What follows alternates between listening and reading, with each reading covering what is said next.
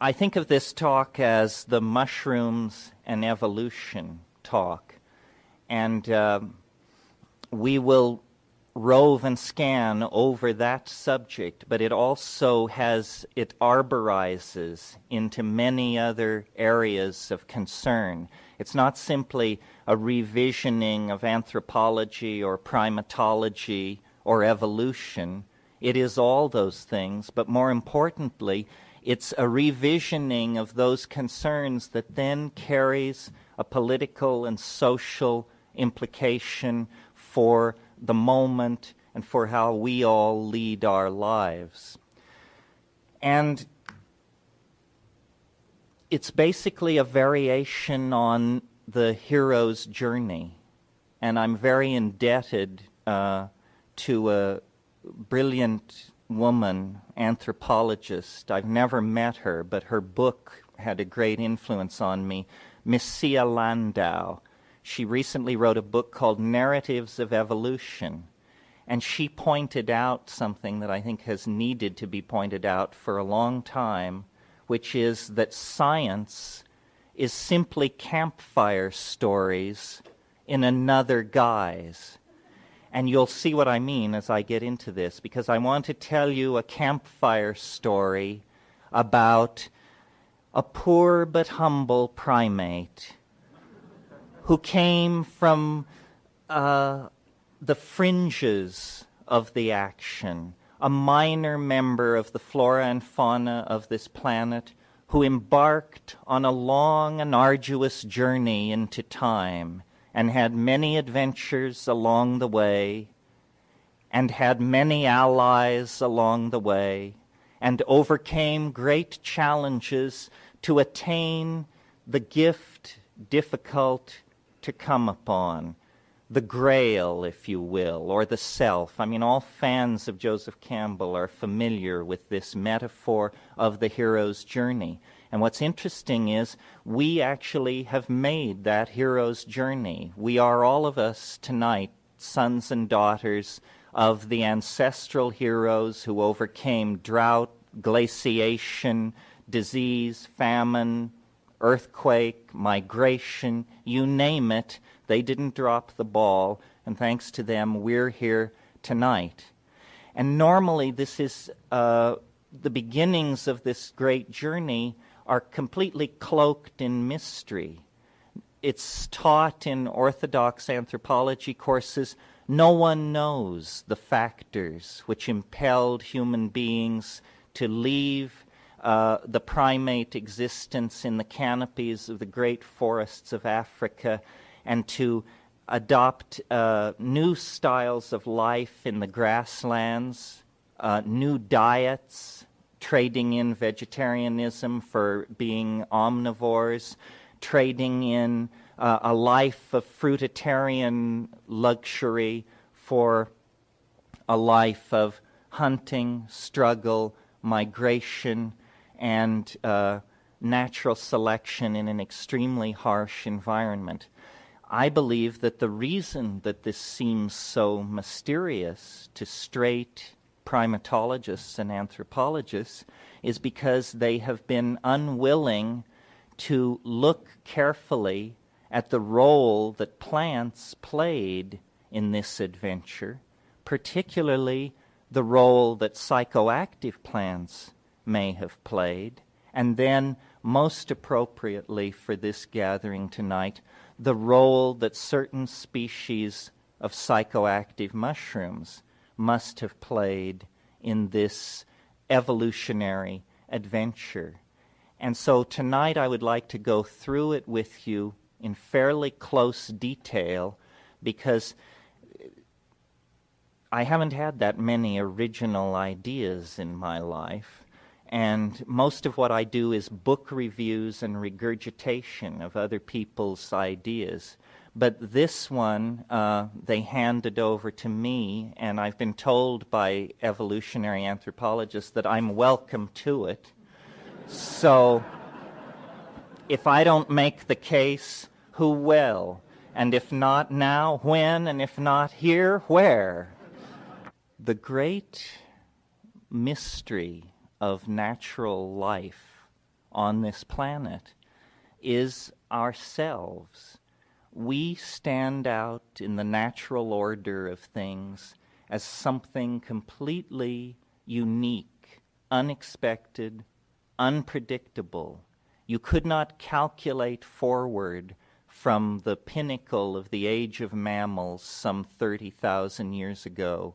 You could not calculate forward to a world such as we have today, a world of enormous cities, globally dispersed, linked instantly by electronic media, a world of art, warfare, neurosis, vision, religious yearning, hope, despair.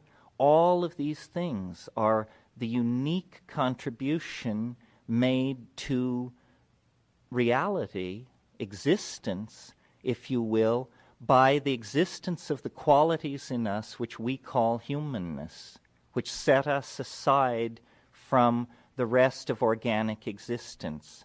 I mean, I know that dolphins discuss arcane matters among themselves, and bees dance the directions to the flowers, and animal communications occurs among pack hunting dogs of various sorts. But clearly, we are something of another order. And accounting for this other order of being that is so present in us has been the major concern of both what we call religion and what we call science, in the sense not of physics and chemistry, but of biology, anthropology, and psychology. How to account for the uniqueness of our species, and then the uniqueness that is present as a moment-to-moment fact in each one of us. You have to go back to the origin scenario. Look at the other theories in place, and then look at the possibilities for theory making that are offered if we're willing to include the presence of a psychedelic substance in the experience and diet of early human beings. For several million years, the great apes had been evolving into tighter and tighter niches in the climax tropical rainforests of both the New and Old World. And at a point, it's very difficult to place because it's locked into the gradually shifting dynamics of climate on this planet. These forests began to retreat. They began to diminish because of absence of rainfall over very long periods of time. And we know that many primate lines went extinct at that point. But one primate line, the anthropoid apes, were able to evolve a new lifestyle in the grasslands, which were evolving as the forests retreated. Now, some anthropologists have argued, to my mind very convincingly, that there is no such thing as a natural grassland, that grasslands are caused by fire, human burning. The argument is very easy to understand. It's that all the species of plants you find in the grasslands, you also find in the understory of the forests on the borders of the grasslands, but you don't find, you find only a small number of the forest species represented in the cleared areas. For an evolutionary botanist, this clearly means that the grasslands are extraordinarily recent, wherever they occur all over the earth. And this includes the high-altitude grasslands that are called savannas. I think that the missing link in evolution is probably food. Somebody once accused me of trying to recover the lost history of mankind, and I said, no, simply the lost menu of mankind. Well, what was that menu, and how did it impact upon us? First of all, before we discuss psilocybin mushrooms specifically, I'd like you to think about the ways in which we differ from other primates. We maximize what is called neoteny. Neoteny is this phenomenon in which juvenile characteristics are retained into adulthood. And this is a particularly effective strategy in any situation where you're up against a kind of evolutionary bump in the road or barrier of some sort. Many species show a tendency toward neoteny, but it's very strongly expressed in human beings. For example, our hairlessness. We are like infants. All primates are born pretty much hairless, but we retain this hairlessness throughout life. The ratio of our skull size to body size is an infantile ratio. Compared to other primates, we look like the juvenile form. We never lose that. The extreme length of human childhood and adolescence is a kind of strategy so that a lot of developmental goings-on can occur outside the womb. I mean, you probably know that a deer or a calf is able to stand within hours of being born. A human infant, this is something they struggle to acquire in the first 18 months of life. What was it that promoted this neoteny? What was it that promoted our upright gait? What was it that promoted our acquisition of language? This is critical, and I'll talk more about this later. Language is the great divide between us and other species. Where it exists at all as a tendency in other species, it exists as a very rudimentary, unschooled tendency. In us, it has become almost the raison d'etre of our being. Physical evolution ceased in the human species when we began to elaborate languages and the technologies that follow upon them.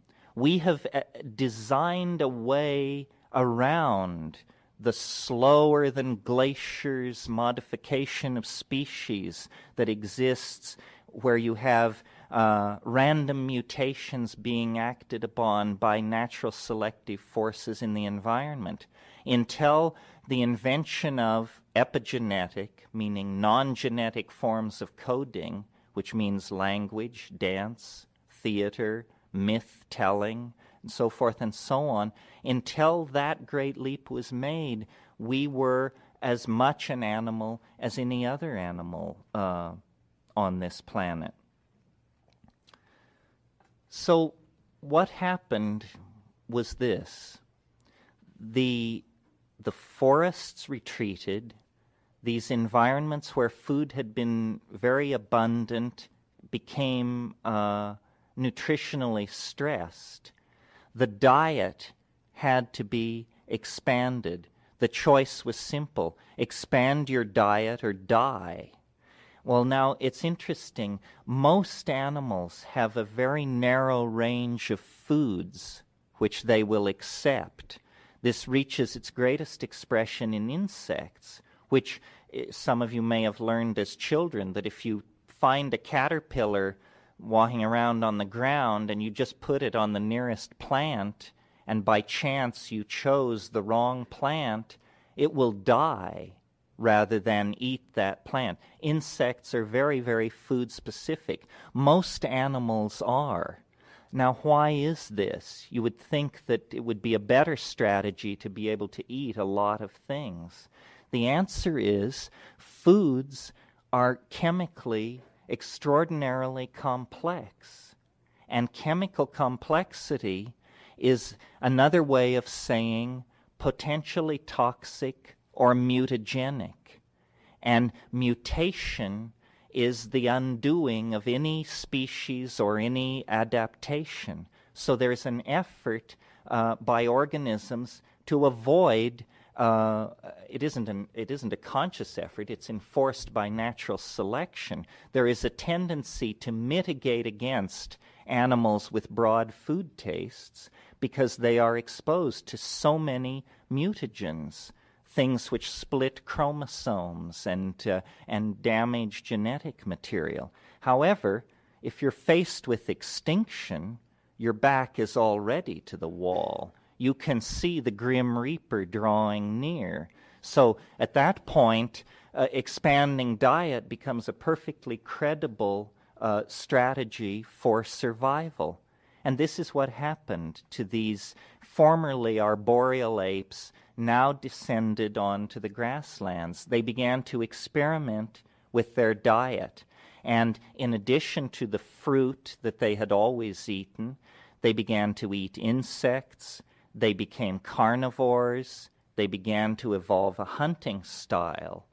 And I've personally observed in Kenya the food testing behavior of baboons, and I assume that it is very much analogous to the food testing behavior that went on in early proto-hominids and early human beings. The baboon will approach something, a potential food source, sniff it, look at it, place it in the mouth, but not swallow, sometimes for as much as a minute, and then either spit it out or swallow a small amount of it and then wait. And then if there's no immediate negative feedback from this, like vomiting or burning throat or constriction of mucus production in the throat or something like that, the food will begin to be accepted. In this grassland, which was nutritionally fairly tightly drawn, there wasn't an overabundance of food supply. There was, however, a parallel evolutionary event going on to the primate evolution, and that was the evolution of various forms of large ungulate mammals, primitive cattle, gazelle-type animals, wildebeests, horned animals, hoofed animals of all sorts. And many of these animals had a style of existence in which they congregated in herds. Well, these herds of animals clearly represented the major concrescence or deposit of available protein in this environment. I mean, if you could kill a 200 or 300 pound Bos primitivogensis or something like that, there was more nutrition represented in that than in several hundred acres of the gathering of corms or the raiding of anthills or something like that. So the pressure was intense to become carnivores, to focus on these ungulate mammals, and quite naturally what evolved was a kind of nomadic pastoralism based on following along behind these large herds of animals. The other thing was happening was there were very large and efficient carnivores on the scene, the equivalent of today's lions and the saber-toothed tiger and the hunting cats of the panther type. And many evolutionary biologists believe that the suppression of our sense of smell has to do with our actually passing through a phase where we predated on carrion. This is not a very pleasant thought, but what we were doing was letting the lions do the work, and then we were coming along with throwing sticks and rocks and things like this, driving the lions and the panthers off these fresh kills, and then eating this available meat. But it was pretty ripe in many cases, so there was pressure to suppress olfactory sensitivity. Now, in fairness to these complex issues, I should tell you that another school believes that it was our bipedal gait, that once we lifted up off our knuckles and literally got our nose off the ground, then there was a kind of atrophication of the olfactory senses. So these two theories compete. But whatever was going on, there was interest in these large herds of ungulate mammals moving across this grassland environment. And a whole host of animals were relating to them as the central source of protein. Not only the large cat predators, but also the wild dogs of many types, up to and including, the great timber wolf that has been extinct since the last glaciation, and then down to dingoes, jackals, hyenas, this sort of thing. So everybody was interested in these large herds of mammals. Well, a consequence of large herds of ungulate mammals are plenty of manure. Anybody who has been around cattle knows this. And here's where we begin to draw the circle of the plot tighter. Because manure, food that has passed through the double stomach of these kinds of animals, is the favorite medium for certain kinds of mushrooms. Mushrooms which are called coprophilic or coprolytic, meaning dung-loving mushrooms. This is the preferred medium for them to carry out their life cycle in. And again, based on my observations of baboons in Kenya, I've seen them approach cow pies, is the gentle term for these deposits of fecal material, approach a cow pie and flip it over. What they're doing is they're looking for grubs, beetles or immature beetle larvae. They understand then that the manure deposit is a vector for insect protein in this environment, and having a limited amount of energy, they look for food in the place where it's likely to be. However, by a marvelous coincidence or superb planning on the part of the extraterrestrials who rule the galaxy, you can sort of choose your poison. The lunatic fringe is not unrepresented. Good. Of which I number myself among them. Yes. So these coprophytic mushrooms, particularly Stropharia cubensis, which is the one that is pandemic, meaning occurs worldwide, I have seen them in the Amazon the size of dinner plates. I mean, you can't miss this thing. It is the most astonishing object in the grassland environment. And after a period of rains, to walk out into a grassland environment and see these things by the dozens and then by the hundreds, and always vectored in on the same cow pies that are of interest to these foraging baboons, you see then that by design or destiny, the mushroom was placed directly in the path of the foraging proto-hominids. Well, and would certainly have been tested for its food value in the same way that I described baboons testing other plants. Well, aside from the fact that Stropharia cubensis contains psilocybin, it is delicious. It is delicious in the fresh form. Well, delicious is just a monkey's way of saying that it's good food. If you find something delicious, you will overrule almost all other signals coming off of it to chow down on it. So the mushroom is delicious. Well, what then are the possible consequences of the inclusion in the human diet of a psychoactive compound like psilocybin? Well, it has three consequences. And I believe that this simple three-stage process answers this supposed unanswerable question about the origin of human cognition and human value systems and language. And it's very simple, it's easy to understand, it doesn't require a leap to faith. Let's hope I can remember it.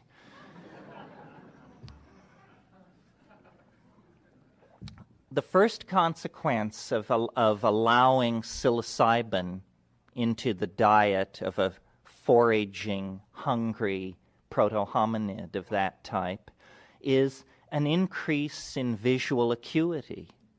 I don't think this is widely known. Since psilocybin is called a hallucinogen, people might imagine that, it distorts reality or you can't see what's really in front of you. Well, that may be true on a dark night on a high dose, but that's not what I'm talking about. I'm talking about an animal which is foraging, eating insects, eating roots, eating whatever it finds, and including in that a small amount of randomly contacted psilocybin mushrooms. Roland Fisher, psychologist, physiologist at the National Institute of Health in the early 60s, gave psilocybin to thousands and thousands of people, and he studied the effect of low doses on vision. And he built an experimental apparatus which had two metal bars which were ordinarily in parallel. And by turning a crank out of sight of the graduate student or the person being tested, he could deform the relationship of the bars so that they would slowly slip out of their parallelism and into a skewed mode. And this is very straightforward Psychology 1 perceptual kind of experiment. And he showed very conclusively with thousands of people that on small amounts of psilocybin, people could pick this up much more quickly. They were asked to push a buzzer when they thought that the two bars were no longer parallel. And the people who were very lightly stoned were consistently able to do this, to grok this, more efficiently than the people who had been given placebo. And Fisher, who was a kind of a gnome himself, said to me about this, he said, so you see, here's a case where taking a drug actually gives you better information about reality than if you hadn't taken a drug. Incontrovertible proof, scientific experiment, beyond argument. And though it may have no consequence if you're dealing with a group of 25 graduate students in a class on perceptual psychology, visual acuity is the thread by which life and death are hung if you are foraging primates in a nutrition-poor environment. If you can't see the food you're looking for, the gentle hand of natural selection is going to quietly move you toward extinction. So, to give you an idea of the power of that chemical in that situation, think of it as chemical binoculars. It doesn't take, you don't have to be a rocket scientist to see that if you're handed a pair of chemical binoculars in a hunting situation, you're going to be a more effective hunter. So on that first level, a level highly unconscious, a level where these proto-hominids are simply trying to get enough to eat, those that were willing to accept psilocybin into their diet had a slightly enhanced probability of survival through enhanced supply of nutrition than those who didn't. This is the first level on which the use of psilocybin would tend to outbreed the population that was not accepting it into the diet. Okay. As we all know, there's more to psilocybin than increased visual acuity. At slightly higher levels, still well below the level of an overt, mind-boggling psychedelic experience, psilocybin causes what's called CNS arousal, central nervous system stimulation. Horniness is another way of putting this, because what CNS arousal is a kind of restlessness, a kind of where's the action mentality, a kind of desire to go out and mix it up a little, and the ability to carry through on that in a fairly convincing style to your partner. In the dry parlance of primatology, we call this increased frequency of copulation. And increased frequency of copulation means increased frequency of impregnation. I don't see how you could have that without the first. I mean, oven basters aside. So, increased frequency of impregnation means more offspring are being born to the population which is accepting the psilocybin into its diet. And more offspring is the key to evolutionary success and to running your evolutionary competitors right off the road into the ditch. That's the key thing. He who out-reproduces his competitors, or she, of course, who out-reproduces competitors, is going to find itself the dominant species in a given environment. So there's a two-step process where the first step reinforces the second step. We have more successful hunting, more frequent sexual activity, more food for the offspring, and the offspring are being raised by parents who have already accepted the mushroom as an item of diet and will pass that habit on to their children. So I'm sure, as you can see, it's beginning to push in a certain direction. Well, so fine, mushroom eating increases the success of proto-hominids, but how does it account for the emergence of the higher functions of the human cerebral cortex? Language, dance, art, poetry, song, symbolic activity of all sorts. What's going on there? Well, it is simply that if we now advance from the slight dose, we've advanced now to the moderate dose, if we now go on and imagine that people enjoyed this arousal, this social ambiance that attended upon including this item in the diet, there surely would have been reckless souls among them who would have followed Dr. Leary's advice that when in doubt, double the dose, right? Well, when you double the dose, profound things happen which are not easily calculated from the previous state of mind, which was just simply a state of sleeplessness and restlessness. Hallucination and stimulation of the area of the brain that is called Broca's area, and that we now associate with the formation of language.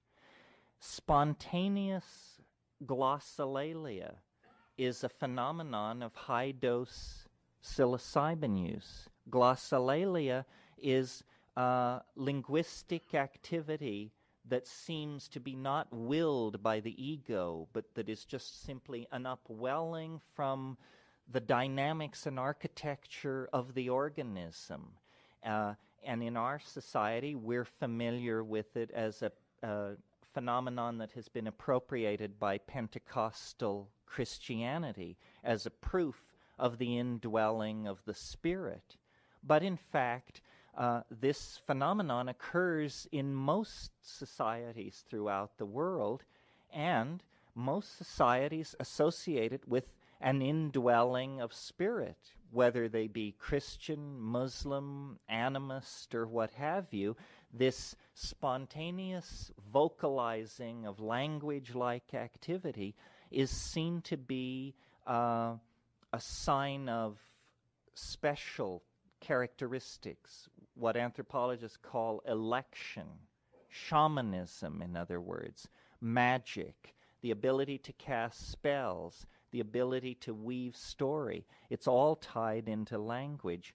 And it's just my personal opinion, but I would bet you, I don't know how we'd ever settle the bet, but I would bet you that language existed a long time before meaning, because it is intrinsically some kind of neurological release of the organism, and there can be syntax in the absence of language. As an example, me dingwa huadia vangalpai kektexi mi tichiki pultong agmo hue zambo fwa hakti mi din dijiki pihut. What this is instant art, you see, abstract art, because the human organism is brilliantly wired for small mouth noises. This is something that we can do for hours with very little. I'm the living proof of it. I want to beat you to the punch before someone points this out.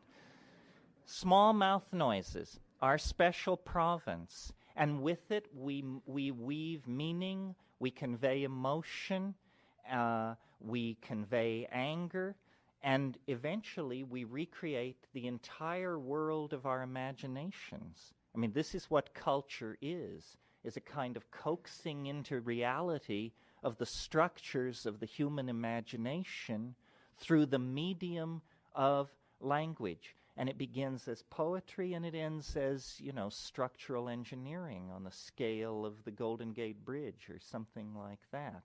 Language. Language then sets us apart. And so it seems to me there is a direct linear descent through the use of this one particular psychedelic.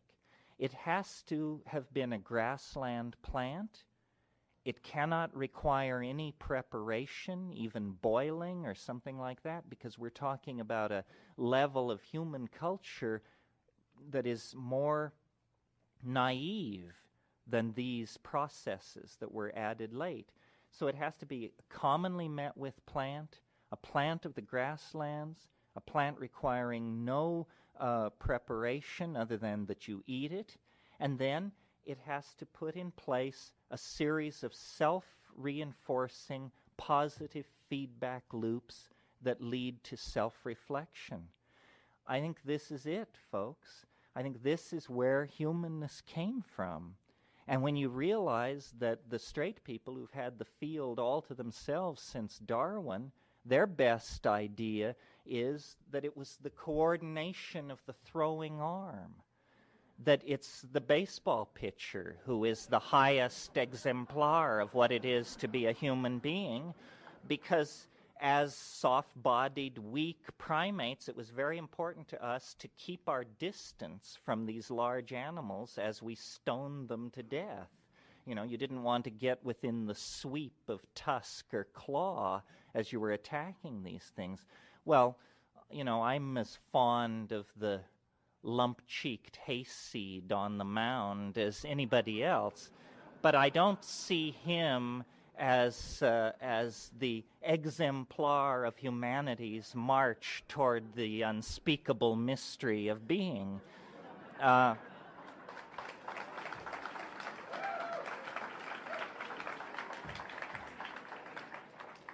Not when you think about the truly titanic dimensions that are easily accessible to any one of us on psilocybin. And we have, 10,000 years of human history, philosophy, art, science, and literature behind us. And when we come up against 5 dried grams in silent darkness, it's as awesome, as appalling, as mind-boggling and as impossible to process as it must have been for those folks 25, 35, 55,000 years ago. It is a true mystery. None of our science, none of our language has given us a leg up on understanding that phenomenon. So that was the vector that called us forward. That was the great attractor, that this humble monkey heard the call and set off across the plains of geological time, seeking and finding this tremendous mystery. And I believe that this story has tremendous implications for our own lives because we are highly dysfunctional as a society. Violence, sexism, racism, classism, linear thinking, reductionism, denial of the spirit, all this messes with our heads and our happiness. And I think that it is not necessarily so, but that it was a narrow window that opened for us. Because I am not suggesting that monkeys make fine company back as you look through the geological record. The fact of the matter is, male dominance hierarchies occur in primates right back to the squirrel monkey type. The primate style is a style of male dominance. But sometime, let's say 100,000 years ago to, let's say, 12 or 10,000 years ago, there was a chemical fix. There was an intervention in the ordinary hierarchy-forming tendency of these evolving primates, and we actually created not a matriarchy, not a shifting of one master for another, but a partnership society. We were actually able, by forming a kind of quasi-symbiotic relationship to these mushrooms, and it was a very interesting incipient symbiosis, you see. It was a symbiosis of proto-hominids, cattle, grasslands, and mushrooms. It was a at least three species symbiosis. We were able to create a partnership style of existence, which is the genesis point of our myths of paradise. This is why we have a nostalgia for paradise, a feeling that we fell into history, that there was once a golden age of balance and gender, reasonable gender dynamics and community and religion that was not simply moral prescriptions that cause neurosis, but an actual relationship to the living spirit of the planet. And this was achieved through psilocybin and through the lifestyle that it reinforced, because, recalling my little three-step process, the psychedelic aspect and the sexual arousal aspect were simply two ends of the same experience.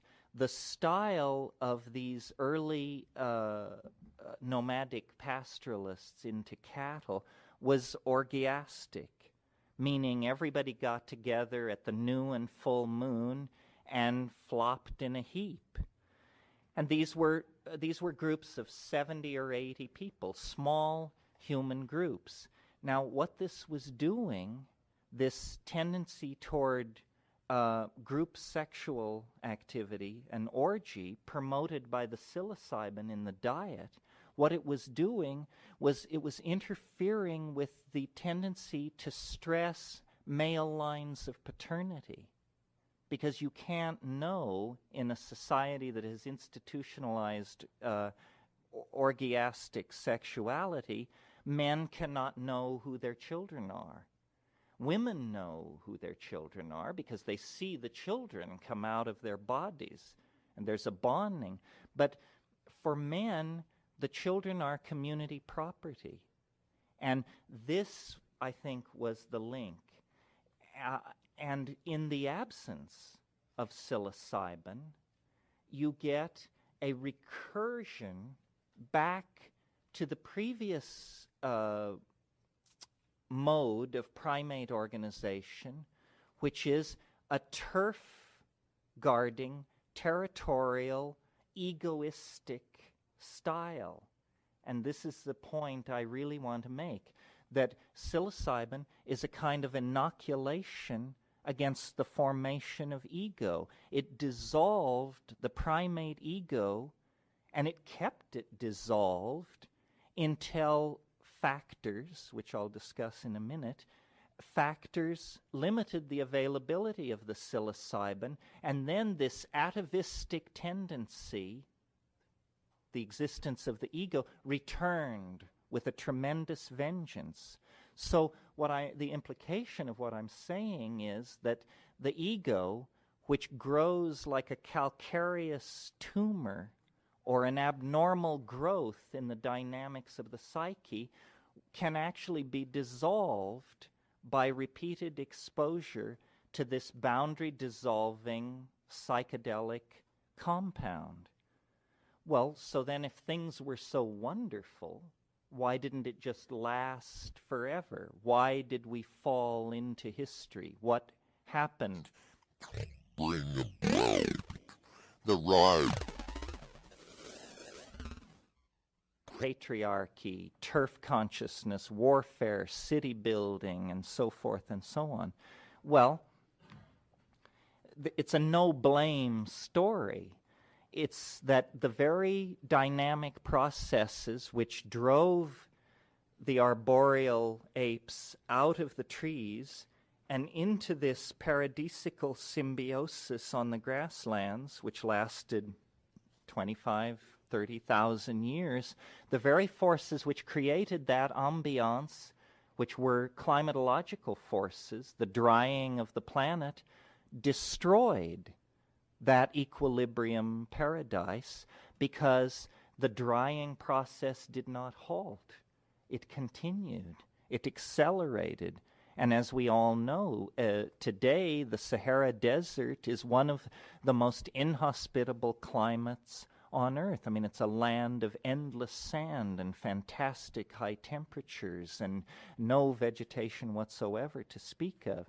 Nevertheless, there are archaeological sites out there which are the best evidence for this theory that I'm putting forward, because in southern Algeria, on the Tassili Plateau, there are rock paintings dated from 12 to 15,000 years old that show shamans with mushrooms sprouting out of their bodies, unambiguous, because they're not simply being held in the hand.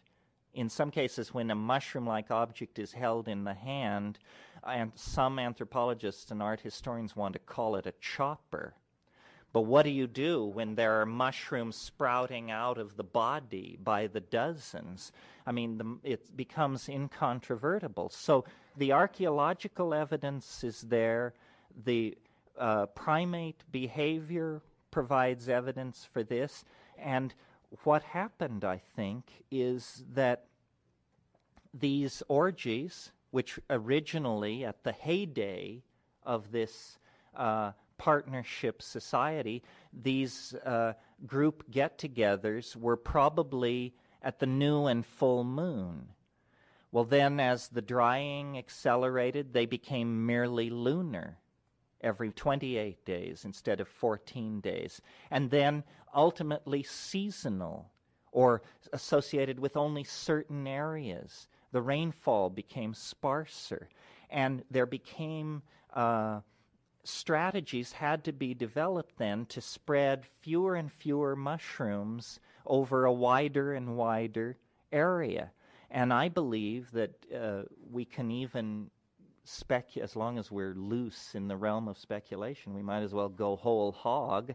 I think what probably happened, based on a fairly careful reading of the archaeological record out there was that honey emerged as a very important part of this story. Because you see, if you don't have refrigeration, you can use honey to preserve delicate foods.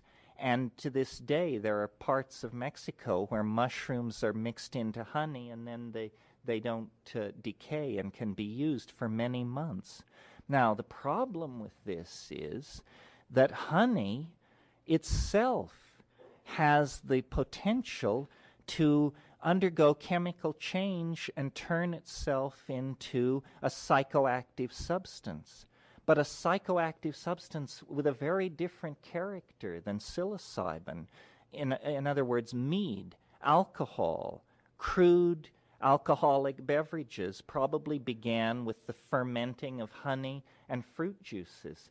Well, that puts you firmly in the domain of the messed up culture that we're in, because I told you what the qualities of psilocybin were: to promote visual acuity, sexual activity, religious experience, language. What are the qualities of alcohol? What does it do if viewed as a psychedelic drug? Well, it does two things. It lowers sensitivity to social cueing, and it empowers aggressive behavior. In other words, it makes you into a jerk. And, time spent in a busy singles bar on a Friday evening will convince you of the truth of this.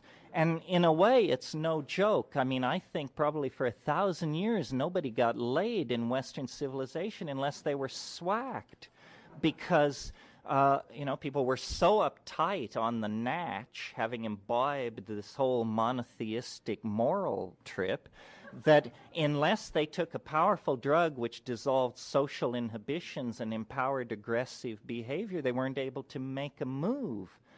How many women can think back to their first sexual imprinting and realize that it occurred in an atmosphere of aggressive use of alcohol? I mean, this is almost the standard model. Maybe not so much anymore, but throughout the first 5 decades of this century, I think that would be a pretty fair statement. So, you see, drugs are like the invisible lenses through which we view reality. And no culture has been without them. It's just cultures accept some and repress others according to the particular cultural values which are trying to be conserved.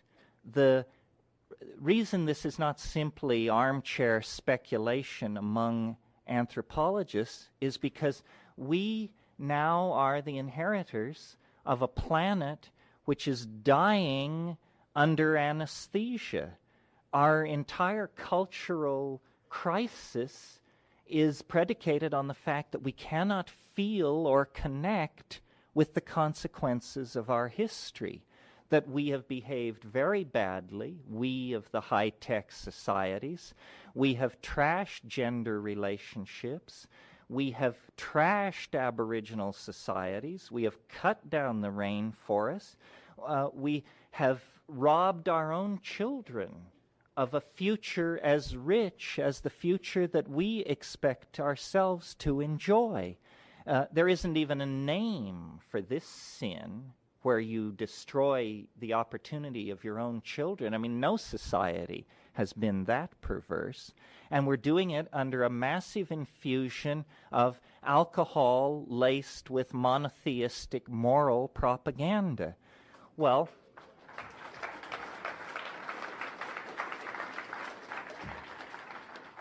what is the antidote to this? Well, it's what I call the archaic revival. It's something that's been going on throughout most of the 20th century, but with increasing depth and urgency. It's that we must reach back into the past, to the last sane moment that we ever knew, and figure out what was going on then, and get with the program and attempt to recover some amount of cultural equilibrium and balance. And I believe that, using the broad brush of generalization, we could say all our problems can be traced down to ego. Ego lies behind private property. It lies behind the domination of women by men. It lies behind dollar chasing. It lies behind all of the maladaptive behaviors, the arms race, the whole thing. It lies behind all of the maladaptive behaviors that are pushing us toward planetary toxification and species Armageddon. I'm not advocating a return to the religious style that includes orgy. I mean, I wish I could, but we are not, nomadic pastoralists of 70 individuals. We're a global society of 5 billion shot through with epidemic diseases and contagion and so forth and so on. We can't adapt the orgiastic style on a mass scale without severe social consequences. But we can look back at the use of psilocybin and at least construct a social alternative where small groups of people are using this to diminish ego and build community.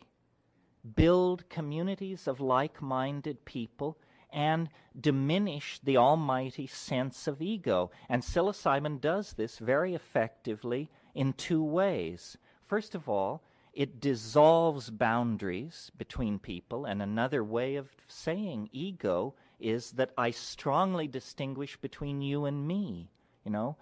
That's what ego tells you, is who you are and how important you are and how you're not her or him or that, you're this.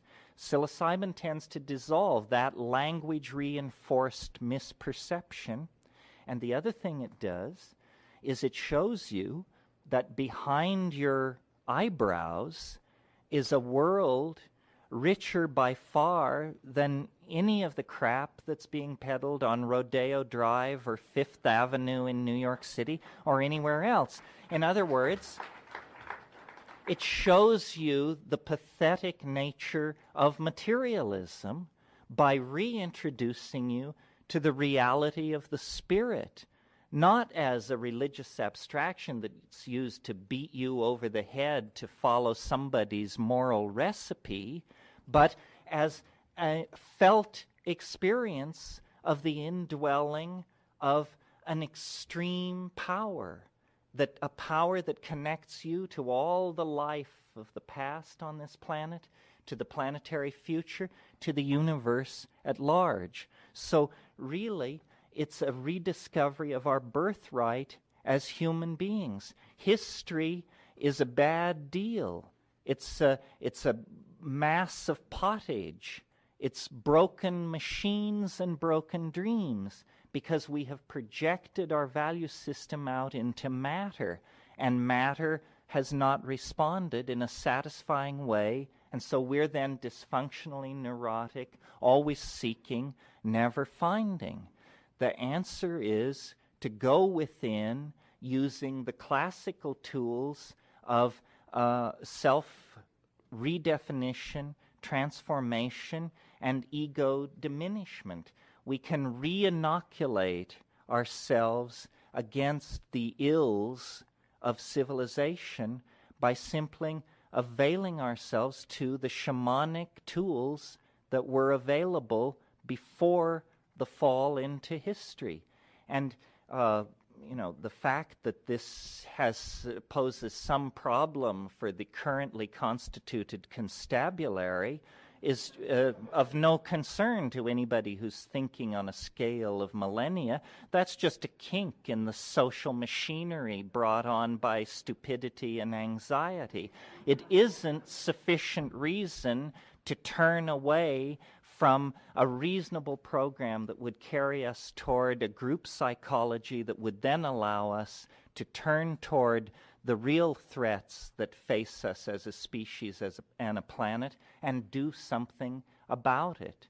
I put this before you this evening because I think in the absence of this theory, the psychedelic community has no strong argument to lay before society at large as to why these things are so important. But if, in fact, these are the catalysts, these psychedelic compounds are the catalysts for everything that we call humanness, for the very basis of the notion of caring, altruism, civilization, community, if what lies behind these notions is a symbiotic relationship to psychedelic plants present in the environment, then the sooner we return to that mode, the sooner we can overcome the historical dysfunction that otherwise is a death sentence upon us. So I don't advocate this because I think it's easy or because it has a high probability of being accepted and implemented.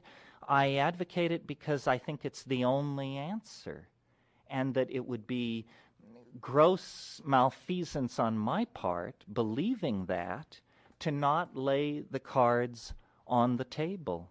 That's all that I can do, and I hope that if you find this argument convincing, you will find further arguments to buttress it, and we can get this phenomenon out of the closet and into the general theater of debate about the fate of global civilization, so that we can begin to make real positive changes. Because the clock is ticking, folks. This is not a test. I mean, we have to either create some fantastically brilliant forward escape out of the closing, grinding jaws of history, or we will be history. Thank you very much. One of the things that is a personal interest of mine that stands out from the general background of the psychedelic experience is the way that it throws light on language. And I discovered that audiences seem fairly responsive to this question, even though it seemed to me at first fairly hard to articulate it and fairly hard to say too much about it. So tonight, to indulge myself and anybody else who has a particular interest in this aspect of it, I want to say more about it and maybe talk for 40 minutes or so and then take questions. And I think it's by talking, it's perhaps a tautology to think that by talking about a linguistic phenomenon or a linguistic problem, you can illuminate it. But I'm interested in how it strikes other people and the kind of dialogue that can be generated by talking about it. First of all, to background what I'm saying a little bit, I recently ran across a very interesting analogy or metaphor that seemed useful to me, which was, it was a historical analogy saying that when civilizations come into crisis, they inevitably, one of their strategies for survival is to cast back to an earlier period of time, an earlier cultural ideal, and then to try to exemplify its values. And as the obvious example and the most recent phenomenon of this sort on any large scale is the Renaissance, in which the breakdown of medieval society and the rise of mercantilism generated a need to cast back into time for a set of values and then to realize them. And the period of time that was chosen was classical Greece and Rome. And so painting, sculpture, poetry reflected an effort to recapture classical values. What I think is happening in the present, and by the present I mean the whole 20th century, is a similar thing, a similar culture crisis, but on a much grander and more global and more threatening scale, and a casting back for a previous cultural model that whose ideals, if we could realize them, would save our own civilization. The same idea that the Renaissance had about classical Greece. But strangely, the period that we have decided, that we have fastened on without ever making a conscious decision, but as a reflection of decisions made in the mass psyche of the species, the period that we have settled on is the archaic period, which precedes human history.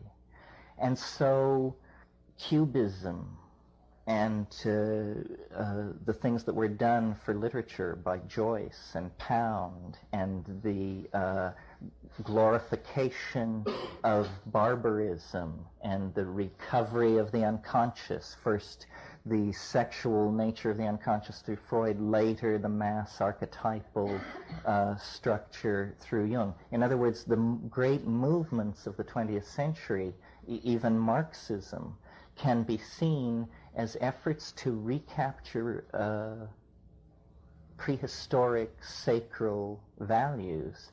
And this process has been going on for 50 years or so, different adumbrations of it at different times.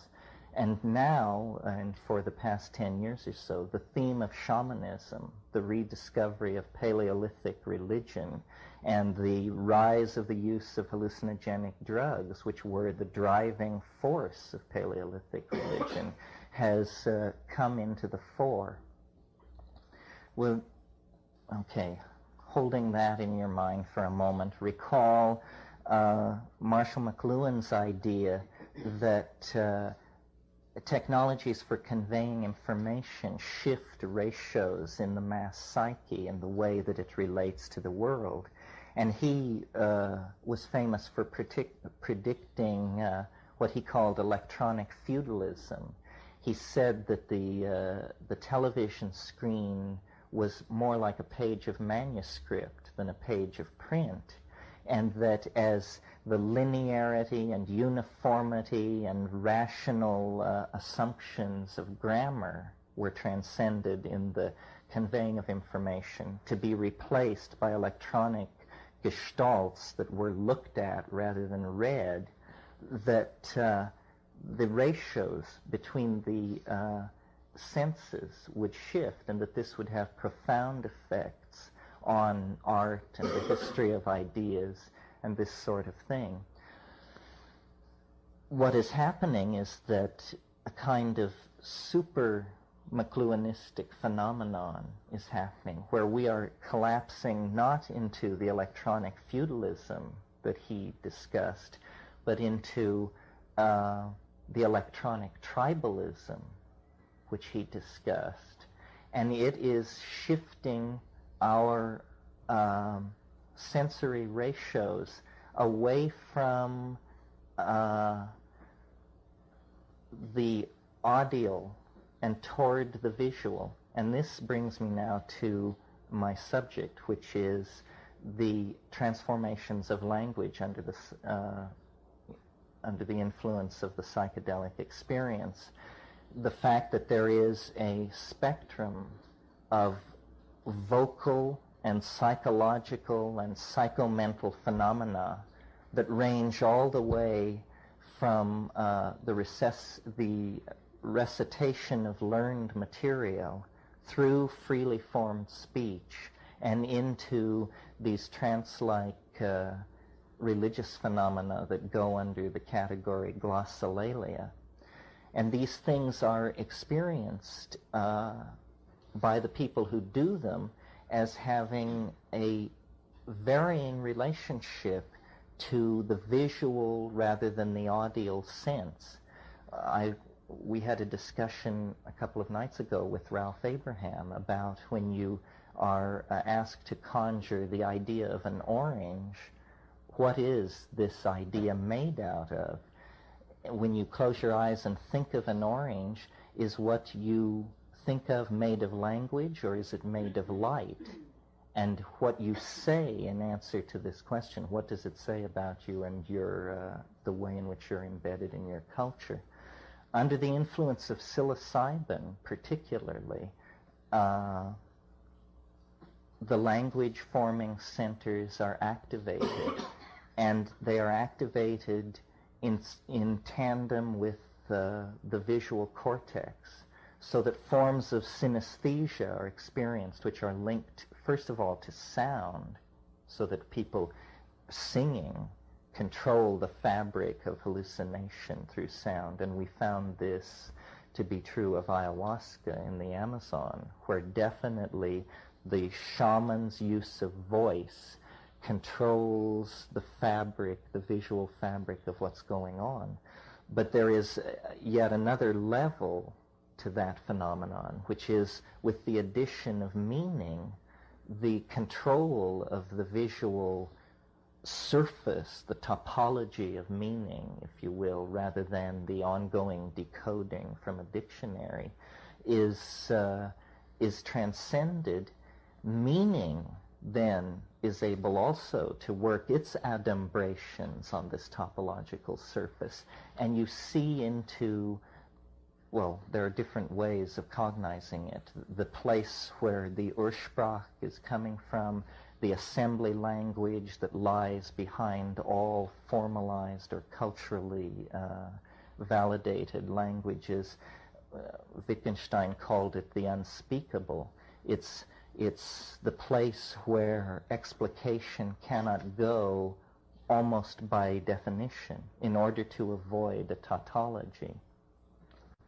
Well, now it seemed to me that the nearness of these tryptamine hallucinogens to normal metabolites of brain chemistry, and the fragileness that people like McLuhan and Julian Jaynes have shown to be a part of the way we construct our world. In other words, that it's a delicate balance of chemistry and language and history and these sensory ratios, that given all this, it seemed probable to me that this phenomenon encountered in deep psychedelic experiences with psilocybin actually has a potential historical impact.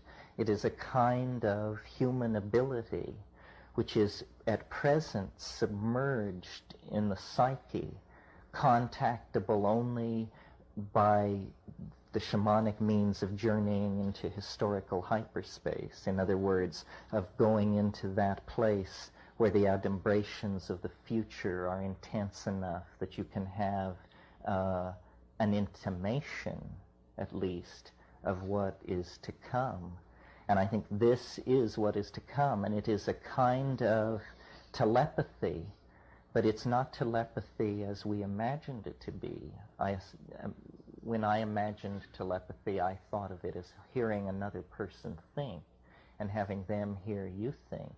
This is something where the modality of meaning is shifted out of a common dictionary that is a cultural convention and into a shared visual topology, which is examined by both parties, both the speaker who caused this thing to be and the audience who shares the space where this is happening.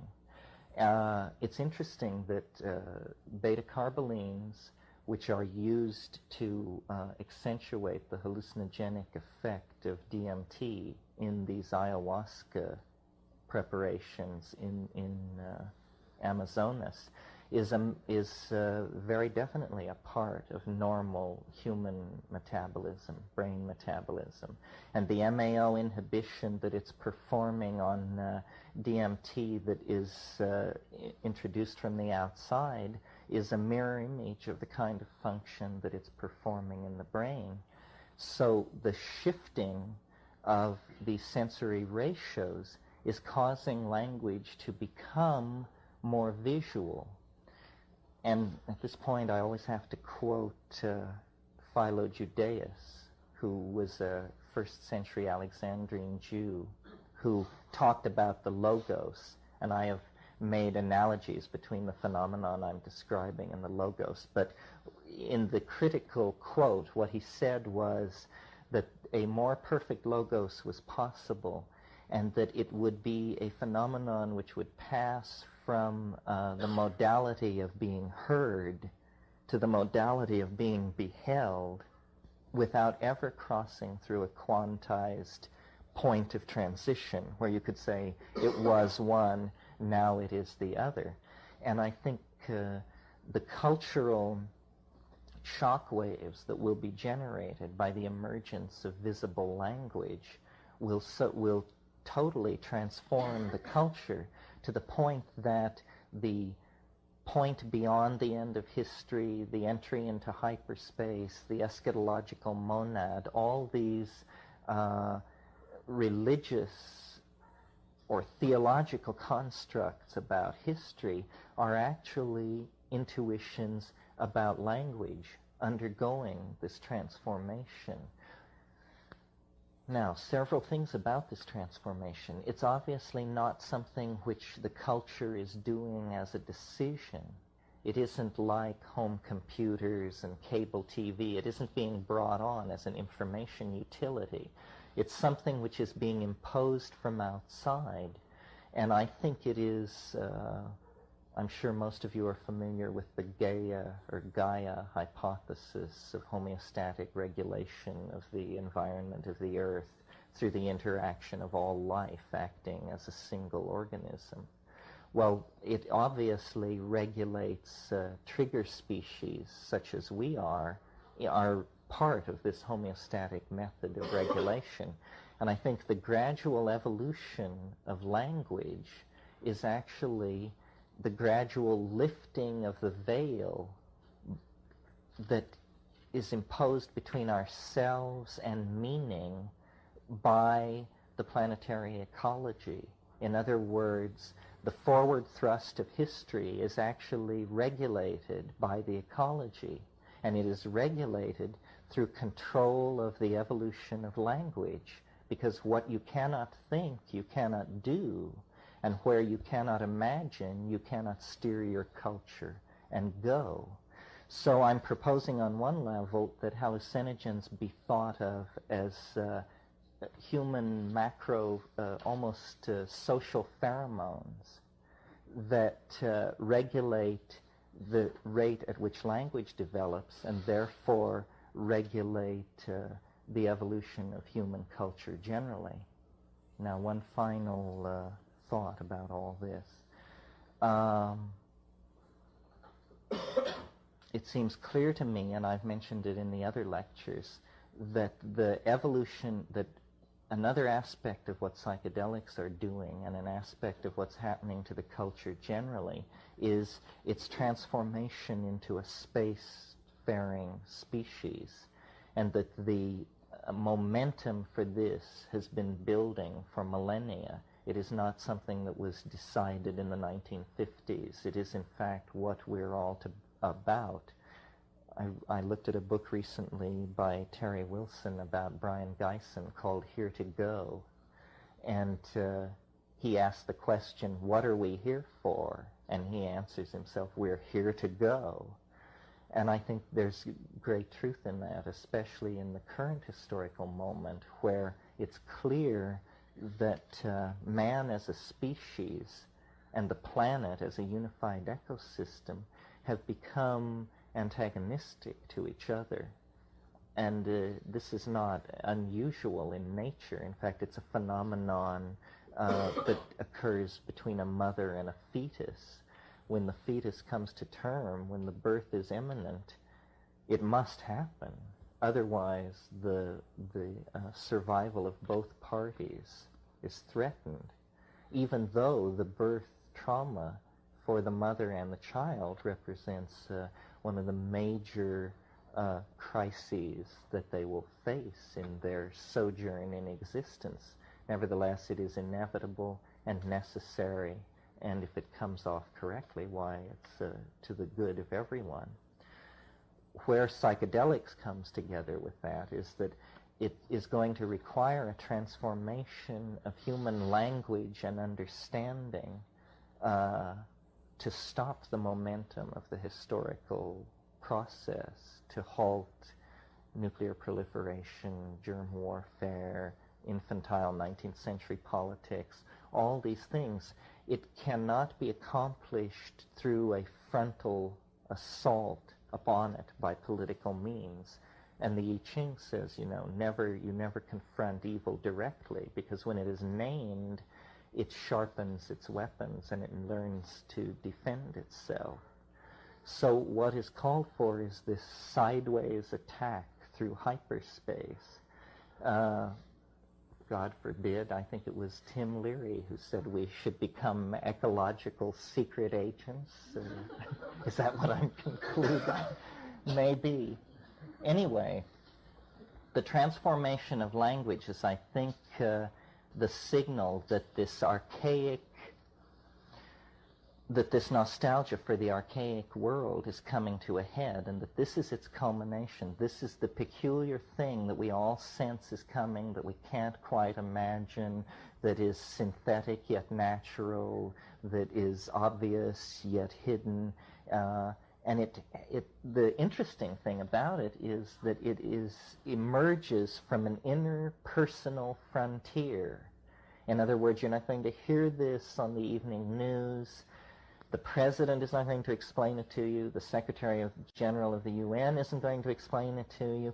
You are only going to advance into understanding this phenomena to the degree that you apply yourself to your being, to attention to being, to reflection on reflection, to attention on attention. And then it will become clear. And because it is a gradient of evolution, it doesn't come with the force of a revelation. It is something which is drawn out, almost in the same way that we move forward into time. This thing is drawn out. In fact, you could almost say that the act of history, or the fact of history, is a macro phenomenon that arises out of the microphysical fact of millions of people evolving their language.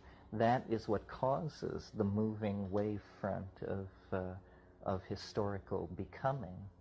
So transformation of language through psychedelic drugs is a central factor of the evolution of the social matrix of the rest of the century. My brother is working on the theory, putting together the argument for the idea that actually human history has always been mediated by man's interaction with hallucinogenic drugs, and that this is the pheromonal regulator that links us to the rest of the ecology. And it's simply accidents of botany and alkaloid distribution and historiography that allowed a culture to arise in Europe, which was an area confined geographically and poor in psychedelic plants, so that the mystery was confined to places like Eleusis and peripheral cults like possibly the mushroom berserkers or Amanita-using cults in the Arctic regions. And because of those accidents of botany and geography, a culture was able to get loose from the tight constraints that the unconscious imposes. But nevertheless, that culture then was the Promethean culture, the Faustian culture, which claimed the energies which will then send the mind tribes to the stars. If it had not been for this historical episode, we would essentially be at the Amazonian level of culture, which is suspended in the hallucinogenic dream, but oblivious to the historical forces which are bearing down on that. And tribalism is a social form which can exist at any level of technology. It's a complete illusion to associate it with low levels of technology. It is probably, in fact, a form of social organization second only to the family in its ability to endure.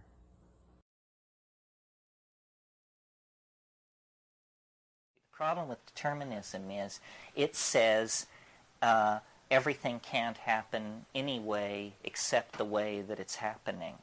Now, the problem with that is that it makes the concept of thinking irrelevant. Because you're thinking what you're thinking because you couldn't think anything else. Therefore, the notion of truth or judgment or all of that is completely shot down. So a totally determined universe is the most ultimately uninteresting that there can be. Nevertheless, the universe clearly is, to some degree, highly determined. I mean, we know to within nanoseconds the time of the sunrise tomorrow, and unless there's a serious instability, it will be on time. So there is a degree of predictability. My rap is sort of divided into two parts, and I'm very shy about the second half. The first half is easy for me. It's that psychedelics are wonderful, you should take them, this is the way to save the world, so forth and so on. The second part of the rap is, here's what I've learned from psychedelics, and then not some general kind of feel-good thing, but something that requires a blackboard and tensor equations of the third degree and so forth and so on. And I'm very shy about putting that out.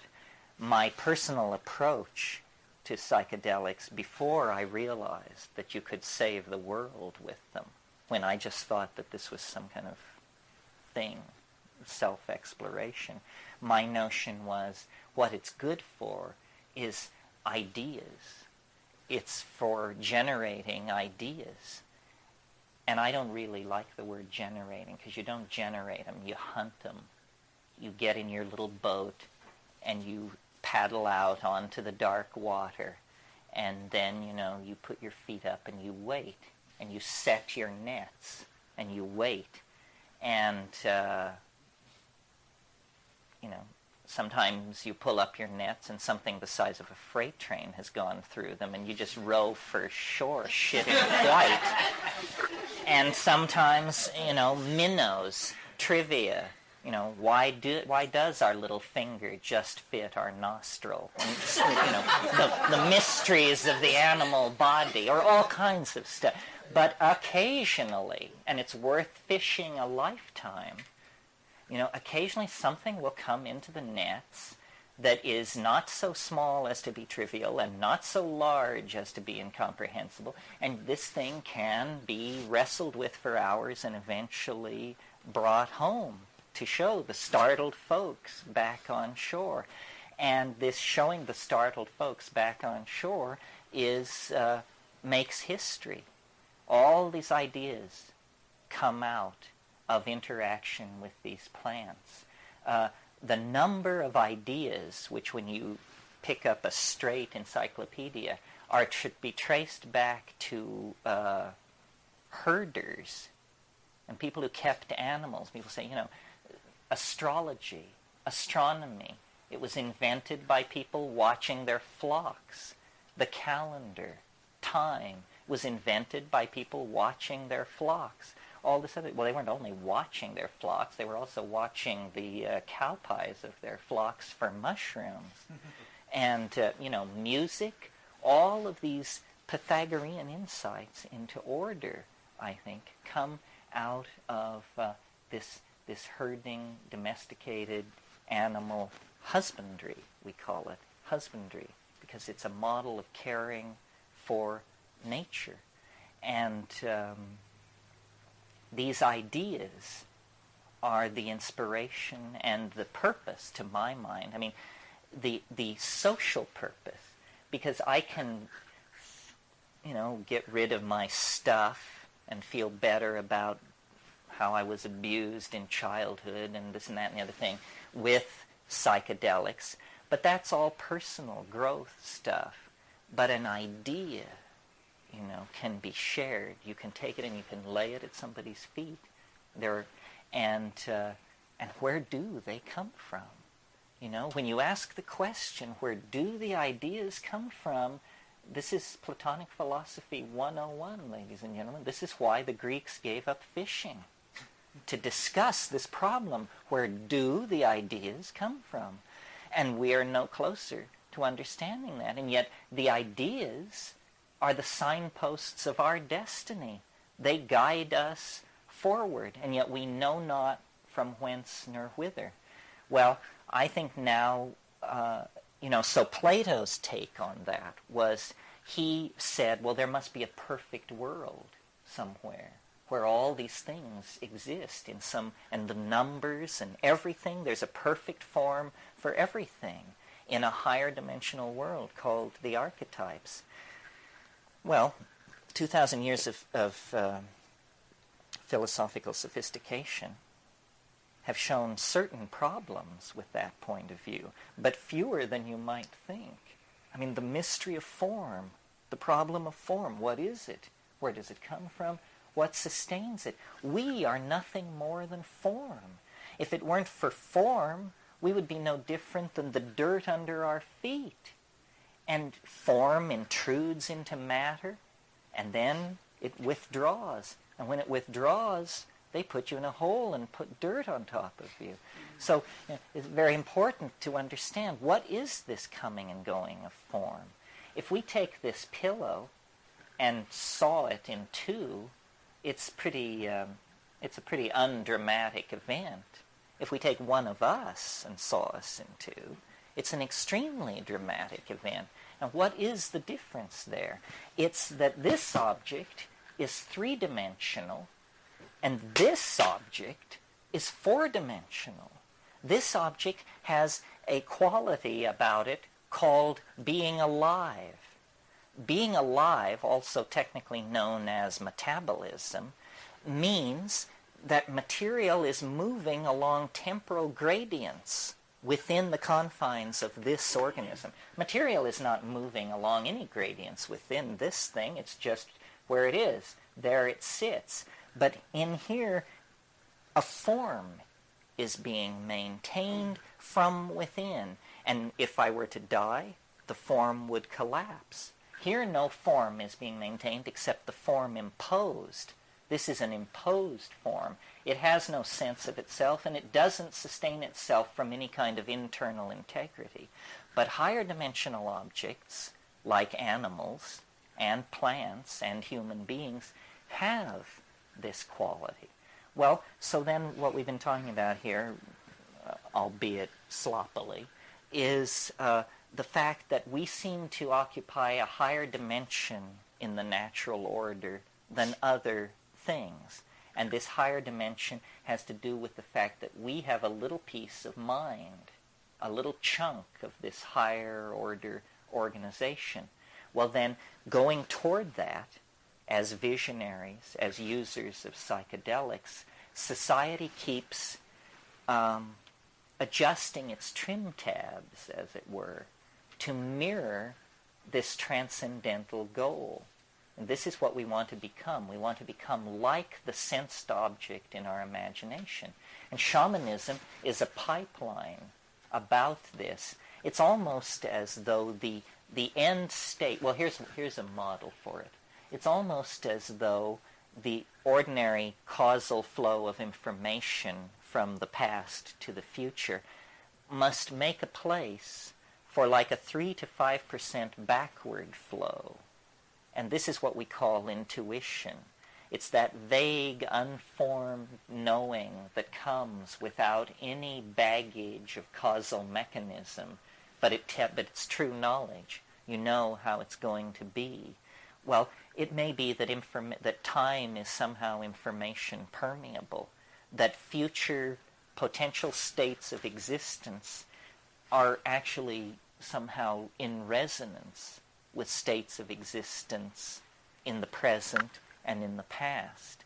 Our models of how the world works are very, very simple. I mean, basically, we operate with mechanical push-pull models that are appropriate to very simple mechanical systems.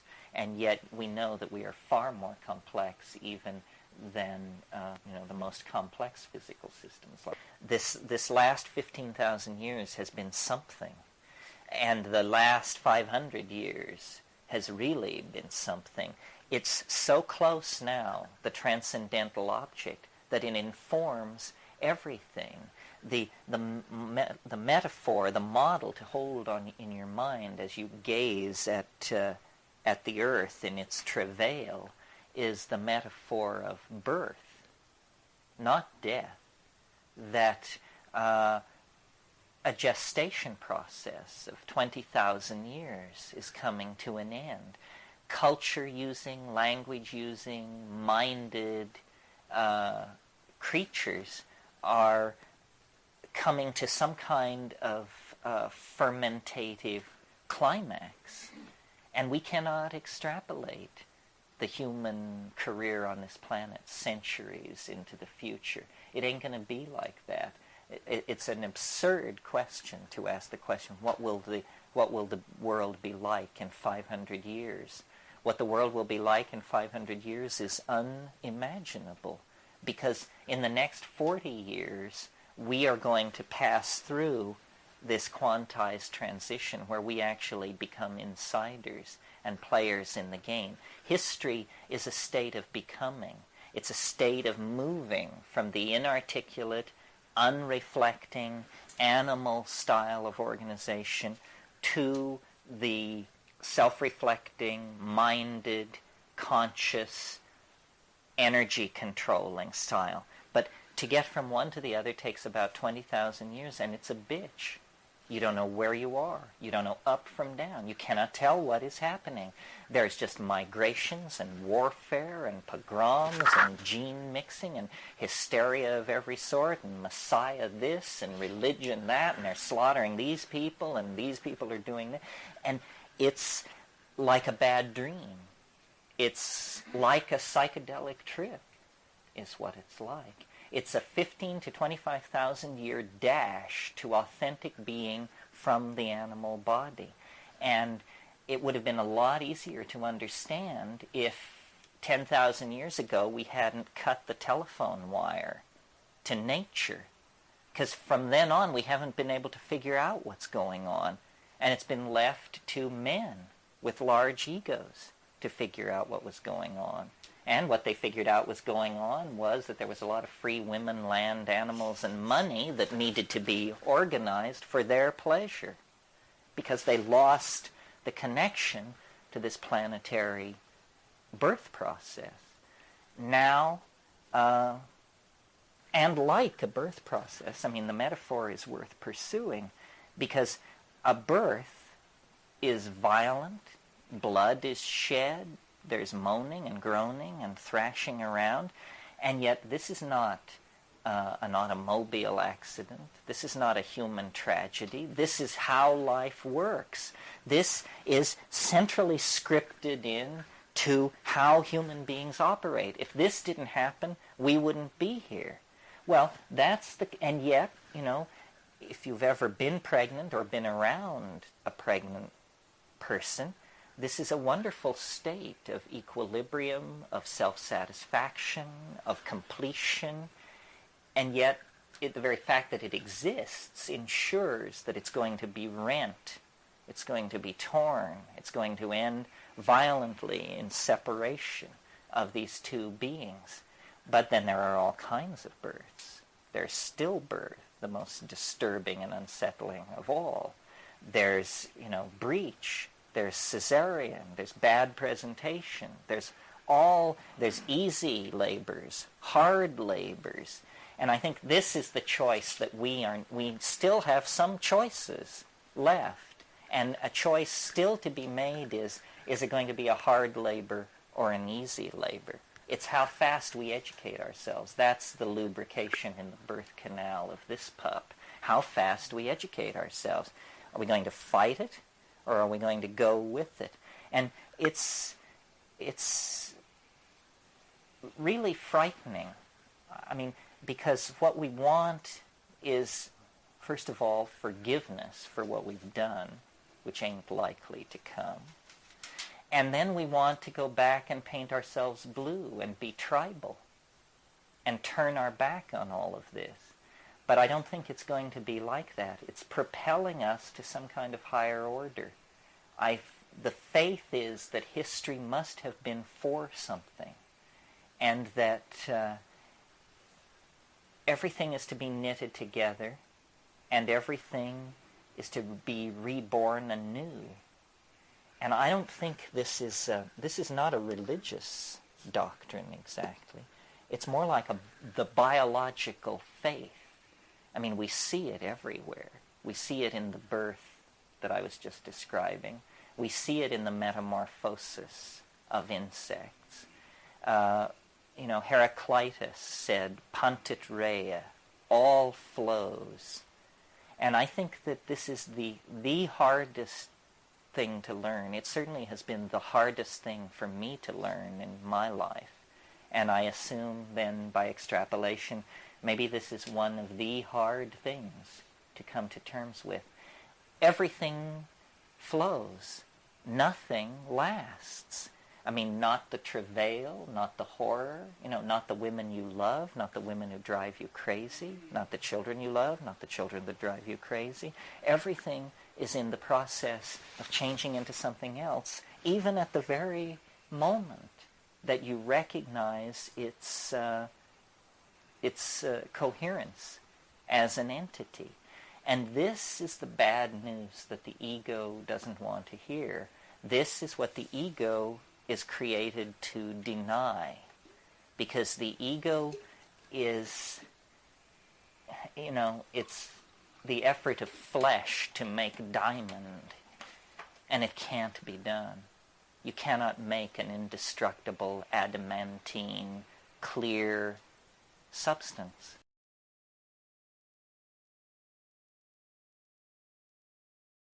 You talk about other dimensions. Language is like an informational creature of some sort. I mean, languages live, they reproduce themselves. Virus. Yes, it's a kind of virus. William Burroughs said this. He said English is a virus from outer space. I have no quarrel with this. This seems entirely reasonable. It's a very strange thing. Reality is made out of language. And for most of the people in this room, it's made out of English. And yet we spend a great deal of time worrying about quarks and mu mesons and electromagnetic radiation. And all this is entirely a fiction. None of this stuff exists. All that exists are words. And we play a game, a really fairly insidious game with ourselves. We all, I suppose, here give great credence to what is called quantum physics. Is there anyone here who would care to explain to the group several of the core doctrines of quantum physics? Or any core doctrine? And by explain, I don't mean a verbal gloss. I mean give us the hardcore equations. Well, no one seems to be coming forth. And yet, this is our truth. How crazy are you if your truth is something you can't even understand? And that's the situation that we're in. We believe that somewhere among us, somebody understands these tensor equations of the third degree, and that if it got real tight, we could go to them and they would then explain what reality is. Well, this is a head full of shit, this kind of thinking. What you are actually dealing with is what Wittgenstein called the present at hand. The present at hand. Good phrase, because it implies that only that which can be grasped matters. And the quark cannot be grasped, the mu meson, the electromagnetic field, none of this. These things need to be understood for what they are, which is little shingles which we epoxy onto the face of the universal mystery. And once you have a bunch of these little shingles epoxied onto the face of the mystery. Then you can't see the mystery at all anymore, and you call that an explanation. Say, well, that's taken care of. We've explained it. By the time a child is 8 or 9 or 5 or 6, they have covered the entirety of reality with these interlocking little linguistic tiles. And nowhere now is reality to be found. Between ourselves and reality, as quickly as we possibly can, we erect a lie. We erect a false set of assumptions that are culture-bound. And this has always impressed me, the culture-bound nature of language, that in a way you can never leave the place you're raised in because you acquire a local language, and the local language is all you ever really have. I had an experience of this that brought it home to me very strongly, because when I first went to the tropics, I was there as a professional butterfly collector, and it was pretty important to make a living. And my impression of the jungle was that it was green. That was my impression. Well, then 3 years later, I went back with botanists. Well, if you know anything about botany and taxonomy, what it is it's an orgy of language. I mean, leaves are lanceolate, crenellate. They have bracts, which are sessile, umbellate, and indentified, and so forth. And so these are specialized words to describe structure. You go with a botanist into the jungle, and the jungle becomes unbelievably rich. Here are melanostomes, malfigs, varrolas, all kinds of things. And as soon as you put words to it, reality emerges. So you see, here is language as a double-edged sword. Out of the undifferentiated, it creates miraculous new realities to which we immediately habituate, undervalue, and profane. In other words, familiarity breeds contempt. But somewhere between silence and the familiarity that breeds contempt is the living essence of the word and its meaning. This problem of language is central, I think, to understanding the psychedelic experience. What I see happening on these tryptamines is the project of language goes from being something which you hear to something which you see without ever crossing over a quantized moment of transition. Well, this is, to my mind, absolutely astonishing, and I think I'm a pretty tough nut to crack.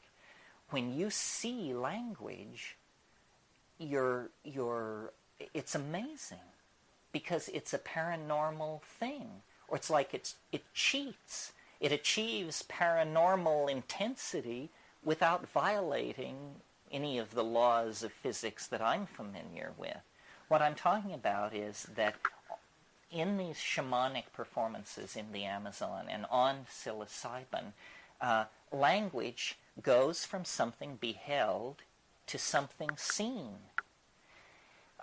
There's precedent for this. In the Hellenistic world of Greco-Romanism, the be-all and the end-all of spiritual accomplishment was what's called the logos. And the logos was an informing voice, a voice in the head that told you the right way to live. And Plato and all of these heavies cultivated and achieved connection with the logos. Well, there was a Alexandrine Jew named Philo-Judaeus, who was a great commentator on the religions of his period, and he wrote about what he called the more perfect logos. The more perfect logos. And he said, what is the more perfect logos? And then he answered his own question. The more perfect logos goes from being heard to being seen without ever crossing over a quantized moment of transition. Language is something unfinished in us. It's something that was catalyzed out of animal organization by hallucinogenic activation of brain states, and it is something that is in the act of perfecting itself. And when it is completed, my faith is that words will be seen, not heard. The whole way in which we organize our language around visual metaphors when we talk about clarity. So if someone is able to communicate, we say, she spoke clearly. That's a visual metaphor. We say, I see what you mean. I see what you mean. That means I understand you. I see what you mean.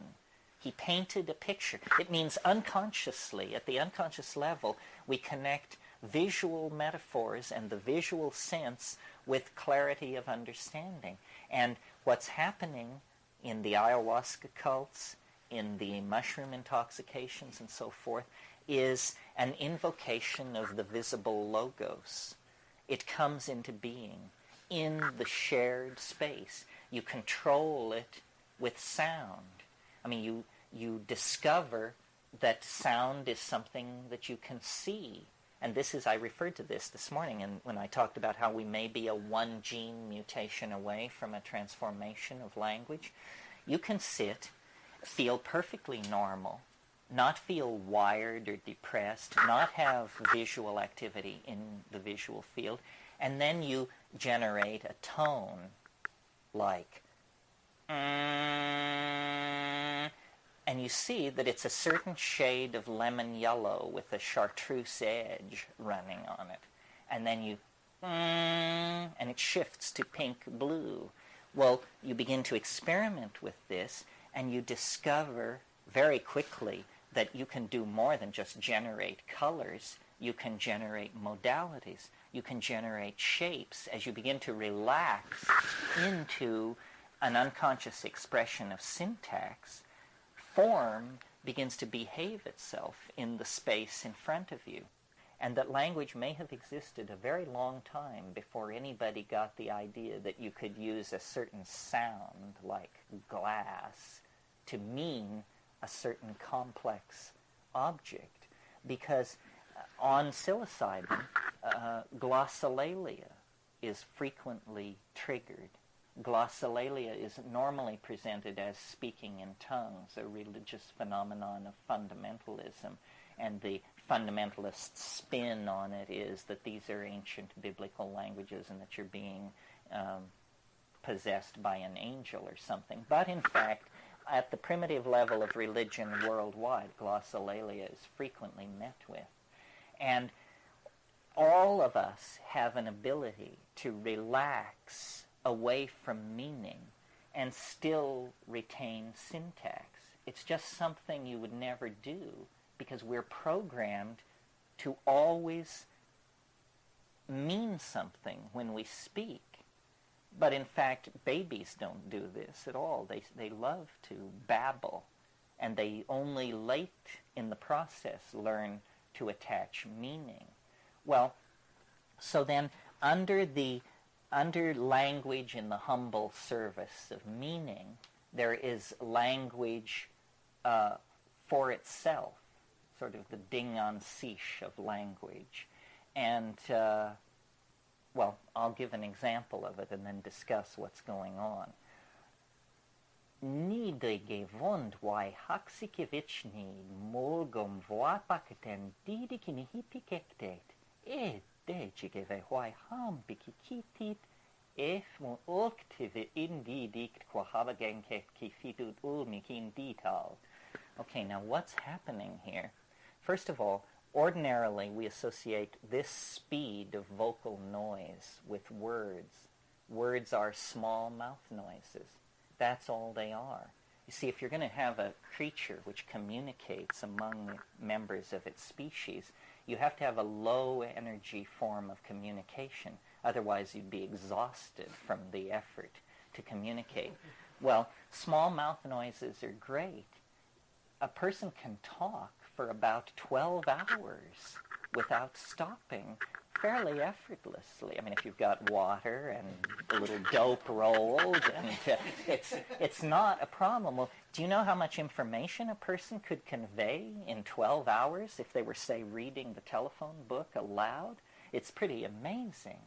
So this thing I just did, it had syntax, but it had no meaning.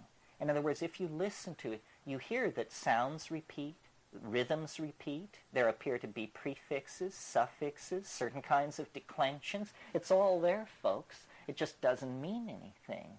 But it turns out that the activity of language feels like language, whether it means anything or not. Well, in the psychedelic state, you discover this same set of tinker toys that was used to create the little speech I just did can be used to create sculptures that are free form, that this hi huai waxi q vini mau hakti kipipit, it looks a certain way. What's important is not how it sounds. What's important is how it looks. In the Amazon, in these ayahuasca cults, they have what they call icaros, magical songs. Icaros are visual art. They are intended that way, and they're criticized that way, and their success or failure is judged entirely in the visual domain, and yet they are made out of sound. And what they convey are very complex feelings. You could almost say three-dimensional feelings. Feelings so complex that they won't lay down and be a sound like hate, fear, revulsion. They won't do that. They can only be laid out as grammatical objects of a higher order. And I think that this process is happening in human beings, the push toward visible language. But it's being accelerated by the psychedelics, and that we are trying to become for each other visual objects, and we are trying to become capable of generating these things. Now, why I hold these conclusions is because in the DMT flash, which is the most intense quintessence, most quintessential distillation of this kind of stuff, you encounter the shamanic entities, the spirits, the ancestors. And this is really confounding. I mean, we can put up with shifting cobwebs of color and weird insights about our nostrils and our little fingers, but not entities. And yet, in that space, these things exist. And they're preaching this ontological transformation of language. This is how entities in hyperspace communicate. It's as though everything has had one dimension added onto it. It's as though we are existing in some kind of squashed version of a larger superspace that can simply be mentally unfolded through the act of encountering a psychedelic substance. I think it's big news that these entities exist. Now, if you were to go to a shaman in a classical culture and say, what's it about? What's going on here? They would unhesitatingly tell you that these are the ancestors. Say, oh yes, these are the ancestors. We cure using the ancestors. And this is, I think, very unsettling for us as Westerners. We'd much rather accept the notion of friendly extraterrestrials communicating through the mushroom than that this is the dearly departed. I mean, that really, you can feel your boundaries beginning to quake against that possibility. It was very interesting. Recently, there was a new edition of Evans Vence's The Fairy Faith in Celtic Countries, which if you've never read it, it's quite an interesting book. Y.E. Evans Vance was an American who became a great scholar of Mahayana Buddhism and wrote the Tibetan Book of the Dead, the Tibetan Book of the Great Liberation, Tibetan Yoga and Secret Doctrines, and so forth. But his doctoral thesis when he was a young folklore student at Cambridge in 1911 was he wanted to study the fairy faith. And he went to Brittany and Wales and Ireland and interviewed the oldest people in the districts, the crones and the old people. And it's a wonderful book to read because these people just tell these stories, and it's absolutely convincing. I mean, the fairies are real, the fairy faith is real. And when you asked, when Evans Vance asked these people, what's going on, they said, well, these are the dead. When you die, you stay around, but you're in an invisible realm, and it's an ecology of souls. My phrase, not his, an ecology of souls. But this is what is revealed on DMT, is entities that are so strange that they could easily pass for extraterrestrials. What's puzzling about them is their tremendous humor and affection and intense involvement in us as human beings. Why are they there? What do they want? And they're not, if they are ancestors, they're not my ancestors. In other words, when I broke in there, I didn't find my mother and my grandparents. It wasn't like that. There was no personal, it isn't like that. But there is this sense of affection, interest, caring. Well, we have the doctrine of purgatory in Western theology in the Catholic Church. I had always assumed, thinking about it, that purgatory must have been a doctrine that the church fathers, Irenaeus and Eusebius and that crowd, had written into the gospel message for their own purposes. I discovered, to my amazement, that isn't what happened at all. That St. Patrick is the person responsible for purgatory, because he wrote purgatory into Christian doctrine in order to convert the Celtic peasantry of Ireland to the idea that fairyland and the Christian afterlife were the same place. And it was thought such a good idea in Rome that the doctrine became canon law generally for the church.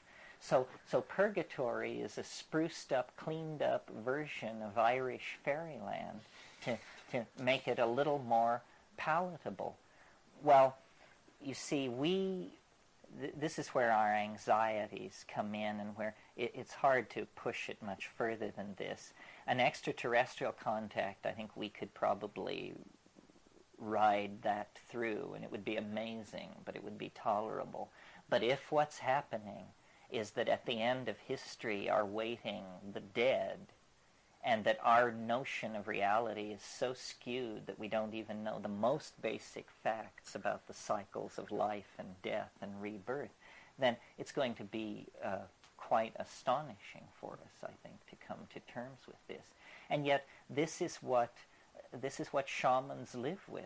This is what they tell you. They say, a shaman is a person who can pass daily through the gates of death and return. We see into the other realm. We see into hyperspace. As inheritors of the rational tradition, this is pretty hard for us to swallow, because I think, maybe it's not true anymore, but in my personal process of rejecting Catholicism, I did manage to convince myself that when you're dead, it's over with. And it's been very hard for me to fight my way back to the notion that might be just 100% malarkey and nothing more than a conservative first try. And now I think much more in terms of dimensionality, and that I don't know what a form is, but the process of the fertilization of an egg, of any organism, it doesn't have to be a human being, the life of that organism, and then its death and dissolution, is the process of a form descending from hyperspace, clothing itself in matter, and then withdrawing from matter, returning to hyperspace. And this concept of hyperspace is very, very necessary to understanding this stuff. Because if you look at what shamans do that is so confounding, they find lost objects, they cure disease, they rescue lost souls, they discern secret acts, infidelities, thefts, poisonings, stuff like that. All of these magical things that they do are completely non-mysterious if we grant the idea of a higher spatial dimension. I mean, if there's a higher spatial dimension, then, you know, this section is not zipped. There's a part of it which is completely open to the world. This room is not closed. There's one direction in which it's absolutely open to the air. In other words, in hyperspace, nothing is hidden. What I'll do today is I assume most of you are not familiar with my work, but I also assume you're intelligent, so I'm not going to give an introductory talk. I'll just cut to the chase. And if you don't understand what's said, at least you have the satisfaction of knowing nobody talked down to you, right? Okay. It's very hard to know where exactly to slice into this pie. I mean, I am an advocate of the psychedelic experience for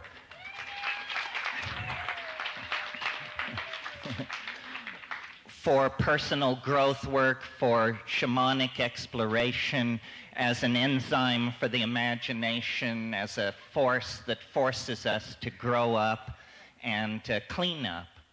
However, what I want to talk to you today about, because this is a pagan community, and because I think the argument, if it's not understood here, won't be understood anywhere, is I want to talk about the social impact of psychedelic plants on human consciousness, both in the present and in the remote past. Because my approach to psychedelics is not to see it as a religious freedom issue or a personal self-exploration issue. That's all there. But I believe that we cannot really understand what it is to be a human being and how we came to be human beings without factoring into our explanations this most taboo of all subjects for the Western dominator mind, the subject of boundary-dissolving, consciousness-expanding plants.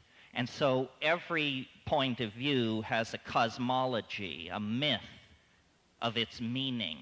And as quickly as I can, I want to tell you the myth that, to my mind, unites paganism, psilocybin, sexual freedom, the peril to the earth, and the hope for the future, all into one very nice, neat package. And it requires a kind of an anthropology lesson. First of all, our fellow voyagers along the way, the scientists, have created, as you all know, the theory of evolution, which has been the great crowning achievement of biology over the past 100 years. First, the Darwinian understanding of natural selection and random mutation, then Mendelian genetics, the discovery of the particulate nature of the gene, then still later molecular genetics, the elucidation of DNA, so forth and so on. The theory of evolution has been very successful in explaining the state of nature on this planet, with one tremendously embarrassing exception, which is ourselves. Biological evolution cannot account for a phenomenon like minded human beings involved in the building and maintenance of global, electronically sustained societies. How do we do it? Well, we do it because we have a vastly superior cerebral architecture to any other organism in nature. And the interesting thing about that architecture is that it sprang into being in the blink of an eye, geologically speaking. The human brain size doubled in less than 2 million years. This is the most dramatic expansion in the size of a major organ of a higher animal in the entire fossil record. It would be, under any circumstances, an embarrassment to the theory of evolution. But notice that the theory of evolution was generated by the very organ we're discussing. So it is doubly embarrassing. Now, obviously, we are the inheritors of extraordinary circumstances. Higher animals have existed on this planet for 200 million years in all kinds of forms. Reptilian life, amphibian life, avian life, mammalian life, and never, so far as the geological history of the planet can tell us, never did machine-building, language-using, technology-producing societies arise. Some extraordinary interaction in our early history is responsible for our circumstance as language-using, technology-producing creatures. Okay, end of introduction. Here's the scenario, and I hope it has special resonance for this community. All animal species tend to evolve into an ecological niche and stabilize themselves there. Ants and termites have been at equilibrium for hundreds of millions of years. Our remote ancestors also were on a direct course toward that kind of dynamic equilibrium. We were evolving toward being fruit-eating, canopy-living, insectivorous primates with an advanced repertoire of pack signals, and this was apparently to be our evolutionary destiny. Were it not for the fact that sometime in the last 5 million years or so, the African continent, which was the site of our environmental proto-system, began to dry up. And the forests that had always been our arboreal home began to shrink. And what this spelled for our remote proto-hominid ancestors was nutritional pressure. There wasn't enough food. Our remote ancestors began descending from the canopy and exploring the new environment that the aridity was bringing into existence, a grassland environment, an environment of limited numbers of plant and animal species relative to the climax tropical rainforests that were in retreat. Now, the reason animals specialize their food supply is to avoid contact with mutagens in the environment. If you begin experimenting with foods and begin eating everything, you will produce more children with mutations. Some of these mutations will be positive, most will be lethal. When our remote ancestors came under nutritional pressure, they began expanding their diet. This was the moment when we became partially carnivorous, when we became omnivores. And had I more time, I would lay out many examples of specific plants, such as plants that contain birth control alkaloids and things like that, specific plants that would have impacted early human emergence. But I want to concentrate here on one plant. and that is the psilocybin-containing mushrooms that grow in the dung of cattle. Because I think that if we're looking for a missing link, it isn't a transitional skeleton, it isn't meddling by extraterrestrials, at least not of the overt 1,000-ton beryllium ship variety.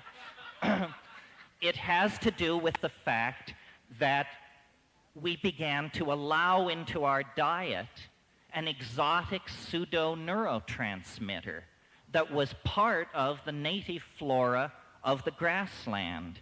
And I believe that, in the next 10 minutes, I can at least make it seem plausible to you that this mushroom was the triggering factor that moved us from being an advanced hominid, an advanced animal, to being, in fact, a conscious, self-reflecting, caring, thinking, dreaming, striving human being. And here is my answer to this riddle: where did human consciousness come from? It begins like this. In that foraging phase where we were testing all kinds of plants on the grassland, small amounts of psilocybin mushrooms would have naturally been eaten in the process of eating corms and things like that. I personally have seen baboons in Kenya investigating cow paddies on the savannah because they know that bug pupa will be under the cow paddies. So the cow paddies are already set up as vectors for possible sources of nutrition. So there is no question that these proto-hominids would have eaten psilocybin in small amounts. And by small amounts, I mean amounts so small that if you were to eat that much, you would feel nothing. But this dose level has been studied, and it causes increased acuity of vision. You can actually give people small amounts of psilocybin and then give them eye tests, and they do better if they're slightly intoxicated than if they are not. The guy who proved this, the Viennese psychologist Roland Fischer, when he described these experiments to me, he said, "And so you see, my young friend, here we have a case where the use of drugs actually introduces us to a more true vision of reality than if we have avoided the drug." Scientific proof that the drug is telling you more about reality than if you had refused it. All right, now, what kind of visual acuity is it that is being improved? Well, it turns out it's what's called edge detection. In the grassland environment, where the movement of small animals means dinner, and the movement of large animals means you become dinner, a plant which confers increased visual acuity is going to immediately confer an adaptive advantage on those members of the group that let it in. Those members of the group that refuse it out of aesthetic or gastronomic reasons will tend to be outbred, because the psilocybin-using members of the species will be more successful at obtaining food and at surviving to raise their own children to reproductive age, which is the name of the game in evolution. So that's step one of a three-step process that leads to the explosion of consciousness in the hominid brain. Step two, which should have special appeal for this crowd, is that when you take slightly larger doses of psilocybin, not religiously profound doses, but doses which you definitely feel, psilocybin is what's called a CNS stimulant, a central nervous system stimulant. What it causes in animals is what neurophysiologists call arousal. And in highly sexed animals like primates, arousal means in the male erection. So and An animal then which is allowing what is essentially a sexual stimulant or an aphrodisiac to enter into the diet, there will be more instances of what anthropologists call successful copulations. And God knows we need that. So if you have more successful copulations, you have more pregnancies. You have a second factor, outbreeding the non-psilocybin using member of the population. Now, something really important here that is this whole thing is my theory, but here's the part of it that I like the best. All primates have what are called dominance hierarchies or male dominance hierarchies. This goes right back clear to lemurs and the old world monkeys, which are much more, the new world monkeys, which are more primitive. All primates have this dominance hierarchy, and what it means is the sharp-fanged, hard-bodied young males, they control the women, the children, the elderly, all sexual minorities. Everybody is under the thumb of the alpha males. And as we sit here today, though this community may strive to be an exception, as a society, male dominance is an enormous dilemma for us and an enormous distorting factor in our politics and in our lives. So my notion is that psilocybin, by promoting this polymorphic sexual style, actually acted as an inoculation against monogamous sexual styles of bonding, you see. And it isn't that the monogamous style, the dominator style, disappeared. It was simply medicated out of existence for perhaps 100,000 years. It was medicated out of existence. Now, and what it promoted, this arousal, this psilocybin taking around the African campfires by these primitive nomadic pastoralists, what the social change that came with it was an orgiastic sexual style, a style where everybody would get loaded around the campfire and then hump in an enormous writhing heap. Now, yes, now, besides the fact that this is a great deal of fun, it has a very, very profound social effect, which is in societies which allow orgy, men cannot trace lines of male paternity. Men cannot trace lines of male paternity. What does this mean? It means that men do not identify with children as property. It means that the men of that kind of a social group can only think in terms of our children. We, the group, our children.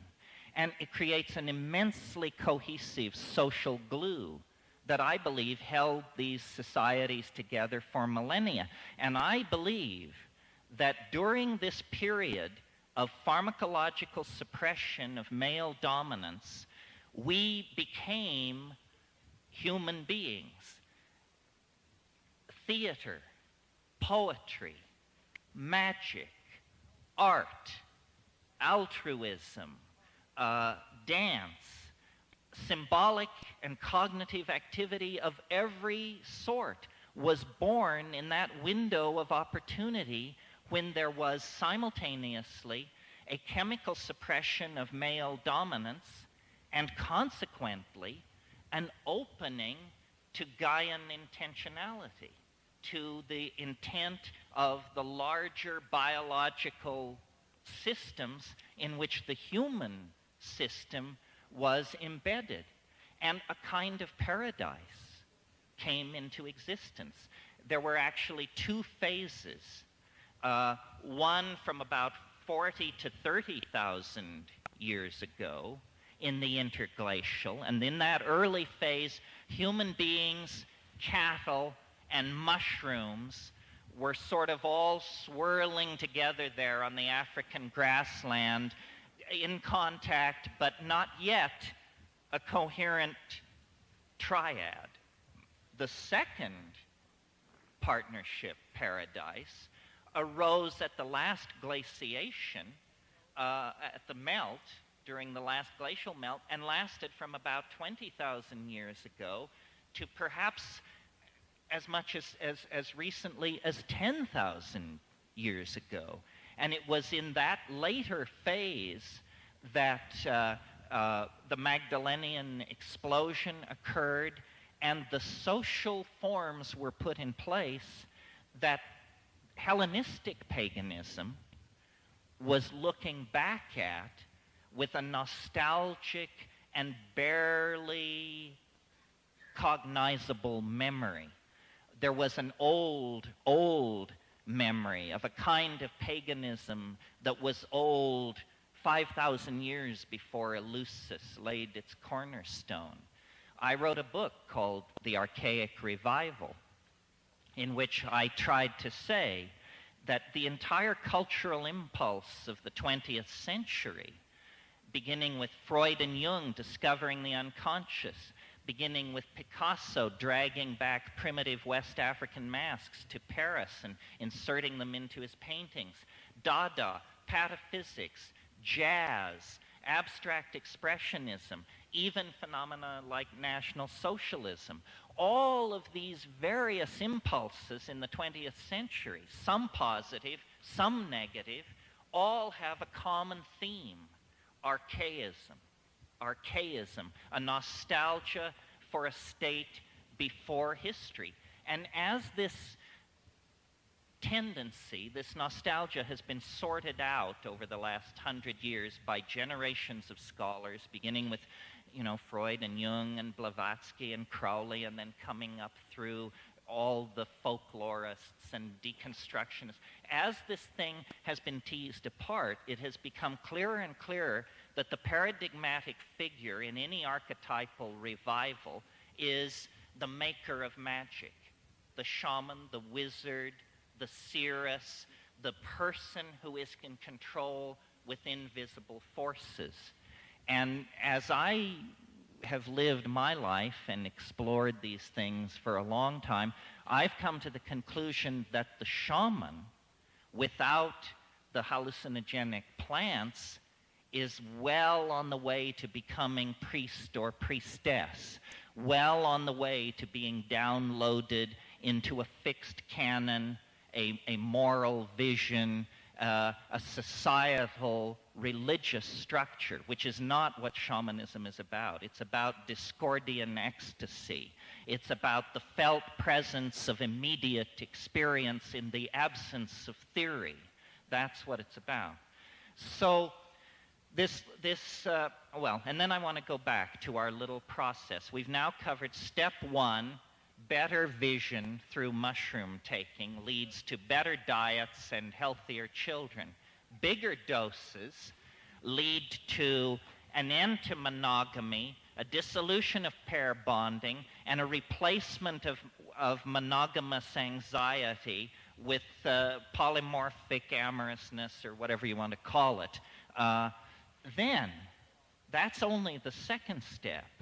The third step is when you double the polyamorous dose, and now hunting is out of the question, and even fucking is out of the question, because you are nailed to the ground somewhere off at the edge of the firelight, wrestling with a mystery so profound, so bizarre, that even as we sit here with Husserl and Heidegger and Heisenberg and all these clowns under our belts, it is still absolutely mysterious, appalling, challenging, boundary dissolving, and unavoidably ecstatic. It is the living mystery. And I don't know how many of them there are in the world, but for my money, there only has to be one to rescue the entire concept from, the dirty claws of the reductionists, the materialists, the Christers, the nothing butters, the merely this and the simply thaters.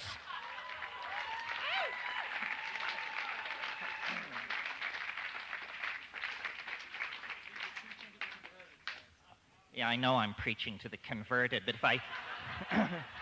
if I preached to the unconverted, I'd be hung from the yardarm.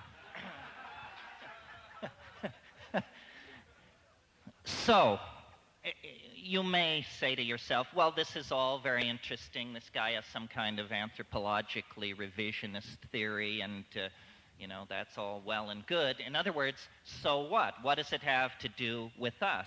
Well, what it has to do with us is we are in a state of enormous dysfunctional anxiety as a result of the fall into history, which has caused us to have to compromise our sensuality, our connection to the Gaian goddess, our polymorphic sexuality. All of these things have been poured into a new set of social institutions that derive essentially from the invention of agriculture, which is where I think the shit hit the fan. I mean, I'm fairly radical on that. I think that agriculture is the end because it's incredibly successful as a strategy for food production. Well, what does that mean? It means you can't be nomads anymore. Oh no, you have to build a stone tower to put the grain in. And you have to make sure you can haul large rocks up on top of your tower to drop on people whose grain crop wasn't as big as yours was. We see this at Jericho. The most advanced building in the world of 10,000 BC was the grain tower at Jericho. And it was defensive, and it bespeaks, the primal paranoia. Once people stopped moving across the land, once they violated it with the blade of the plow, then you get sedentary populations. The division between the profane world of the city and the wilderness outside. That's the moment when the division between the unconscious and the conscious mind comes into play. And an entire set of institutions arise then. Male kingship, standing armies, role specialization, slavery, women as chattel, so forth and so on. I mean, we are the unhappy inheritors of this hideous plunge into dysfunctionality. Now, why is it such a hideous plunge into dysfunctionality to live without psilocybin or close relatives thereof? The answer is that this thing, which to now I've described as male dominance and a tendency to form dominance hierarchies, we can describe another way and bring much closer to home by saying it is the ego. The ego is a late arriving, very tenuous, highly uncertain of itself social structure that has taken root in the human psyche like a tumor, like a growth of some sort. It is the leftover of this primate dominance complex. And the way it manifests itself is by the establishment of boundaries. First of all, this is my body. Do not touch it. Second of all, these are my weapons and agricultural tools. Do not touch them. This is my woman. These are my children. I hunt there. So forth and so on. It's this division of the world that allows the illusion of the ego to come into existence. Now, what do psychedelics do, and why are they such social dynamite? The answer is, it's not a health issue. It's not an addiction issue. It's not, that's preposterous. It's about boundary dissolution. Every society, from the classic Maya to Fujiwara, Japan, to the France of the Bourbons, every society establishes a set of boundaries, which it then calls reality, and woe betide you if you go across the boundary, because then you are outcast, outclassed, outlandish, and the full fury of the community can be turned against you, and we all know what that can mean as pagans.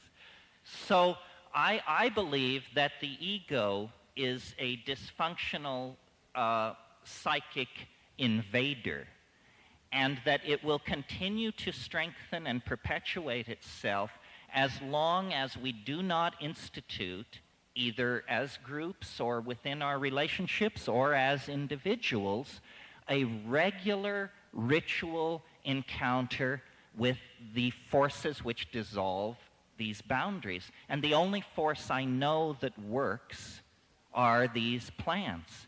And as I say, I'm not interested in arguing whether there are other methods or not. God, I would hope so. But anything I ever looked into, and I shopped the spiritual supermarket from stem to stern, was horse shit as far as I could see. Now,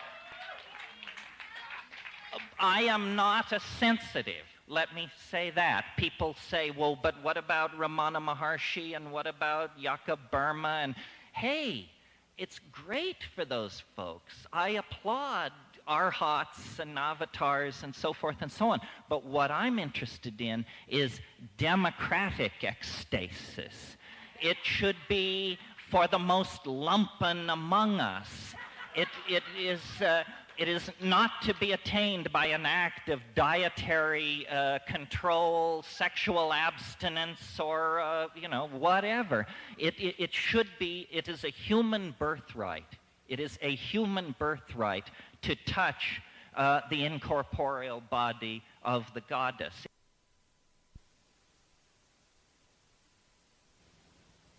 The truth does not require your belief. The truth is real.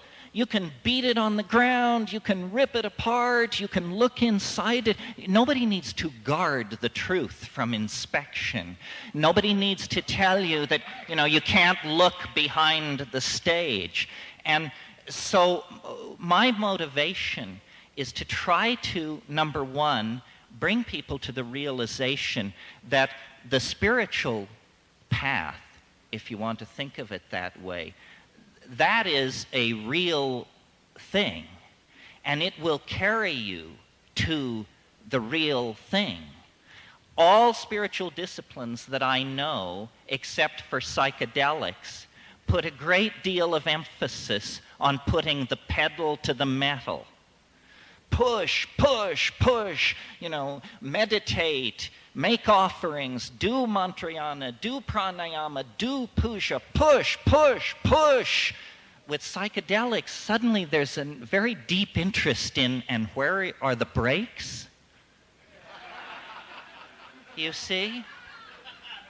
You're no longer pushing.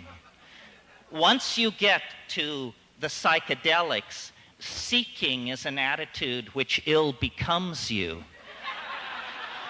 You have found it. You have found it. Now, what in the hell are you going to do with it? And this is a great dilemma for anyone who goes into this. I mean, I am, as I see myself, I'm a preacher in the marketplace. But I know, and I'm sure most of you know, that I could walk out of here, you could walk out of here, and you could go as far as your courage would carry you. There is no barrier.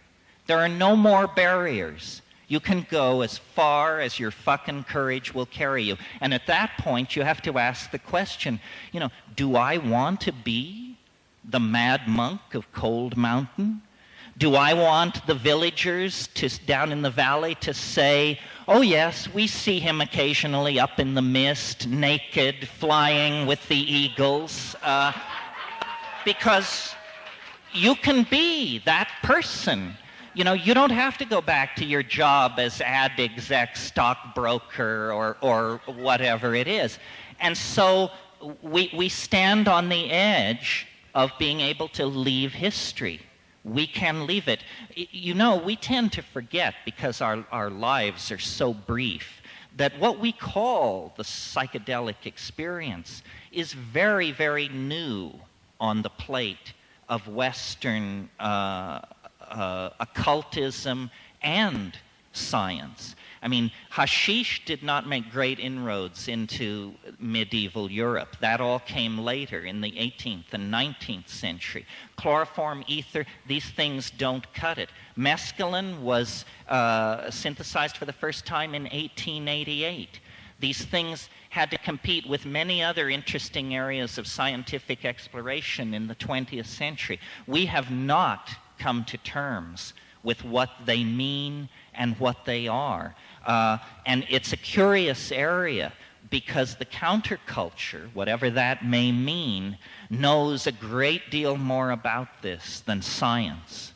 I mean, science does not explore this area because it senses enormous danger for its ontological machinery.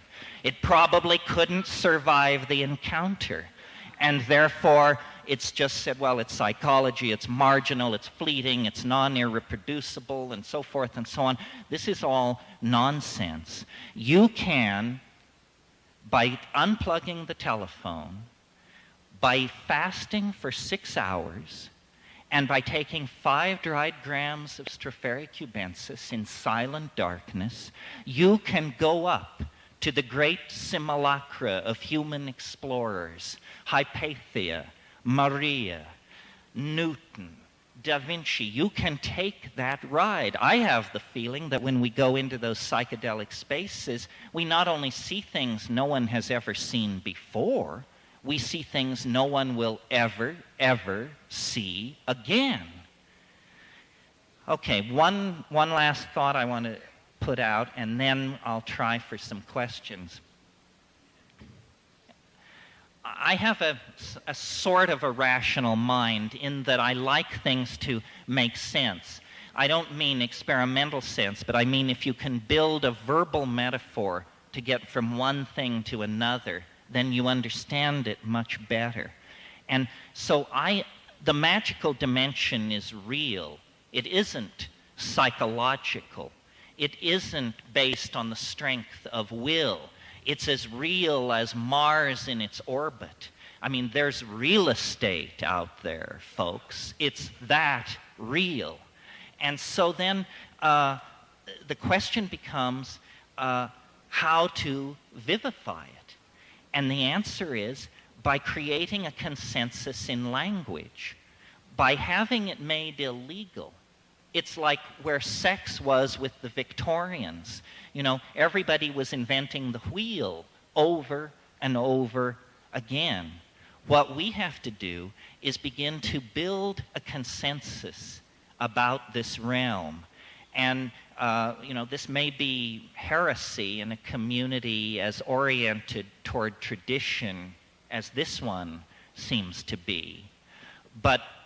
And the generally pleasant position to take is that everybody has a piece of the action.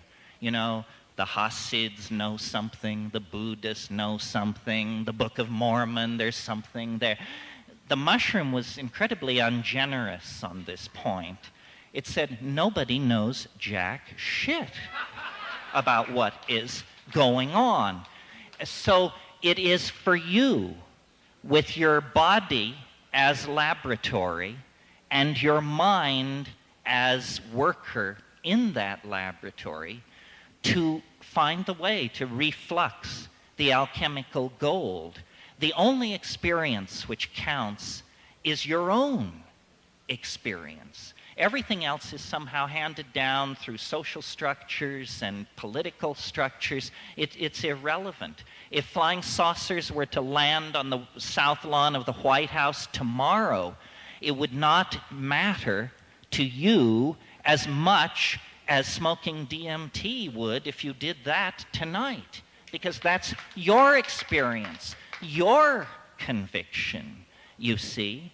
And I believe that the rebirth of paganism, the rebirth of archaism, the rebirth of psychedelic shamanism is coming at this moment because we are going to be involved in a historical meltdown, which will be the equivalent of a species-deep shamanic crisis, in which, as a collectivity, we are going to have to make the journey to the well of worlds and recover and cleanse the collective soul of humanity. We have lost touch with our moral compass because we have lost touch with the Gaian mind. And this is not a metaphor. If you take these neurotransmitters, these exopheromones that connect you up with the natural environment, the Gaian intent becomes known. It's an act of feeling. If we could feel what we are doing, we would stop doing it. But we live in a realm of abstraction, excuses, incredible wealth, incredible levels of pampering and softness lie between us, the upper 5% of the intellectual and material elite on the planet, and the problems. I mean, how many of us have been to Bosnia or Rwanda or Somalia? These things are only images on a dehumanizing screen. If we could feel what we are doing, we would awaken to the mystery of each other and to the mystery of the historical process of recovering what was lost. We don't need this material civilization. We don't need 5 billion people on this planet. We have to think very, very radically about how we are going to change ourselves, or we're not going to make the cut. And orthodoxy is utterly and completely bankrupt. All it can do is suppress. They suppress, they suppress, they suppress. But there's only one argument that will forgive suppression: deliverance.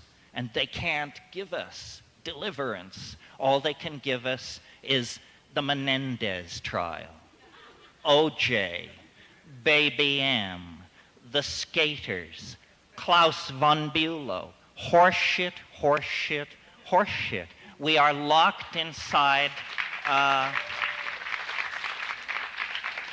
a nightmare of contaminated and toxic imagery that is designed to disempower you and make it impossible for you to think straight.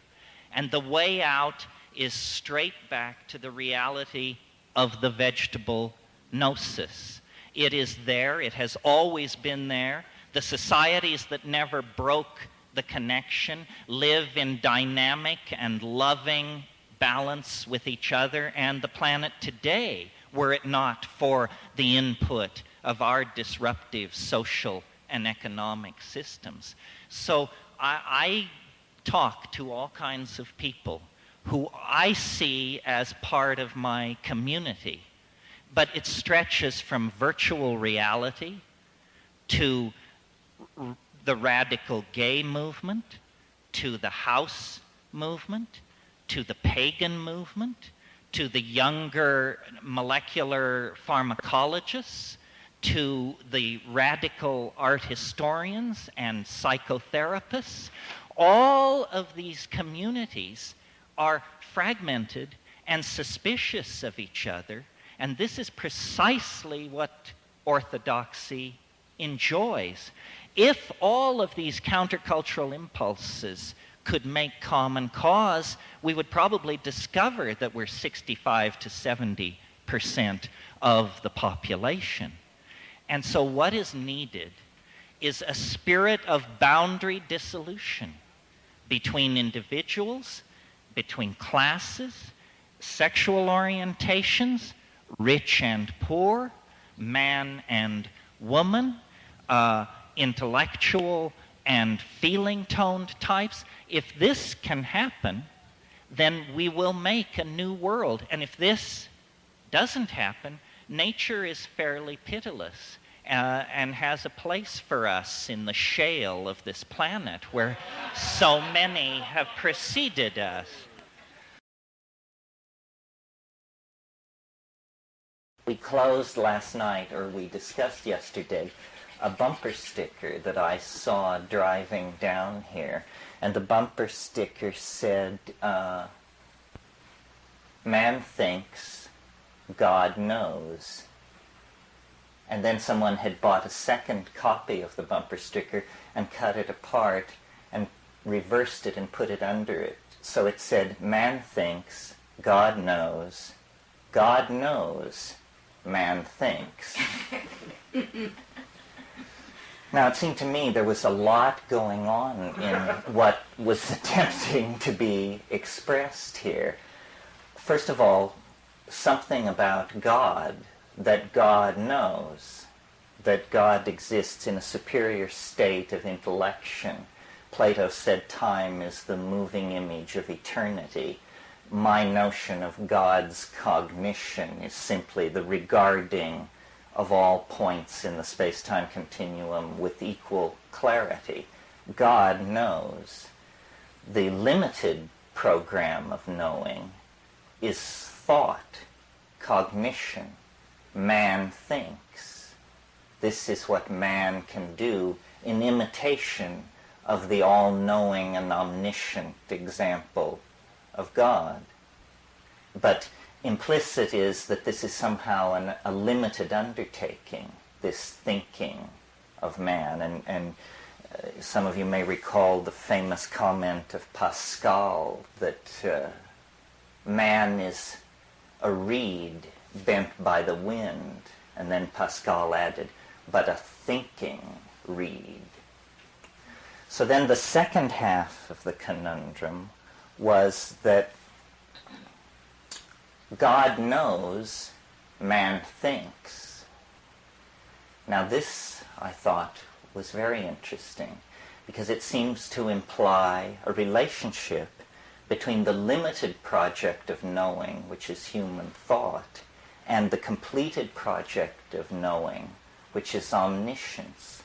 God knows, man thinks. In a way, what this is saying is that God knows that man is making his way toward God. God knows, man thinks. God knows that man is participating in the same project of being that God regards from this higher dimensional space. And so then this meditation on these 4 lines closes with the recurso, which returns you then to this realization that what we are talking about is the project of knowing, Heidegger called it, carried out on 2 levels, on the level of omniscience and on the level of limited being. So then I meditated on this after we discussed it yesterday, and I thought tonight it might be interesting then to talk about the thinking project that is the essence of humanness on one level, the thinking project which has as its vector, I call it concrescence, following Whitehead's Neoplatonism. One could call it God. Teilhard de Chardin called it the omega point. But the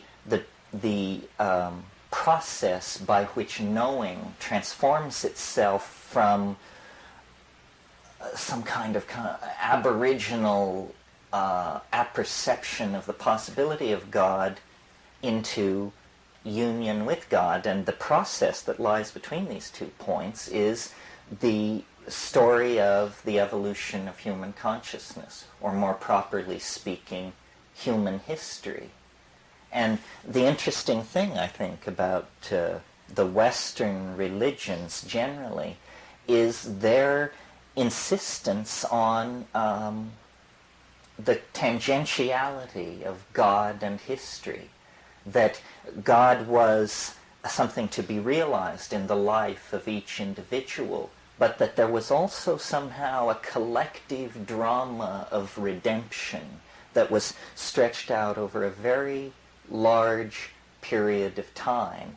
And history then becomes the theater, you see, of the struggle between good and evil for the redemption of the human soul. And from the modern point of view, or let's be more frank, from my point of view, this is primarily something to be analyzed within the context of language and our myths about it and its evolution and its potential future evolution. So and this is in my personal life the great mystery to me, because I feel that my intellectual style is that of a scientist, and I take very seriously science, and yet not only my faith but my experience has led me to believe that the world is not a construction of space and time and matter and energy, that mapping is insufficient, that the world is instead some kind of a linguistic construct. It is more in the nature of a sentence or a novel or a work of art than it is in the nature of these machine models of interlocking law that we inherit out of 1,000 years of rational reductionism.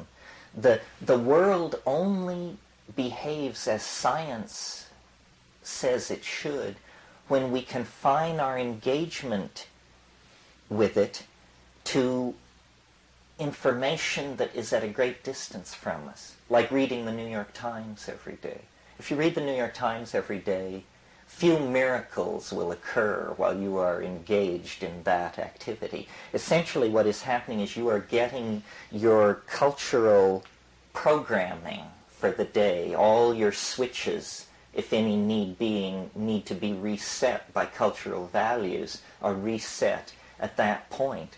But when we recede into what I call the primacy of immediate experience, the rules and models that we've been handed by science and what's called common sense are just totally found to be inadequate. And I don't mean when we perturb ordinary consciousness with psychedelic drugs. I'll speak about that in a moment. But I simply mean when we go into solitude, when we go into wilderness, when we endure great travail in our lives, or when we put ourselves in extraordinary alien circumstances, then it's as though the membrane between the ego and something else, which we could call our guardian angel, or the Jungian unconscious, or the overmind, something like that, the membrane grows thin, and the world loses its, its mundane character. And instead, things previously mundane begin to become charged with psychic energy. They become carriers of meaning. They become carriers of meaning. This is very peculiar.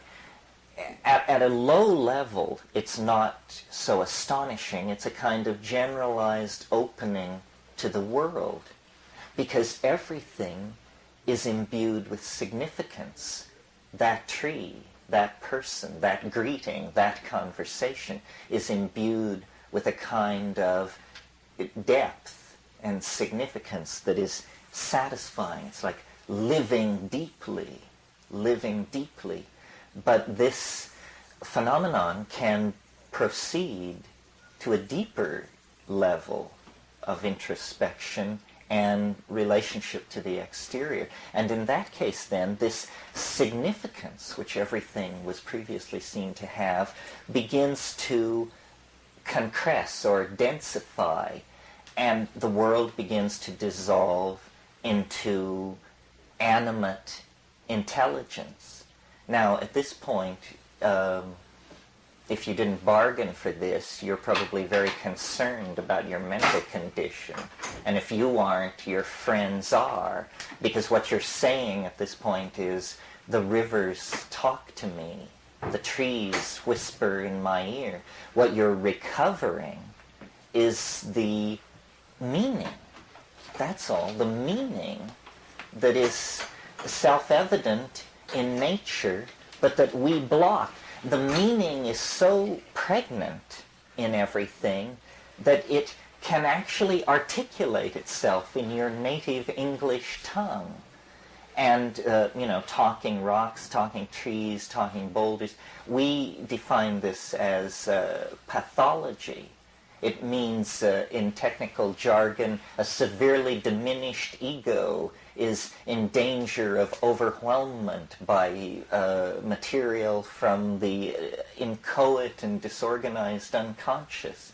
Well, but what's actually happening is that for the first time in somebody's life or experience, they are meeting the resident meaning in reality with its force unblunted by conditioning and denial. And this is some kind of a linguistic process. We, and all nature, I think, swims in some kind of sea of signification, of which we are, in the same way that the amphibians were able to drag themselves out of the primitive oceans of this planet into air and exist in a completely different dimension. We, whether grandly or perversely, the verdict is not yet in, we dragged ourselves out of the sea of telepathic, interconnected signification that united all life, and we exist panting and pop-eyed in this other dimension called history, ego awareness, presence of self, sense of loss, anticipation of gain, all of these dimensions of experience really have been added to what was previously the animal Tao, just the howling at the moon Tao of animal existence. And to this we have added, a dimension of future anticipation, a dimension of regret, a dimension of how do I make choices, and so forth and so on. There is not I don't put a moral judgment on this, but it has to be said that in the tradition of the West, this has been viewed classically as the fall. This is the fall into names instead of realities, into constructs of reality rather than reality itself. And this has now been inculcated into each and every one of us as, both the glory and the trauma of human existence, which is our extraordinary ability to reside in and be in language. So, for instance, I've made this example before. A child lying in a crib and a hummingbird comes into the room, and the child is ecstatic because this shimmering iridescence of movement and sound and attention, it's just wonderful. I mean, it is an instantaneous miracle when placed against the background of the dull wallpaper of the nursery and so forth. But then mother or nanny or someone comes in and says, "It's a bird, baby. Bird, bird." And this takes this linguistic piece of mosaic tile and places it over the miracle and glues it down with the epoxy of syntactical momentum. And from now on, the miracle is confined within the meaning of the word. And by the time a child is 4 or 5 or 6, no light shines through. They have tiled over every aspect of reality with a linguistic association that blunts it, limits it, and confines it within cultural expectation. But this doesn't mean that this world of signification is not outside, still existent, beyond the horizons, the foreshortened horizons of a culturally validated language. Well, so then classically the path through this has been through use of psychedelic plants or some form of ascetic practice or fasting or prayer and meditation, whatever, some way of breaking through.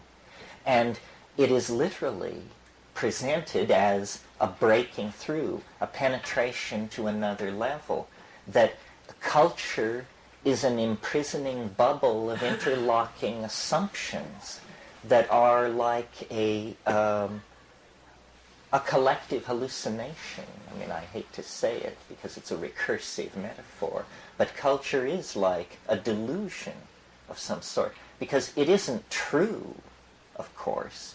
It isn't true if you're a Witoto. It isn't true that you came from the piss of the anaconda god when he had to get out of his canoe at the first waterfall.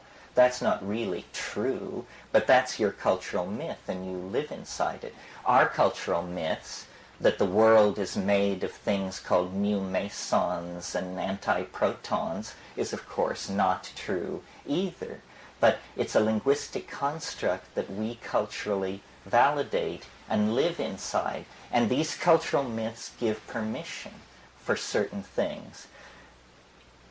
Basically, they give permission to ignore certain kinds of realities. So our language is uniquely set up to ignore, for example, the suppression of femininity.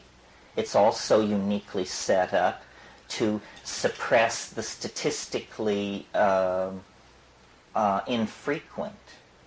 We really have no patience with that. We have an assembly mind mentality. What we're interested in is that things run smoothly. One can imagine a completely different mentality that cared nothing for statistical norms and only pursued the miraculous. I mean, India, in a way, is that society. They don't give a hoot for, how it works on the humdrum level, but the alien, the peculiar, the other, the unexpected is revered, adored even. So these kinds of cultural values shift, but now, we are in a global culture with the combined understandings of 500, 600, 700 language groups and half that many literatures being poured into a global database where some people are assimilating enough of this to begin to play their part in the creation of a kind of global meta-program for language.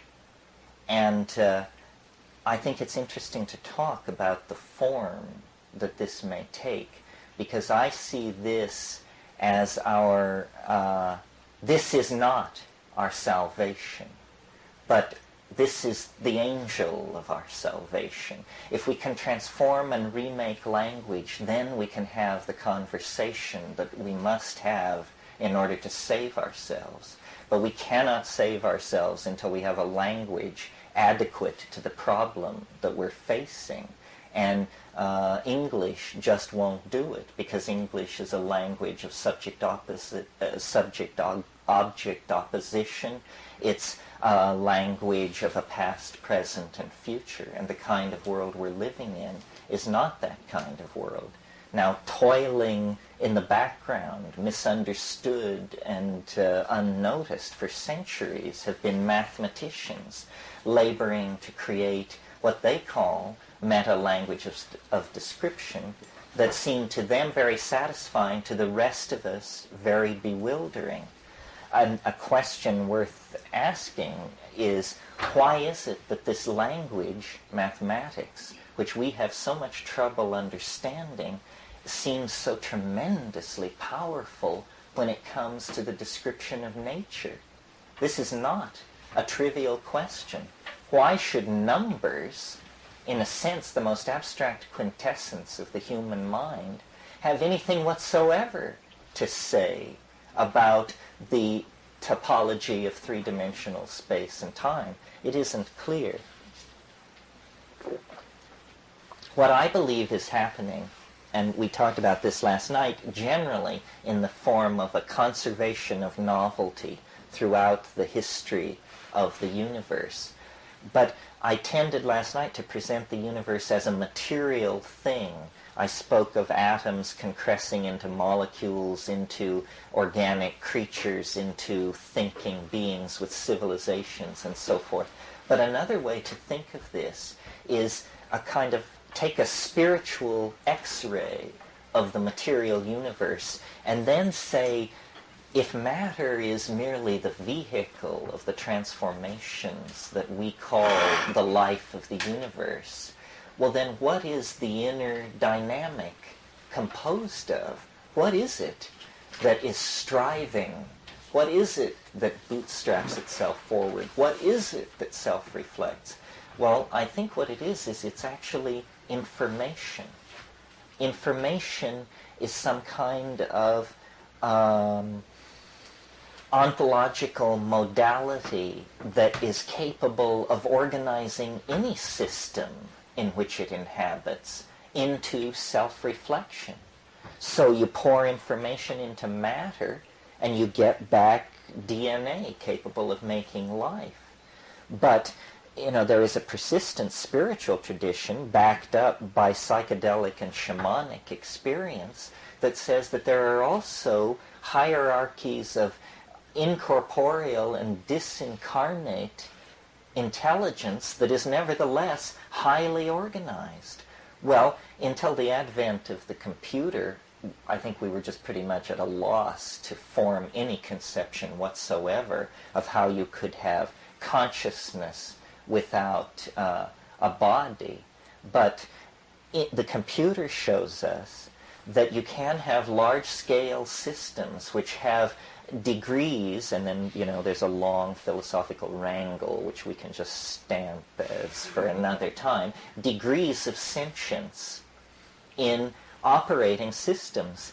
So then it seems to mean that information is the thing which uses matter, uses light, uses spirit, uses whatever it can put its hands on to organize itself into higher and higher levels of self-reflection.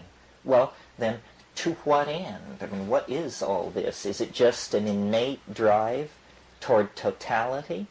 Or is it a process which exists completed in some higher dimensional space, and we are somehow trapped in a lower dimensional matrix, and we have to endure the illusion that it is incomplete? I mean, I don't have answers for these things. This is the business of theologians, basically, to tell us where we are in this universal machine. But I think that what we can do to enrich our experience and to feed data into our heuristic models is to begin to think in terms of language as the material that we need to work with, instead of public opinion or matter or even energy. It's meaning that we need to coax into our lives. Number one, as meaning enters our lives individually, we become more capable of raising our voices, both in joyous song and in political protest, if necessary. My whole shtick, and the whole shtick of the psychedelic experience, I think, is reclaim immediate experience. Realize that you, outvote all parliaments, police forces, and major newspapers on the planet. Because, who knows, they may be illusions. Complicated phenomenological forms of analysis can be carried out to show that their existence is in considerable doubt.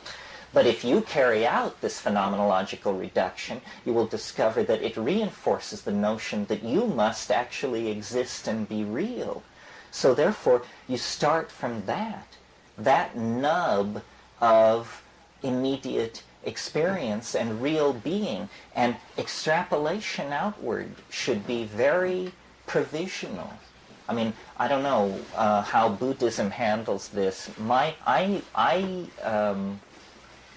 I grant you all a strong possibility of existing, but I'm not nearly as sure about you as I am about me. And I don't think any of you should be more sure of the rest of us than yourself. I mean, the world could be anything, you know? It could be a solid-state matrix of some sort. It could be an illusion. It could be a dream. I mean, it really could be a dream. So it pays to stay on your toes, I think. In practical terms, what does all this come down to, besides that we should speak from the heart, clearly, and with our minds engaged? Well, I think that, remember I said we should see language as the stuff with which we work, rather than matter. And that means creating a technology of the sayable, making the complete understanding of new puns a national priority on a par with weapons development. It means exploring the real implications of substituting Finnegan's Wake for the Constitution, this sort of thing. Because what we're doing, you see, is pulling the beard of the linear printheads who really believe all of this stuff, who really are lost in the labyrinth of the political errors of the last 500 years. It isn't we can't overwhelm them by force of arms, nor should we wish to. They can actually be teased out of existence, because they themselves feel their position to be so ridiculous. It's very interesting how the way the collapse of our enemy in the Soviet Union has exposed the absurdity of our previous positions. All our previous positions are now exposed as absurd, but people don't draw the obvious conclusion. It must also mean then that our present position is absurd. And so it's tremendously liberating. Our culture is ruined. It's a disgrace from which we can now simply walk away. Well, then the question is, into what? And I believe that our persistent fascination with psychedelic states of mind since prehistory forward has been because in the psychedelic state, from the very beginning, there was an anticipation of the very end, and the very end still lies ahead of us. What it is that our nervous system is in the process of evolving us through a linguistic transformation where language, which at the beginning of the process was something that you heard, at the end of the process becomes something that you actually see. And this simple shift from seeing to hearing is the key to our being able to finally recognize each other and communicate. Print and linearity and what's called ear bias for language is what has shattered our sense of ourselves as a collectivity. A positive way of putting it is to say it's also what created the idea of democracy, individual freedom, labor unions, the vote, all of these atomized notions of human obligation and political participation arise out of print. But so do ideas like that we're all alike, because letters from printing presses on pages are all alike. The idea that products should be mass-produced out of mass-produced subunits. This is a printhead notion. It could never have occurred to anyone outside of a printing press culture, and never has. These ideas have imparted to our existence a tremendous material opulence and intellectual poverty and spiritual uniformity.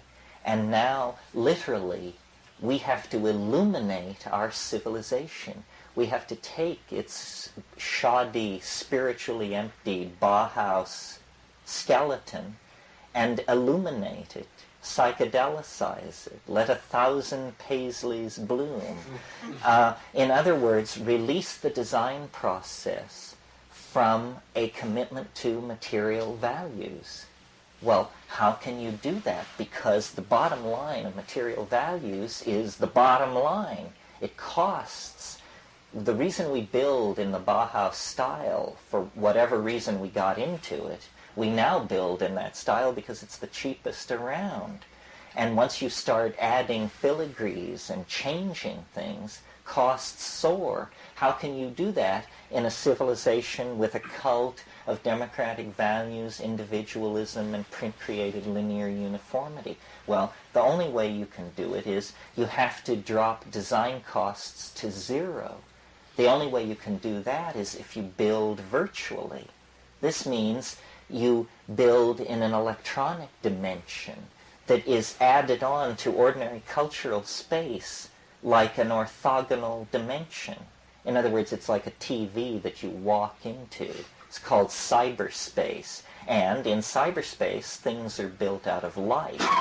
So it costs as much to build Versailles as it costs to build a hamburger stand, because Versailles and the hamburger stand are just two programs that look exactly the same on disk. So what this means is that the previous set of class-created values based on the acquisition and control of matter begin to break down. This is already happening in America on one level, where, to live as a middle-class person is to live on a better level than the Mughal emperors ever dreamed of. I mean, what Mughal emperor could stride to his refrigerator and see cases of French mineral water, juices from the South Seas, pomegranates from South America? Eat your heart out, Mughal Delhi.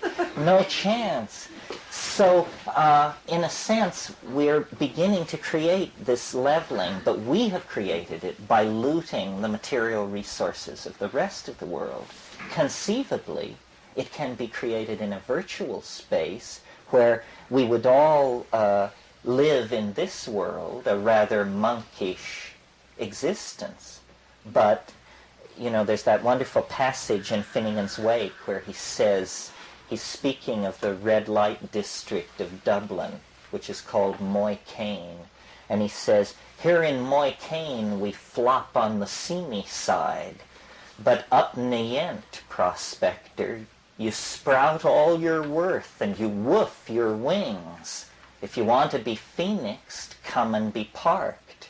Well, he was advocating death as a solution to life's problems. If you want to be phoenixed, come and be parked. My solution is not so radical. I think if you want to be phoenixed, come and be parked at your local virtual reality arcade. And then you can be phoenixed in several ways. Well, some of what I'm saying here is facetious. We talked last night about Stan Tenon's wonderful object.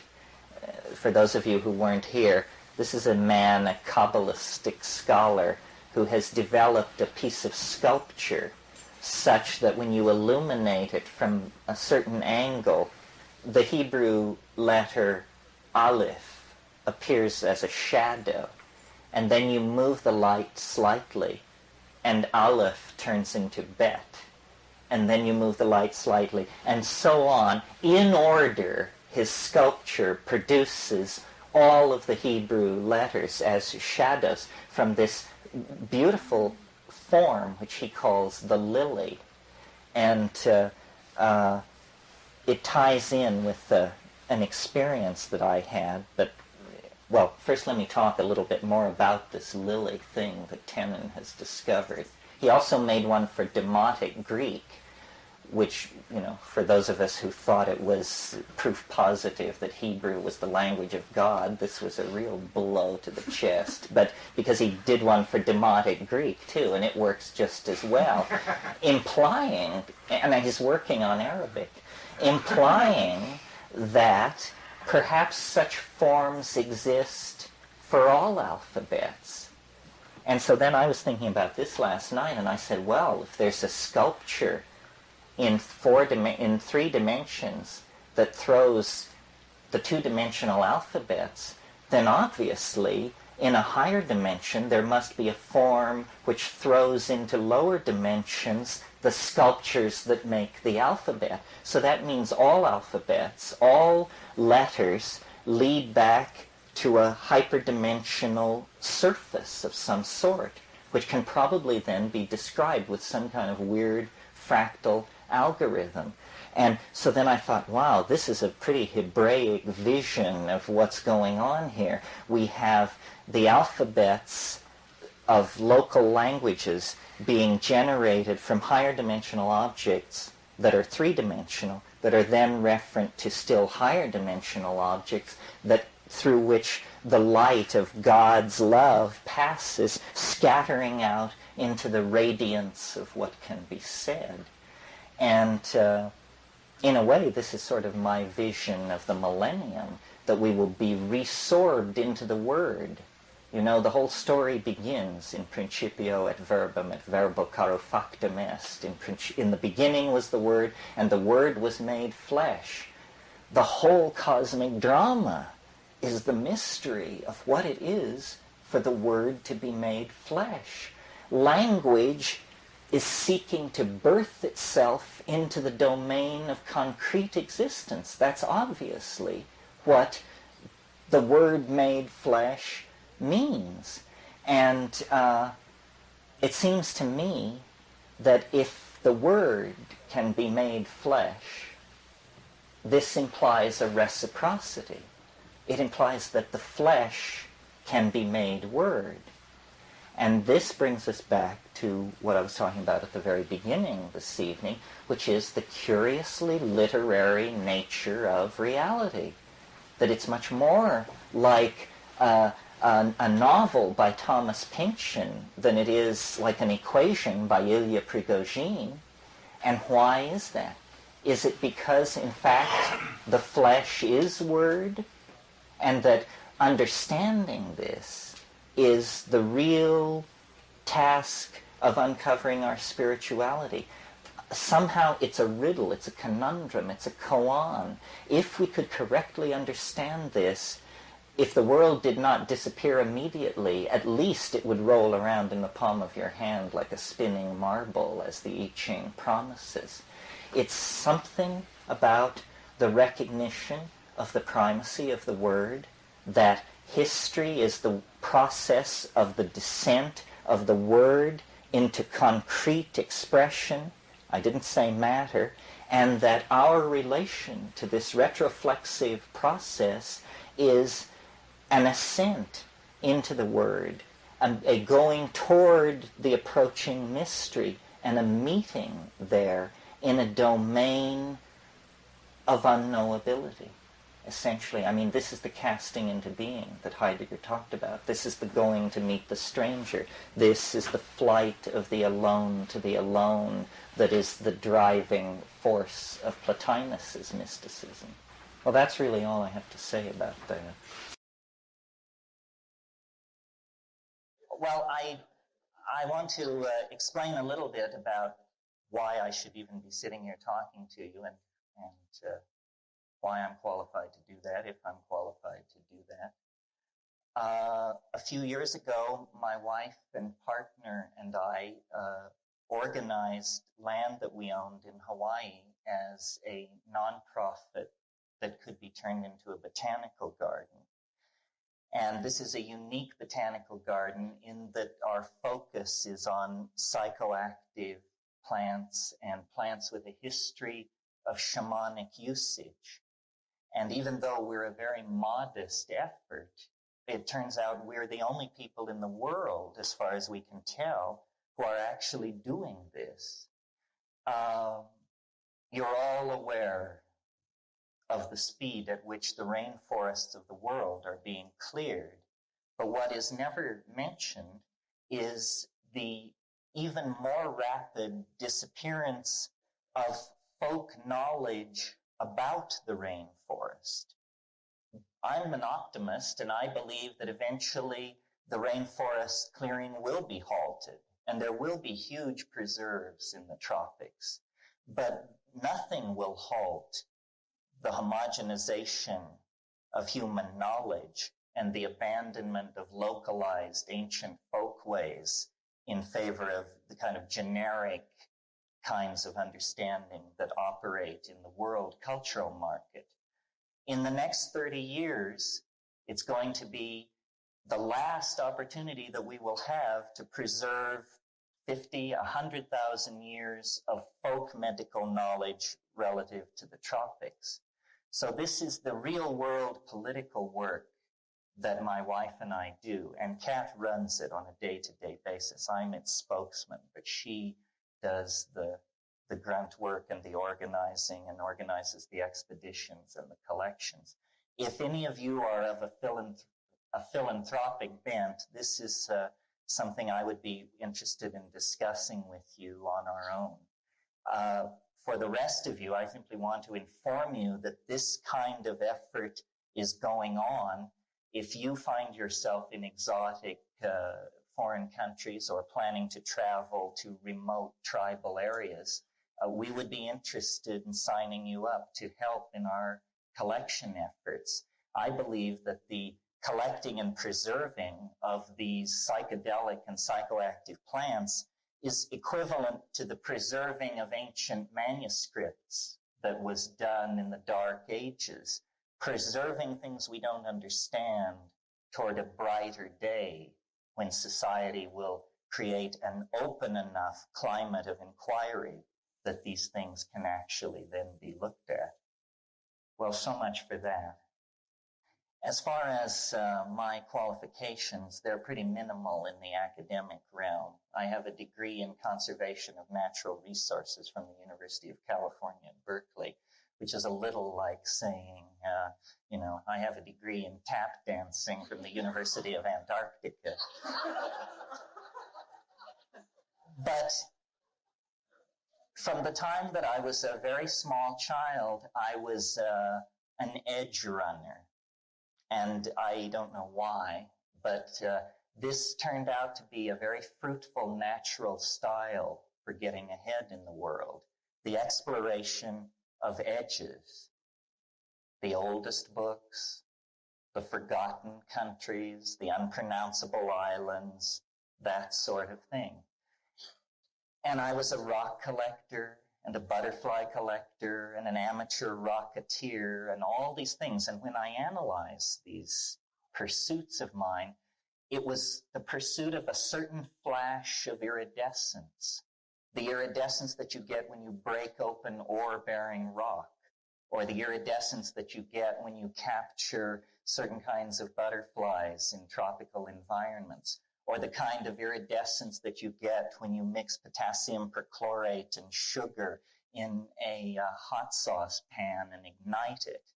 In other words, pushing out at the edge of the permissible, at the edge of the probable, looking for a certain something, a scintilla, a spark, a possibility.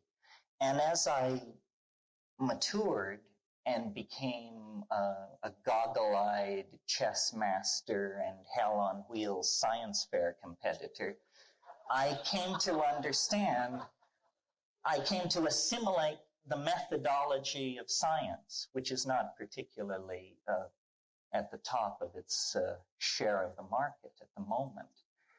But I assimilated that, and I discovered the second part of the method that has been so serviceable to me, which is the good stuff can take pressure. The good stuff doesn't have to be looked at sideways. In other words, if something is real, you can stress it. You can test it. It doesn't require belief. This was for me, a great intellectual watershed.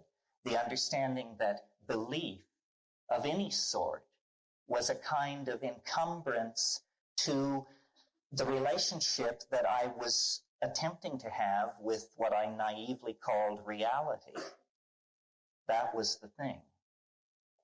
And eventually, this strategy of edge running led me into psychedelics. I had had the good fortune to make my way to the University of California at Berkeley. So I was this was 1965, I was at ground zero of the impending cultural implosion. My good fortune.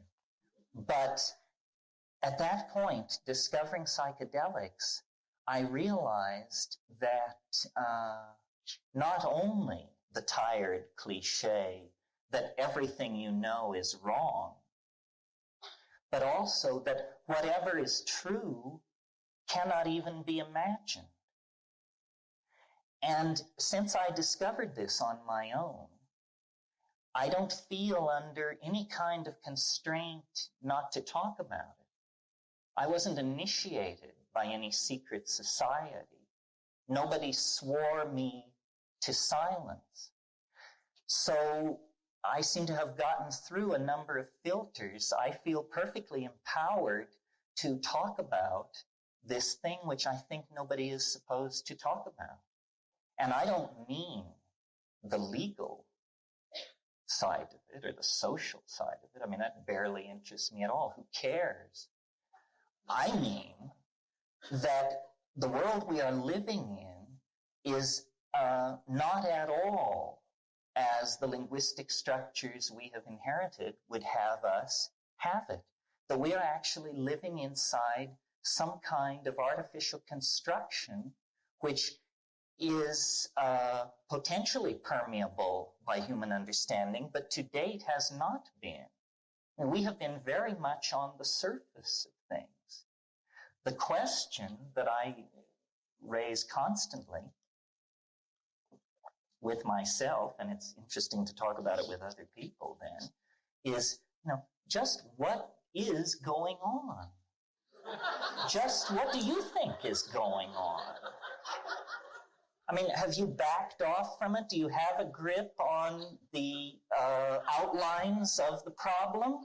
Or are you just sort of adrift inside the context? Because the situation is mighty peculiar, friends.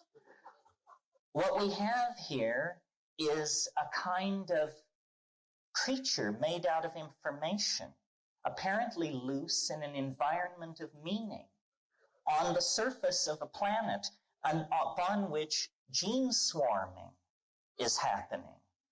And all of these things, gene swarming, self-reflection, production of epigenetic codes like writing and this sort of thing, have no precedent. We don't go out and collect other forms of these things. They all are generated out of us.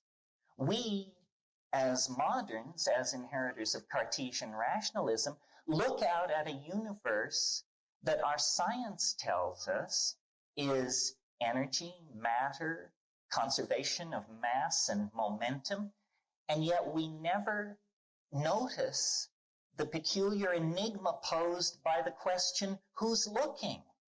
Who's looking?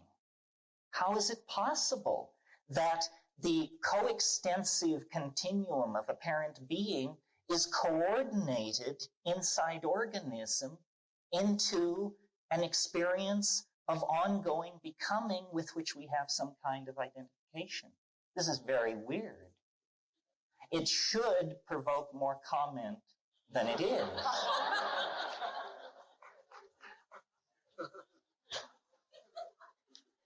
I think it's fairly easy to compress the entire history of philosophy into the process of achieving age 8.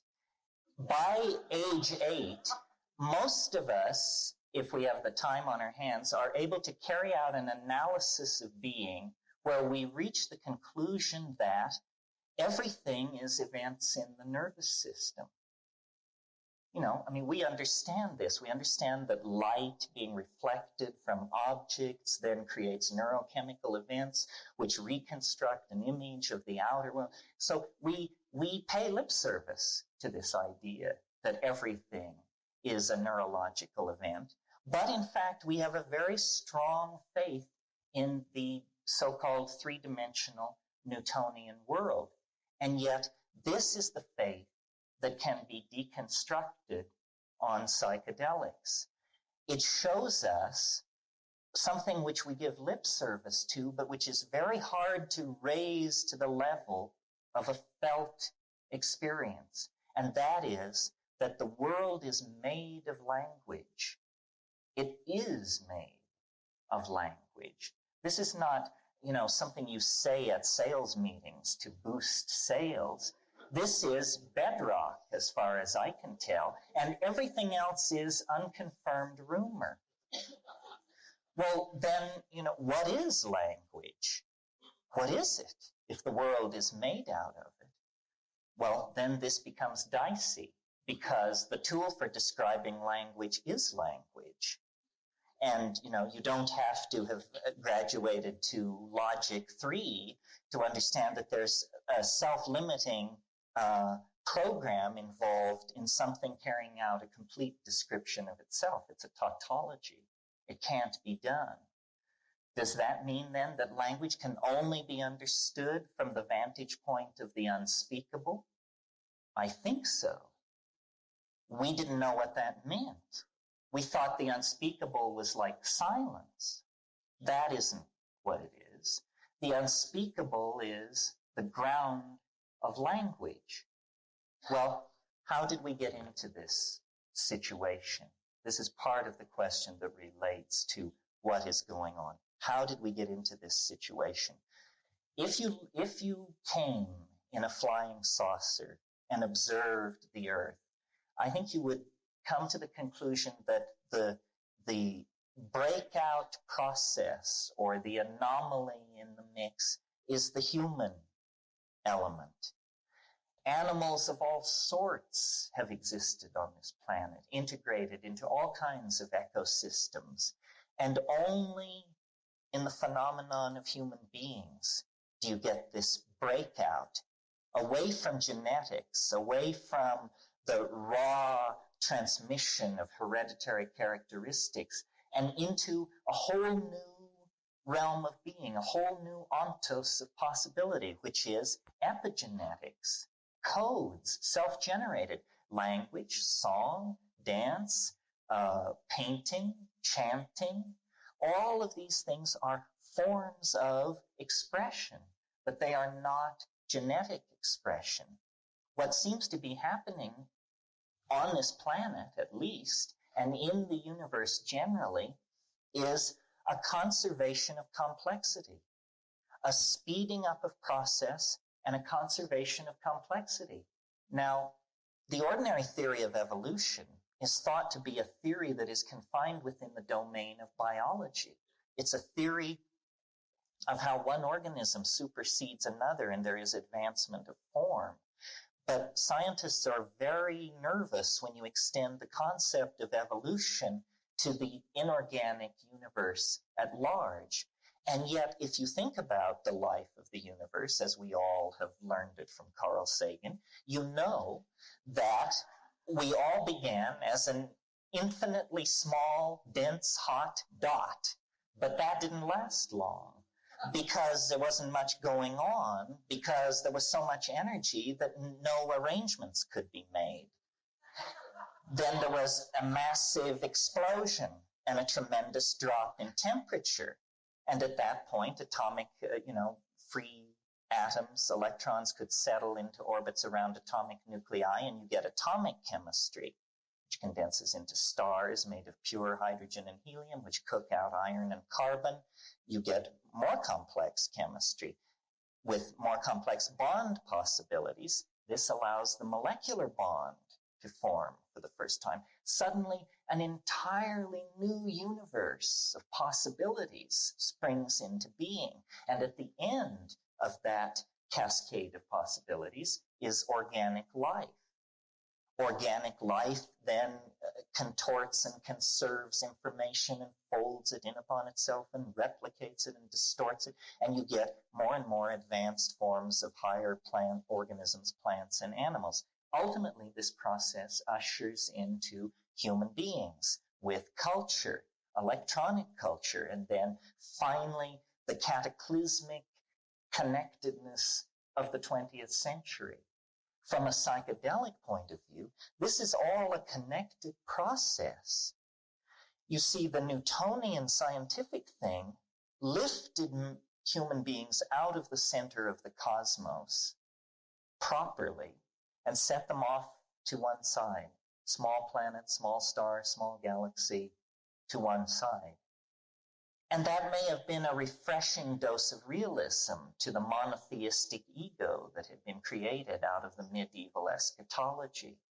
But in a way, it's unsatisfying because the felt presence of experience has a centrality to it. I mean, we do feel that we are important, at least to ourselves.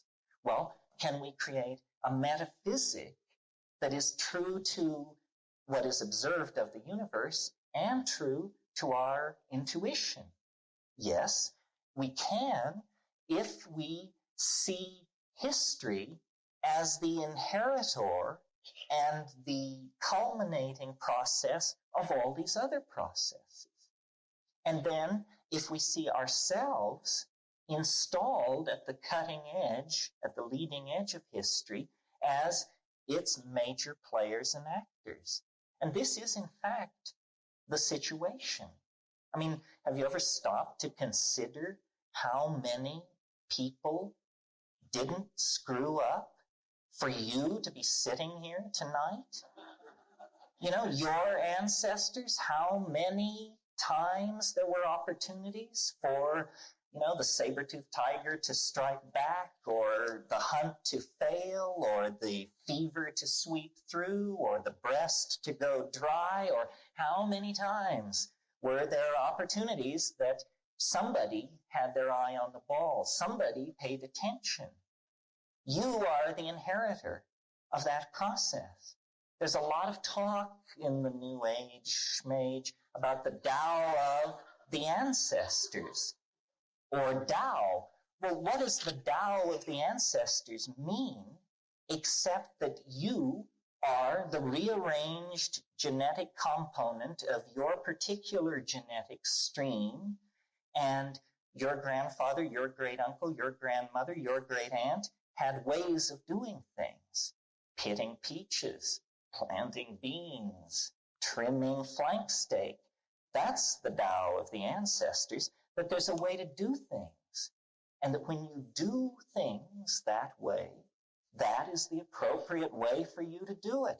And you can tell it's the appropriate way because there is very little energy loss.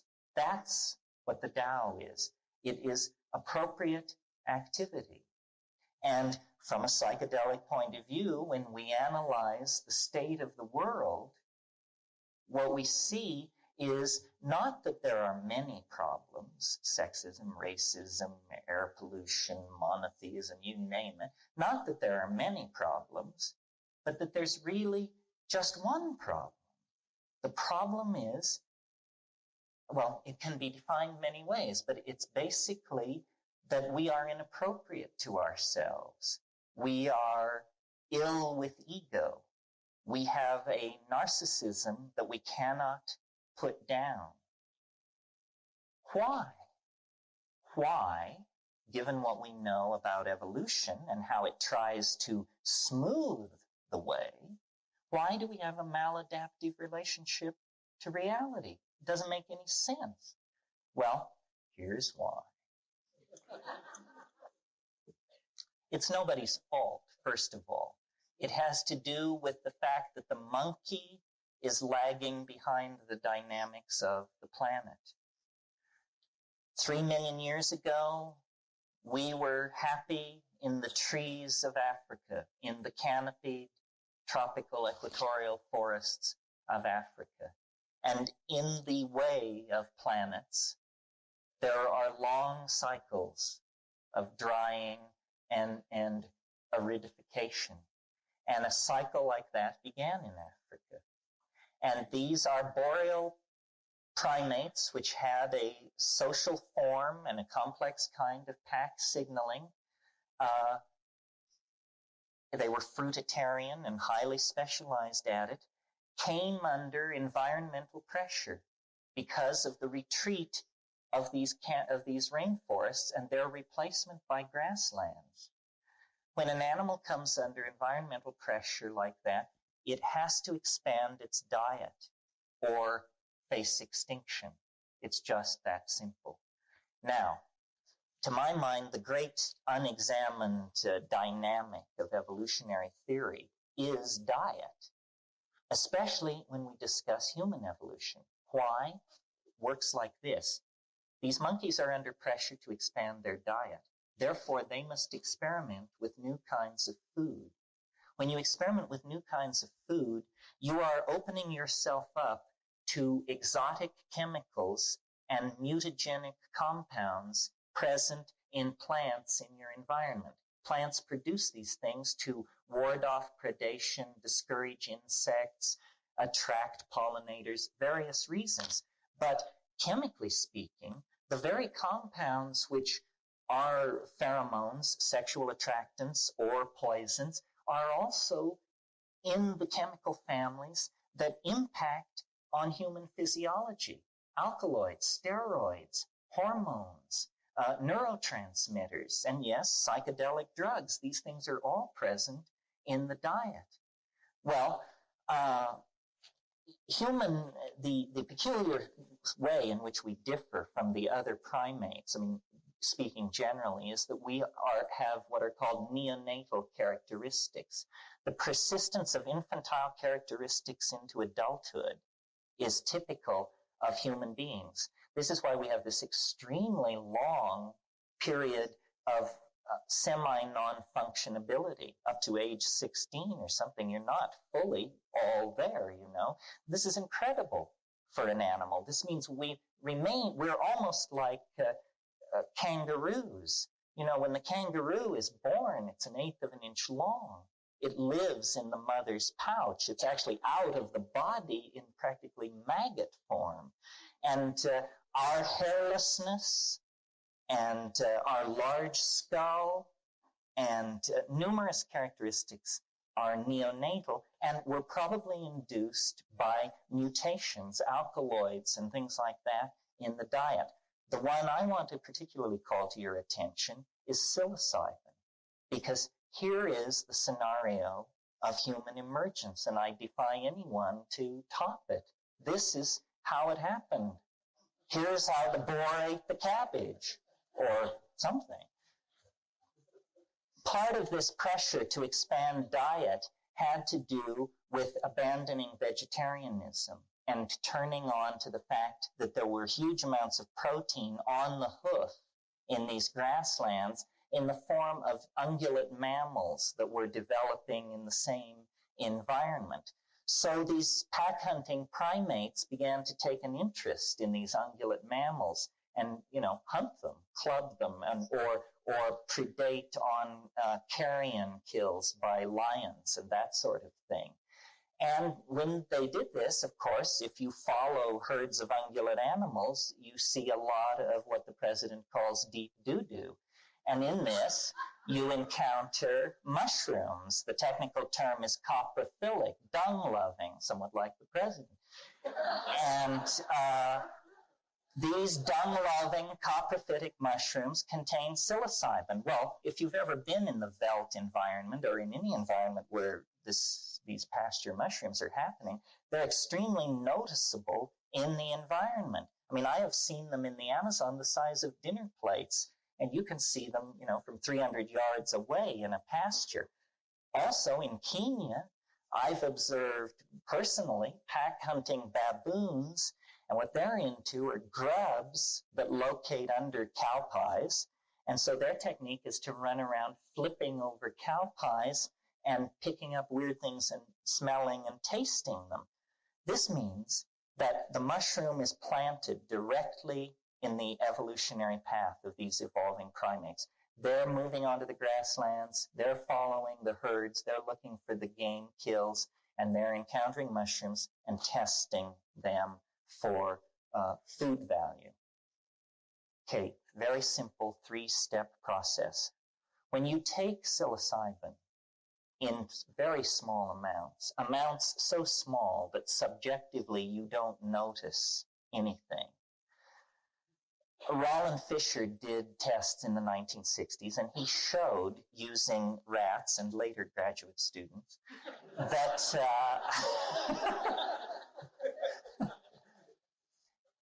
that small amounts of psilocybin actually increase visual acuity. And he gave people eye tests, a particular kind of eye test where there were 2 parallel bars. And by turning a crank out of sight of the test subject, you could deform these bars so they were no longer parallel. And the subject would push a button when they felt the bars had moved out of parallel. No question. The very slightly stoned people could pick this up much faster than an ordinary person. Okay.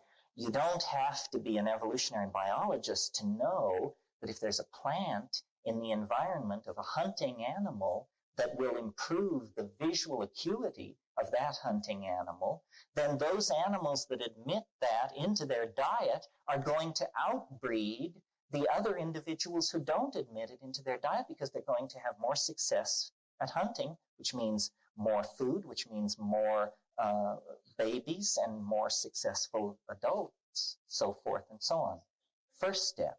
Second step, slightly more psilocybin. Now what happens? Psilocybin is an indole hallucinogen like LSD, ibogaine, so forth, beta-carbolines, DMT. Okay, it's a CNS activator. That means that it is going to cause CNS arousal. Forget CNS. It's going to cause arousal. Forget arousal. That means erection. Okay, so in the mid-range dose on psilocybin, it's causing an interest in sexual activity, increased generalized arousal, but it's an itch you can't scratch, and you usually settle down to getting laid. I mean, this is just how arousal works. Okay, so then, and now what is this doing? It's like an aphrodisiac or something in the food chain of this animal. Well, what is it doing? It's causing more of what primatologists call successful copulations. And these successful copulations are happening in the presence of an increased food source because of the increased visual acuity. So you see what is happening. The factors are beginning to snowball that will favor the outbreeding of the non-mushroom using part of the population. Well, then at still higher levels of psilocybin ingestion, you get the full-blown psychedelic ecstasy, which even we as moderns, with Heidegger and Husserl tucked under our arm, we don't know what the hell's going on. We are as primitive in the face of it as people in the Magdalenian were. So, but it introduces the notion of a transcendent other, a tremendum, a translinguistic reality, the experience of the logos, the unspeakable, in other words, religion. So here's a 3-step process. Increased success in hunting brings increased food supply, which brings increased sexual activity, which brings higher birth rate, which is all happening in the ambiance of this tremendous psychedelic experience. Now, I think that that alone is sufficient to make the case that it must have been indole alkaloids in the early human diet that catapulted us into this extraordinary relationship to language and cognition that we have. But there's more to it than that, because we just have been glossing this thing that we call the psychedelic experience. After all, what is it? Well, then when you try and go into it and say, what is it? I think that a number of issues are coming together that may not have appeared to be related. The hysteria over drugs in our society, the apparent approach of the end of all life as we know it on this planet, and our political wrongheadedness. Well, now, what does all this have to do with a hypothesized relationship of proto-humans to a food source in the velds of Africa 1 million years ago? Well, I just prefer this kind of big picture analysis, that's all. And what I think happened is that if you know anything about monkeys, they are not very pleasant creatures. They have a male dominance hierarchy, what's called an alpha male primate, and he kicks everybody around and keeps the good women for himself and the good food and so forth. And so, as we look at lower primates, it's a fairly discouraging picture. But I believe that shamanism in its heyday was, not the feeble curing of psychological ailments that we grant to shamanism on the borders of the third world today, but that it was a deeper understanding of nature and humanity than we possess right now. And that what the high shamanism of the Paleolithic did was it put us into a quasi-symbiotic relationship with the mind of the earth, if you can grok this. That there is actually a chemical network of communication, that the earth is a living organism, yes, but it's also a reflected, minded organism. And this is beyond what Lovelock and all those people are willing to say. This is not based on science. This is based on the experience of meeting the management on the other side of science. The earth is some kind of conscious intellect, and it is managing itself toward an end. We are embedded in a plan. We are not a breakaway mutation. We are a desperate response to something. And what was going on back there in the high Paleolithic was, on a very regular basis, human beings in this nomadic hunter-gatherer situation were taking mushrooms together as a religious ritual. They were dissolving boundaries. This is what we experience when we take psilocybin. The generalized description of the psychedelic experience is it dissolves boundaries. And the main boundary that it was dissolving, and that it does dissolve, is the ego. Psychedelics are an inoculation against selfishness at the expense of group values. And it is selfishness at the expense of group values that is shoving us toward Armageddon. These pastoralist, mushroom-taking, goddess-worshipping, equilibrium, partnership societies were the solution to the human problem. They had achieved a kind of dynamicis that we can only envy. They were fully minded. Their thoughts were deeper than our thoughts. Their poetry was richer than our poetry. They didn't build things. They didn't have a demonic relationship to matter. Because every new and full moon, they were taking mushrooms and jumping on each other in a big heap. And this was making it impossible to trace male paternity. And so care of children was generalized. It was a group phenomenon. And so then what happened? If it was so wonderful, what the hell happened? Well, again, No blame, no blame.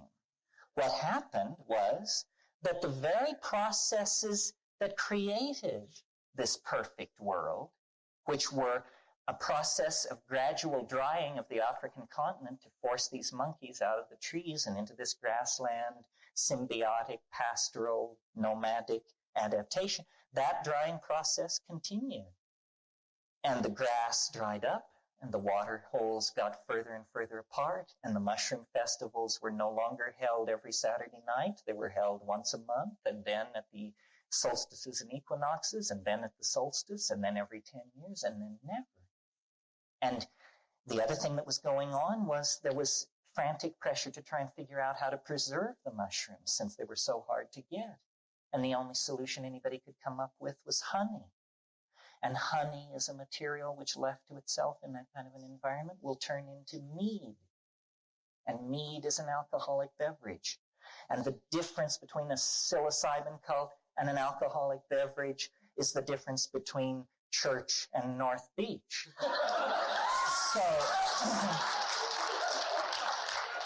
So around 9,500 years ago, it wouldn't work in Africa anymore. It was insupportable. And these people began moving out into the Nile Valley and what is now Palestine. And if you know anything about the archaeology of the Nile, you know that before this, the stratigraphy is basically empty. He slays the cosmic bull. Then he goes to the shaman figure, Enkidu, and against his will, he puts big pressure on Enkidu to go with him into the wilderness, and there they cut down the tree of life. This is what they do. This is what Gilgamesh does. This is the first act of the first man in the first moment of the story of Western civilization, out into the woods to chop down the tree of life. Meanwhile, the Semite, their story is a story of history's first drug bust. This woman finds this plant. The caretaker of the garden has put up signs which say, don't eat this plant.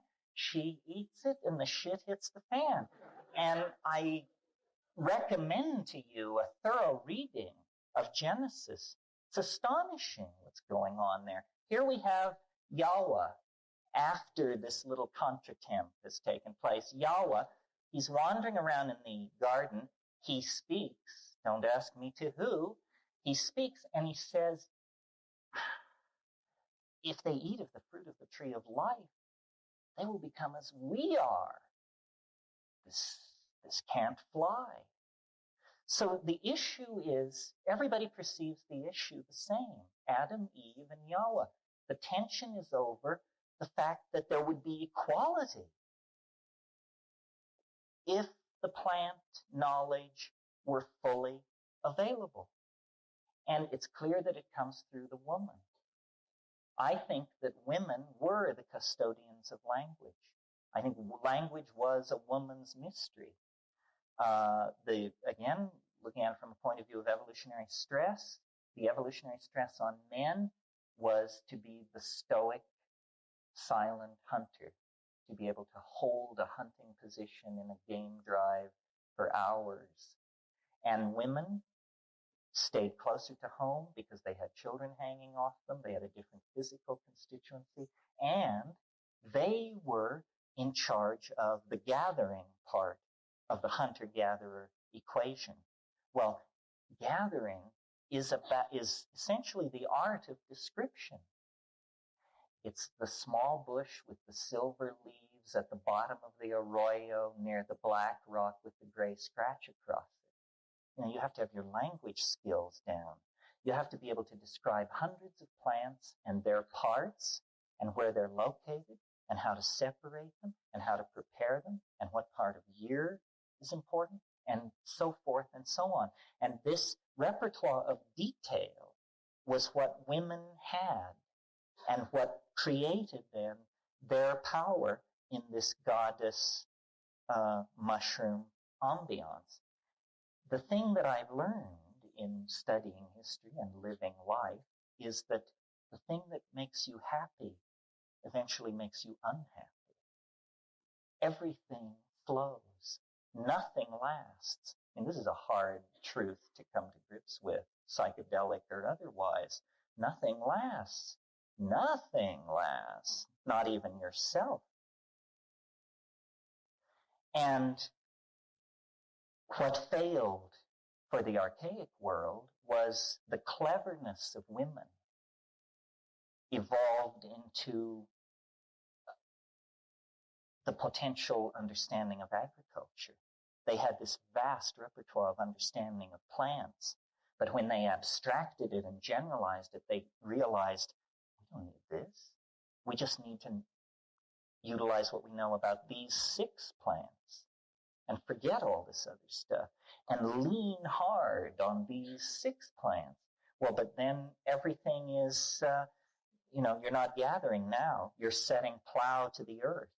You're wounding the earth. And, from there to this moment, it's just the blink of an eye. It's that wonderful camera dissolve in 2001 where the bone is thrown into the air, and as it comes down, it turns into a space station in orbit around the earth.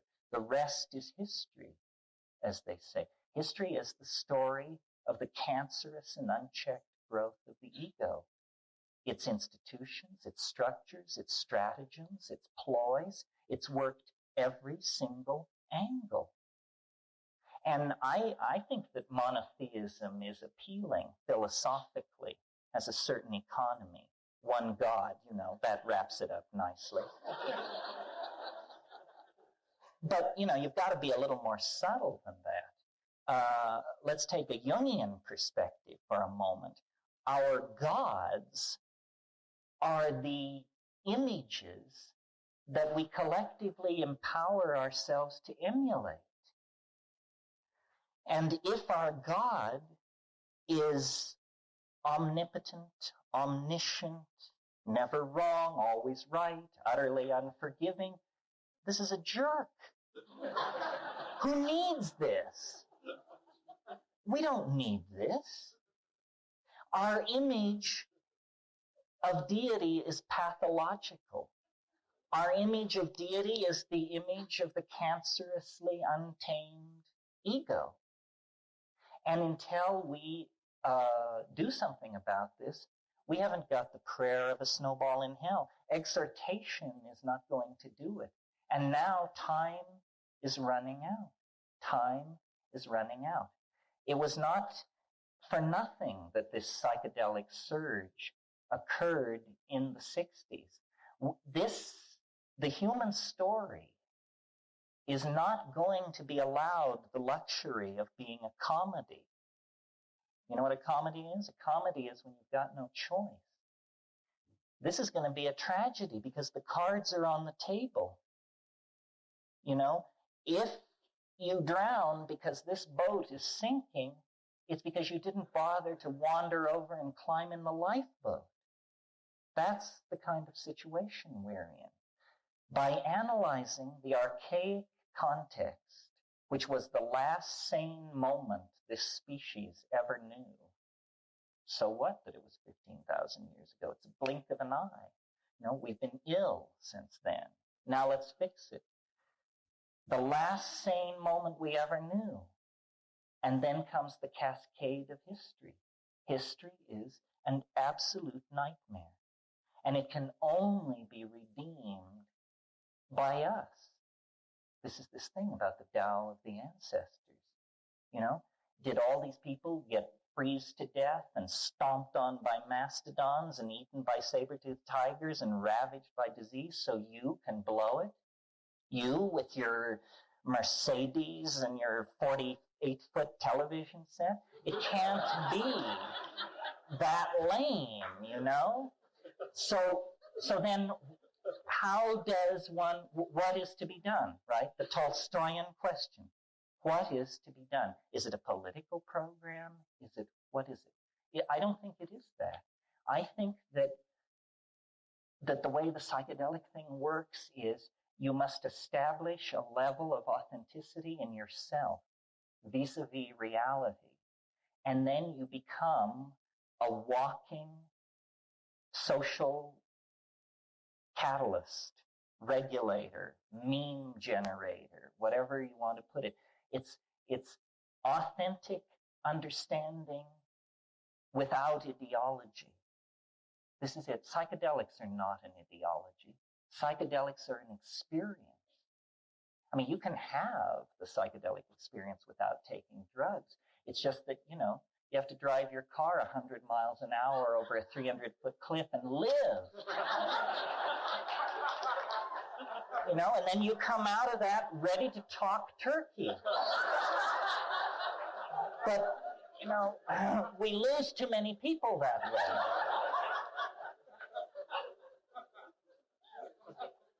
Because you see, what we're in is serious denial. I mean, the capacity of the Western mind for denial of the predicament is just mind-boggling. I mean, here we are calmly discussing. The clock is ticking, and we're sitting on a planet stuffed full of thermonuclear bombs, disease delivery systems, crazo politicians, psychopaths at every organizational level, propaganda machine running wild. And we intellectuals calmly gather to, again, consult Tolstoy, consult this, consult that, try and figure it out. The level of denial is pretty incredible. And, I think we have to go back to the 60s to see why that's the case. It's because we're very much afraid. The issue around psychedelics, both collectively and personally, if you're doing them right, is surrender. If you're doing them right, it scares you to death how much you do. Because you do so much that you lose control. That's the thing. Control is the issue, always and everywhere. And we've got this scene so controlled that, we're on the brink of Armageddon behind control. How can it be very, very carefully deconstructed? Well, I think the first thing is we have to open a pipeline to the logos. We have to reach the goddess mind behind nature. And this means following the classical prescriptions of shamanism. It's true what they say. What the shamans say is truer than anything we can say about them. In other words, it's not that they're putting it through a language filter or that they're epistemologically naive or some horse shit like that. That's not it. It's you who are epistemologically naive. And me.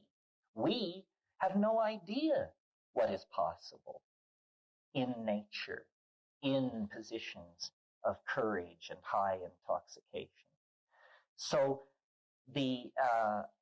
I see the whole 20th century as a very, it's like trying to turn a battleship with an oar. It's very, very slow going. But with Freud and Jung, we get the discovery of the unconscious. I mean, they discover it through a spyglass at 900 yards, but they do announce that it's out there. And then, through surrealism, abstract expressionism, psychedelic drugs, so forth, we are now exploring this domain. The analogous cultural crisis is the late 15th century, the 1490s. Printing was invented in Mainz in 1440. By 1492, the New World had been discovered. It's 1490.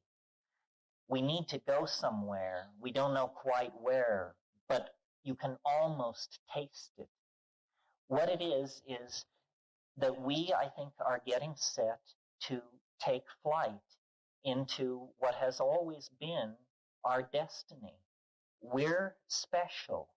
We are not outside the plan, but we're in a loop of the plan that the rest of organic nature is not participating in. We are the hands of the planetary mind. And the technologies that we have assembled are for the purposes of the planetary mind. Surely it must sense the finite nature of the life of the planet and the star itself. We are a kind of strategy for moving energy around. Someone once said, animals are a strategy invented by plants for moving seeds around. Well, I think human beings are a strategy invented by nature for catalyzing natural process. Clearly, the whole planet is being sped up. We are preparing to depart for a dimension which can only be called the imagination. This is what culture is. 8,000 years ago, when we began to crowd into cities and build walls and define everything into grids and mandalas, that was the beginning of the excrescence of mental space. That's what we're living in. These are all ideas. This was just unorganized matter put through the mills and presses of design to create a world that reflects the world that is living on the other side of our foreheads, the world of our imagination. But it has always operated against a background of the laws of physics. You know, the strength of materials, the laws of gravity. You just can't build bridges with spans more than X or skyscrapers taller than Y. But in the imagination, wishes are horses, beggars ride. And this is the cultural dimension that we have a potential to create. I don't think that there's a way to manage this thing back down into the equilibrial pastoralism of 20,000 years ago. We've burned those bridges. It's a real crisis. We will not recognize our grandchildren. The metaphor that gives me hope when I look at the world is the metaphor of birth. That must be what is happening. I mean, if you were suddenly to come around the corner of a building and encounter someone giving birth, the entire ambiance is of crisis, at least, if not alarm. I mean, pain is being felt, blood is being shed, anguish at high volume is being expressed. It's crisis. If you've never seen it, how could you believe that this was an ordinary part of existence scripted into being as a necessary part of its happening at all? It wouldn't take you like that. And yet that's what is happening here. The mother and the child have now reached the moment where they must be parted. If they're not parted, toxemia will set in. This is bad for the child, bad for the mother. I'm not comfortable with this. I don't like this Gnostic thing of leaving the earth behind in any sense, even if we just descend and become the size of grains of salt and live at the center of the earth or something. It still means we're going to leave everything that we know and love and understand behind. But nevertheless, you reach these places in your life. The birth canal is the first one. Leaving home is the next one. And there are many leavings. It's just that this is a big one. We will never be the same. The earth will never be the same. And like the fetus, poised at the head of the birth canal, we don't know where we're going. We really don't see light at the end of the tunnel. And neither does the fetus. This is the surrender issue. It's going to get crazier. They were so relieved when the craziness stopped after October and November and December. But don't be fooled. It was just a hesitation. The craziness is intensifying and intensifying. I believe that the transcendental object that is actually causing the lower dimensional phenomenon, which we call reality, that the transcendental object is coming tangential to the historical continuum. that that's what this is all about. That 100 years from now, the earth will be empty of people. There won't be a one, not a one. I mean, the breeze will move the grasses. We will be gone. Where? Guess. Who knows? Here's hoping. We have to find the door because the place is filling up with shit. It's very simple. And there are many doors.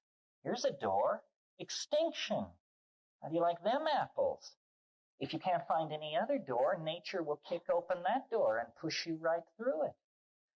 And yet, we possess creativity on a scale undreamed of. We can find a way out. There's no problem. We have the technologies, the money, the resources. We have everything we need except the will. It's a mental quality lacking in us. The will to do it, the will to undertake planetary-sized projects, the will to make a plan that has a 20-year, a 50-year, and a 500-year benchmark. But we are going to have to very quickly cease our infantilism.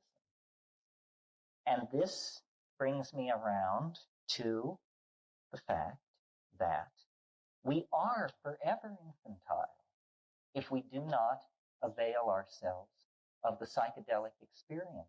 It is on a par with sex. It makes my flesh crawl to imagine someone going from birth to the grave without ever having sex. Fortunately, life is scripted in such a way that few escape this edifying experience, which most, if you question them around age 11, would seek to avoid. Well, the psychedelic experience is not made inevitable, except by death, if you insist on waiting that long. But a mature exploration of life includes it because it shows you who you are. It gives you a conducted tour of the captain's quarters. You may not have even known the captain's quarters existed. Now, how much is your ignorance worth to you? We need to eliminate the unconscious mind. This is really what it comes down to, folks. We cannot, in an era of 30-minute delivery of thermonuclear weapons from anywhere to anywhere, we do not have the luxury of carrying around with us an enraged bull primate. We cannot afford the luxury of the unconscious, the hidden motive, the unexamined drive, the misunderstood acquisition. The only way we can correct our cultural situation is by returning to an archaic style. This is what societies always do when they're slammed to the wall. When the medieval world blew up on itself, they returned to the classic models of Rome and Greece and created classicism. Classicism was created in the 15th century, for God's sake. There hadn't been a Roman around for 1,000 years. When a society gets into trouble, it reaches back. We've got trouble in River City, big trouble. And we have to reach further back, further. Egypt won't do. The Nazis tried that. It won't do. We have to go back to this high archaic shamanism. And it's a hard swallow for individuals and society because we have made illegal this possibility because it is threatening to the dominance of the ego. The ego cannot coexist in the presence of a psychedelic religion or a psychedelic option. To my mind, this is the real issue behind this asinine drug war. We're not going to have an epidemic of heroin addiction or cocaine abuse if they legalize all this trash. That's ridiculous. But we are going to have people experimenting with psychedelics if all drugs are legalized. And that's absolutely terrifying to any establishment. Marxist, George Bush, you name it, anybody who's got a stake in order is appalled at the notion that someone would examine the understructure and undercarriage of the social engine. They're not interested in that. That's what has to be done. We need a thorough revisioning of reality, a thorough recommitment to a revitalization of religion based on experience, not on the cant of priests, but on an experience. And, there's all kinds of stuff in the spiritual marketplace, yoga and spirulina diets and colored lights and this. This is all, as far as I'm concerned, malarkey. I mean, these things do things. They move you around, altered states. My God, there are thousands of altered states. That's not what we're talking about. We're talking about, simultaneously shitting white with tears of joy streaming down your face because of the intensity of the proximity of the mystery. And it's not difficult. It merely requires courage. Whoever went into the ashram with their knees knocking with terror over what the next yoga session would bring? I mean, give me a break. We're talking about the real thing, and you know what the real thing is. And it is assimilated by an act of courage and an act of responsibility and an act of understanding.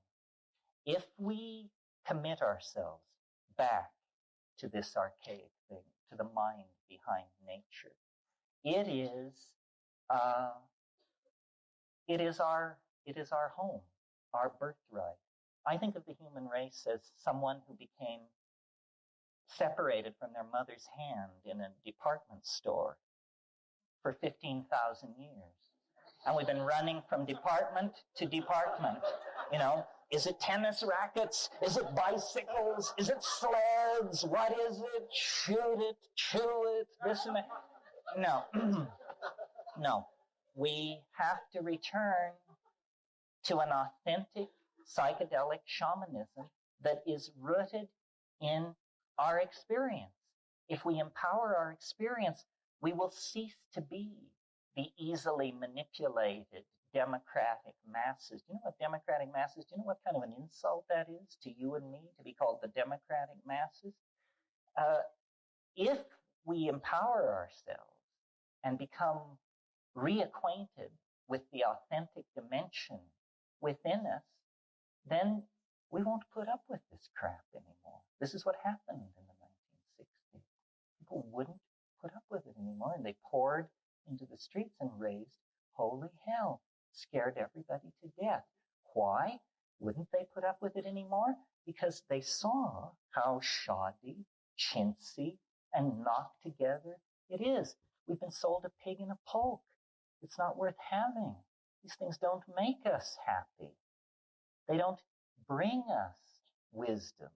They don't give us depth. It's an infantile, insulting, ridiculous society, except that it's holding a gun to the head of every living thing on this planet. Shamanism, with courage and commitment, is, as far as I can see, the last best hope of mankind. Otherwise, there is no hope. In other words, I'm not saying this is easy, or now you've heard me say this, so we're going to save the world. No, I give us a 1 chance in 50. But this is the only game in town. Helmut Kohl isn't going to do it. Not Gorby. Nobody. Those guys are caught in their own definition. Nothing changes people like psychedelics. And changing people is what we've got to do, ourselves and other people, fast. Thank you very much.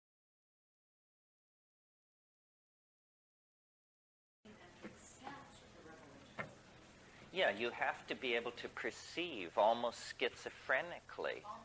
You have to see. You have to see. We were talking, his name has been bandied about this weekend, Philip K. Dick. What happened to Phil was that the resonance became stronger than the reality, or it became equal in strength, so that he, by squinting, he could see, 2nd century Rome. Everybody changed into people wearing togas and speaking demotic Greek and everything. Well, that was the resonance of where he was at. But when the resonance comes forward with such strength that the foreground is displaced, they have a name for that. Buggo. And, you got to watch that. On the other hand, if you can control it, it's a source of great richness and inner amusement. Just to see, somebody comes scrambling up who needs their book signed, and you notice that, who you've got in front of you is Charlie Chaplin or Adolf Hitler or some, everyone has these people inside them, and they come and go on the surface. I mean, you aren't who you think you are. You aren't even who you think you aren't. It's very, very tricky, yeah. All cultures are embedded in this culture. On this island, you can find Amazonian Indians, you can find Sufi saints, you can find Satanists, it's all here, probably within walking distance of where we're sitting. Synchronicity, coincidence, all that stuff is very peculiar. I remember, this will be the last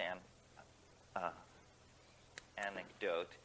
I was in a restaurant a few years ago in Malibu with a bunch of Hollywood people, and there was this woman there, this French woman, and she wasn't terribly hip, but she had been introduced by somebody to my shtick, and so we were all there, and she said,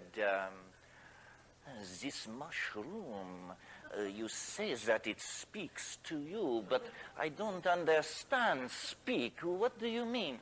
And I said, well, it can take on various persona.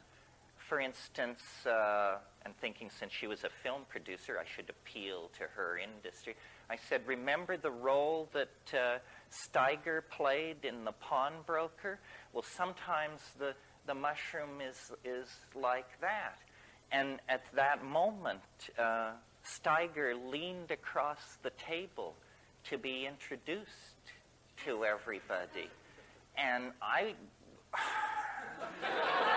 so then we all shook hands with Rod Steiger. He went back to his table, and Ralph Abraham, who had been sitting across from this French woman and I, watching this whole thing, leaned over and said to me, you see, Terence, it's just the mushroom's way of showing you that it can reach out and touch you anywhere.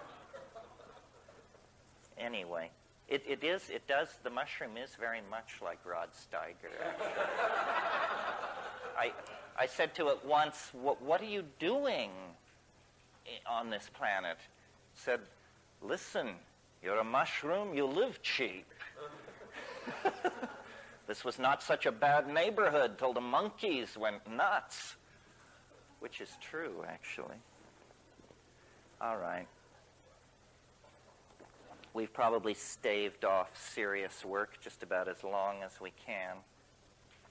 Unless someone insists. No. Okay.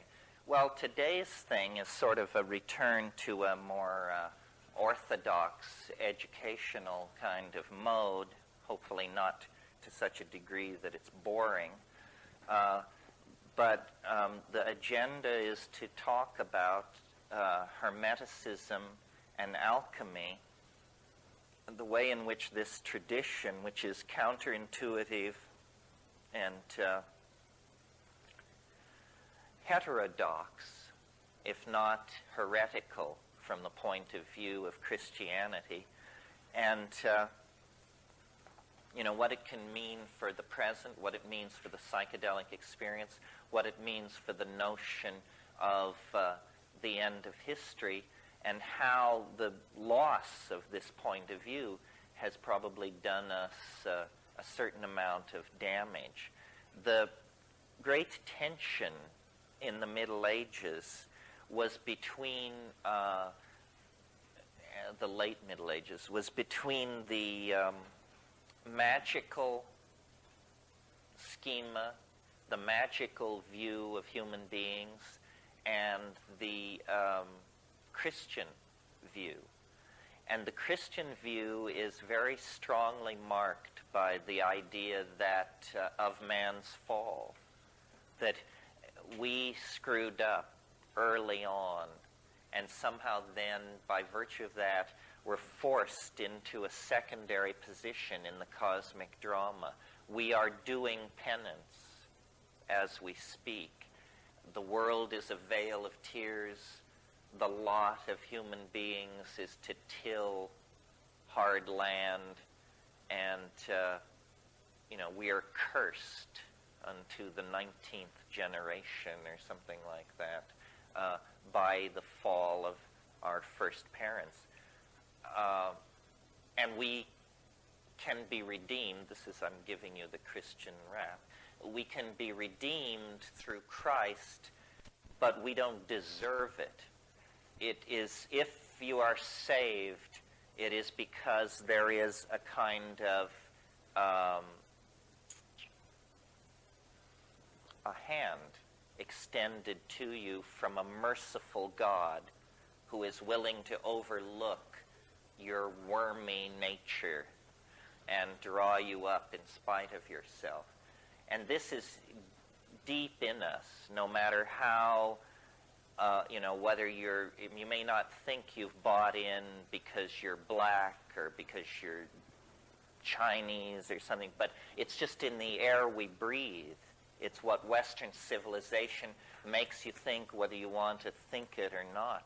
Even if you don't come out of these traditions, for us, the concept of that you've got to pay your dues, that's what it comes down to. The idea that human beings are co-partners with deity in the project of being.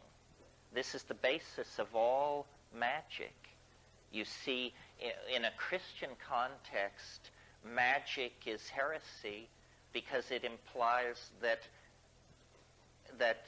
man can command God to act. In other words, that in some strange way, the magician compels nature to behave as the magician desires. In Hermeticism, it isn't so much put in terms of compel, but the idea is that humanity, human beings, men and women of great spiritual accomplishment are co-partners in the project of being, and that God, as it were, stepped off the stage of creation with it only 90% completed, and the rest is left in the hands of his brother. The Hermetica actually refers to humanity as the brother of God. So it's a completely different attitude toward being human. It's an empowering attitude. With power comes the potential to abuse power, because you're no longer a worm. You remember that image in Jonathan Edwards' sermon, Sinners in the Hands of an Angry God, where he says you're like a worm suspended over an abyss, held there only by the love of a merciful God, implying that if he weren't a merciful God, he'd just let go of your thread and you'd go down the tubes. In the Hermetic magical view, human beings are not tainted by original sin. And no ideology is without the potential of abuse. The Hermetic attitude in the Renaissance was summed up in a single aphorism by the great Renaissance Platonist Marcello Ficino. And what he said was, and I have to, there's no sexism in all of this. You just have to realize these guys were primitive types and they hadn't confronted the political issues we've confronted. So when they say man, they mean humanity. The Renaissance magical attitude is summed up in Ficino's aphorism, man is the measure of all things. And this is a double-edged sword, because in a single affirmation, you cast off the guilt trip. You cast off the view of ourselves as a flawed creature. But when you say man is the measure of all things, I mean, you could be the chairman of the board of Louisiana Pacific or Dow Chemical. I mean, this is approximately their attitude. In other words, it ain't rainforests, it's not the life of the earth, it's none of that malarkey. We are to be the measure of all things. So it has to be tempered. We'll probably end up talking a bit here about the pathological expression of the Hermetic position, which is called Faustianism. And Faustianism is where you have unbridled ego, unbridled faith in the intellect, so that you proceed forward without self-doubt. If you haven't read Faust recently, it's a surprising read. First of all, it's very funny. It's hilarious. It's funnier than any of Shakespeare's plays, I think. And the way it ends is the guy dedicates himself to land reclamation and the draining of swamps to build low-cost housing for poor people. I mean, people don't know this. They're caught up in the images of the center of the story where, magical power is running rampant. But Faust's final conclusion is that he should do some good work for the least of society and give up these Promethean and Titanic dreams of the mastery of power. Well, a little bit of history about this Hermetic ideal. It's an interesting story in the light of our discussion of time yesterday. Western civilization, in a way, can be thought of as an accumulated series of misunderstandings. And one of the most severe of these misunderstandings has to do with this whole business of Hermeticism. The Renaissance really believed that Hermes Trismegistus was a great teacher of antiquity who preceded Moses, who was in time older than Moses. And they had what they called the Prisci Theologica, the three theologians, and they were Hermes Trismegistus, Moses, and Orpheus, in that order. And the reason that I say Western civilization is built on a series of misunderstandings is because they got it all wrong about Hermes Trismegistus. And there was great confusion and unhappiness in the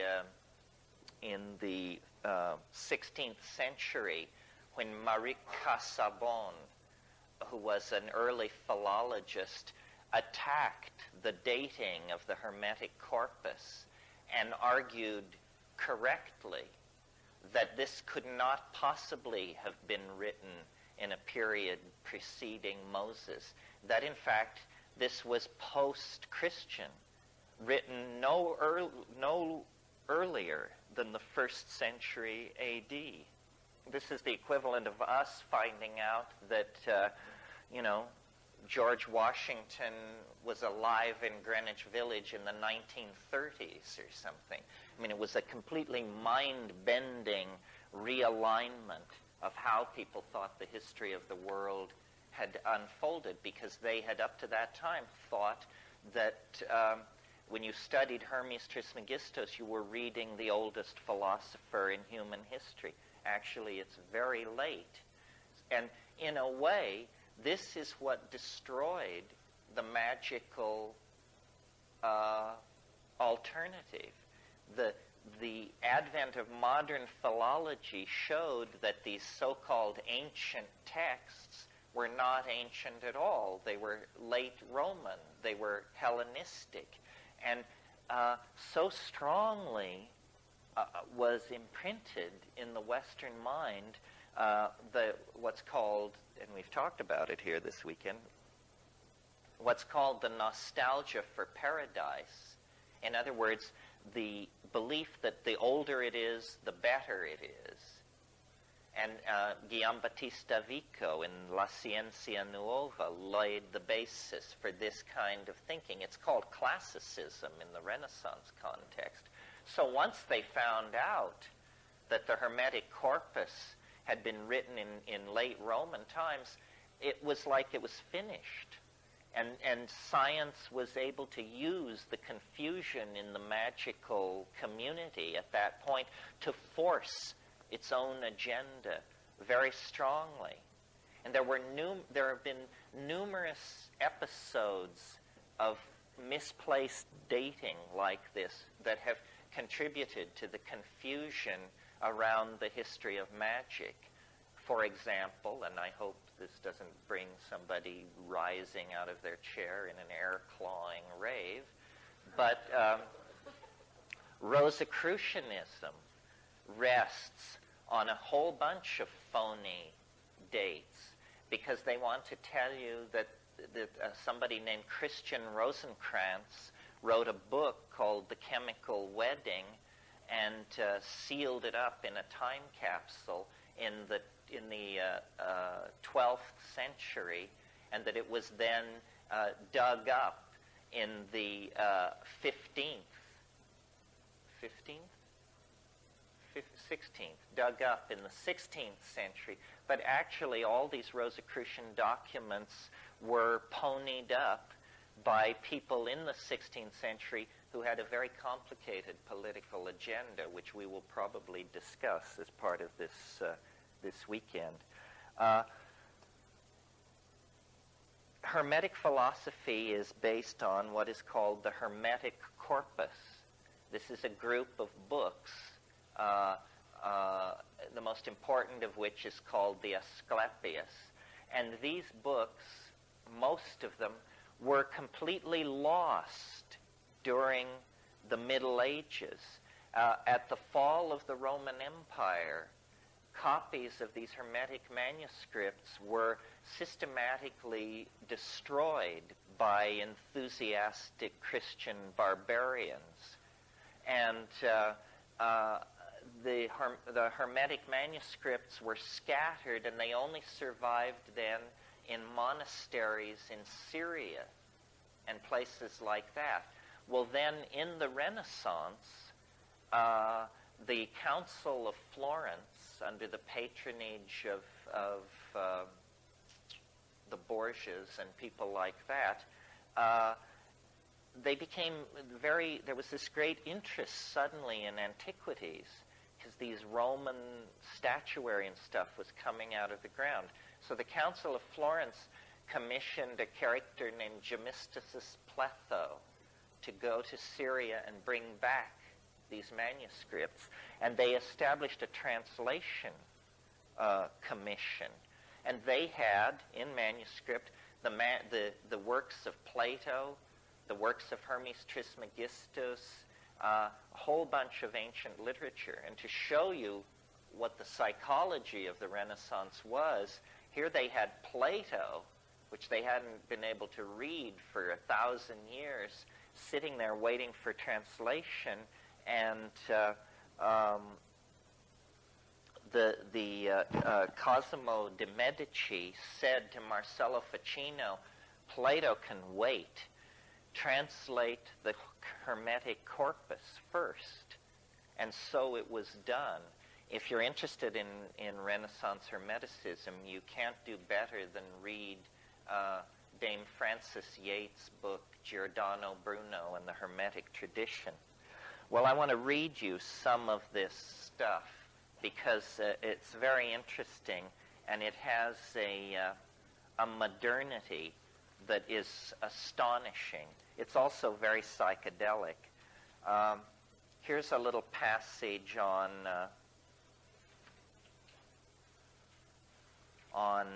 the imagination. I'm reading from Book 9 of the Corpus Hermeticum in the Scott translation. This is a 4-volume set. I only brought the texts and translation volume, but if you read Greek, it's all here. If you don't, it's all here in English. But this will just give you a feeling for the approach. If then you do not make yourself equal to God, you cannot apprehend God, for like is known by like. Leap clear of all that is corporeal, and make yourself to a like expanse with that greatness which is beyond all measure. Rise above all time, and become eternal. Then you will apprehend God. Think that for you too nothing is impossible. Deem that you too are immortal, and that you are able to grasp all things in your thought, to know every craft and every science. Find your home in the haunts of every living creature. Make yourself higher than all heights and lower than all depths. Bring together in yourself all opposites of quality, heat and cold, dryness and fluidity. Think that you are everywhere at once, on land, at sea, in heaven. Think that you are not yet begotten, that you are in the womb, that you are young, that you are old, that you have died, that you are in the world beyond the grave. Grasp in your thought all this at once, all times and places, all substances and qualities and magnitudes together. Then you can apprehend God. But if you shut up your soul in your body and abase yourself and say, I know nothing, I can do nothing, I am afraid of earth and sea, I cannot mount to heaven, I know not what I was, nor what I shall be, then what have you to do with God? Your thought can grasp nothing beautiful and good if you cleave to the body and are evil. Interesting. Very different from the humble yourself, hard labor, spun wool and watery beer approach of medieval Christianity. Here's an amazing passage. People like to think people thought the world was flat until the Renaissance. This is an incredible psychedelic image of outer space that is 2nd century A.D. Would that it were possible for you to grow wings and soar into the air. Poised between earth and heaven, you might see the solid earth, the fluid sea and the streaming rivers, the wandering air, the penetrating fire, the courses of the stars, and the swiftness of the movement with which heaven encompasses all. What happiness were that, my son, to see all these borne along with one impulse, and to behold him who is unmoved, moving in all that moves, and him who is hidden, made manifest through his works. And it goes on and on. It's very readable. It's very literary. It's highly poetic. It's a celebration of nature.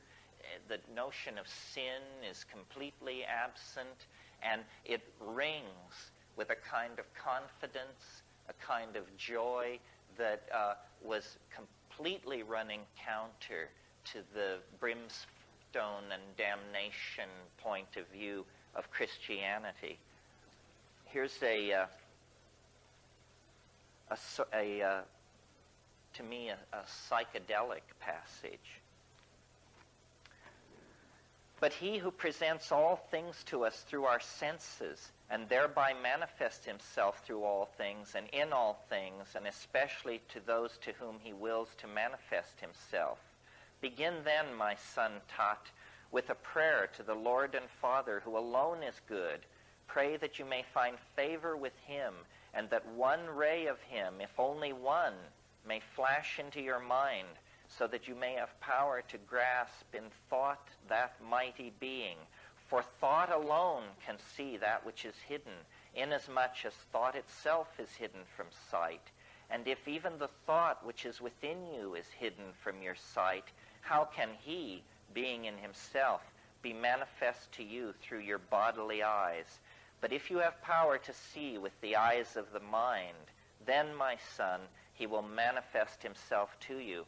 For the Lord manifests himself ungrudgingly through all the universe, and you can behold God's image with your eyes and lay hold on it with your hands. If you wish to see him, think on the sun, think on the course of the moon, think on the order of the stars.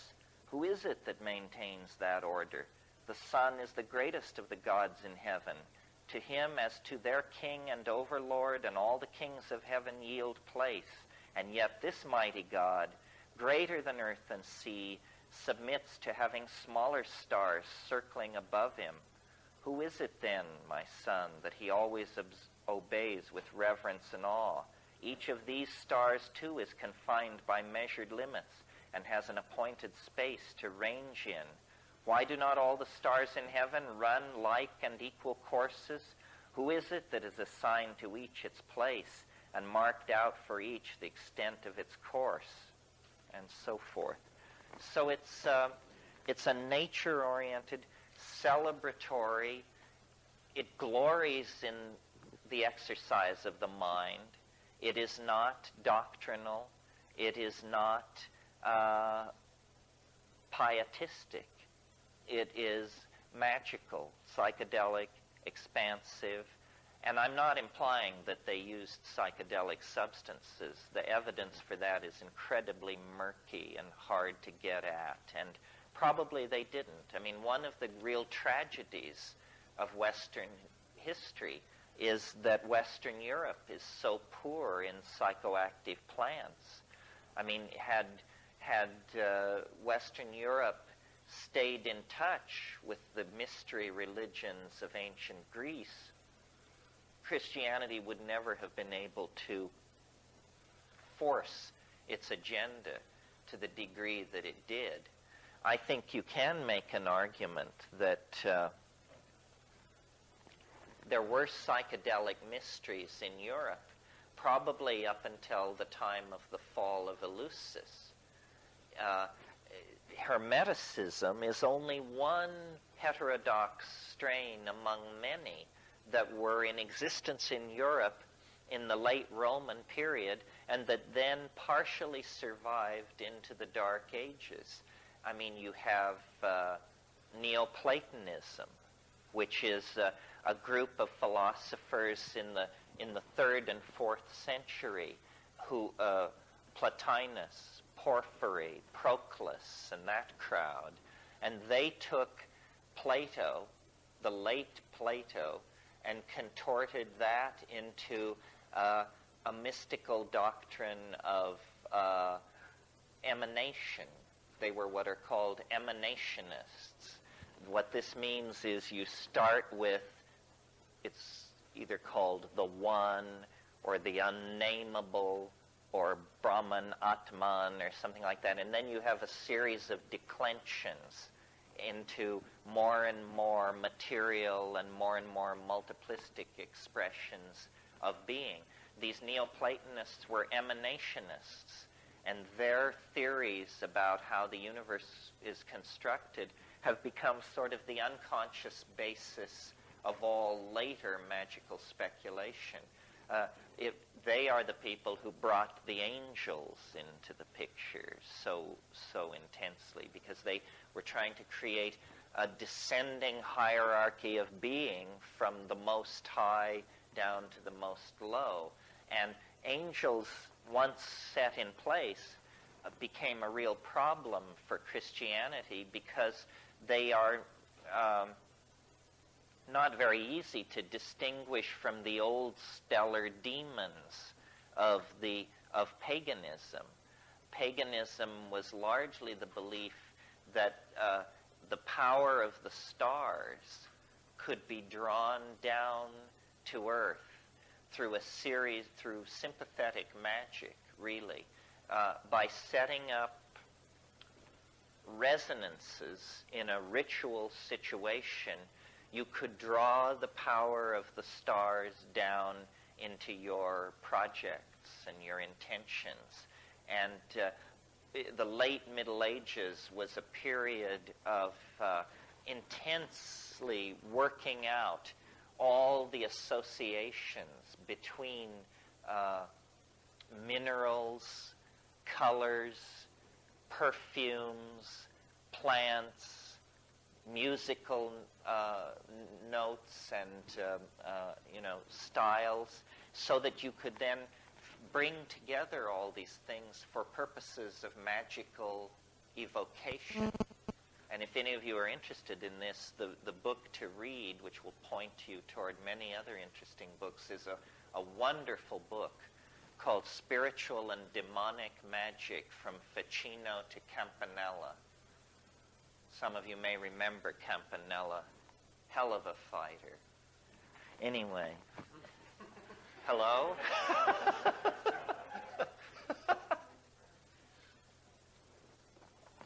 And in the Renaissance, over a period of about 3 generations, this became a real problem, because what starts out as angel magic ends up as out-and-out demonic conjuration. Something which I've noticed my 14-year-old son has an incredibly unhealthy interest in, which I did as well at his age. I hope it's not the family curse coming back.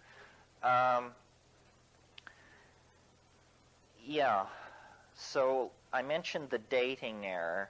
It was Lactantius, who was one of the fathers of the early church, one of the patristic writers. That's that generation of theologians that followed Christ, who canonized the Christian religion. And he placed Hermes Trismegistus as older than Moses, older than Pythagoras, older than Plato. And then it wasn't until Marie Casaubon corrected that problem. See, we forget how the really transformative breakthrough that was represented for Western Europe by the recovery of all of this ancient literature. It had been completely lost. And also a misimpression that probably needs correcting is, I think most people who are not schooled in Western history think that the further back in time, the more quote-unquote superstitious people were. This isn't actually the case. It isn't a case of the further back in time you go, the more belief in demons, magical conjuration, and stuff like that you get. The 10th, 11th, and 12th centuries in Europe were periods of remarkable piety and intellectual cohesion. Of course, it was also some kind of a fascist nightmare. That's how they achieved it. They had stamped out paganism. They had pushed heresy and heterodox thinking to the very distant frontiers of the empire, of the Holy Roman Empire. And people were not superstitious, and people were not obsessed with horoscopes and conjuration and this sort of thing. Where that all began was where it reached its culmination is in the 16th century. The 16th century, the 1500s, it was the most magical, obsessed century in the last 10. And alchemy and conjuration and talismanic magic and sympathetic magic, all of these things flourished really not as a throwback, but as a kind of prelude to modern science. modern science is an incredibly demonic enterprise. And we will see, as we discuss this stuff, that in a curious and rarely discussed way, the program, the agenda of magical dissidents in Europe have been entirely achieved by the forces of what we call modernity. It's simply that it has been done in an entirely secular metaphor. I mean, if you take even the trivial belief about alchemists, that they were concerned with changing lead into gold. And of course, that isn't what it was about, but there were plenty of con artists running around on the periphery of these deeper scenes who were claiming they could change lead into gold. Well, in the 20th century, we routinely change lead to gold. You do it with neutron bombardment in particle accelerators. And of course, it costs far more to do it than the worth of the gold that you get out. But that really wasn't the point, was it? It was to prove that it could be done. The dreams of creating the homunculus are dreams that dovetail directly into the aspirations of modern biology, genetics, so forth and so on. The great chain of being of Aristotle is animated, given a dimension of motion, and lo and behold, it becomes the Darwin-Wallace theory of evolution. Merciliade talks about this, about how all the alchemical dreams of the 15th and 16th century have been brought to fruition in the 20th century, but again, in the absence of magical rhetoric, but certainly in a spirit of magical and Faustian recklessness, for sure. I mean, this is scientists, they claim such a devotion to truth that decency must never stand in the way because they serve a higher God than human values. They serve the golem of the truth in some weird way that makes the truth okay, even if it kills you. I studied philosophy from Paul Feyerabend, and he used to say at the beginning of his Epistemology 101 course, I will teach you to recognize the truth, and I will teach you to ask the question, what's so great about it? So now you've got the truth, so what's so great about it? It was 1460 when these manuscripts were brought to Florence. And Cosimo de' Medici immediately ordered Ficino to abandon his work on Plato, and the Pymander, which was one of these books, it was the only one which existed in Europe, even in partial form during the Dark Ages. Cosimo died in 1464, but the translation project went forward, and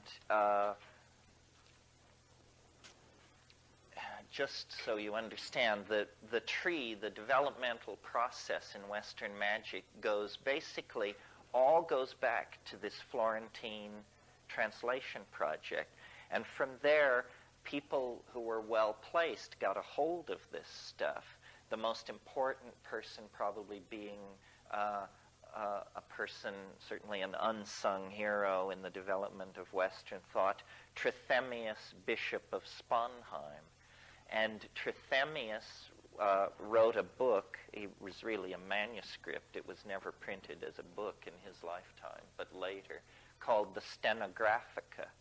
And in it, he put forth many of these magical doctrines and also encryption methods for code making and breaking so that this stuff could be circulated under the eyes of the clergy without causing a problem. And then the development of Western magic splits into two strains. The Bruno strain, Giordano Bruno. I understand he's running for President of the United States this year. Giordano Bruno and his school, he was a Franciscan monk who ended up being burned at the stake.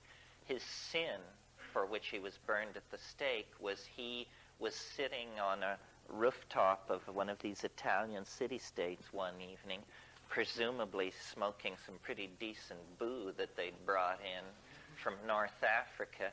And he was looking at the stars, and it occurred to him, these things are suns. These little points of light are like the sun.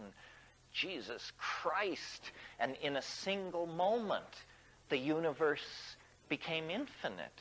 And he said, if these are suns, and he just, his mind was boggled, literally. I mean, can you imagine inside the medieval worldview where they have these concentric shells of angels and demons and all this? Suddenly, this guy gets it in a single moment, and he sees that the universe is infinite, and he begins to say so.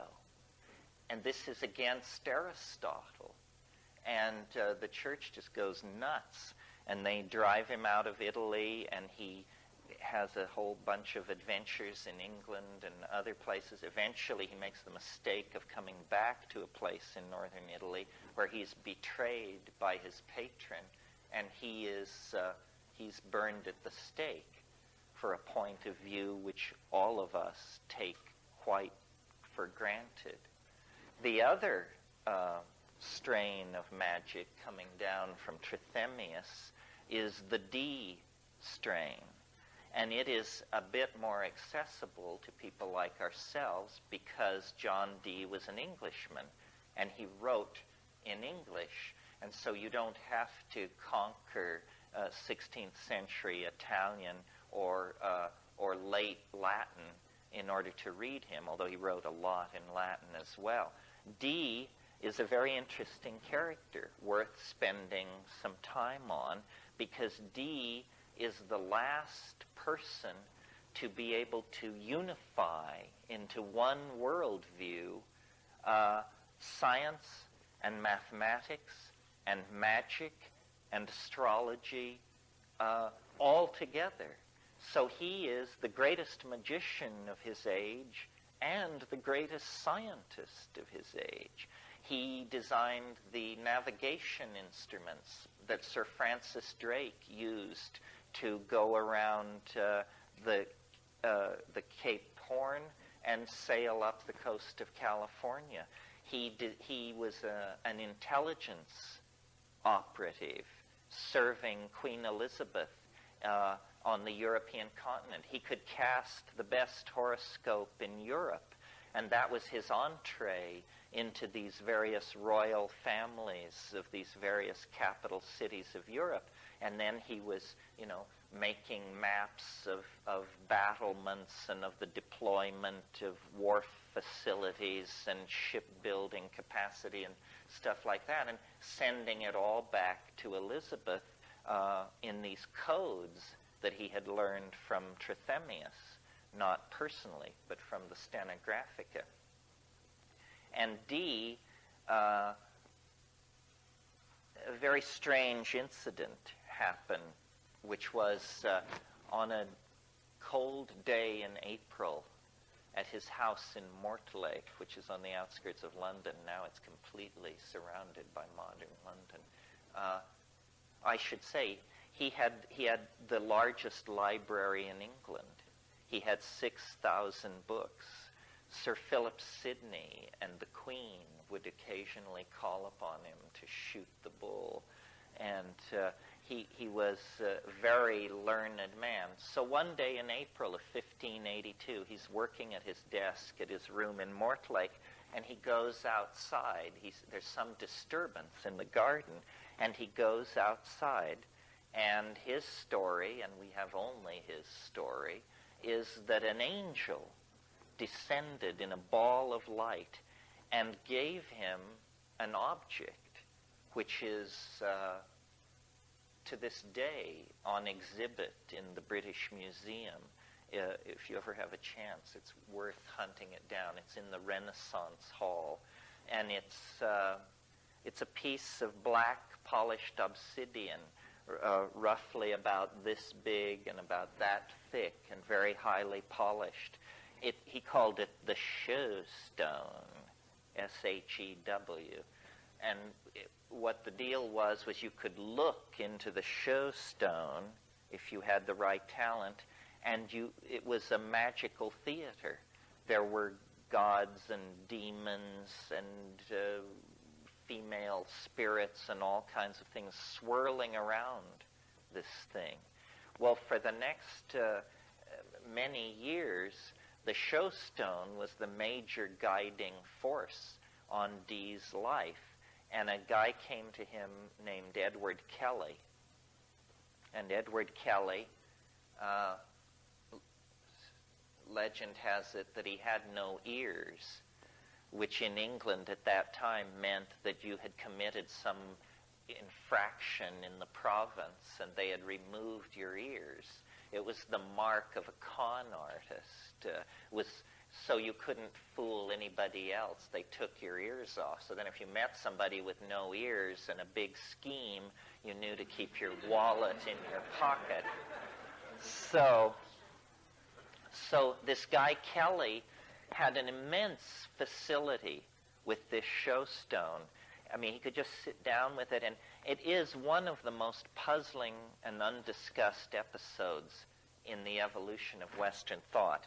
The straight people just say, whoa, this is a bunch of crap, this guy Kelly. First of all, Dee was married to a much younger woman named Ann Dee, and at one point in the 10 years or so that Dee and Kelly were together, the angels of the show stone gave very explicit instructions.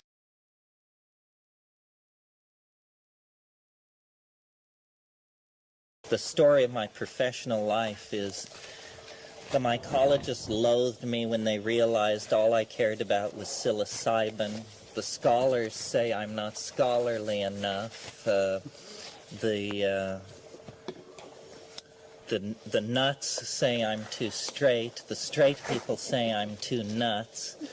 And so it all goes many different ways.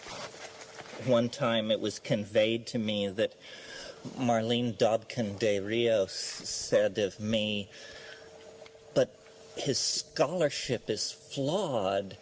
And I just roared. It reminded me of the unclear on the concept kind of cartoon. It's not really about that. What there was interest in discussing, and it's only, perhaps, or somewhat marginal to all of this, but fun to talk about, is the magical phlegms that Sparrow mentioned. This is well, here's the background information. They're persistent in the Amazon. Well, as you know, a lot of magic which goes on in the Amazon has to do with the sending of a magical object into the body of an enemy or a person who is made sick. And then the shamans suck these objects out. And invariably, if you're a particularly positivist chucklehead, the question arises for you, is it real? Meaning, can we put it on display in a museum?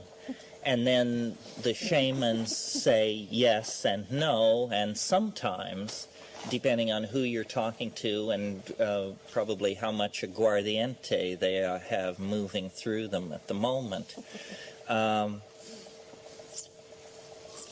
Persistent is the idea that these ayahuasqueros vomit or produce out of their bodies some kind of substance, a magical substance that is the basis of their witchcraft.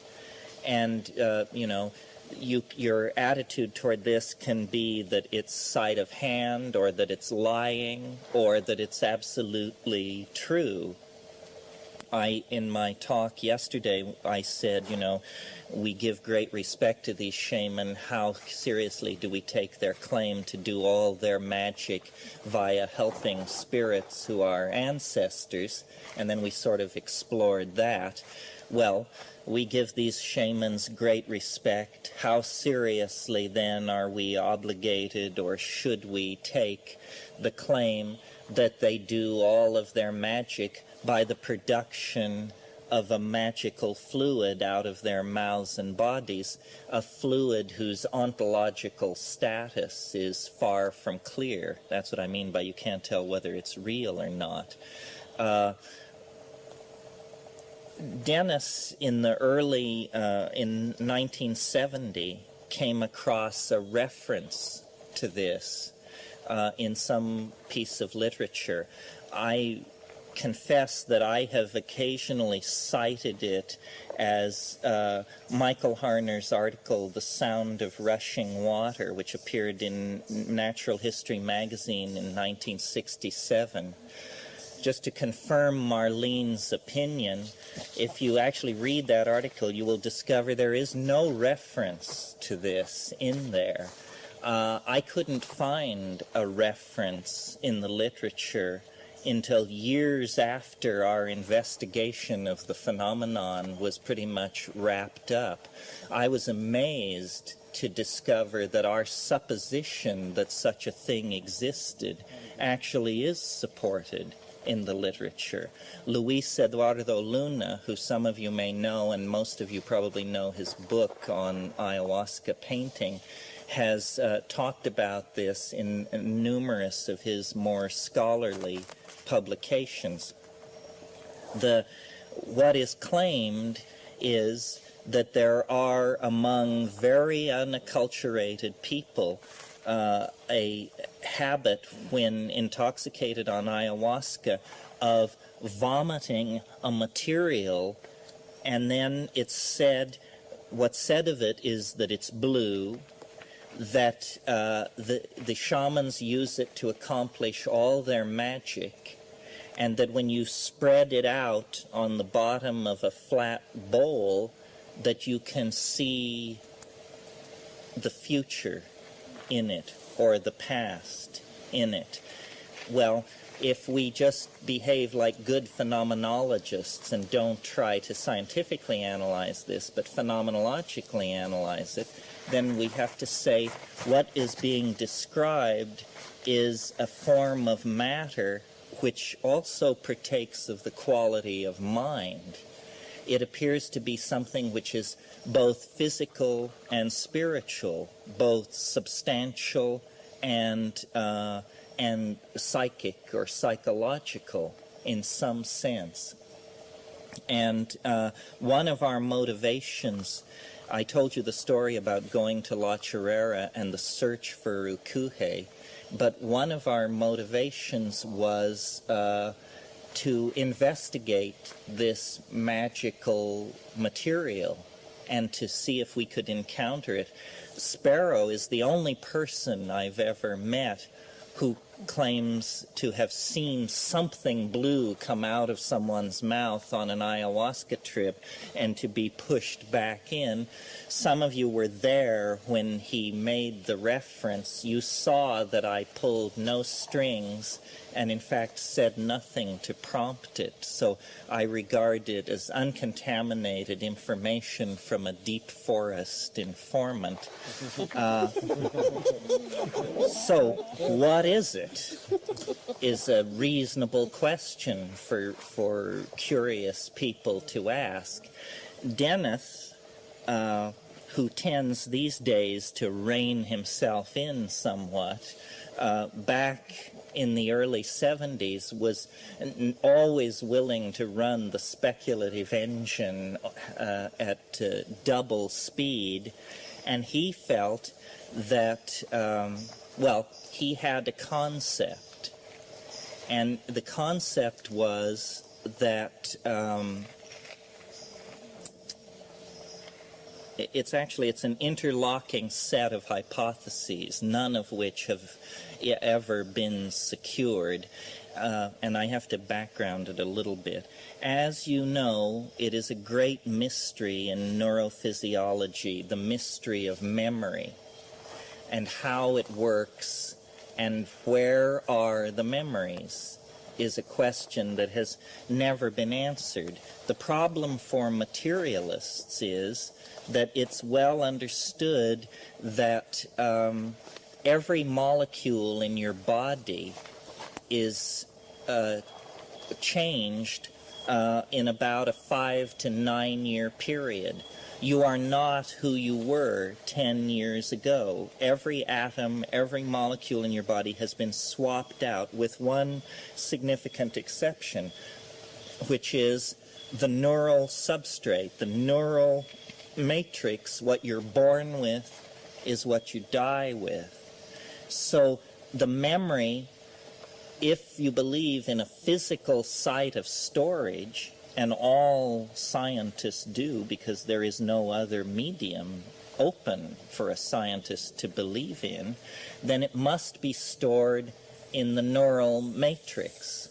Well, so then you try to create a hypothesis of a mechanism for this memory storage and recovery. Now, this raises another complex issue, which is, and I'm moving at lightning speed here, the issue of the nature of information in biological systems. As you all know, organisms are created and maintained by DNA. And I assume everybody understands how DNA works. I mean, it's just something you learn in high school biology courses.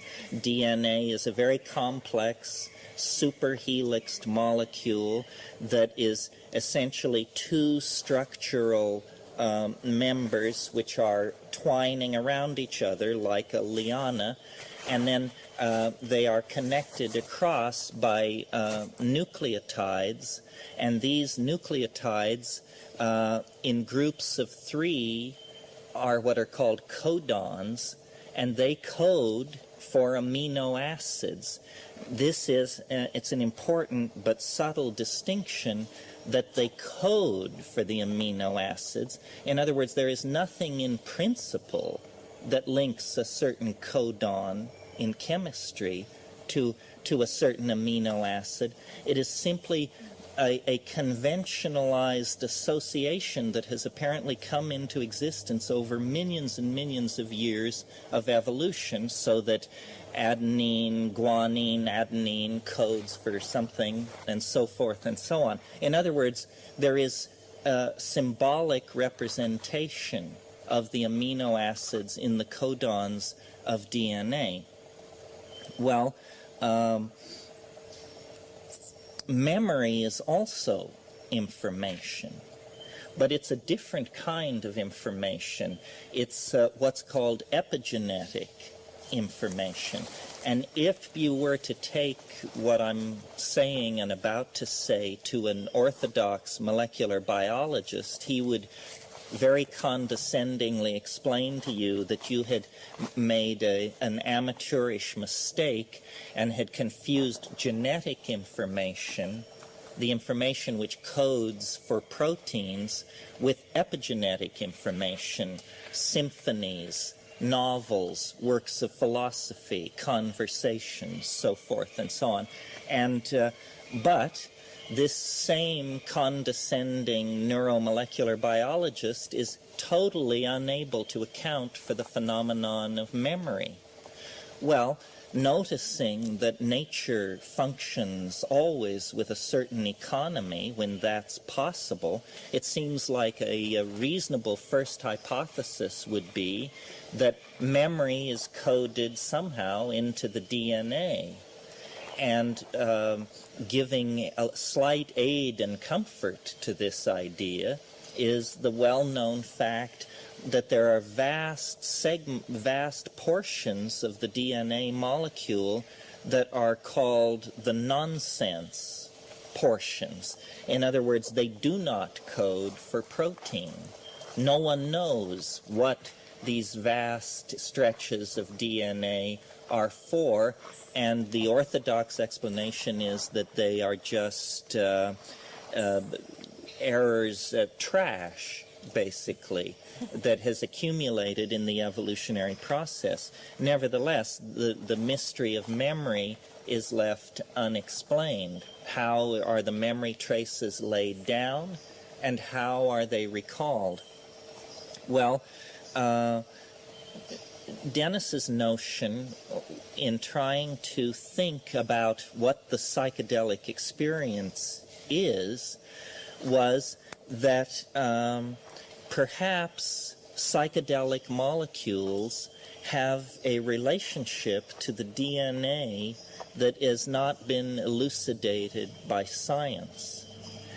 And in his favor is the fact that many of these psychedelic molecules, especially the ones most near and dear to us, such as psilocybin, harmine, harmaline, DMT, are what are called planar molecules. In other words, if we could explode a molecule of harmine up to the size of a bathtub, what we would have is a flat structure. The two benzene rings associated with the pentexyl group in the middle, and it is of the correct dimension, coincidentally enough, that a harmine molecule could in fact fit into a DNA molecule between the nucleotide pairs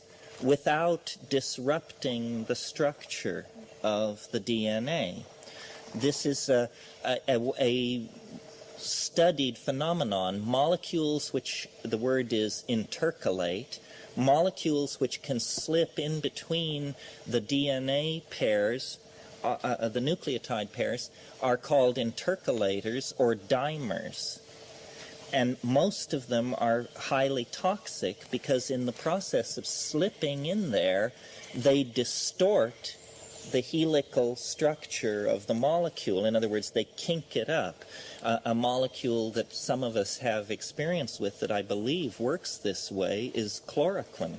Chloroquine, this is why I say, it's a heavy drug. It messes with your genetic machinery. It's actually getting in there. And usually these molecules are used in vitro work with DNA because they can be used as markers. You can take a radioactive dimer and it will intercalate into DNA, and then you can perform certain operations and measurements. But it was shown in, I believe, 1966 by the chemists Yielding and Sturglantz that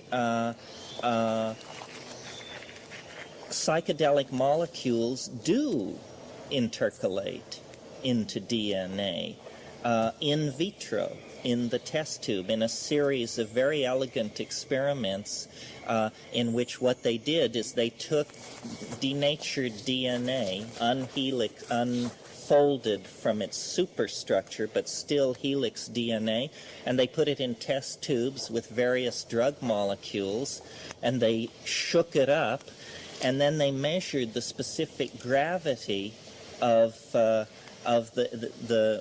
molecular complex that resulted, and they showed that the specific gravity had increased by a number which was always divisible by the molecular weight of the drug molecule.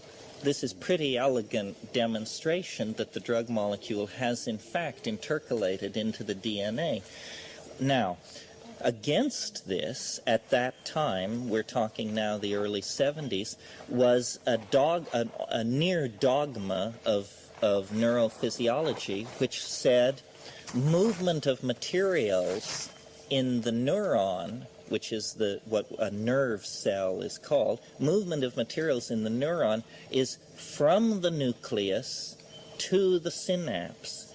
You all recall that the synapse is where these drug molecules do their work because there are lock and key relationships, and they shift the well, it's not known, either the steric configuration or the electrical activity of the synapse.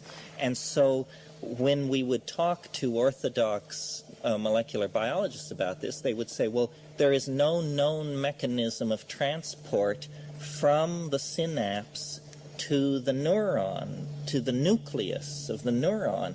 And if you're hypothesizing that memory is somehow stored in the DNA, then somehow experiences which affect the synapse have to, there has to be some conveyance of this change of state at the synaptic cleft back to the nucleus in the neuron. And these nerve cells are very elongated structures. The axon is can be several millimeters in length. In some cases, like in the squid axon, it's quite large, over a centimeter, I think.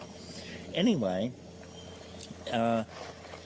now giving aid and comfort to our side is the fact that in the early 80s, 10 years after the experiment at La Chorrera, a new intracellular process was discovered called axioplasmic transport.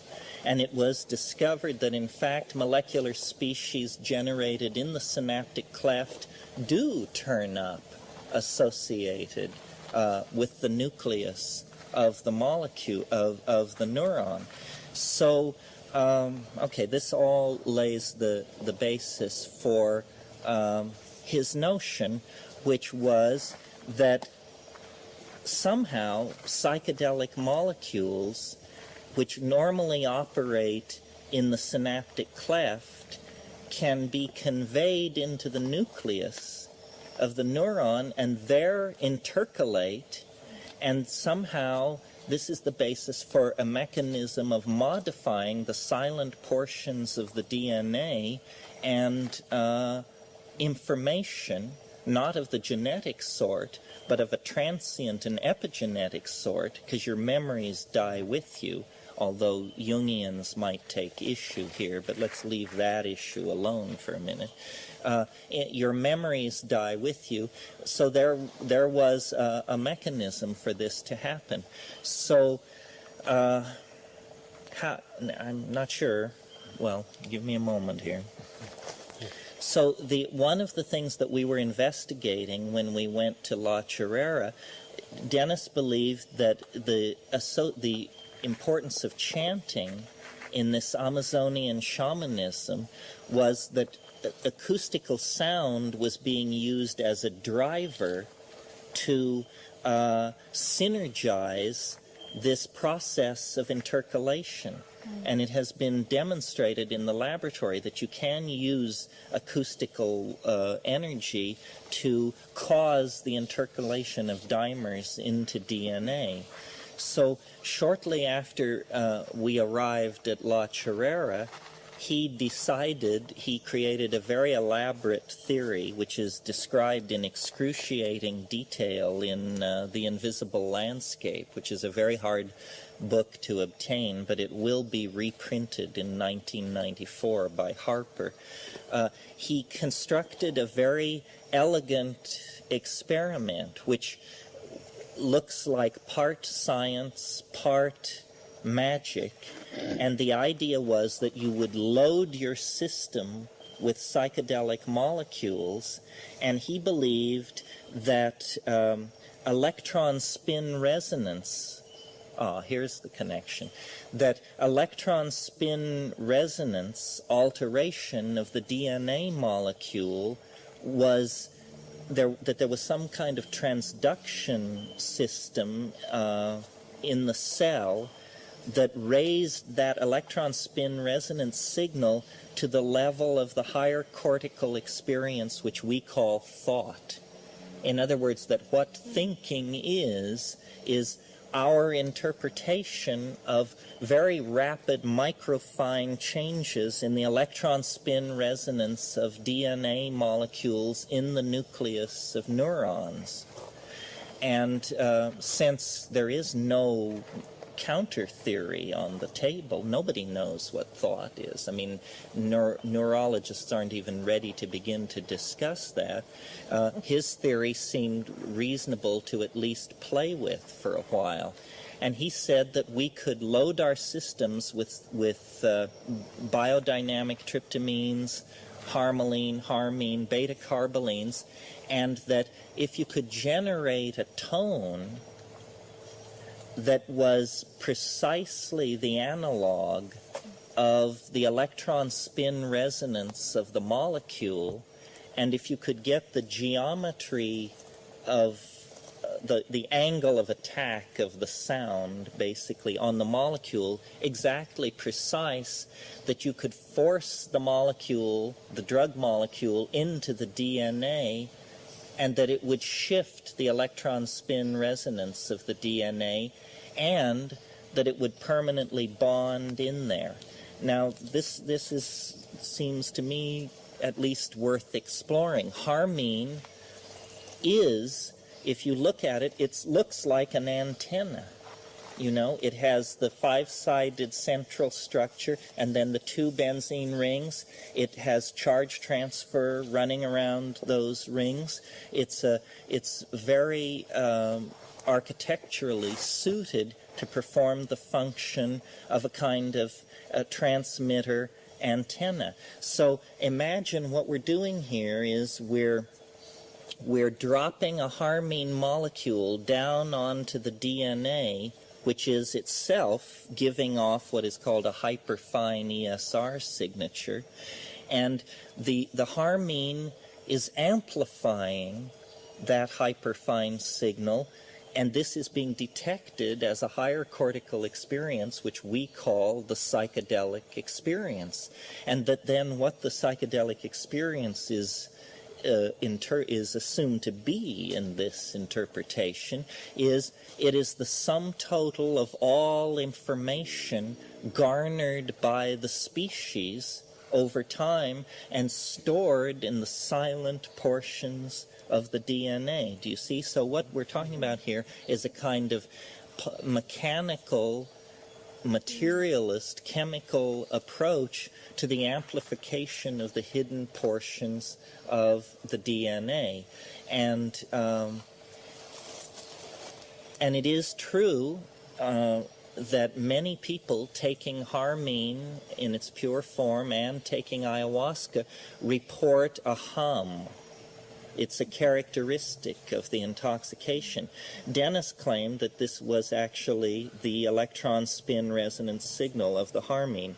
So when we got to La Chorrera, and under the inspiration of recklessly large doses of Stropharia cubensis, which we found growing in the pasture there, he decided that what we could do was we would take a trip, but that he would attempt to imitate the harmine hum, and that, granted, you know, the human body is a very gross thing in comparison to the almost quantum chemical domain of the synapse and the nucleus, but that nevertheless, if you could generate the sound correctly, you would force the molecule into the neuron, and then there was another part of the theory which had to do with the idea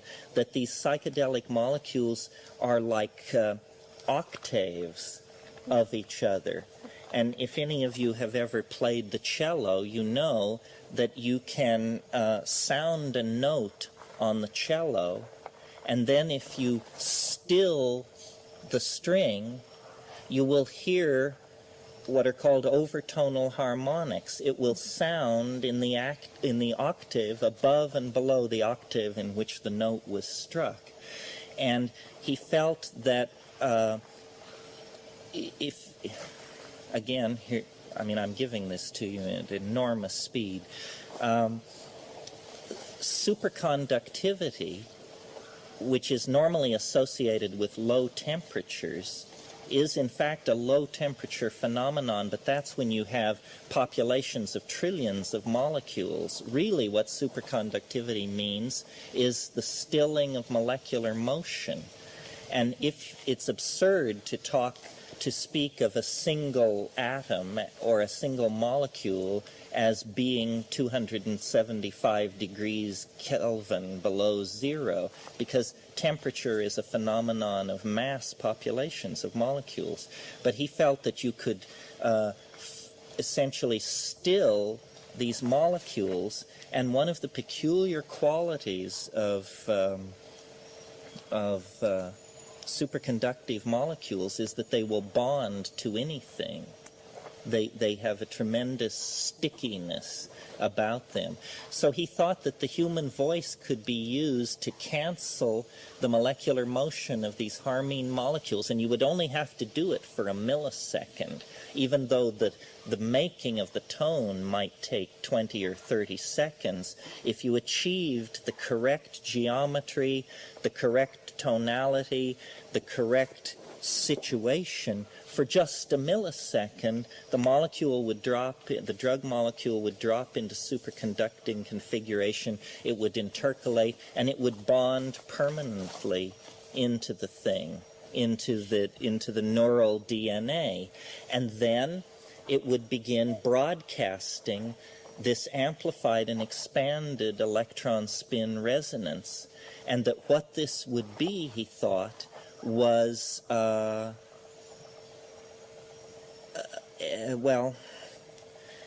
he felt that it would generate like an acoustical hologram of the contents of the DNA. And he thought that this is what the magical blue phlegm is. It is its peculiar ontological status of being part matter, part psyche, arises from the fact that it is an acoustical hologram generated out of the body. It's like ectoplasm or something. It's a wavering image of the sum total of the information within the DNA. It's sort of like trying to produce a television set without a television, the experience of television without a television set. Well, I thought that all of this sounded so wacky, and that there were so many untested assumptions and hypotheses linked together in this tinker toy structure. And since we had nothing better to do in the evenings, why not, was my attitude. So the experiment was performed, and Dennis went bananas for about 3 weeks, and we had all kinds of peculiar adventures. But one of the things that happened was that I, who had been the utter skeptic, if not the contemptuous skeptic of this, noticed that immediately after the experiment, I began to have funny ideas. And it was as though he just turned a switch.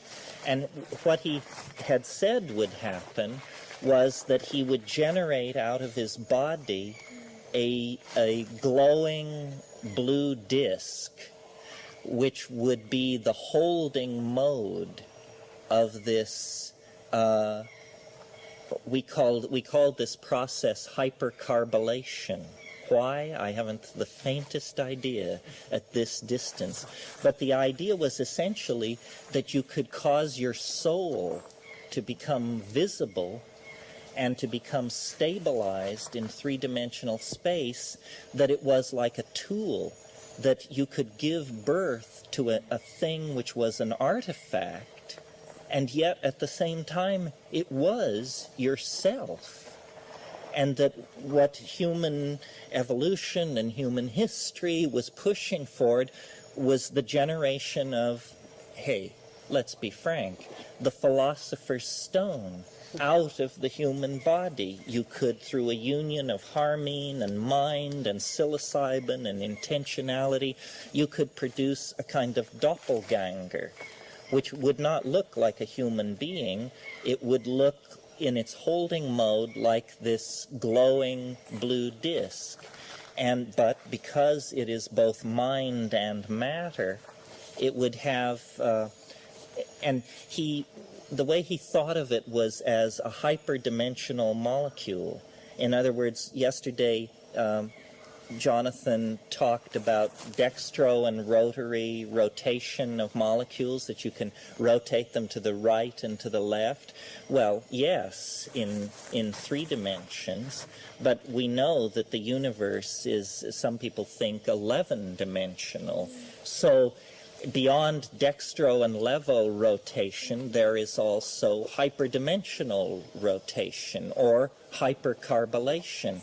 And he thought that once you did this, the continued existence of your physical body would become optional, and you would be able to operate as this thing which is essentially the imagination bound into 3-dimensional space. And he thought that these shamans producing this phlegm, that they were on the brink of something like this. Now, I grant you that this is far-fetched. If you think I don't think it's far-fetched, you don't understand where I'm coming from. But the idea was so incredibly beguiling and attractive, because what he said was, if you have this, if you can produce this ultimate tool, then you can do anything. I mean, if you want to take a shower on it, you just stretch it out and water pours out of it. If you want to go somewhere, you turn it over and sit on it and it flies. If you're hungry, you eat it. Do you get the idea? So I said, you can't be serious, Dr. Mckenna, although he wasn't a doctor at the time. So this experiment was performed. He began to behave very peculiarly, and I began to have these funny ideas. And one thing which did happen, which I offer as evidence for the manipulation of some very, very peculiar effect out on the edge of intelligibility, was I didn't sleep for 11 days. And he had said this would happen. He said, you will no longer need to sleep, you will no longer excrete, you will no longer eat, because your body has become superconductive. And you are essentially, you have sealed yourself off. You have become the stuff of soul. You are no longer embedded in the world of metabolism. And what also and he had the idea that the thing would occur instantly. This blue disc would appear instantly. And of course, when the experiment was performed, nothing of the sort happened. But instead, what I began to generate were what I call, from my experience with Jungian psychology, totality symbols. A totality symbol is an idea which explains everything. It can be as simple as the syllable Om, or a mandala, or a mathematical description of reality. I mean, some totality symbols are obviously more appropriate, more effective than others. And kind of a psychotic episode, but it was a very curious psychotic episode, because it took the form of being spread out through the whole universe, and then over a period of 21 days imploding backward into yourself, so that like the first day after the experiment, he was just incomprehensibly bizarre, just universally. I mean, it was like witnessing someone acting out the Big Bang or something like that. Then the next day, he was condensed down into the local cluster. And we got a recitation somewhat like Olaf Stapleton's The Star Maker.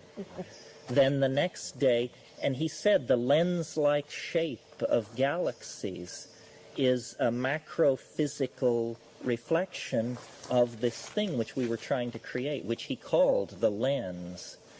And so by a series of telescoping leaps, he made his way toward normality, condensing down through the galaxy to the solar system, spending a day on each planet as he made his way toward the Earth, becoming all the life on the Earth, then becoming all human life, then becoming all Irish life, then becoming our entire family, doing perfect voice imitations of all the relatives and revealing all this knowledge of, skeletons in the closet and suppressed stuff, and stuff that I don't know how he knew all this stuff. I mean, he at times appeared to work miracles.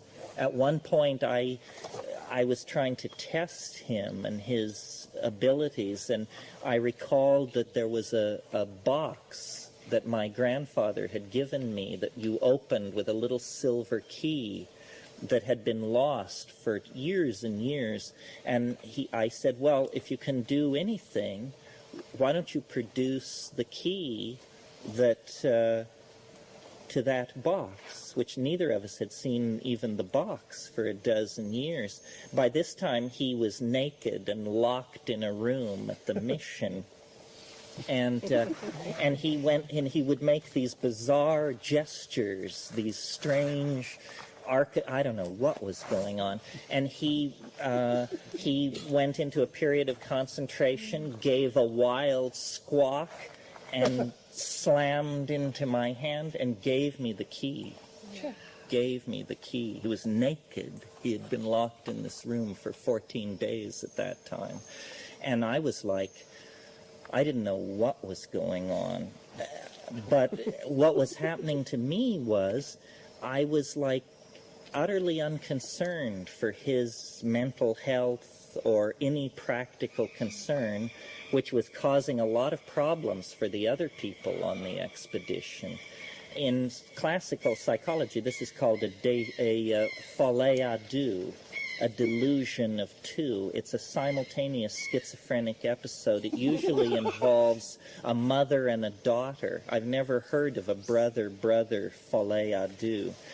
But it was accompanied by all these exterior manifestations, freak rainbows, and in my case, an encounter with a UFO. And this UFO encounter had a very curious quality to it. Not that they don't always, I suppose.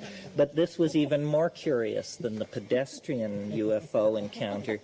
What happened was it was on the 13th day of the reversal, and that I had this intimation there was something going on about the Southwest. I wasn't clear quite what it was, and the two women on the expedition were that afternoon washing our clothes down by the Choro, by the lake, and I looked across the lake and I saw in the sky not a rainbow but just a spot in the sky that was a spectrogrammatic diffraction. A little patch of rainbow. And I asked the women if they saw it, and they said they didn't. And then it intensified. And by this time, I was plenty in the doghouse as well. I mean, this put a great deal of strain on our small party, as you can imagine. And this spectrogrammatic iridule intensified. And then I said to them, now do you see it? And they looked, and they said, oh, yeah, it's, big deal, not much, but I knew, and knowing means the voice was speaking to me. All kinds of weird things went on. I mean, I discovered that the closer I was to water, the easier it was for me to rhyme. Which I've never... And then years later, I encountered a Celtic saying, poetry is made at the edge of running water. And the thing would give me these aphorisms. Like one time it said, the clone's load is a stoned mode. And, you know, and I was not sleeping. I was now 11 days without sleep. So that night I decided to sit by the choro and just... because I stayed up all night, and I would walk in the fields, and the thing would would connect up the constellations for me and show me where they were in the sky. There was also embedded in all this thing the intimation of this thing called the teacher, which was a giant insect-like thing that was always like right over here. And there was the sense of something watching us from the sky, something moving us very, very gently but persistently toward this very weird breakthrough. So I sat there all night long on the laundry stone at the choro, and about dawn, around dawn, I looked out across the lake and to the jungle, and about a mile away over the jungle there was a low bank of clouds. And as I watched these clouds, I noticed that they seemed to be rolling in place, like scrolling, like the roller on a typewriter or something. And as I watched, they divided into 4 perfectly shaped, lens-shaped cloudlets. And as I watched the 4, they coalesced into 2. And then as I kept watching, the 2 coalesced into 1. And at that moment, I heard the whee, whee, whee sound that flying saucers make in Hollywood B movies, you know? And I looked back over my shoulder, thinking of the people in the hut behind me, about 70 feet up the bank, thinking, I have to get a witness. I was driven nuts by this idea of the witness, because everybody's interpretation was that we had just gone bonkers, completely bonkers. So I thought, I have to get the witness. And I assessed the possibility and looked back across the lake, and the thing was coming toward me. It was coming straight for me. And I felt, even for me, this was some kind of a moment of truth, where then I realized, my God, it's actually real. We are going to get the lens. We are going to break through to the machinery of the millennium. And I felt my knees go out on me, and I just like sat back down, and the thing, I could see it getting closer and closer and clearer, and then it passed over above me, and in the last moment before it was lost by the hill of the bluff of the choro, I could see it was turning slowly. It had blue and orange lights. I could see the rivets on the underside. I could see the 3 half spheres on the underside. And having spent at one point, having been interested in UFOs, I immediately recognized it as the end cap of a 1937 Hoover vacuum cleaner. The very Hoover vacuum cleaner that the charlatan George Adamski had suspended by a fish line in his garage in Southern California in 1948 and photographed and released as a picture of a UFO, which was then totally debunked. So here I am seeing a 50-foot version of a Hoover vacuum cleaner end cap slicing across the sky. And psychologists have a term, cognitive dissonance. This is when things get so out of control that you don't know shit from Shinola, is what cognitive dissonance is. So it was more shocking to me than an extraterrestrial spacecraft would have been, because it was showing me that what I was looking at couldn't possibly be a flying saucer. It was rather something so preposterous and absurd that if I were to tell this to anyone, for sure they would drop nets over me. And so, you know, that was the UFO. And then the next morning, we actually flew out of La Chorrera. Dennis normalized about 4 days later to his present normal state. I, on the other hand, have never come down. And time wave zero, which I can't explain it if you don't know what it is, but it is the actual fruit of this experience. And time wave zero is the thing promised. It's a map of all space and time, and it predicts the location of the lens, December 22nd, 2012. And it's as though what he thought would take a moment at La Chorrera at dawn on the morning of the 4th of March, 1971, is actually stretched out over, 45 years? But in a sense, we're locked inside that moment. I mean, something very, very, very extraordinary and peculiar went on. One of the things that happened was I was just absolutely ecstatic this whole time. I mean, I was abiding in the Buddha realm. I was complete, and I assumed we would never leave La Chorrera. I couldn't imagine why we would. And I remember, well, here's an example of the kind of stuff that would go on. One afternoon, I walked out of the little sandy place where the hut was, where Dennis was being confined, and after a while, he was taken out of my quote-unquote care by more sober members of the expedition, and I was just basically abandoned in the woods because I refused to come into the mission, and I just lived in the woods.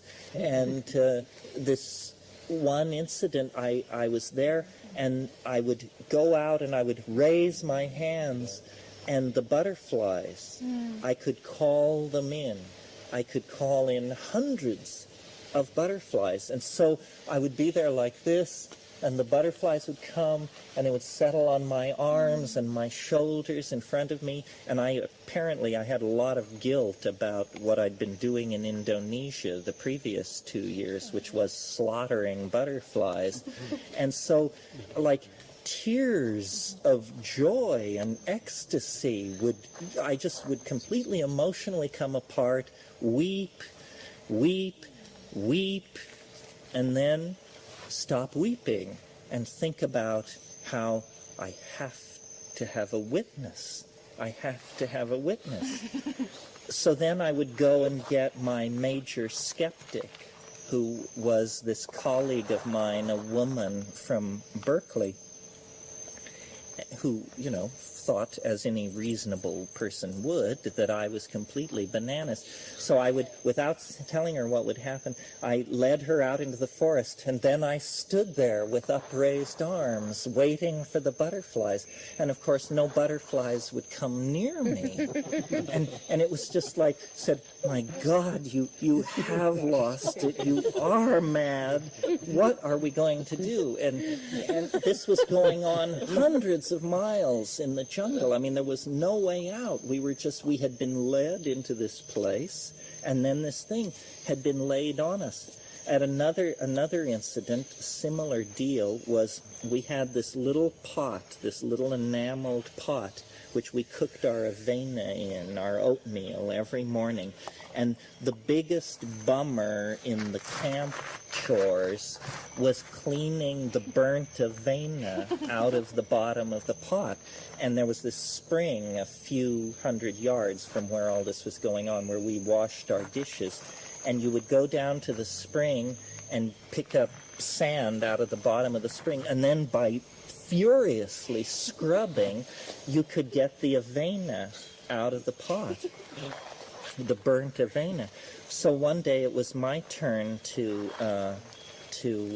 do this, and I went down by myself, and I put the pot in water, and I was hearing the voice all the time, and it would say things to me like, if it isn't simple, you haven't thought about it enough. And really weird things, like when I would sit and talk as I'm talking now, my hands would unconsciously lay fires. It was just like what was happening was that consciousness or gnosis or something was coming out of my pores practically. Everything taught.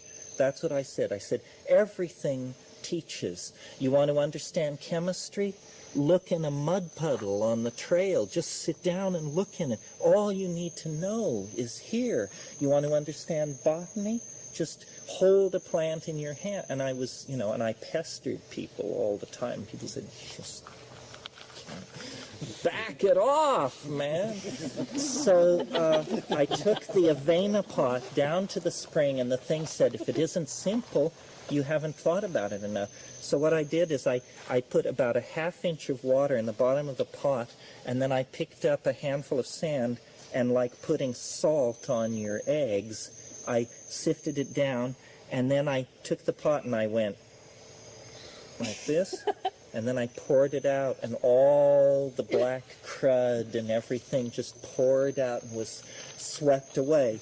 And again, I wept. I did a lot of weeping. I was, I don't know. And so then the next morning, it was my turn to cook breakfast. And so I deliberately burned the avena. And then after breakfast, I said to Sal, to my most fierce critic present, I said, let's wash the pot together. So we went down to the spring, and she was getting ready to do and I said, wait a minute, let me show you something. And I did the thing, and I, just like this. And she said, my God, what's the matter with you? Well, actually, it took 10 years before she and I returned to speaking terms. And she is now a psychoanalyst, not a psychotherapist, not your hands-on, touchy-feely power animal, but, the real thing, the medical degree, the whole bit. She's now a psychoanalyst in Berkeley. And we still actually avoid, we've never had the conversation I want to have, because I know she thinks I'm okay now. And the fact is, I've never found any reason to retreat from any of this. I don't know what it was about. I just know that, and I'm still riding on that trip. I never really came down. And I actually, it's somewhat, well, it's sort of hard to talk about, but obviously not that hard to talk about. But I actually do believe that I have superconducting harmine in my DNA, and that in a sense this weird role that has been laid on to me and my linguistic facility or whatever it is the thing speaking, and it's controlling at least my life, and I don't know how much of the rest of reality. The proof of all this now rests on time wave zero, which we got this bugger beat down into a mathematical equation. You know, the discovery of the nature of temporality and the way in which reality is put together out of a temporal hologram, a fractal of some sort, and yet, you know, the absurdity has not been exercised because time wave zero makes the preposterous assumption that the world will transform itself beyond recognition on the morning of December 22nd, 2012. And as I say, I can't explain it to you here, but it's fairly elegant, and it uses all of human history, all of biological evolution, all of geological history to make the point that we are being sucked toward a kind of black hole of concrescence that is what's causing human history. And when I asked the thing, as any reasonable person would, why us? You know, why us? It had a very simple and straightforward answer, which was because you don't believe in anything. Because you don't believe in anything. And then the other part of it was, and I was reminded of this by what Jonathan said the other day, that chance favors the prepared mind. Did I get it right this time? Because the other thing it said was, it had something to do with the mushroom, and it said, we've never met anyone, and by we, it meant the clone in the pasture at La Chorrera, because this was some kind of isolated Stropharia clone. It was hundreds and hundreds of miles to the next pasture. But in this pasture at La Chorrera, this strain, which was later released into the American population as AMZ, was there. And it said, we've never met anybody before who had the I Ching in their head. It was like, this we can work with. We can take this piece of information, this primitive Chinese oracle, and it is sufficient to our needs to create a context for communicating what we want to communicate. And what we want to communicate is the hyperdimensional nature of reality. Time is not what you think it is. And we can use the I Ching to build a model that your primitive hominid mind can actually wrap itself around, and you can then, and then we can have the basis for a dialogue. So, I don't know, you can take this many ways. You can take it as a cautionary tale about psychotropic involvement, or I don't know.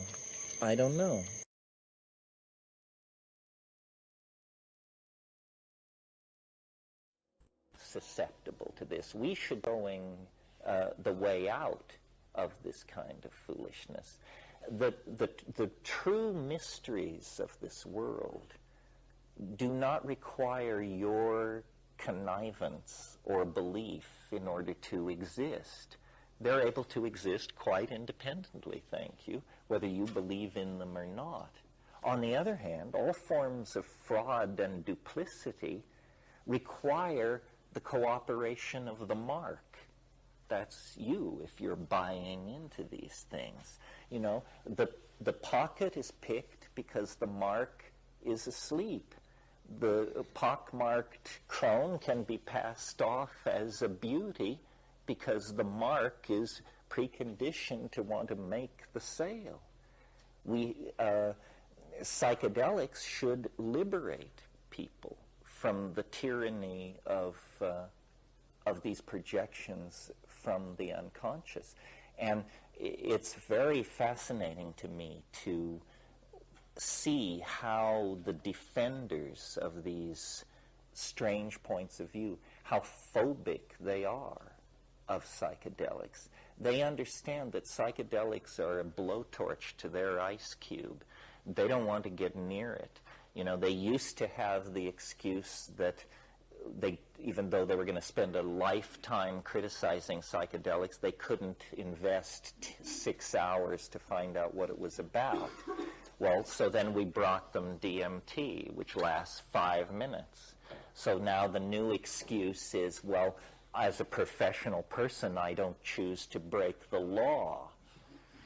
Fine, here's some alpha salvinorin. It's unscheduled. It lasts 5 minutes. It'll cut your head off. Will you do it? And they say, well, no, I have a heart murmur, or I have an appointment in 20 minutes or something. There is absolute terror to confront the reality of what this represents. And it's interesting who's afraid. Scientists are afraid. They say, well, I would lose my objectivity, and we don't do it like that. I'm the observer, not the experiment, and we like to have things kind of off where we can handle them. So scientists don't want to do it. They sense it would destroy their ontology. And neither do the enthusiasts of the unanchored weird. They don't want to do it either, because they say it rends your aura and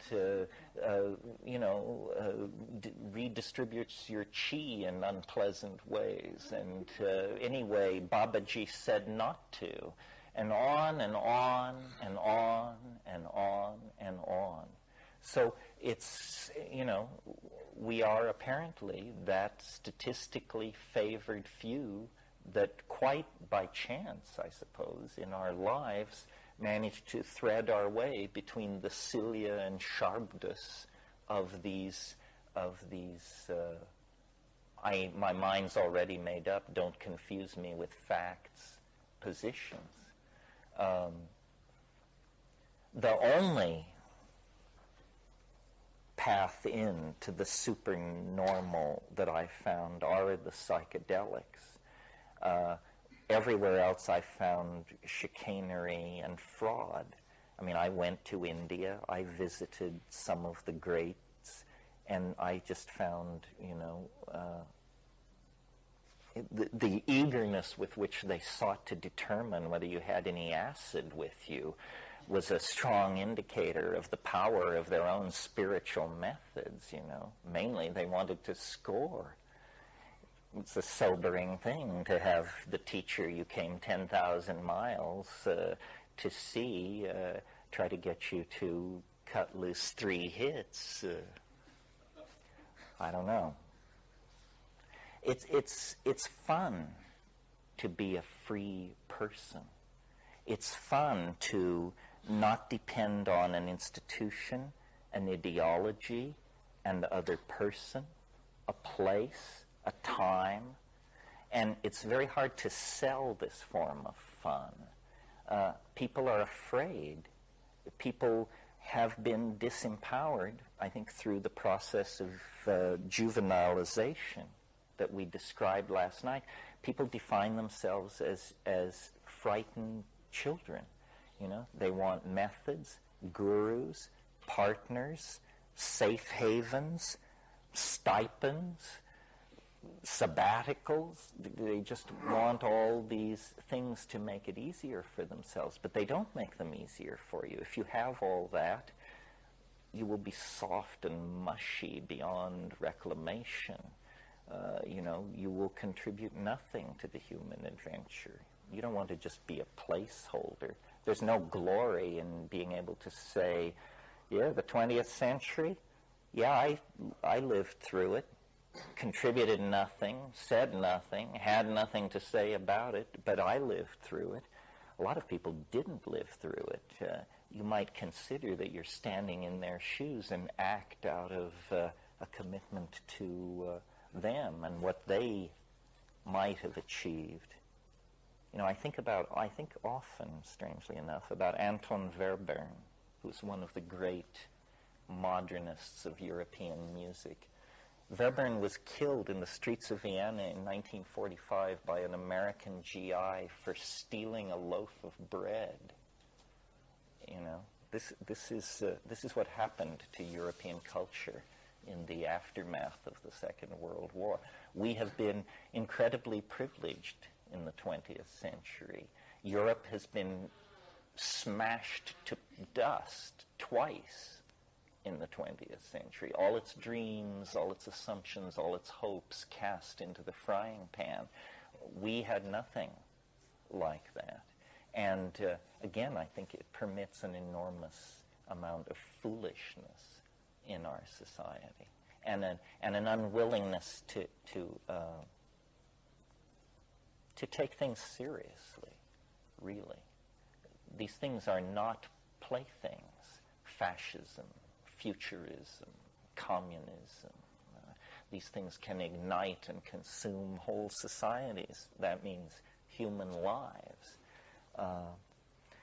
If we're really serious about new paradigms, I think we have to go to the bedrock of experience. It's not about rearranging or reshuffling the ideological deck. That's why the psychedelic experience is such a potentially liberating and revivifying thing, because it is an experience, and we have somehow traded out our experience over the past several hundred years. You know, it's a truism that television is geared at the 12-year-old mind. It's probably a generous truism. Millions and millions of people live larval, low-awareness lives, warehoused in the burbs, plugged into Costco and the telly, and as long as the magazine subscriptions stay subscribed and the credit cards continue to be serviced, the illusion that there is life happening here is allowed to continue.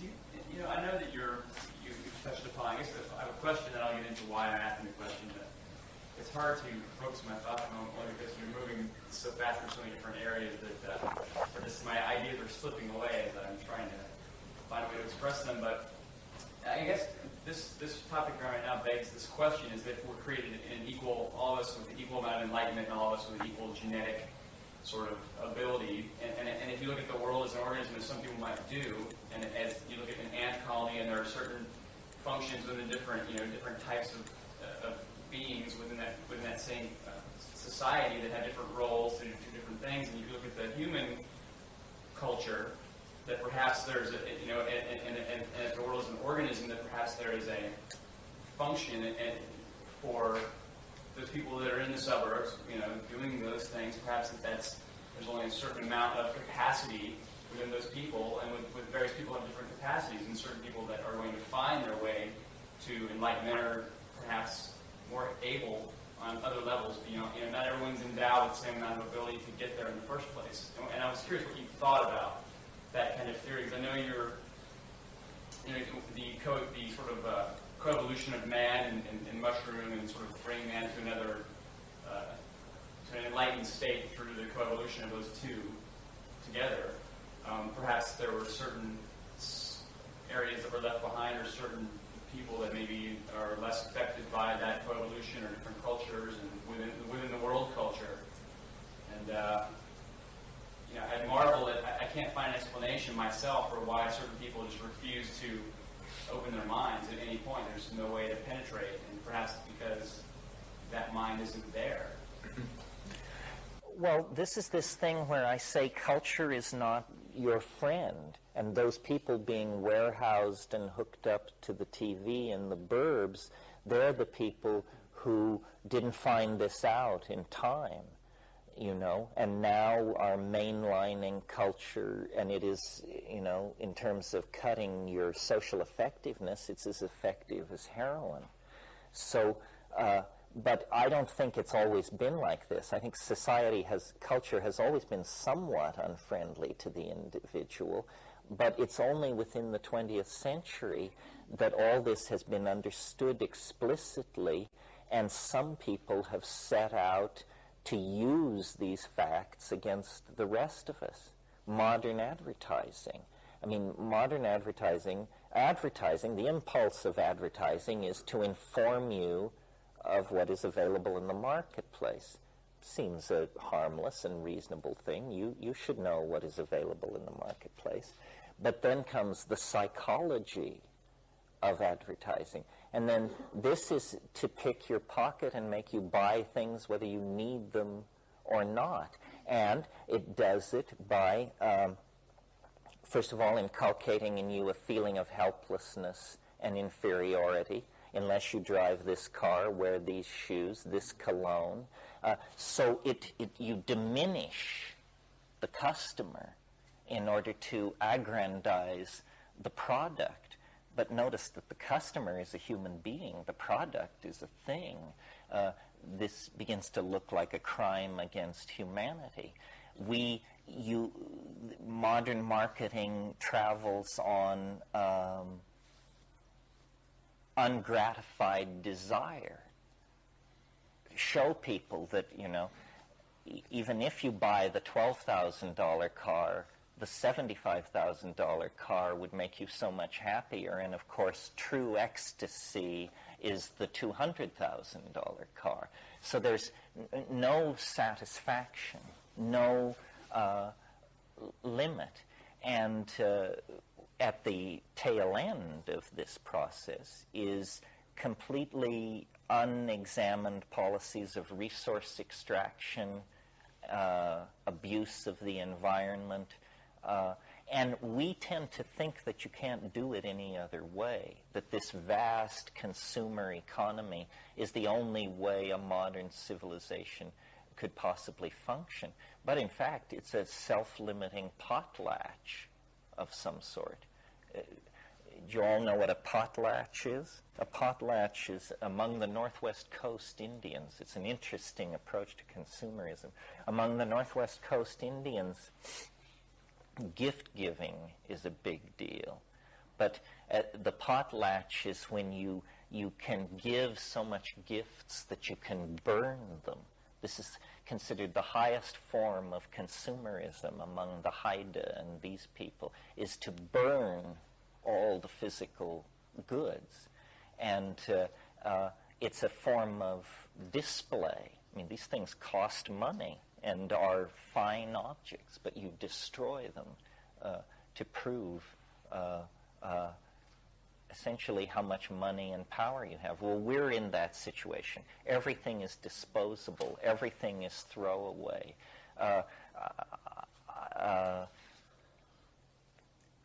And growing away from this is very difficult. I mean, it essentially requires responsibility and integrity, which is the last thing anybody wants to hear.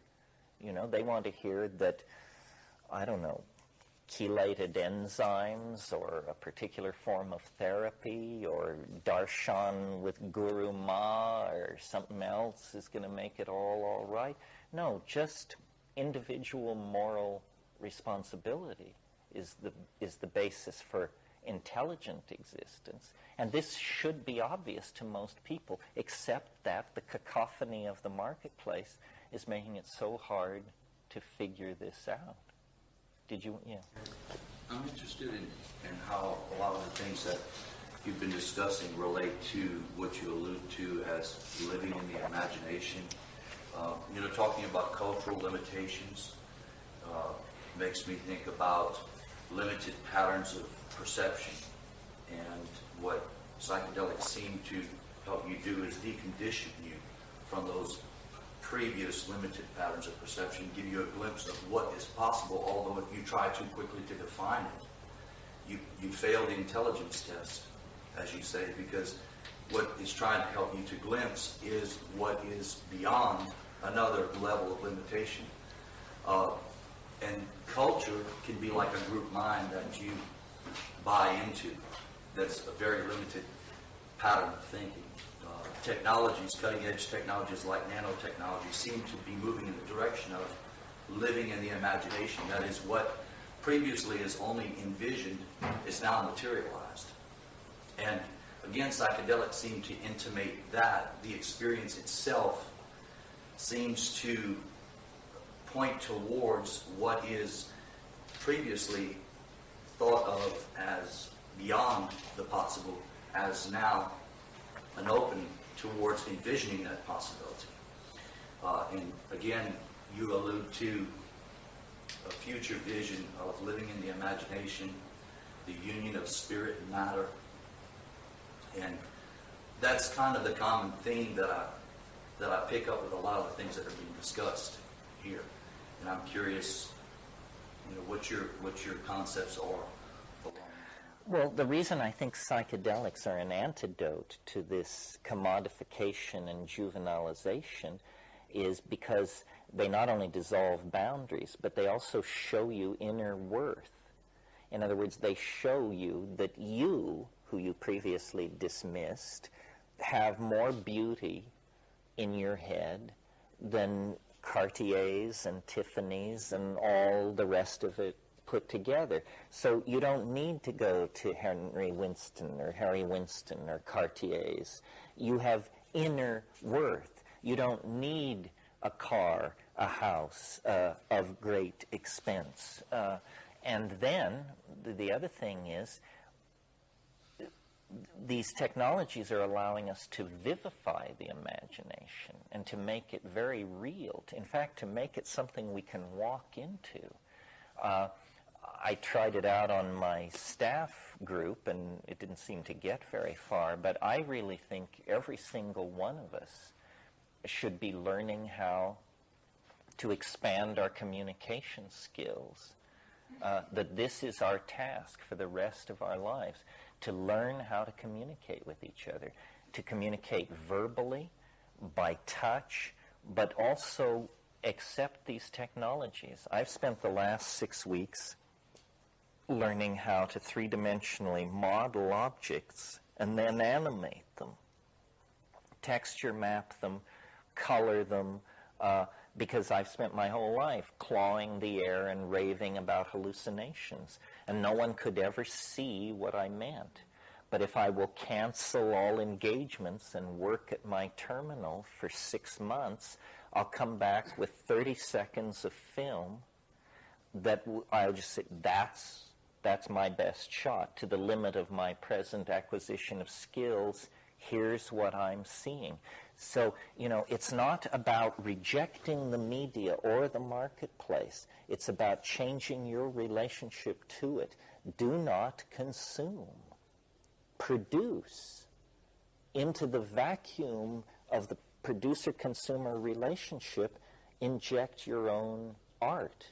Make sure that you are producing, not consuming, because the one stultifies, marginalizes, and creates a juvenile attitude, and the producing actually raises the sum total of consciousness of the human species. What we're debating and talking about now, myself and my friends, is trying to get someone to endow a prize that we would sneak onto the internet in the first stage as the psychedelic simulation prize. In other words, a $5,000 prize awarded once a year, a small statue of a smiling man, we'll call it the Tim. You can win the Tim for producing the best three-dimensional animation of a mental landscape. Well, probably from now till 2000, these will simply be videos, QuickTime movies. But sometime beyond 2000, these will become VRML coded virtual realities, and people will begin to walk into them. And we'll still call it the prize for psychedelic simulation. But notice that once you can walk around inside these things, they become much more present. And, one of the things we've talked about over the past week is I don't believe alien spaceships are visiting Earth to pull our chestnuts out of the fire or to do anything else of much interest. But I do think there is an alien presence.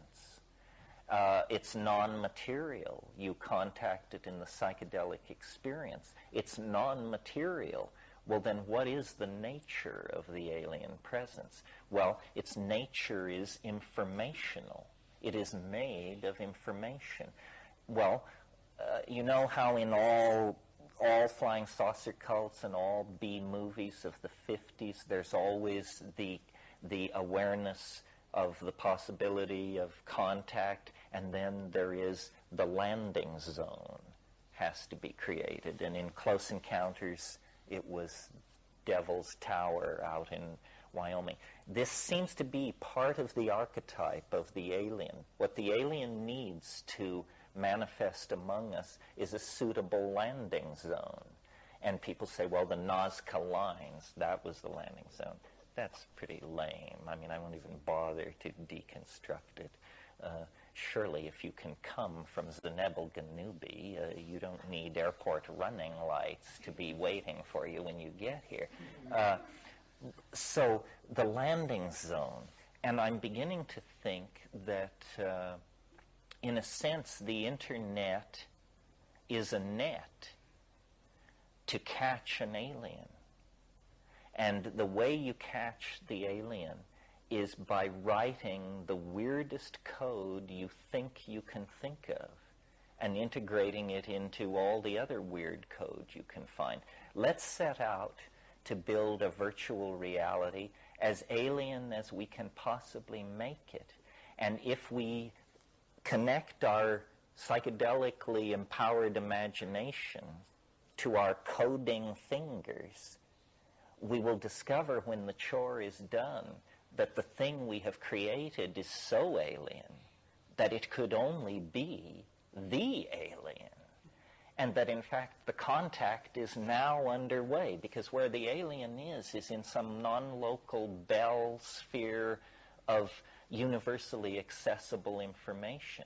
In other words, the imagination is like a field of data that is at the Bell level of connectivity in the quantum mechanical universe, and there are aliens somewhere, galaxies away, tens of thousands, tens of millions of light years away. I mean, it's preposterous to assume that this is the only life in the universe, the only intelligent life in the universe.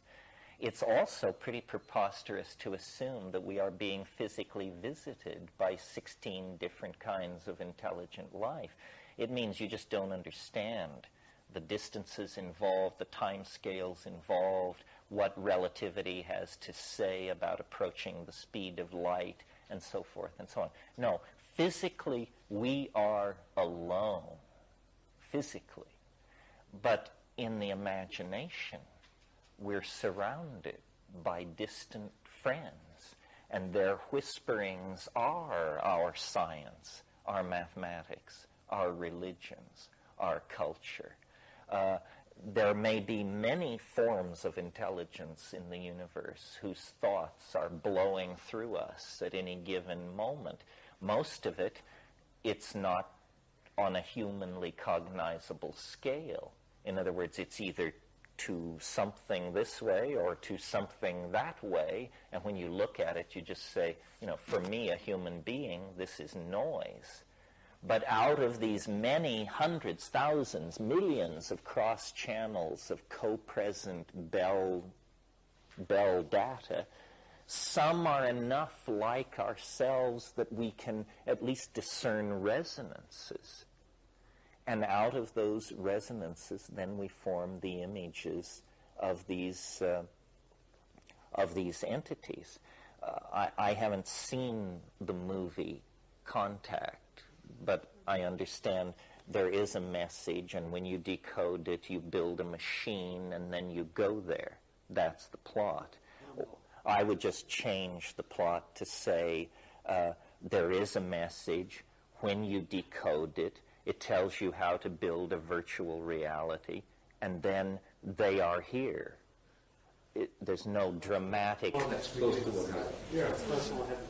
Really? When they go through it, it goes through a wormhole. Yeah, well, see, I don't think the wormhole is open all the time. When you look into the imagination, to the degree that you can decondition your human expectations, the data will become more and more alien. I mean, I have done this with the mushroom. I've taken it, gotten stabilized in it, and comfortable, and then said to it, okay, we're cruising, Now show me what you are for yourself. Don't give me the version stamped suitable for human consumption. Give me the straight shot. Well, then the temperature begins to fall, black draperies rise, there's an enormous organ tone, and after about 30 seconds of that, you say, could we go back to the suitable for human consumption version of this? Because to the degree that it truly bears its essence, you just shrink in absolute cosmic horror from what it is, because what it is, it's the mind that stretches between the galaxies. It's the thing, it saw the coming of the Rull 500 million years ago. It knows the history of the local group. It possesses technologies that are so beyond the paltry imagination of man that for decency to even hint of these things is to transgress to some degree. So it comes as it can be understood. So it's a kind of mental calisthenics to train for it. A friend of mine said, every time I take mushrooms, my goal is to stand more. Right. To stand more. And to say to it, okay, here I am again. Let's start where we left off. I'm ready to try and stand more. So people who think this is some kind of a lark or some kind of, they are skimming the back of the beast. They're never really, it can take you further than you want to go. It won't, usually. It's usually quite benign. It seems to sense our limitations. But if you present yourself as a warrior, it will give you a warrior's experience. And then the key coming out of all this is the second part of it is the download. And we've been having these astonishing experiences now for 30, 40 years. Very hard to communicate with each other. Now we have the tools, the 3D modeling, the animation. Anybody can learn these things in a few weeks of application. And we need a higher definition, higher dimension language than small mouth noises to convey this stuff. We need to be able to see what we mean. We need to let other people see what we mean. We need to be able to freeze these incredibly complicated images and modalities so that we can then analyze them aesthetically, mathematically, energetically, and write papers about them and talk about it. I mean, this is the great new frontier, the human imagination. It's only been 400 years since we discovered the lost half of this planet. I mean, you think we've got a hold on reality? That's how lame our story is. 400 years ago, it was a matter of debate if there was North and South America. And, people just kept pushing, and sure enough, real estate beyond anybody's wildest dreams. Well, I think there's real estate in the imagination. I think it's the country we're all going to live in. We're like English colonials, restless with a mad king and waiting to book passage to the new worlds of America. Our sails are filling. The technologies exist to do it.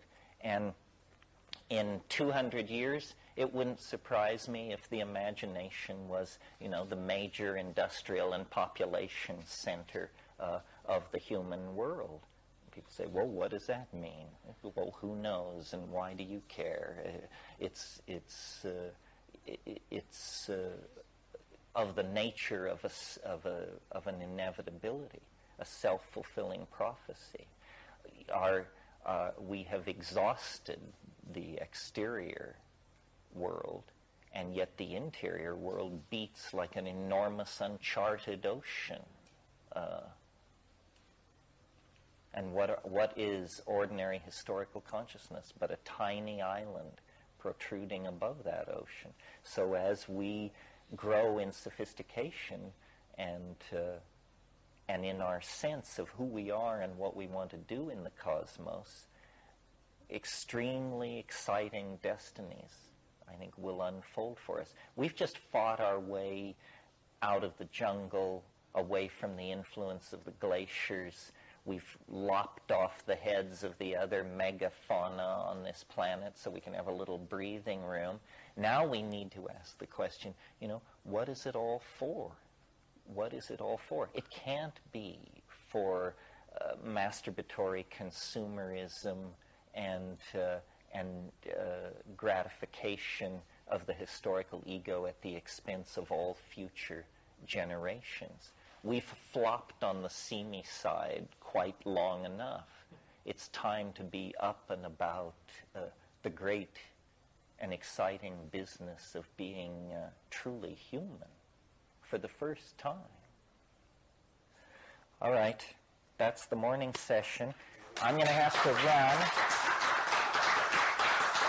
Thank you very much. I hope you get massaged and so forth. I will be back at 4. I wish I could stay, but I'm here so briefly. Okay, well, let's see here. I have one thing to put before you, which is just so you know how current we are and how cutting edge, I can tell you that this book, called Bots, The Origin of a New Species by Andrew Leonard, will receive a rave review in tomorrow's Sunday New York Times, which is not yet printed. And this is a book about the rise of AI. These bots, as you know, info bots, all kinds of bots running around on the internet, tracking down facts for you, doing all sorts of things. They are probably the embryogenic precursors of the kind of artificial intelligence that we've been talking about. This book was a gift to me, and I've just been looking through it, and it really looks like lots of fun and definitely cutting-edge stuff. Probably won't be carried in the bookstore, at least not for a while. But that's Bots, The Origin of a New Species by Andrew Leonard. What's the last name? Leonard, Leonard. And it's a hardwired book. They're having a rough week up there, too. Quite a week for turmoil in cyberspace. Terence? Yeah. I don't know what direction you're fixing to go, but even though this might be familiar territory for a lot of people here, possibly it's the first time I've heard you in this workshop, and I was wondering if you could address some of the practical considerations of like the various psychedelics and which ones that you feel have more value and why, the importance of set and setting and approaching the psychedelic experience, just your view. Well, yeah, my own psychedelic experience, I was pretty much very typical, I think, of people of my age and situation. I began to hear about sometime in the late, I guess in the early 60s it must have been, I read The Doors of Perception. And it was fascinating to me, but I had no access to mescaline or anything else, nor any knowledge of pharmacology or botany. And I then became interested in the counterculture, and I subscribed to the Evergreen Review. I think I was the only person west of the Mississippi River who was getting the Evergreen Review in 1961, 62, 63. And there was, they were publishing people like the French surrealist André Michaud. They were publishing, they published parts of Terry Southern's book, Red Dirt Marijuana. And I just became obsessed with locating these things. My first attempt to get high was I had heard that morning glories would get you high. So I went out and gathered bindweed, which is this little morning glory like you see along the highways here, and had a hell of a stomachache, the first of many in pursuit of this. And then it wasn't until 63, 64, when I was a senior in high school, that the last semester of my senior year in high school, I went to Berkeley for Christmas vacation and finally was able to score some cannabis and smoked it all up. And it didn't seem to do what I had expected, but I was able to do incredible verbal performances, extemporaneous feats of heavy lifting. I could make up pseudo chapters of Melville's Moby Dick. I could just fall into these rhetorical things and rave, but it didn't seem to be getting me off from my own point of view. And then I went back down to Southern California, to Lancaster, where I was going to school, of all places. And Captain Beefheart graduated from the same high school I did. Antelope Valley Joint Union High School District. Yeah. Oh, there's the Antelope. Huh? Zappa also. Geniuses just were pouring out of this school. And my friend and I we found a source of morning glory seeds, the real kind, and we would grind them up and put them in milkshakes and go out into the Mojave Desert. And I never had the explicit visionary eyes in the dark breakthrough because we didn't know how to do it. But we would look at the desert, and I remember it became more significant. Everything looked significant. And if you recall the vocabulary of Doors of Perception, it was that kind of thing. He said everything was glowing with iskite, and there's a lot of eyes open stuff going on. Then I got to Berkeley, or before I left Lancaster, came to San Francisco, got a job that summer, and across the hall in this flop house where my friend and I lived was this very peculiar guitar plucking character who later turned out to be Barry Melton of Country Joe and the Fish, the guitarist. And it was just a few months after this that they brought out that album, Electric Music for the Mind and the Body, which was, it was very happening. And I took acid that summer, Sandoz LSD, in those little white capsules, and finally grabbed it one night on Green Street and just came to pieces. In fact, disgraced myself in several dimensions that nobody's ever been willing to explain to me fully since. I gather my sexuality, my bowels, my everything else just went into a tizzy. And then, and so I was sort of like following the track. Many people were having these kinds of experiences at just that time.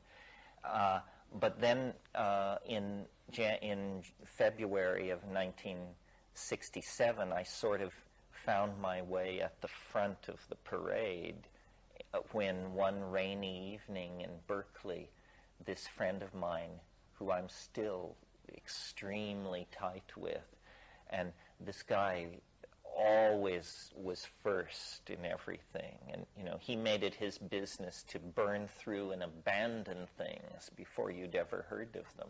And he arrived at my house this rainy February night, and he said, "I have something I want you to try."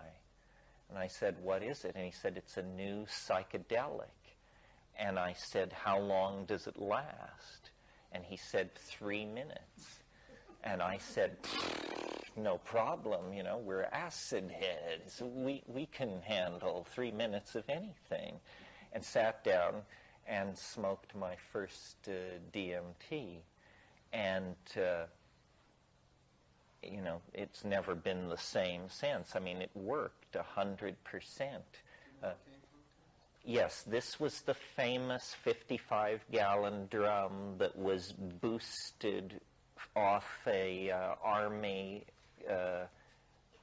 conveyance vehicle when it was moved from SRI to some proving ground in the Southwest. The U.S. Army was trying to develop an aerosol artillery shell that would land in a Vietnamese village, drive everyone nuts, and you could send your people in and take over in all this gaseous, hallucinogenic confusion. And DMT and even then more debilitating psychedelics were being looked at in the service of this.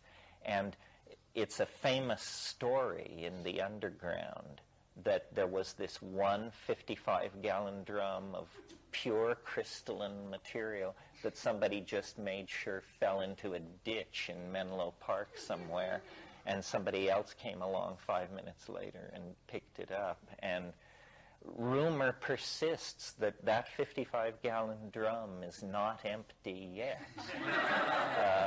Apocryphal stories abound of burial sites near Hudson's Bay, in the deserts of the Namib, other places. It's been moved around. Even the Dome of the Rock was indicated at one time. So I don't suggest you go looking for it under the Dome of the Rock. Anyway, DMT really, we had to then do our own research. We weren't getting information from the culture about DMT. It was talking about LSD and this and that. And the first thing you find out when you look into what DMT is, and at that time it was true, was that it occurs in a lot of plants. Later, Wade Davis, on and on, were just this amazing ethnographic and chemical data was like being downloaded out of the Amazon and declassified, and it just was revealing the entire picture of a shamanic, hallucinogenic religion. And having smoked DMT, you know, we were inside from the start. I mean, we knew that this was just the most important thing to ever come down the pike. And so quickly for myself and my friends, the emphasis shifted toward how can we extend this experience? Because if you've smoked DMT and you're like me, it's very hard to grab onto. While it's happening, it's the most intense experience you've ever had, but it's so strange. And there may even be a physiological tendency for it not to transcript into short-term memory, because when you come down from a DMT trip, it's like awakening from a dream. You have this kind of crazy sense that something has just been happening and it was all around you and now it's gone. So we wanted to understand, how can you get in there for longer? And we tried simple things like taking it at the top of LSD trips. This is a hell of a launch, but it doesn't particularly prolong it. It maybe doubles the time from 3 minutes to 6. But we were saying, you know, if you could get in there for an hour, you could learn something. You could bring something back. That was always the goal, to bring something back, an idea, an artifact, an equation, something. Well, further research indicated then, and I think probably the key source here is that book that William Burroughs and Allen Ginsberg did in the late 60s called the Yahé Letters, where I can't remember what the order of it is. I think Ginsberg goes down looking for it, writes letters back to Burroughs. Burroughs then goes down a year later looking for it, writes letters back to Ginsberg. Ginsberg comes off as somewhat of a nervous Nelly in that book. He didn't really care for it. It was a bit much for him. Burroughs, of course, ever the trooper, was completely gung-ho.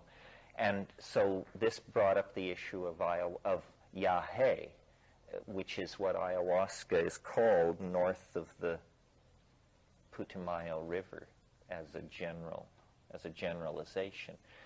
Well, then, in the meantime, other things were happening for me. I went to Israel. I tried to emigrate to the Seychelles Islands. I spent time in India. I was a smuggler, an art dealer. Then I got in trouble for the smuggling, so I had to hide out from that. So I went to Indonesia to be a butterfly collector. And that, for the first time, plunged me on a day-to-day basis for months into the heart of true tropical nature, which I had never seen before. I mean, I was born in Colorado, raised in California. I had never been to the equatorial tropics. Yeah. Starting at Berkeley, what were you doing then? Because it sounds like your interest in botany and geobotany kind of evolved from.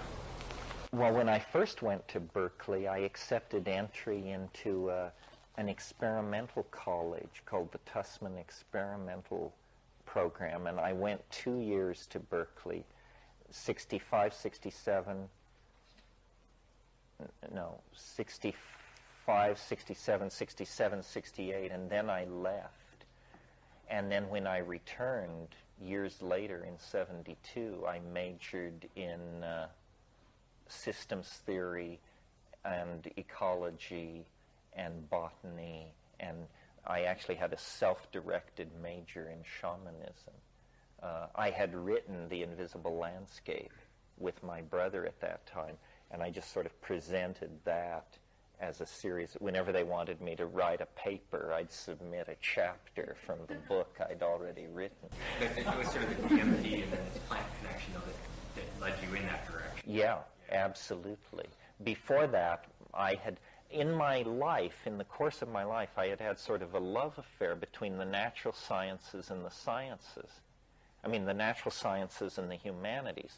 Like when I was a little kid, when I was 7, I was a rock collector, a fossil collector, a butterfly collector. Well, then around age 10, I read, I think, an Aldous Huxley or maybe a Julian Huxley essay that sneered at all that and introduced this concept of the humanities. I didn't even know what they were.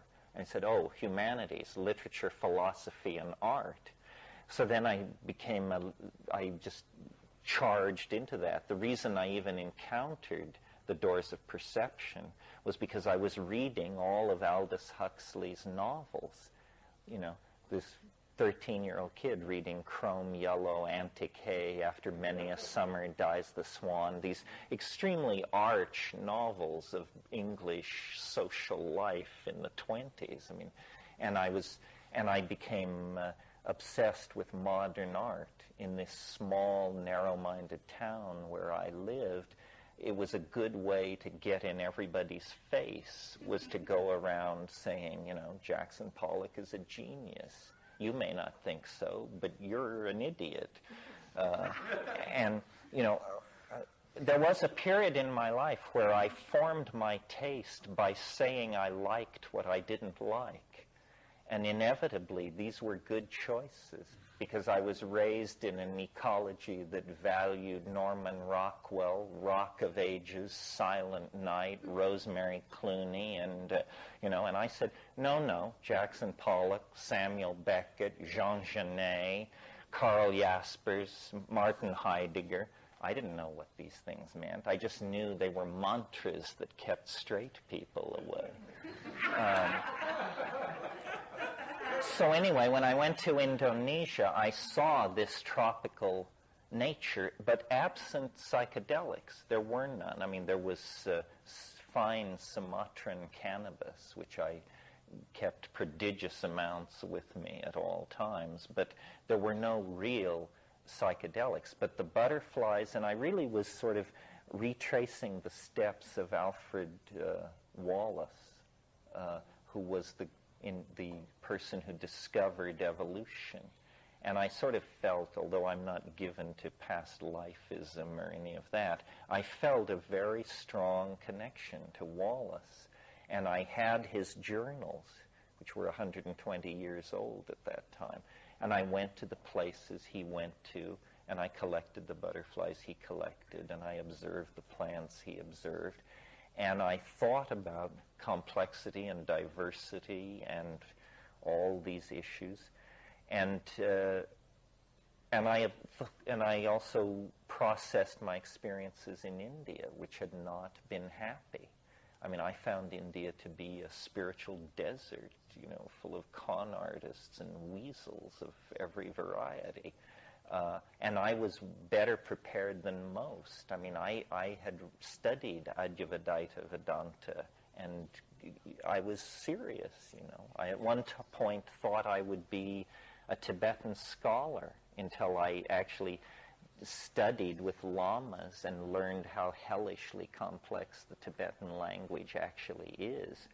And one of the things that has shaped my intellectual life is I have enormous facility with English.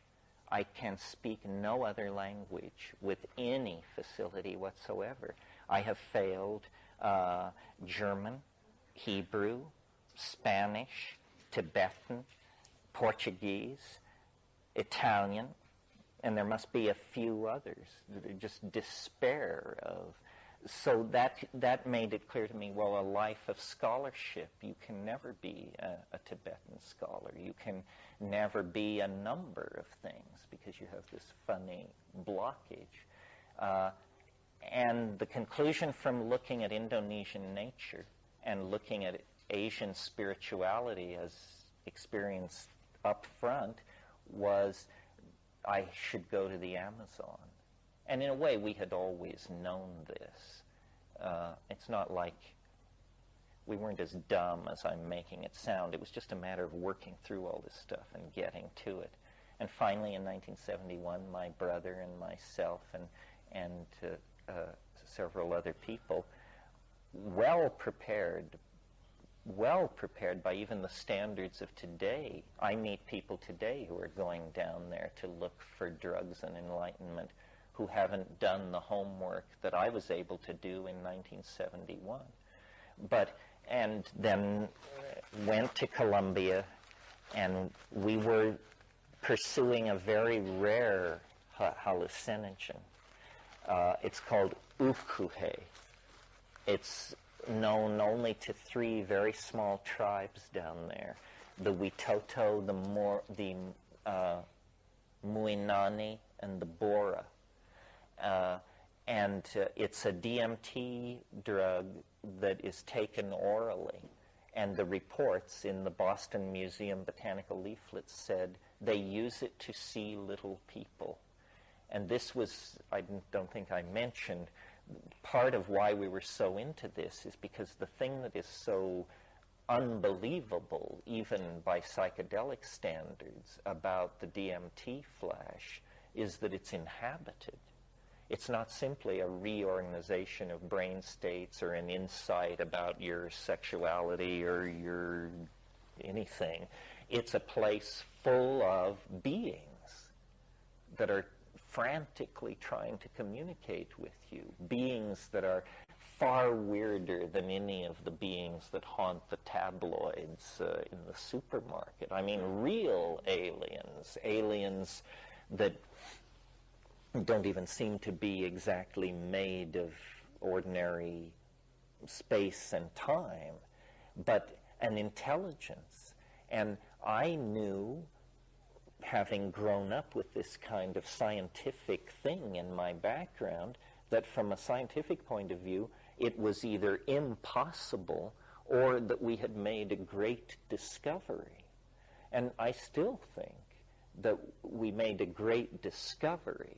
I mean, it was sort of like the discovery of America. There were already millions of people living there when it was discovered, but nevertheless, for white boys in the middle class in Berkeley, we were definitely making a discovery that these drugs don't distort reality or expand reality, or they introduce you to entirely new and utterly unsuspected realities, realities that confound reason.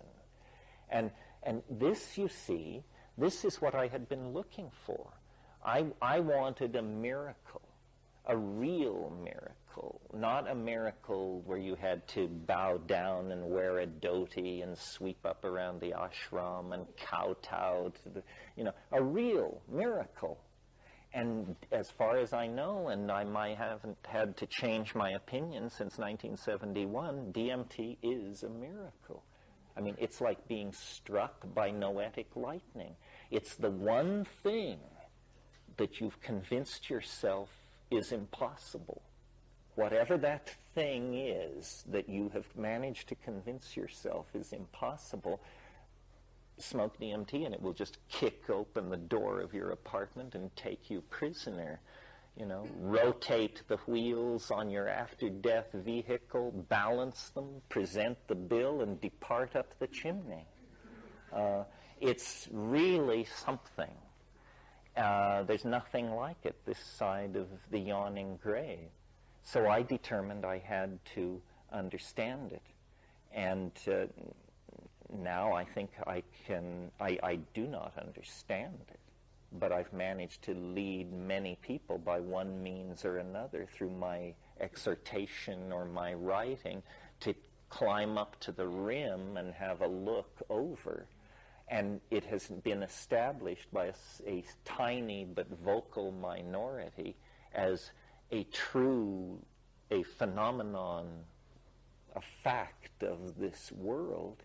And so then any cultural dialogue that goes on to some degree must assimilate it. If any point of view which ignores this is not addressing the full spectrum of reality. As to what to make of it, I have no idea what to make of it. This is my life's struggle to know what to make of it. It is impossible, and yet occurs. And, it transcends ordinary emotions. You can't say you're afraid of it, or you love it, or you fear it.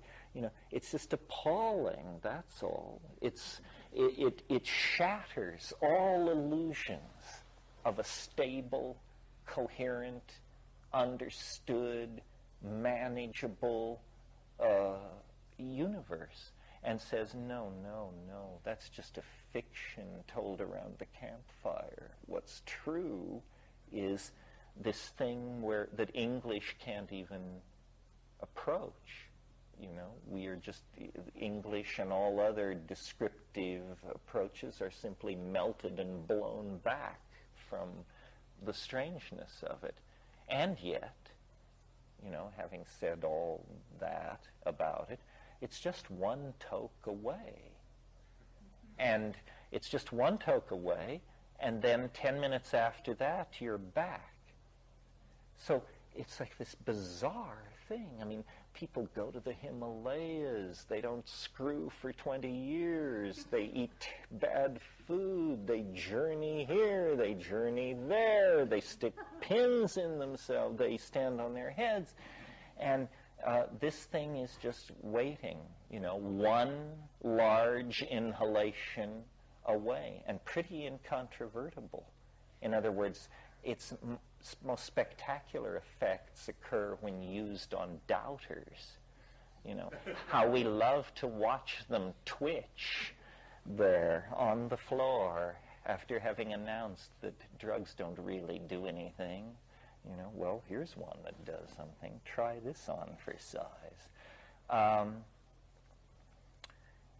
And then it's just a matter, I guess, once you arrive at that place, I guess I should say this, it's sort of, the game changes.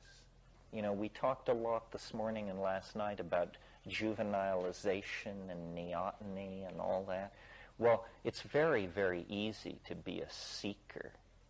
It's a fool's game, you know, and archetypically the seeker is always a bit of a fool. I mean, what is required of the seeker?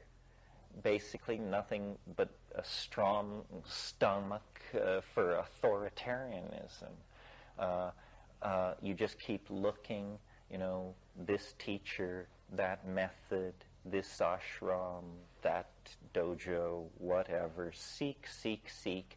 And after you've sought for 20, 30 years, it's pretty easy to assume that there's no reason to expect you'll ever get anywhere. Well, DMT changes the nature of the game. DMT is not about seeking the answer. It is the answer. And so once you have, by chance or design, encountered it, or even the rumor of it, the game becomes quite a bit more grown up. Now you have to face the answer. You found it. No more trips to Ceylon are necessary. No more journeys down to be with Don so-and-so or any of that malarkey.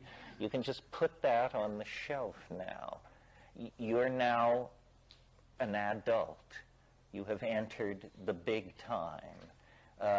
No opening of chakras or revelation of shastras or passing of mantras or, you know, building of yantras is going to carry you any further than where you finally arrive. You have found the answer.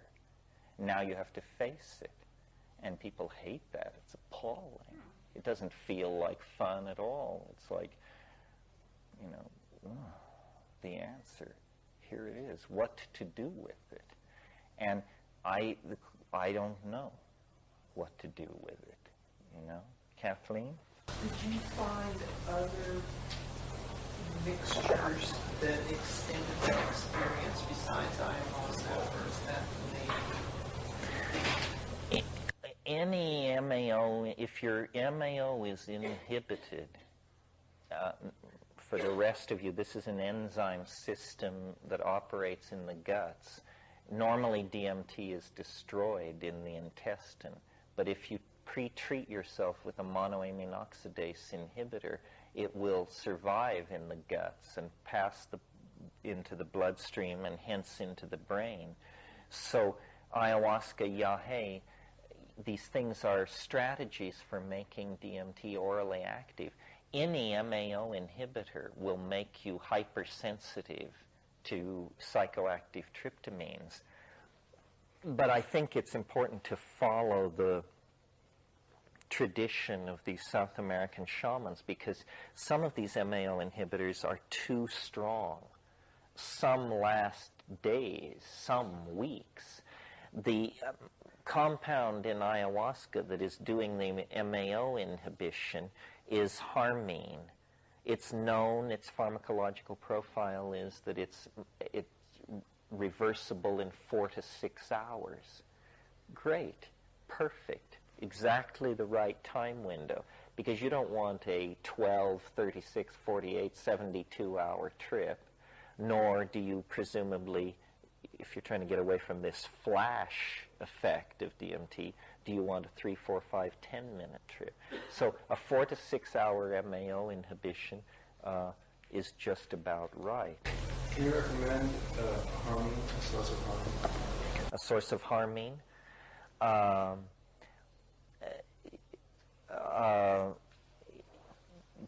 Well, I'd rather recommend a source of harmaline, a close relative compound.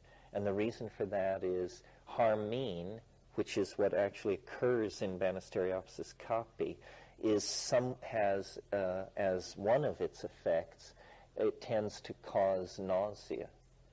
Harmaline is much less active on the stomach. And an excellent source of harmaline is the seeds of Pagaman harmala. Pagaman harmala is a zygophyllaceous shrub that grows naturally from Morocco to Manchuria. Huge stands of it exist in the American Southwest, in places like Deming, New Mexico, and up near Lake Tahoe on Route 50. And it produces a hard little black seed, which if you take 2 grams of this seed, it will very effectively inhibit your monoamine oxidase. If you don't take it with a psychedelic, you will probably notice only a kind of sedating effect, nothing dramatic. But if you complex it with DMT, it will turn on all the lights on the Christmas tree. Pergamum, Pergamum, Harmala, Harmala. It's sold in Iranian markets under the name Hurmal and is used as an incense. So It's also in the Allies catalog, although he's selling it for replanting. What It catalog? takes such a small amount. On that list that I said, the first one is Allies. do not take more than 2 grams of this. It works. Now, to be fair, and to, if you're going to start doing this, I mean, you really should. There's a lot of homework and scholarship, a little chemistry, a little botany. You really should try to inform yourself about what's going on, because you're taking charge of your spiritual existence, These are the tools, these are the means. Know the tools, know the means, and then you won't screw up. Yeah. What you have to do is look at like the alt drugs news groups on the internet, and you'll see how reckless people can be and how misinformed about these things. So, it really heeds to try to do this and also inform other people, because there's a lot. Yeah, there's a lot of bad information around. Yeah. Is there any, one book or a couple of books where you can fully inform yourself about this stuff? Well, some books are more trustworthy than others. For example, Jonathan Ott is a meticulous scholar, very rarely makes technical mistakes. So he's one person to look at. There aren't a lot of how to do it manuals in drug taking, because it's a thankless task for an author. You just gain social disgrace, There are some lists on the internet, like at Lyceum. There are very large data archives maintained, and people with an interest in keeping the integrity of the data high. But never trust. I mean, always, as Gorbachev said, trust but verify. Because it's not like if you get your mantra wrong, something terrible will happen. But if you get your molecule wrong, something terrible might happen. So you have to be more careful and more responsible, because these things actually work. The way I think of the categories of these psychedelics, people have done different maps of it, but the way I think about it is like a bullseye, like a target, and in the center is DMT. And I'm on record, I guess, as saying if you can get more loaded than that, I don't want to know about it. However, now you should never say never. So DMT at the center of the bullseye, then around that, next circle out, high-dose psilocybin, 8 grams and up. 8 grams and up. Then around that, high-dose LSD, mescaline, and it fades out. And dose is very important. In other words, there are people running around who took psychedelics once and think then that they should pontificate about it. 100 gamma of LSD is nothing like 500 gamma of LSD. And 500 gamma of LSD is not putting the system at risk at all. And yet it's certainly putting people's psychology and self-image at risk. I mean, they assume they'll never live to tell the tale, usually, in these cautious days anyway. But the organism is not at risk. A lot of people take mushrooms at very low doses, 0.5 gram, 1 gram, 2 gram. For them, they think that's getting spectacular. For a 145-pound person, the action begins at 5 dried grams and goes up from there and quickly becomes unenglishable and completely difficult to convey back. As long as we're on this subject, I suppose, and in the interests of staying current, as some of you probably know, in the last several years, an entirely new psychedelic has appeared on the scene, completely confounding both psychedelic enthusiasts, order freaks, the law, the chemists, everybody. I'm speaking of Salvia divinorum and its active principle, alpha-salvinorin.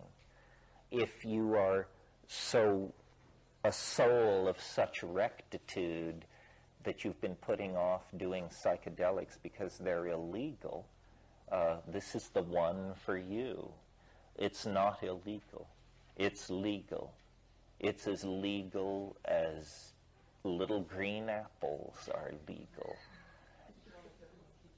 As long as everyone, well, and I don't know whether it may even just be legal. In other words, to suppress this would, at this point in the drug dialogue, would cost the other side a lot of effort and credibility, and probably the effort would fail. Almost everything about Salvia divinorum is unusual. First of all, it's not an alkaloid. All other psychedelics, true psychedelics, are alkaloids with the single exception of mescaline. Mescaline is as an amphetamine, very close to alkaloids.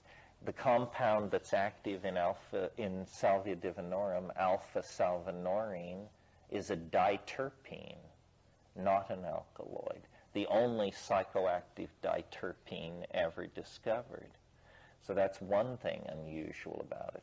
Another thing unusual about it is it's active under 1 milligram. Now, that means that approximately 800 micrograms of this stuff is the effective dose. This is similar in the LSD range, except LSD you took orally. This you smoke. When you talk about smoking 800 micrograms of material, we're talking about a very small grain of salt. So the potential for overdose on the pure compound is almost inevitable. Well, again, what I have not had the guts to smoke the pure compound, having watched people melt and twitch fairly dramatically. DMT test pilots come back ashen, white-knuckled. I chew the stuff. I chew 35 grams of it in darkness and then spit it out when I feel it begin to come on. It's absolutely remarkable how powerful it is. I mean, you're lying there thinking, this can't be legal. You know, I mean, this actually works. Yeah, Scott.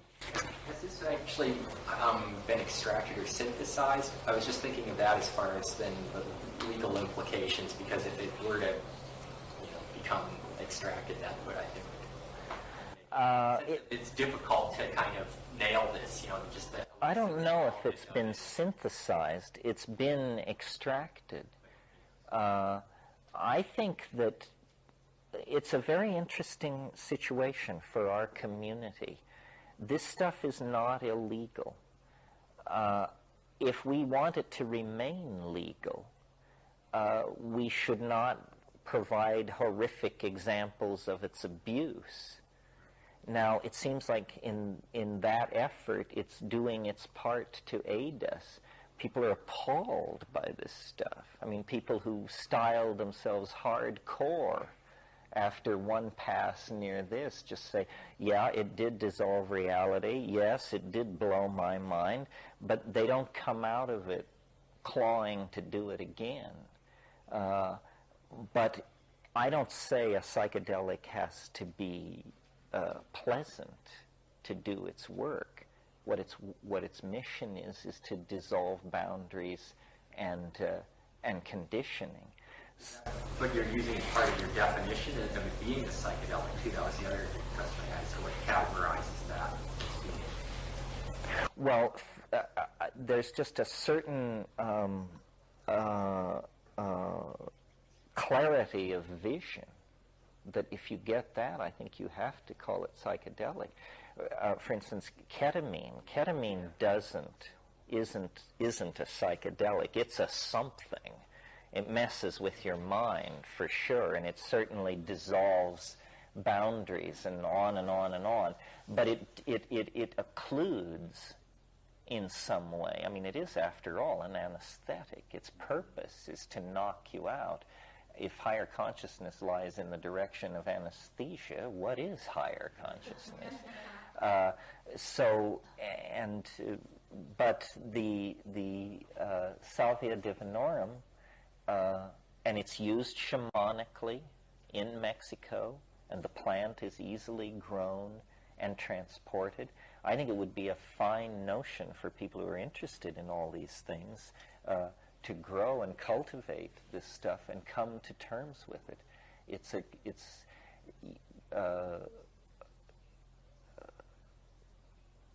It's very interesting to me that so late in this psychedelic game, an entire new compound in an entire new family could be found.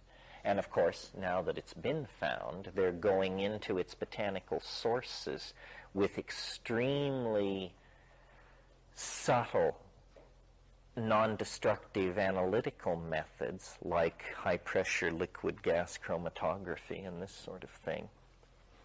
And lo and behold, there's an entire family, a little solar system of these diterpene compounds that are psychoactive. Well, what are these? Are these the drugs of addiction and abuse of the future, or are they the source of new tranquilizers, new treatments for mental illness? Nobody knows. It's just sitting there. So, if you're looking for a career in pharmacology or medical research or something like that, this is very hot at the moment. And if we needed to produce metric tons of this material for any purpose, it could be easily done. There's no theory. Your perspective on the importance of setting, and how did your view of that evolve? Well, I think set and setting are extremely important. Just to review, the setting is where you are when you do it, a psychedelic, and the set is your mindset, what you bring to it. And these seem to be the rule. These are Tim Leary's rules, or back from the Harvard days, and people abuse these rules terribly, and almost always then get into trouble. This goes under the heading of don't be an idiot, don't be foolish. Let's talk about the setting first of all. I think the worst setting for taking drugs is complex social environments, especially public social environments. So in spite of the grand tradition to the contrary, I think rock concerts, LA free, heavy driving. I've had people ask me about mushrooms or even DMT. Well, if I take it, will I be able to drive? Well, what kind of half-wit are you?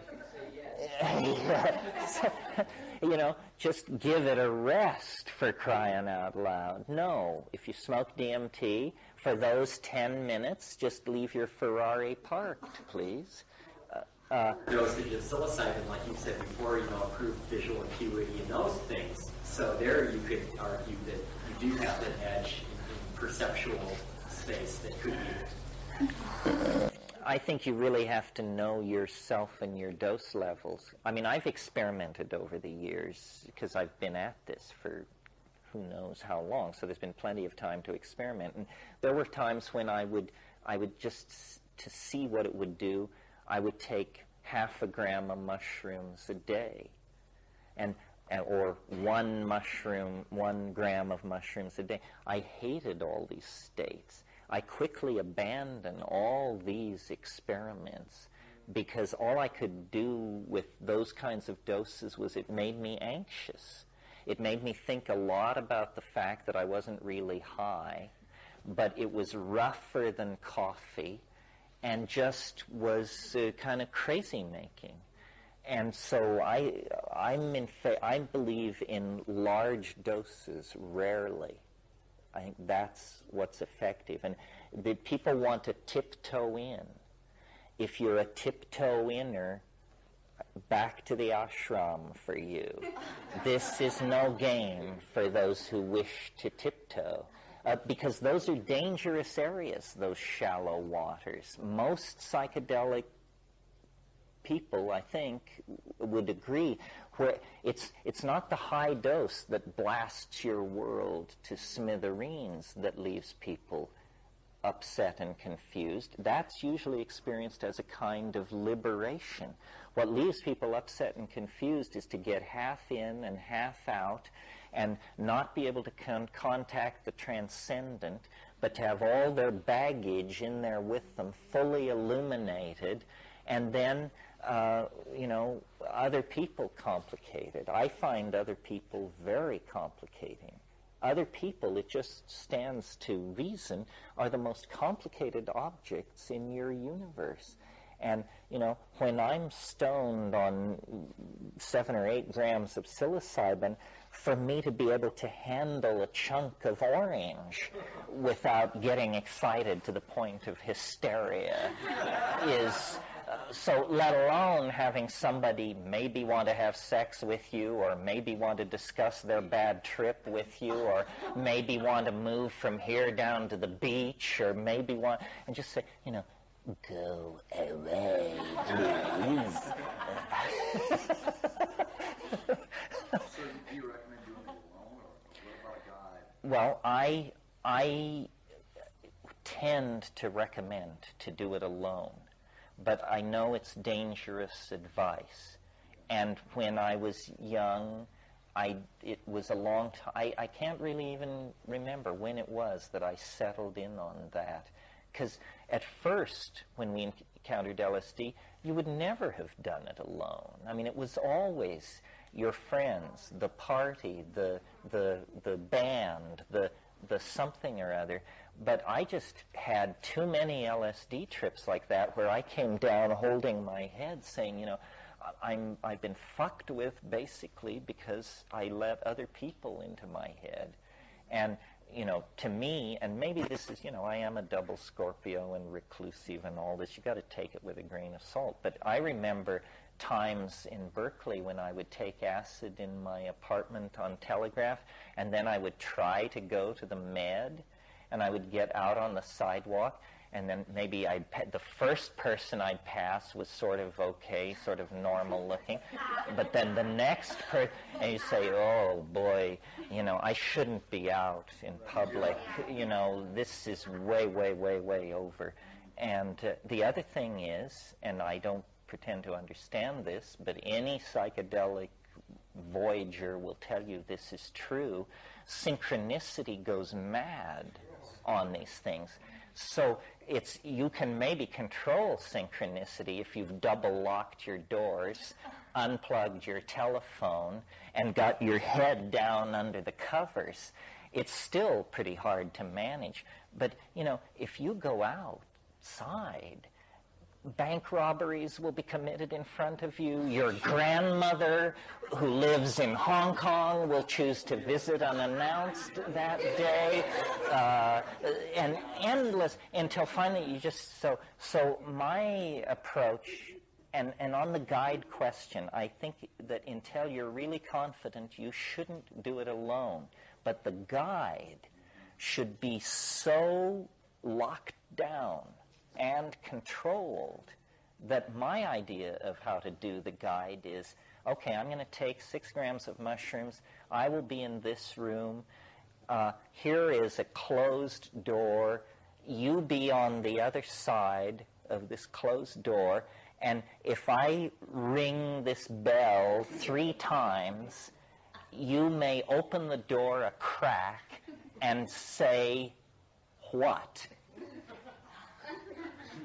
That's the guide. The idea, I mean, I've heard people say, you know, I took mushrooms and I was just beginning to work it out, and then the guide said, well, now remember, you wanted to work on some issues while you were loaded. Now, what about your impending gum surgery, divorce, bankruptcy? And you're just saying, you know, I was touching God. Do you mind? So, yes, Kathleen. There's another thing about a person. It should be someone that you value and trust, you know, their integrity, but preferably someone that you're not emotionally involved with, because you tend to come out and want to draw them into it. Distorts it distorts it. That's an interesting perspective too. Yeah. And now there is another approach. People who think, you know, having marital difficulties, everybody should drop acid and call in the kids, and but I think you can just, I don't see it as I see it as a holy function. Not, if, you know, psychotherapy can do this, or MDMA can do this. We have other tools for doing this. But these psychedelics, it's like using, I don't know, some enormous instrumentality for some trivial thing. Well, it's a pleasure to be in Southern California and in Claremont addressing the Jung Society. Before we get into the main body of all this, I will personally introduce myself to some of you who may not know me.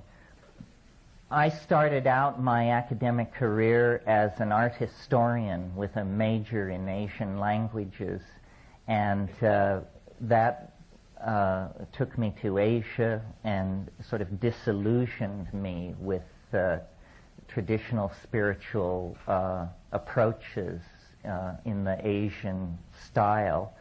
And I reconnected then with my childhood love of nature and pretty much abandoned the humanities and went into the sciences. But by then it was too late to become a real scientist, and I was too tainted by my time again among the poets and the artists. So I had to become a very soft, hard scientist. So I got a degree in conservation of natural resources, about as soft a science as you'll ever hope to touch. And I did a lot of traveling around looking for a viable, vibrant, numinous approach to spiritual reality. And the only place I found it was in the Amazon basin, where, as you know, there are extremely archaic groups of people who never submitted themselves to the historical process the way the peoples of the Middle East and Europe did. And there flourishes, through the use of chemically complex plants, techniques and traditions for accessing a world invisible to the rest of us, a world of forces and information that is transhuman, supernatural, if the word means anything. But this supernatural dimension is anchored in the plants that live in our world. And my brother was a botanist, and I had botanical training. As we studied the psychoactive plants of the world, especially the New World tropics, where they seem to be concentrated, we were simultaneously exalted by the realization that we had found a doorway, a real doorway into hyperspace, and at the same time tremendously upset and alarmed by the fact that this doorway is in the process of being dismantled by the forces of human ignorance that are not even aware of its existence. So this was the impulse behind the decision on the part of my partner Kat and I that these plants must be saved.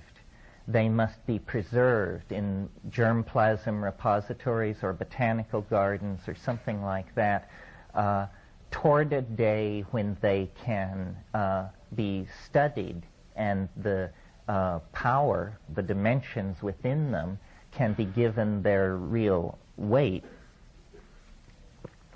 So to this end, we founded a botanical garden in Hawaii that is specifically dedicated to preserving plants with a history of shamanic importance. And I mention this because this is the real-world political work that we do, and everything else I will say today will be barely anchored in any world familiar to most of us. But there is a political anchoring. There is a place where it all comes tangential to the World Bank and the IMF and the host governments and so forth and so on. It is tremendously important to preserve this shamanic option, if for no other reason than we do not know what it is. We do not know what it is. Well, so at the break, if you come up, the newsletter of our botanical garden is the large stack of beige paper, and there are 300 copies of that, so I hope there's enough for everyone. And we do exist on donations, so if any of you are philanthropists, we can certainly tell you how to spend your money. We have many plans for your money. Okay. I wasn't kidding about what an honor I think it is to address the Jung Society. At one point in my life, my greatest desire was to become a Jungian analyst. And I had the good fortune of coming upon Jung very young. I was about 15 when a very precocious friend of mine brought Psychology and Alchemy in the Carrie F. Baines translation. I think it had just been brought out. And we were stunned, and we read it from cover to cover, and then went on to Mysterium Conjunctionis, Ion, the studies in the phenomenology of the self. I said to someone yesterday, we read all the books of Jung that the Jungians never read. They seem to stop up there toward the front of the line with the archetypes of the collective unconscious and the personality type. But to my mind, it was the late stuff that was fascinating. And I am slightly puzzled, and we were talking about it last night, at the distance between the Jungian community and the psychedelic community, because they seem to me, the unschooled observer, to be definitely sharing the same concerns, and strangely enough, they share much of the same history and geography. Basel was, of course, Jung's hometown. It was Albert Hoffman's hometown. Did one half of town know what the other half was doing? I'm not sure. The relationship of Jung to the unconscious, to the collective unconscious as its discoverer, has been always somewhat puzzling to me because, of course, if you know the history of 20th century art, you know that Dada, which was the great prefigurative movement for surrealism, rose in Zurich. So, you know, we've got LSD, the schools of modern art that laid great stress on the irrational, and the great schools of psychology that extended the boundaries of the unconscious, all rattling around in these little Swiss towns. And it's interesting to imagine conversations or meetings that might have taken place when people slightly left their ordinary habits and wandered into bars they didn't know and drank with people they'd never met before. Because Jung provided maps of the unconscious, and at 16, when we were beginning to experiment with this, and let me stress, this was before the great social waves of LSD taking of the 1960s. Just preceding that, from about 1963 to 65, we were frantic for maps of the unconscious, and Freud was useless. I mean, the notion that the contents of the psychedelic experience could be reduced to what Freud called day residues and repressed sexual desire and stuff like that didn't wash. Within 10 minutes, you could tell that was not a serviceable metaphor. Jung, on the other hand, offered a vast pantheon of gods and archetypes and psychic complexes forgotten or abandoned. I mean, I thought of Jung basically as what I call a noetic archaeologist, someone who goes with toothbrush and nut pick to dig away the detritus from the bones of vanished idea systems. And if any of you have ever read the works of Jung in the Bollingen set, you know that the richness of it is all in the footnotes. I mean, here was a man who raised the footnote to a high art and who was aware of a literature that nobody else, to my mind, seemed to know about.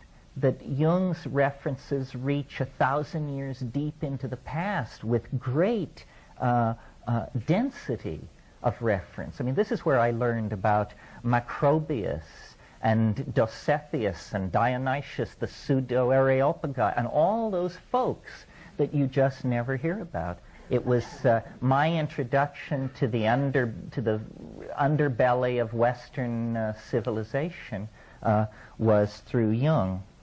Well, to my mind, and now I'll theme this in to today's theme, I think Maria mentioned that Jung did not have a lot to say about shamanism. He came to it late in his life, and he had already worked through the exegesis of the symbol systems of the European mind, and so he was sort of content to indicate shamanism as an area where more work was to be done. And then the great follow-on scholar was Merciliade, who then actually studied shamanism, showed what its archetypal underpinnings were in all times and places, and the combination of Jung and Iliade, I think, pretty much delivered us as firm a map of the psyche, as dependable a map of the psychic geography as we can expect to have until we make the trip ourselves and readjust the landscape with our own notes and observations. For Jung, the great path into the unconscious was alchemy. And alchemy is an interesting pivotal domain because I think we could, in a way, say it lies halfway between the concerns of an archaic shamanism and halfway between the concerns of a quasi-scientific psychedelic attempt to explore consciousness. Merciliade wrote a brilliant book on alchemy called The Forge and the Crucible, which is the bridge to show you how you go from Jungian psychology into an understanding of alchemy that approximates Iliad. The notion for the alchemists that Jung brought forth very strongly was the idea of projection of psychic contents, projection of the active imagination onto processes and objects in the exterior world. In the case of the alchemists, it was the swirling chemical processes in their alembics, in their alchemical vessels, that they projected the great round of the archetypes on to these chemical processes. They saw crystallization, sublimation, separation as statements about the contents of the psyche as much as statements about the exterior world, because for them the firm division between mind and matter, the firm ontological division between mind and matter that is built into Western thinking now, did not exist. That comes with René Descartes, with the invention of what's called the res extensa, the extended world, and the res verans, the interior world, which has no spatial extension. So for the alchemists, mind and matter were two terms whose mutual exclusivity could be blurred under certain circumstances, and the terms of one could migrate toward the other. Well, now we as moderns ordinarily only experience this state when we are intoxicated by hallucinogenic drugs, or when we are in a state of severe psychic weakness, when there is then overwhelmment from the unconscious that is not with the permission of the ego, as happens in the psychedelic experience. Well, all of these various ways of approaching the psyche seem fairly abstract and bloodless and removed from daily existence unless the psychedelic experience is present. And then it vivifies these metaphors. It makes clear what these various perennial traditions are talking about. So what I thought I would try to do today, and you're welcome to try and steer it other directions in the question and answer period, is the workshop is Sacred Plants as Guides.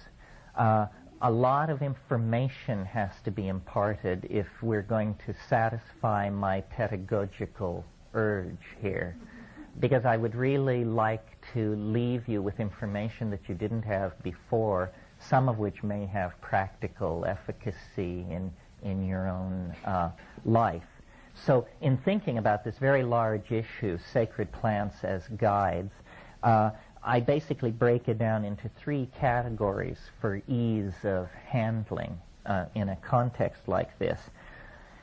And they are a kind of survey. How many of these plants are there? What are the chemicals that drive them? And what is their geographical distribution? In other words, just what are the botanical facts of the matter? And then, secondly, I think in order to understand what these things mean for spiritual growth and psychic development, you have to place them in a context. And the context is chronological and historical. Have these things always been around? Have shamans always been taking them? How do they relate to the synthetic drugs that have been developed in the last couple of centuries? So the history of our relationship to the pharmacologically induced ecstasy. And then finally, and probably we'll get to this this afternoon, the phenomenology of the experience and the techniques for achieving and controlling it.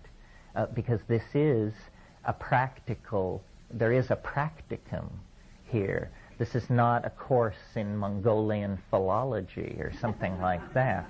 The ultimate idea is to get those who feel called to the task sufficiently informed and psychically empowered that they can push off into the oceans of mind in the interior with some fair amount of confidence that they'll return to port with all hands.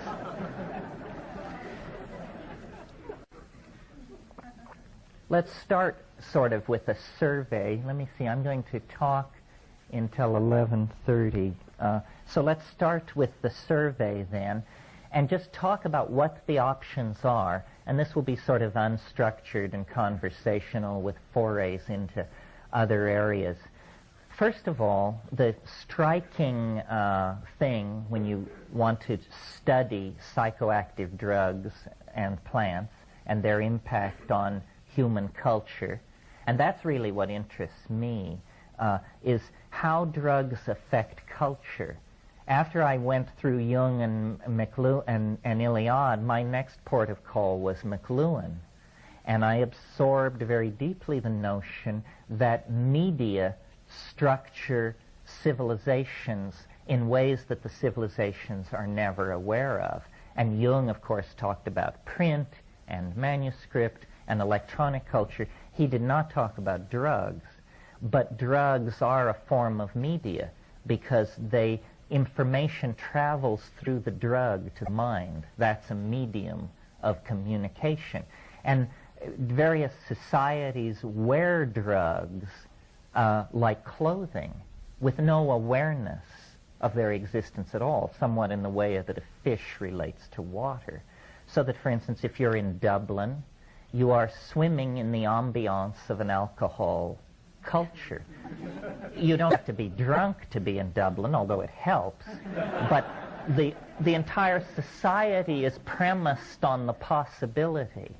You see, the entire society is premised on the possibility. In India, the entire society is premised on the possibility of hashish intoxication.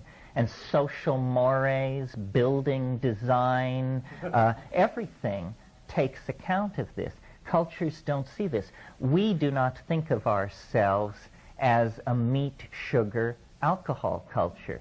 People do not walk around saying, oh wow, I'm so high on meat, alcohol, and sugar, you know, I can hardly stand it. But they are.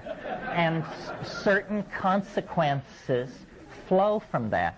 So as I make my way through this survey, you need to bear in mind that a culture takes its tone, its clothing, from the drugs that it admits, and you can know a great deal about a culture from the drugs that it excludes, the drugs that it excoriates and fears, because various drugs accentuate and suppress different parts of the psyche. So these are statements about anxiety, about various parts of psyche. The striking thing when you set out to do a cultural survey like this is you discover that our culture, the culture of Europe, for most of us, some of us are black, some of us are Asian, but largely the roots of American culture lie in Europe. This is the most pharmacologically impoverished cultural area on the entire planet. It has the longest history of disconnection from any kind of ecstatic intoxication. And the cultural forms of Europe, linear, abstract, narcissistic, and promoting of male dominance, are, to my mind, exactly what you would expect in a culture long deprived of the boundary-dissolving, numinous encounter with the vegetable mind. So a lot of the cultural problems we're dealing with are based on the fact that we as Europeans have no place for drugs. We don't really know quite what to do with that. As you move south from Europe into the continent of human origins, Africa, you discover that while Africa supports a tropical ecosystem, which, because that means increased speciation of plants, you would think would indicate an increased number of hallucinogens. Africa is surprisingly poor in hallucinogens. This is not well understood. As we go through this survey, I will make reference to numerous unsolved mysteries in the field. And I always try to do this because I'm hoping that there are graduate students listening who are looking for research topics. And there are numerous research areas where important work can be done. One of them is this question of the poverty of hallucinogens in Africa. Why? Does it have something to do with the extreme length of time that Africa has been subject to human impact? Probably, because Africa is species poor generally for a tropical continent.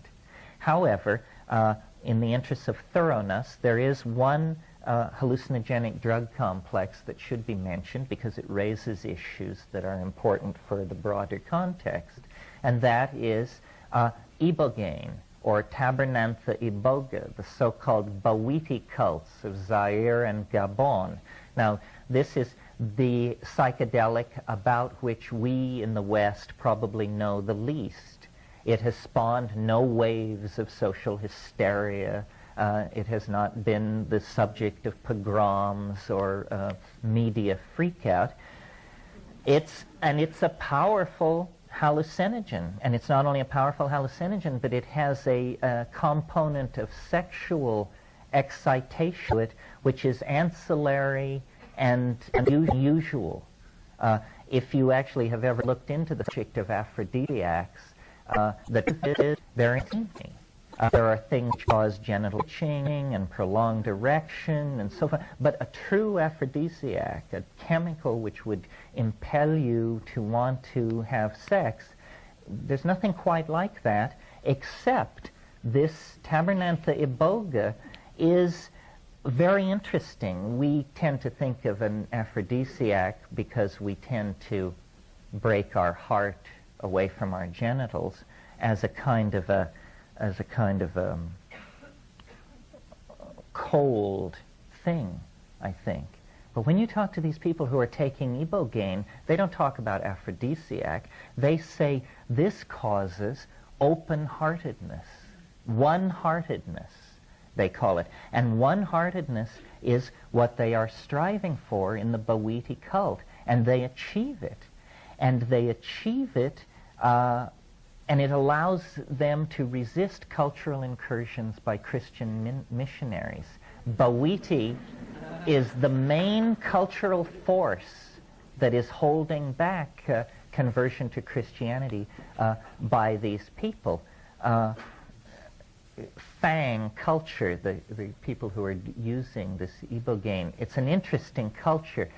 There's a great deal of anxiety in Fang culture about divorce and relationships between men and women.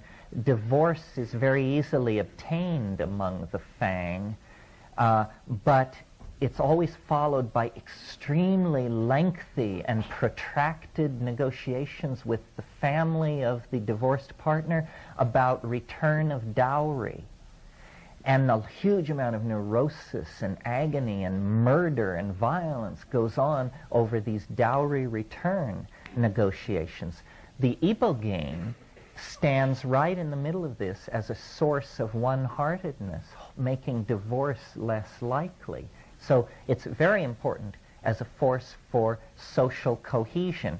And I mention this because when we reach ayahuasca, we will see, when we reach South America, we will see ayahuasca functioning not as an aphrodisiac or a thing to unify couples, but as a kind of telepathic pheromone that unifies whole small tribal groups together into a one-hearted, one-minded modality. And if we get into a discussion of the possible evolutionary impact of hallucinogens, we'll see that it always lies in the direction of these collectivized states of mind and dissolution of boundaries between people.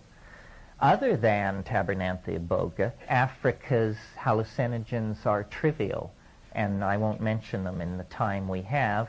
Cannabis is in Africa as well, but cannabis is worldwide now and probably has been for quite some time. Cannabis is a special case chemically and culturally. We tend to think of cannabis as a recreational drug, but that's because in the 20th century we always smoked our cannabis. In the 18th and 19th century, cannabis was eaten, and jellied forms of cannabis that were eaten, judging by the prose of people like Theodore Gautier, Baudelaire, Fitzhugh Ludlow, and people like that, it was as powerful as LSD, without doubt. I mean, these people were being swept to titanically alien dimensions. Well, when we cross from Africa to India, interestingly, of course, as you all know, tremendous depth of at least concern with the spiritual dimension, if not realization of it. That's a tougher call. India would be a likely place to look for indigenous hallucinogenic plant cults simply because of the spiritual obsession that characterizes Indian thought. When we look at the historical foundations of Indian thought, we find that it all rests on a group of texts composed between 4,500 and 2,000 years ago called the Vedas. And the Vedas are nothing less but the world's longest continuing advertisement for a hallucinogenic plant. The problem is we don't know what this plant is. This is the mysterious soma of the Rig Vedas. And Mandala 9 of the Rig Veda is entirely a hymn to Soma. Soma held Hinduism of the Vedic phase together. Later, it was repressed. And again, graduate students, pay attention. One of the very interesting problems to be looked at by sociologists, social psychologists, and anthropologists is how, if a drug once discovered, or a plant once discovered, is so wonderful, how can these things ever be lost or forgotten? And yet, in several instances, we deal with literatures which sing the praises of some plant or drug, the identity of which we cannot figure out, or it becomes a big arm wrestle between various competing schools of scholarship. We do not, to this day, know what Soma was. Gordon Wasson, who some of you may know as the discoverer, the modern discoverer of the mushroom cults of Mexico, founder of the science of ethnomycology, believed to his dying breath that Soma was Amanita muscaria, the red-topped, white-speckled Amanita. This is a mushroom which has a major role in Tungusic and Arctic shamanism. But to say, as Wasson did, that this is the supreme entheogen of all time is not supported by the evidence, I think. Wasson's own efforts to become intoxicated on Amanita muscaria were not successful. My efforts have not been successful. Occasionally you will hear anecdotal evidence. Someone will tell a story about eating Amanita muscaria that obviously they had a staggering breakthrough, to a rupture of plane, as Merceliod in his wonderful phrase. But it's extremely undependable. And when you look at the botany of Amanita muscaria, you discover that its chemical constituency is seasonally variant, genetically variant, geographically variant, and so forth. So often, I think, as we gain understanding of a given shamanism, we will see that it depended on an extremely deep local knowledge. And if you take what a Yakut shaman says about Amanita muscaria and attempt to apply it in the national forests of New Mexico, you know, you could end up with a tag on your toe. These things this kind of information doesn't travel well. One of the, you know, there are old shamans and bold shamans, but there are no old, bold shamans.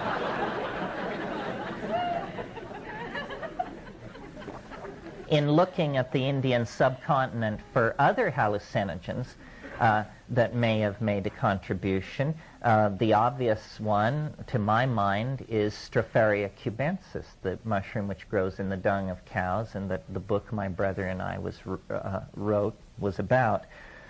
Other possibilities, some of you may know that there are a family of the Argyrea family of morning glories, an Asian family of morning glories distributed from India to Micronesia. 13 species, all containing psychoactive ergot alkaloids, none with a history of human usage. Now, this is another area which really fascinates me. Why do some plants become discovered by human beings and become the objects of cults which last millennia, and others are never discovered at all in societies absolutely obsessed with spiritual advancement? This Argyrea nervosa is a perfect example, because you take the seeds are the active part, and you don't need much of this thing. You need 4 or 5 seeds, less than a tablespoon of plant material, which I would bet would make it per unit volume probably one of the most powerful hallucinogens in nature. And the hallucinations are absolutely stunning, and nobody has ever claimed this. It's free for the taking. This means you can cut a deal with an ally that doesn't belong to the Hindus, the Mayans, or the somebody else. It's an unoccupied parking space in hyperspace. And it's very interesting. The discoveries are continuous. Just a year ago, some phytochemists in the Midwest discovered a plant. It's always been there. Nobody's ever taken it very seriously, treated it like a weed. Desmanthus illinoiensis, the Illinois bundleweed. This is suggestive that it's called bundleweed because a medicine bundle is, of course, a shaman's mojo bag, you know. But so bundleweed, 6% by dry weight, N,N-dimethyltryptamine, the largest concentration of DMT in any plant, and unclaimed by native peoples, unknown to the folk medicine of the North American Indians as far as we can tell. Well, so this is very interesting. Continuing our survey, since we're now somewhere on the Eurasian continent, we should mention Papaver somniferum, the opium poppy. With cannabis, this is probably the oldest human narcotic. Minoan civilization was entirely based on opium, on the use of opium. And in fact, when Michael Ventris translated the tablets, the Linear B tablets, they got these tallies, and they thought at first that the symbol for opium must be the symbol for wheat, because the tallies were so huge of the stuff being moved and sold. And then when they sorted out, they realized, no, for the last 1,000 years of its existence, the Minoan civilization drifted deeper and deeper into an opium narcosis that was its way, I think, of anesthetizing the pain of the death of this last outpost of the goddess religion, because that's what it was. It was a cultural anachronism. While Asia Minor had gone over to god-king city-states and bronze-tipped spears, the people of Minoan Crete had kept the old, archaic religion that came out of Africa. And then in the last gasp of that Minoan culture, those mysteries were handed on to the mainland of Greece and became the mysteries at Eleusis and other cult sites. It was said by the commentators, contemporary commentators of the Hellenistic world, the rites practiced in secret at Eleusis are practiced in public at Knossos. And this was the difference, the going underground of the old proto-Minoan mother religion. In modern times, we have a horror of opium. People are amazed that I even mention it in the same breath, but it doesn't hurt to remind ourselves that this virulently addictive substance, opium, was not even noticed to be addictive by anybody until 1627, when the English physician John Playfair, for the first time, commented that opium, once taken over a long period of time, then there would be a requirement that it be taken throughout life. We're right in the middle of a drug war at the moment, and it's interesting in that context to notice how the goals of drug wars can change. 100 years ago, the British Navy was involved in what was called the Opium Wars in China. Very few people in the modern world have bothered to inform themselves to find out that the Opium Wars were about the right of the British government to deal opium. The Emperor of China did not want opium dealt in the ports of China, and the British government used cannon to enforce their desire to sell opium in the ports of China. Why were the English trying to sell opium in the ports of China? Because the tea trade had collapsed through overproduction, and they were stuck with all these tea ships. They had created a whole global infrastructure for the sale of tea. When the market fell out on tea, they just turned to opium. They grew it in Goa, and they sold it in China. And this was government policy less than 120 years ago. Okay, well, moving on then from Eurasia, and I'm sure I'm missing different things, but if I missed your favorite thing, bring it up in the question period, to the North American continent. And the North American continent is, I almost said similarly cursed like Europe, but that's just my prejudice. The North American continent is similarly poor in hallucinogens. There are no very interesting hallucinogens in North America, and North American Indians, North American culture, did not avail itself of this ecstatic plant-induced shamanism. It tended more to go for what's called ordeal shamanism, the Sundance thing where you hang yourself by your pectorals on hooks and stuff like that. I mean, there are other ways to attain these visions. But you see, that absence of good hallucinogens in North America just reinforced that whole beer and woolen and uptight thing that came from Europe. The only major hallucinogen to have a role in Native American culture is, of course, peyote. And many people, without informing themselves, imagine that peyote is something which goes millennia into the past, and this is absolutely not true. Peyote use may well be less than 1,000 years old among Native Americans. When you go back into the old graves and the old burial sites in the Rio Grande Valley and south, you don't find peyote. What you find are the beans of Sephora secundifolia. You all probably know this plant, though you may not know its name. It's the plant that produces the very hard red and black bean that they can string. If you all know what collarines are, these are erythrinas, which are related to these things. Okay, that stuff contains cytosine and cysteine. These are what are called ordeal poisons. And it might be worthwhile to just talk for a minute about ordeal poisons. I said there's more than one way to skin a cat. There's more than one way to have this experience that shoves you through to an awareness of the numinous. That's what we're trying to do, is have an awareness of the numinous. Well, in certain parts of the world where hallucinogens were not present in the biome, people concentrated on ordeal poisons. And what an ordeal poison is it's a chemical compound that you take it, and you think you're going to die, and you beg for death, and you do not die. You get better. You're fine.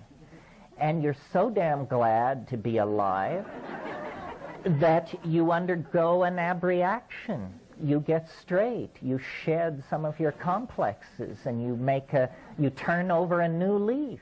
Is what it is. Well, in Madagascar, these ordeal poisons have been brought to a high state of perfection. Also in Malaya, there's a poison complex that replaces a hallucinogenic drug complex, and these are horrific poisons.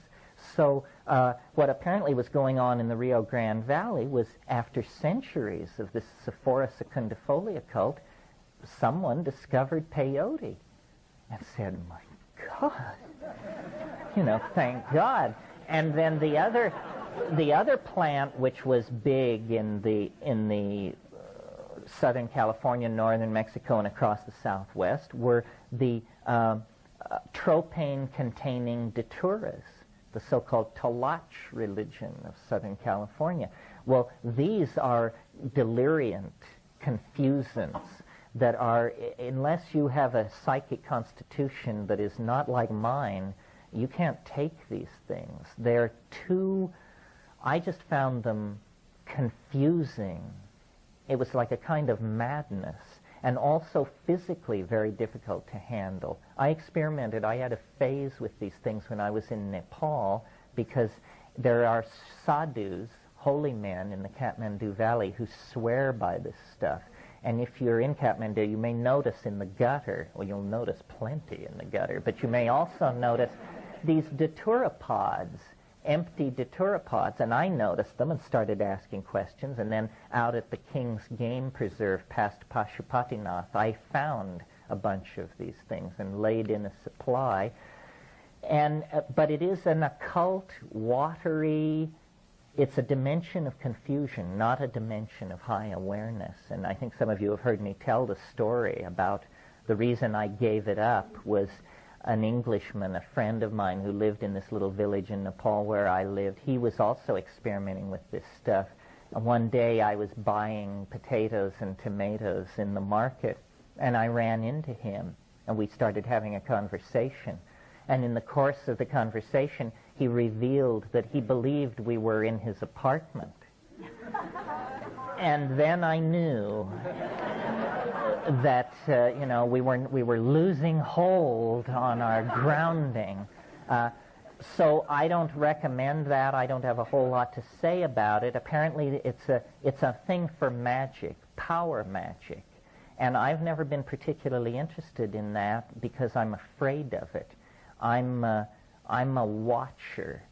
I like to look. I like to get very close to it and watch it, but I'm not into grabbing it or doing anything with it. I have a feeling that would lead to catastrophe for me personally. Okay, where are we now? Northern Mexico. Now we've gone all around. We started in Europe, we went down into Africa, across the Eurasian continent, North America, northern Mexico. Now things get interesting, because as you leave the Sonoran uplands and go south, in the Sierra Mazateca, it is this mushroom complex, which Valentina and Gordon Wasson discovered in the 1953s. 17 to 22 species, it depends on who's counting, of extremely endemic, meaning very localized species of mushrooms, all producing psilocybin, coincident with the cultural site of the Mayan, Mixtec, and Mazatecan civilizations. And this is psilocybin, an extraordinarily powerful, visionary, and benign hallucinogenic metabolite. Once the Wassons had nailed down this Mexican mushroom complex, then people started checking, and they discovered these mushrooms or conspecific species in many localities.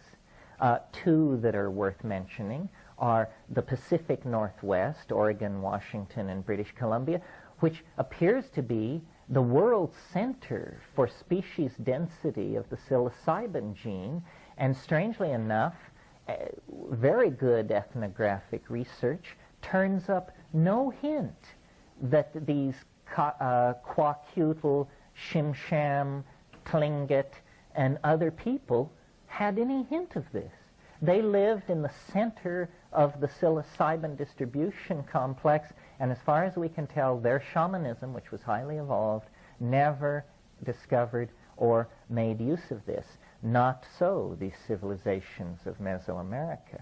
The other place where these mushrooms have now been discovered, and the range seems to be extending every year, is Europe. The tragedy of European civilization is that the logos was apparently there all the time. The English countryside, I understand, is now practically a scene of annual mushroom runs that are not unlike the lemming runs of Scandinavia, and everybody pours out to collect the semi-lanceata mushrooms. I've been told, I haven't been to these sites, but I've been told that Ionia, where the Book of Kells was composed and where St. Columba went, is covered with mushrooms. It's very clearly a mushroom ecology. Attention, graduate students, the tracing of mushroom motifs in European art and civilization and culture is an extremely rich, untapped field. If you need some clues, look at family escutcheons, look at family crests. In France and the Italian parts of France, the Morelli family has the morel on their escutcheon. There are other mushroom families and mushroom names. So there may have been, this may have been the struggle between paganism and Christianity, may have revolved around a mushroom. We know Druids were into plants. We know they were into oak groves.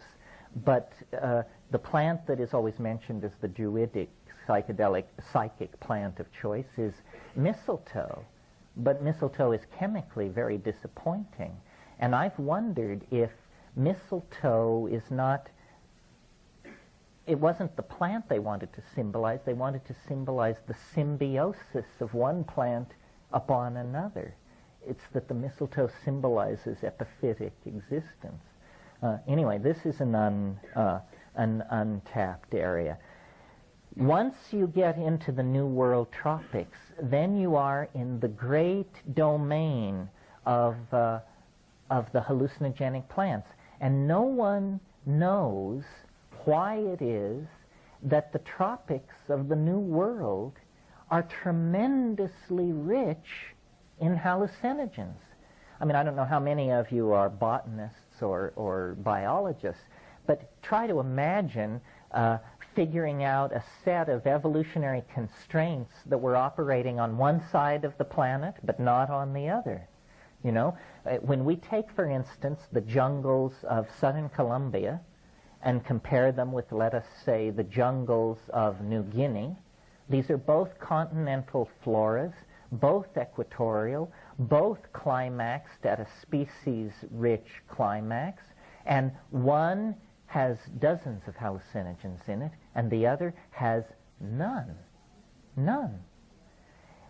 This is not well understood. I mean, theories range as wildly as, obviously, that South America must be where the flying saucer landed. And, that's where the genes were seeded. I confess I'm not sure why it is. At first I thought that it had to do with the extremely primitive state, so-called primitive, the extremely archaic state of culture in the South American jungles, that they represent a real Stone Age culture, where when you go into Indonesia, it may look primitive to you, but the Dutch were there before the English arrived in North America. It has had centuries and centuries in which these things could be forgotten. But of course, then come the botanists who care nothing for ethnographic data and who simply carry out plant surveys and chemical analysis of plants. They can't find these hallucinogens either. So this is a great mystery. in the tropics of Mesoamerica and the equatorial tropics of the New World, there's a vast panoply of hallucinogens, not only the mushroom complex, but then also this ayahuasca or yahe complex that we've referred to several times. This is a huge jungle vine. And as we cross into the yahe area, we also cross an interesting barrier, because we move from plants, single plants, which are hallucinogenically active, into the realm of preparations. We're on the threshold of the concept drug here, because what ayahuasca is two plants which are not active unless brought into combination with each other. One plant contains a monoamine oxidase inhibitor, and the other plant contains DMT, which would be destroyed in the gut if taken orally, unless it were taken orally in the presence of an MAO inhibitor. Well, this was not understood by Western pharmacology until 1956, but it was understood by Amazonian shamans millennia ago. So they bring these two things together, and by varying the ratio between the plant containing the beta-carbolines that inhibit MAO and the plants that contain DMT, they can intensify or de-emphasize the visions.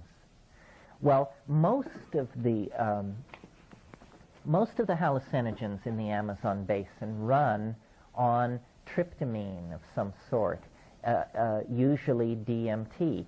In the upper basin of Colombia, Ecuador, Peru, like that, you get these yahe ayahuasca beverages. These are things you drink, and then it comes on. You have these outlandish trips.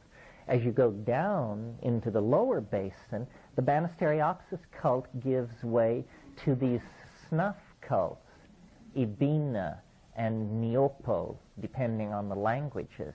These don't depend on an MAO inhibitor for their activity because they're absorbed through the subnasal mucosa, which is an extremely effective way for getting drugs into the system. The problem with that complex, the snuff complex, is that we are just physically such delicate and wimpy people that we can't stand that route of drug administration, because what they do is they toast these seeds of Anodonanthera peregrina, this huge leguminous tree which is the source of the seeds. They toast these seeds and powder them, so what you get is a kind of rough cross between sawdust and charcoal, and then they have a hollow tube about this long, and they load it up with this stuff, and you squat down and put the tube into your nostril, and your friend, not you, because you would not do it hard enough. Your friend then takes a huge breath of air, and it's just like being hit in the face with a 2x4. I mean, it's like being hit in the face, and you fall over backwards, you scream, you salivate, you squirm around there in the dirt for a minute or two, and then you sit back up, and by that time, the tube has been reloaded for the other nostril. And then, and your eyes, your sinuses can't believe what's happening to you. So you have to sort out this whole sinus shock, which is going on in parallel with then an evolving strange state of mind, which is beginning to take over and clarify everything. And then there are numerous minor variations on these themes. Might talk just a little bit about the chemistry of these things and the chemistry of hallucinogens generally. My attitude toward this question of plants, compounds, drugs, should these things be used for spiritual growth? If the answer is no, then that finishes. You don't have to go any further. If the answer is maybe or yes, then other questions arise. Which compounds out of this whole survey, and at what frequency, and at what dosage, and under what circumstances? And over the years, I've sort of evolved a three-way test that I will share with you because I think it's maybe operationally the most useful thing you'll hear this weekend. And that is, if you are contemplating some compound, some plant, then the first thing to ask yourself is, does it occur in nature? Does it have some tangentiality to what is already existing? Because obviously what exists, that's nature, has undergone some vast winnowing process out of the set of all things which might exist. In that wonderful phrase of Alfred North Whitehead's, certain things have undergone the formality of actually occurring, you know? And so certain compounds have undergone the formality of actually occurring in the biological matrix. And so they should be our pool out of which our experimental compounds should be drawn. But this is thousands of compounds. How can we further narrow it? Well, an excellent way of narrowing it further is to ask the question of this compound, does it have a history of human usage? Does it have a history of human usage? That is your FDA approval. Because if you can point to a tribe of people who have been taking this plant or mushroom or whatever it is for millennia, and they don't have miscarriages, tumors, cataracts, blindness, Down syndrome, 8 fingers on the left hand, or whatever it is, then you can be fairly confident that this thing is benign, that these people have observed its action on pregnant women, the elderly, those with, you know, and that it has passed that test. Then, finally, the narrowest gate through which a compound has to go to intersect my precious body is it has to have an affinity to ordinary brain chemistry. It has to have an affinity to ordinary brain chemistry. We don't want to launch something on your brain that it can't recognize at all, that it has no biosynthetic pathways to degrade, that it has no receptors for just some crazy thing, you know, 5-amino-3-triethylphenthioanaxidine or something. We don't want that. There's not the spirit that we're acting in here. So if the compound can get through those 3 barriers, then it's an excellent candidate for providing spiritual gain at low physiological impact. Well, now some people may say, oh, well, you've taken all the fun out of it. All the good things have been tossed aside in this mad rush to purity or something. Not at all. The very best stuff was retained in this process because in terms of relative strength and bizarreness of effect and so forth, the strangest, the most powerful, the most transformative of all hallucinogens in nature or out is dimethyltryptamine, DMT. And it's worth talking about DMT for a moment because it will raise certain issues and distinctions that you may not have been aware of.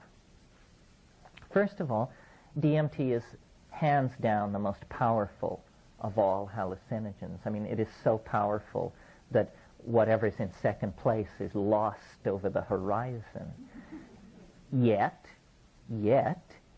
it is the most benign of all hallucinogens because it occurs as an endogenous neurotransmitter in the normal human brain.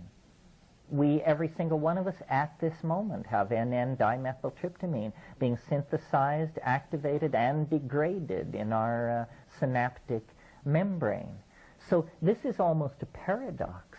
The most benign of all hallucinogens, the most fast-acting, I should also add, is also the most harmless, the easiest to take. It sort of puts a certain obligation on the experient, because there is no reason to hold back, except that there is this question, does it drive you mad? And then the more serious version of that question, what about the possibility of death by astonishment? This is no joke. Death by astonishment is, I think, probably the major risk we run with this stuff, because the impact of the breakthrough is so total, so complete, so unexpected. And in a way, this sort of brings me back around to my theme, because I encountered DMT, LSD, all of these things in that very period when I was getting set to take flight as a Jungian analyst. And what completely blew my mind about DMT, and I mention it again, here's an opportunity for research, is how here's a heretical construction, how trans-archetypal the content of the flash seemed. I was appalled, because not only had I a certain amount of interest in Jung and proclivity along those lines, but my original major had been art history. Art historians, what we're trained to do is to be able to look at a motif and say, oh yes, I'm familiar with this from ceramic from second millennia Peru, and also Mandaean embroidery work. We know motifs. We're trained to recognize and connect disparate aesthetic domains. Well, when I smoked DMT and came down, I said, this is not on the map.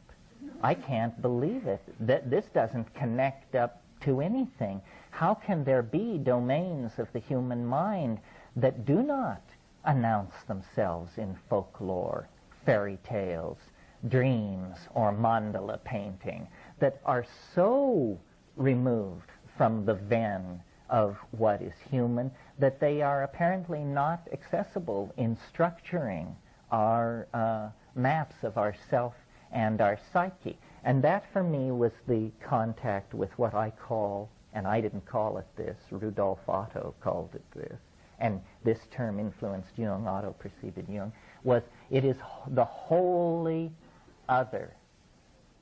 And if there is an archetype of the wholly other, then this is it. But perhaps the wholly other transcends the archetypes. This may explain to some degree Jung's interest in Gnosticism, especially the Valentinian school of Gnosticism, which holds, that there is a higher and hidden Father, all God, who is outside the machinery of cosmic fate. And it seemed to me that in those extremely profound DMT flashes, I was actually witnessing a domain outside the machinery of the archetypes, which is, for us as moderns, that's what the machinery of fate is. It's not zodiacal machinery. It's hardwiring in our psychology and our genes that gives us our fate.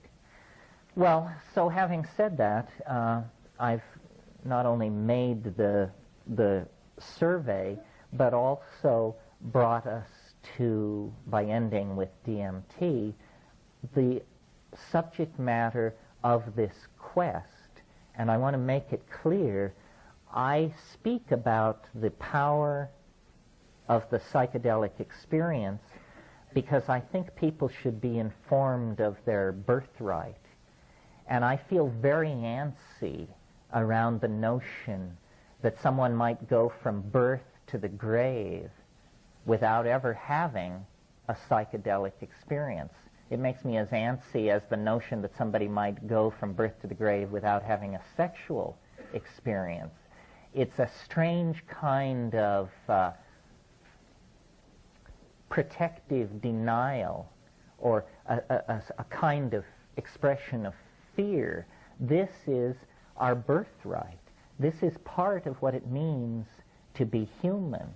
These altered states of consciousness, I think, are pretty much scripted into the existence of women, because most of them will give birth, which is an organically scripted psychedelic experience from which there is no escape, unless, of course, you go for the drug knockout, the spinal, and then you miss everything. But biologically, physiologically, women are set up for this experience. Men are not. It's possible to build such barriers against overwhelmment that it never happens in your whole life. And I believe that if we psychologically analyze the effects of these psychedelics, what they do is they dissolve boundaries. That's all. I mean, if you interview 10,000 people who've had a psychedelic trip, each one has their own hierophany, their own hieroskamos that unfolded for them, but the sum total of it is boundaries dissolve, and then whatever's on the other side of your boundary comes flooding in to claim you and to reshape and remake your psyche. Well, I see the entire illness of our civilization as an ego-inflationary illness. We have gone so sick with ego that we are literally murdering the planet rather than confronting the consequences of our psychic imbalance. And the psychedelics act to redress this. They are almost an inoculation against the ego. And I see the ego as a phenomenon arising in historical time, or rather, actually, history is caused by the ego.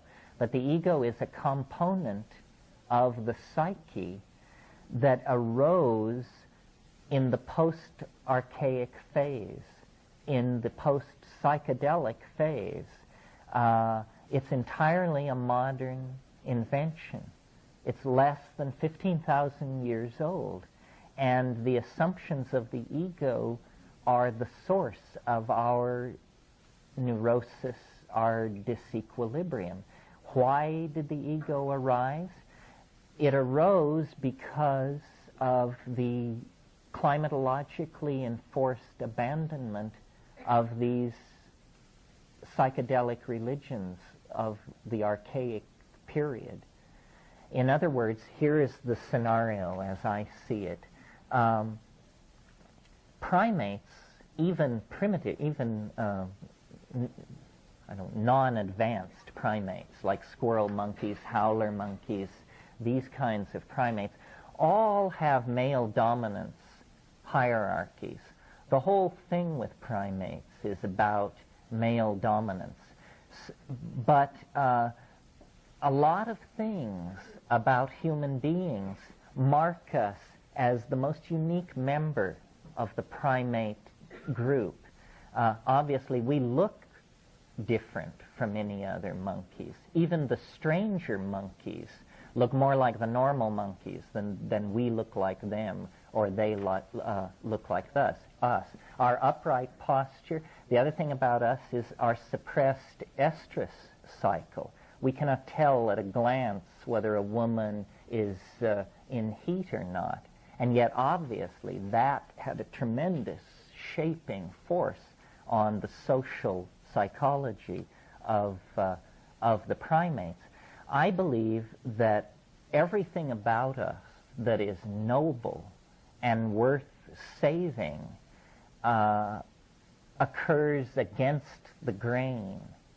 That if we had followed the grain, we would still be competing with jackals for the carcasses left by lions of large game kills on the plains of Africa. But when the African continent began to dry up and we were forced out of the trees where we had an arboreal vegetarian lifestyle, we came under great pressure to expand our diet. And I believe that the great unstudied factor in human evolution and human emergence is the effect of a complex diet on our emerging species. And it's not only the presence of hallucinogens such as psilocybin in the diet, but other things as well. Psilocybin is the most spectacular case, and if you came to see Darwin, you'd have to hear about evolution. So you came to see me, so you have to hear this little theory about human emergence. Most of you can probably recite it by heart now. But it's a three-step feedback loop from a fairly bright monkey to a fairly stupid human being. And the way it works like this: these monkeys come down out of the trees. They're predating on kills of ungulate mammals made by lions. They're competing with jackals. They're testing all the foods in the environment, and lo and behold, in the manure of these ungulate mammals that are irradiating across the African continent, there are what are called coprophytic mushrooms. And the presence of large amounts of tryptophan in manure as a substrate means that these coprophytic mushrooms elaborate psilocybin. So here in this new grassland environment are the psilocybin mushrooms. Well, these proto-hominid creatures testing foods for their diet would reach the psilocybin and would test it. Well, then this three-part feedback loop to humanness then comes into play. And it works like this. Very, very light doses of psilocybin, so light that you cannot an hour and a half or 2 hours later tell you've taken anything. You say, I don't feel it. I feel completely normal. I must not have taken enough. That dose, if you would submit yourself to being tested by an optometric apparatus, we could show you that your vision has improved slightly. This is an effect of eating small amounts of psychoactive amines, increase of visual acuity. Well, you don't have to be a rocket scientist to know that if you're a hunting animal competing in a highly competitive environment and suddenly somebody hands you a pair of chemical binoculars, you are going to be a more successful hunter than other members of your species who are not availing themselves of this food item. So there was reinforcement there. Aha, if we eat these mushrooms in small amounts, we will be more successful hunters. Or maybe it was never raised to consciousness as an if-then relationship. It was just, we eat mushrooms, we hunt well kind of thing. Then, if you eat slightly more of the psilocybin, if you bring slightly more of it into your diet, it's what's called a CNS stimulator, central nervous system stimulant. An effect of all CNS stimulants is what's called arousal. And arousal means simply that you can't sit still, you're very restless, you're very energetic, and often in the male animal you have an erection. It's an overall systemic arousal. And if you witness this situation in monkeys are very hang-loose kind of characters, and so then they just all fall together in a heap and make love. And this increases what anthropologists and primatologists like to call successful instances of copulation. This means that this increased interest in sex, in combination with an increased success in obtaining food, is creating the perfect situation in which there will be a population boom of these creatures. They're eating better, they're enjoying themselves more, and they have better relationships with each other. So population boom is on the way. Well then, the next and final level is when you raise the dose higher, so you're no longer restless or interested in sex or any of that, but you're flattened with the ecstatic unfolding of the full numinous hallucinogenic rupture of plane, then, and this occurs, in the tribal context, then there is boundary dissolution, group sexual activity, and group bonding and identification. And this is where this telepathic coherence, this inner dynamic of cohesion and caring that we see in primitive people to some small degree, and that we imagine must once have been our birthright, this is where it came to be. And at those higher levels of psilocybin, most of you probably know, language is formed by an organ on one side of the brain called Broca's area. Broca's area, the brain being always symmetrically constructed, Broca's area has a twin on the opposite side of the brain, but no one knows what's going on there. It's apparently a silent area of the brain.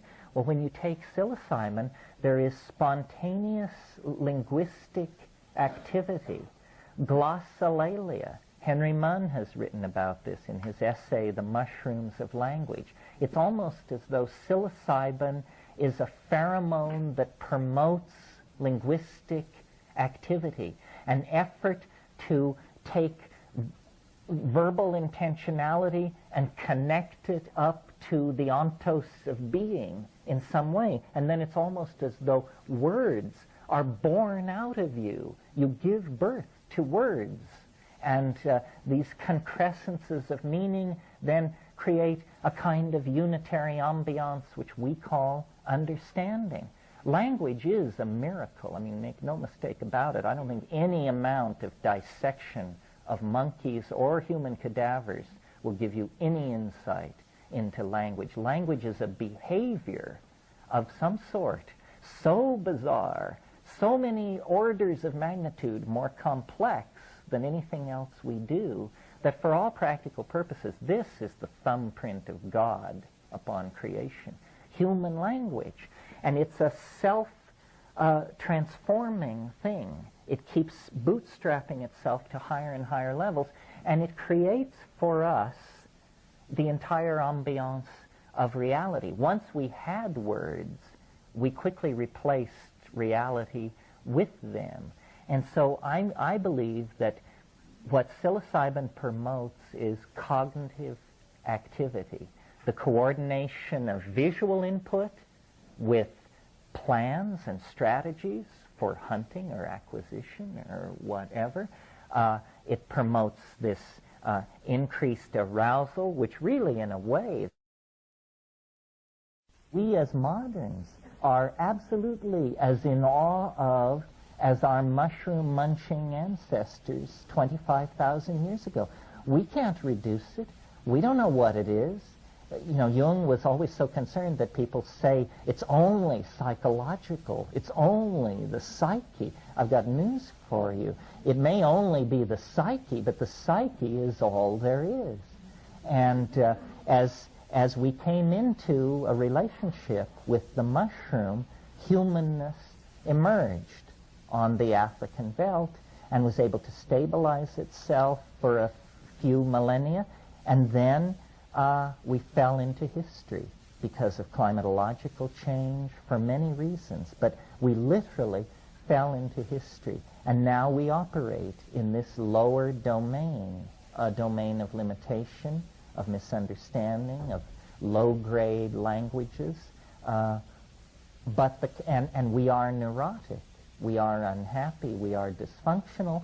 And I believe this is because our connection to the logos, to the informing voice that gives meaning to being, has been broken. Over 10,000 years, it's fallen away. And all we're left with is our spiritual yearnings, our nostalgia for paradise, and our pathologies.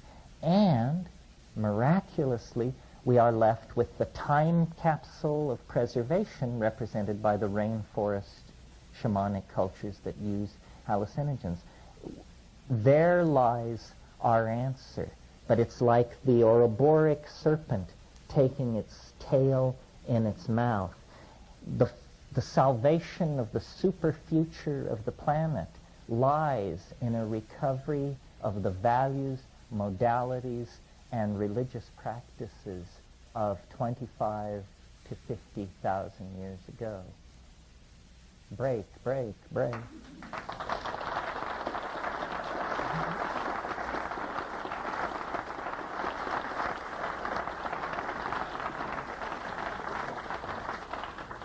And we haven't screened the pile, so we're just going to go through them, and I'll read them aloud. And normally I give long answers, but there's such a stack of questions here. I'll try and be General Neal and keep... or General Brief and keep it Neal. Since DMT is present in the brain, does the introduction of excess DMT shut down the production of natural DMT in the way that the body stops producing opiates during opium usage? If so, what are the effects?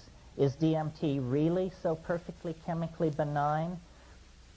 The first point to make is that many of your questions cannot be answered because research into these areas is not allowed. So often we can't answer your question. This question, does the introduction of excess DMT limit endogenous production? I can say with fair confidence that that's never been studied. My guess would be that it does not, because the DMT is in no sense of the word do you become habituated to DMT. I mean, a person who does DMT once a year is a fanatically heavy user, I would say. And the question, is DMT really so chemically benign? Again, this has not been studied the way you would study with rats and so forth to determine it. But experientially speaking, the amazing thing about DMT is the speed with which you return to normal. You return to the baseline of consciousness in under 10 minutes. Well, that tells you that the brain is very well able to deal with this compound. One way of judging how toxic a drug or a plant is to ask yourself the question, how long after I take it do I feel completely normal? And with DMT, you feel completely normal 15 minutes after taking it. It's the shortest recovery time of any drug. This question is concerning the bundleweed. While it does not directly meet the criteria of long-term use, is it to be considered safe? I'd say the way to answer that question is to do a chemical analysis of the bundleweed. If there's nothing present but DMT in it, I would think it should be considered safe. Now, there may be other compounds present. In South America, it's possible to contrast two plants, Psychotria viridis, which has almost entirely nothing in it except DMT as the portion of its alkaloid fraction, or Varroa carthaginensis, which is used in the making of snuff, and chemically it's a mess. It looks like they swept the floor. You've got NN-DMT, 5-MeO-DMT, alpha-methyltryptamine, monomethyltryptamine, 6-hydroxy-O-methyltryptamine. All of this you don't want.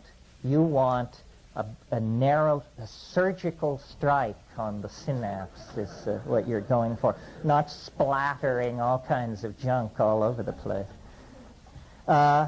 What is the best medium for psilocybin spore germination? Potato agar or what? The best medium is rye malt agar, no question about it. Go with rye, organic rye malt extract. In today's climate, talk about access to shamanic pharmaceuticals for the average person.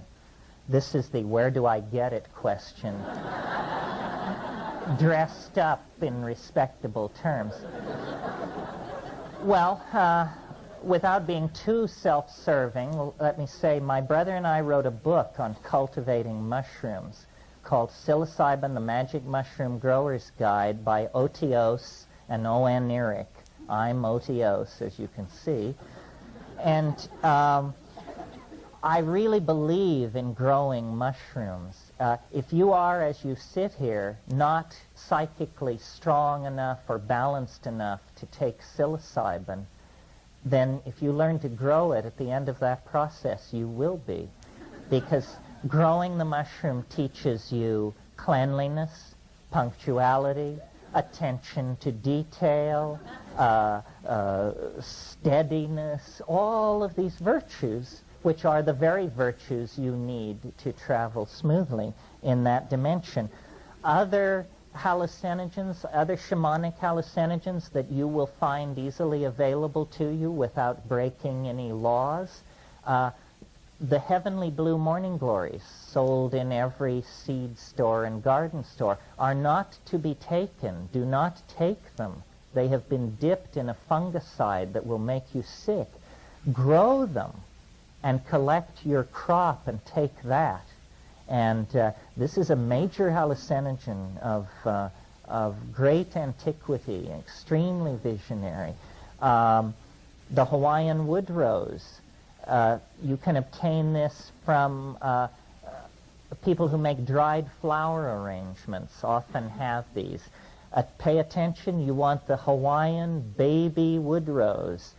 If they try to give you something called Hawaiian wood rose, a big clunky thing, that is inactive and won't do it. The daturas are freely available. I do not recommend them. I recommend against them, but they're a common landscaping plant in Southern California, and the Jimson weed, of course, is growing out in the desert out around Lancaster and other places like that.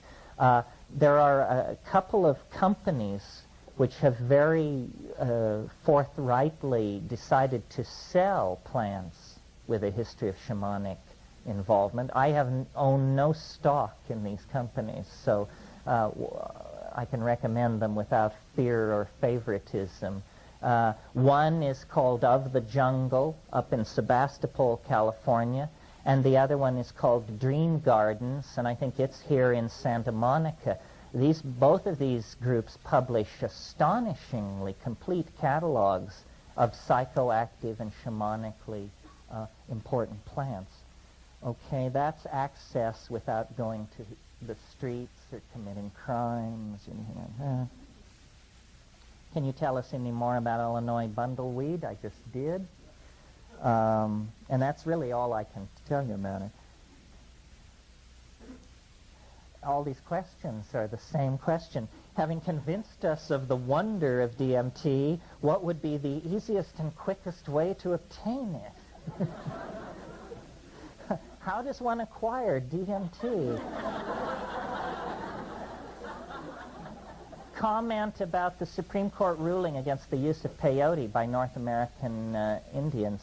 A very bad law, obviously. Law so bad that the National Council of Churches, the National Jewish Affairs Committee, and some very large Catholic organization all filed briefs protesting this thing, and I think that it was actually realized that it was a goof, and it will be brought back in the you can't bring something back to the Supreme Court in a hurry, because then that's unseemly. But I would bet that within 5 to 10 years this will be overturned, because a close reading of this law means that wine for Pesach or communion could be construed as a psychoactive substance, and the whole thing was just bad law, bad idea. Has consideration been given to the possibility that, in the case of certain plants which are recounted in writings, but the identity is unknown, that the reason they are unknown is because shamans purposefully kept their identity a secret? Perhaps such secrets are still being kept. This goes to this question I raised this morning: how can a powerful hallucinogen, once discovered, ever be lost? And I've only been able to figure out one scenario in which this could happen. It happens like this.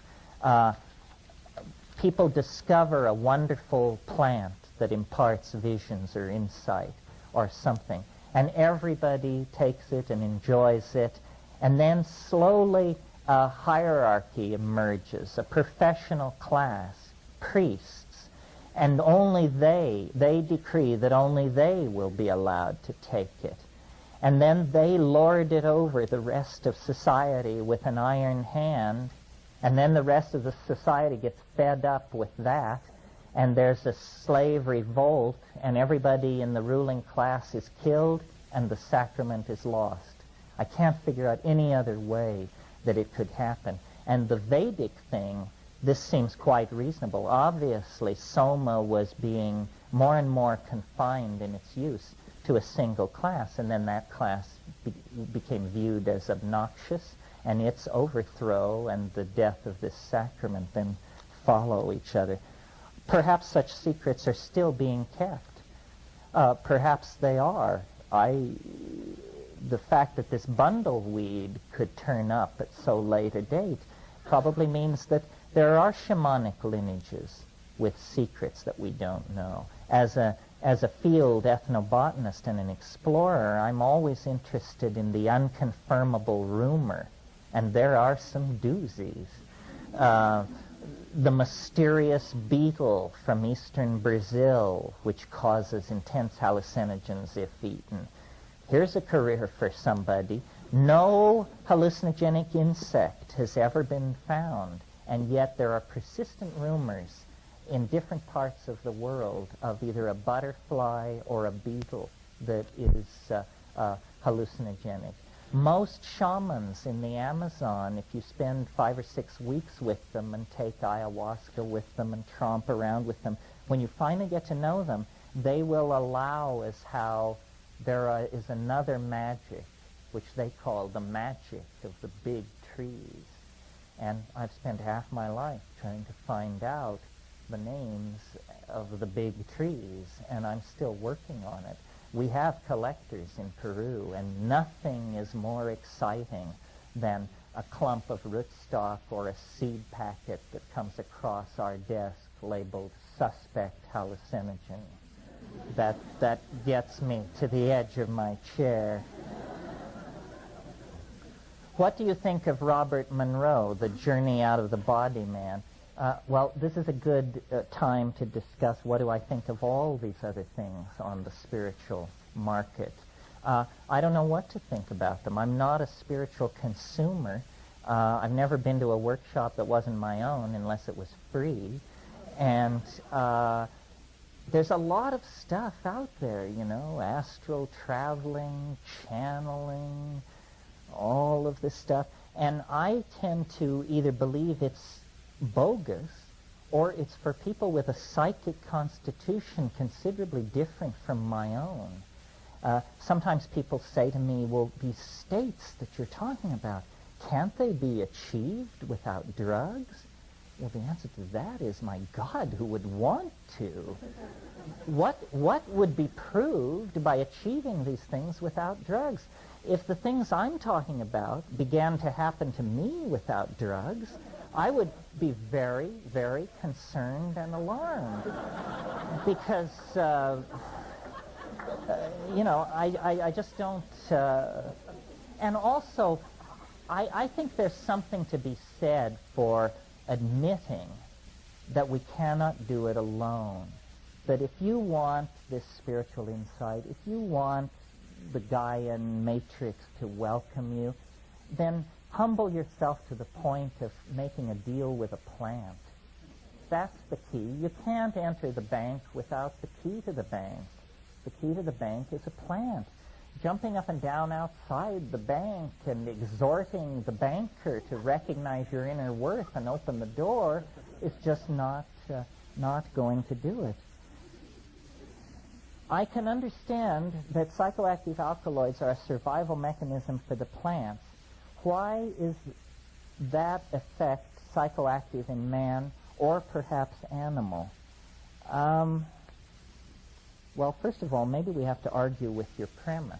You're right that a lot of these so-called secondary and tertiary compounds are elaborated supposedly to make things taste bad so that birds will spit out things and stuff like that. But on the other hand, they've studied this question fairly closely, and a lot of these alkaloids are produced specifically to attract animals, to bring them in to nectaries and as pollinators and that sort of thing. Old-style botany always believes these compounds are what's called tertiary to metabolism, meaning they're kind of like waste products and not very important, garbage. But when you look carefully at a psychoactive plant, invariably what you see is that the psychoactive chemistry is going on where metabolism is most active. This is an indication that actually these things aren't tertiary at all. They are doing something for the plant, but we don't know what it is. As to why they have this peculiar effect that they do in us, I think that's because there was anciently and over the evolutionary life of human beings actually a connection between us and nature, and that these drugs are the antenna, the switches that switch us back toward the logos of the natural world. I suspect that all of nature is a seamless web of pheromonally mediated connections and interactions, and that we are just not yet at a sufficient level of analysis and sophisticated observation to see this interconnected web. You know, our idea of nature is that it's all tooth and claw, survival of the fittest, and the devil takes the hindmost. The new version of evolution is entirely different. It says the way you attain survival is by making yourself indispensable to everybody else. So it's not by triumphing over the ecosystem, but by integrating yourself so thoroughly into it that it can't function without you. Then you're on your way to being a dominant species, not by crushing the opposition. Let's see how we're doing here. What are deconstructionists doing to our understanding of the language? Is it helpful?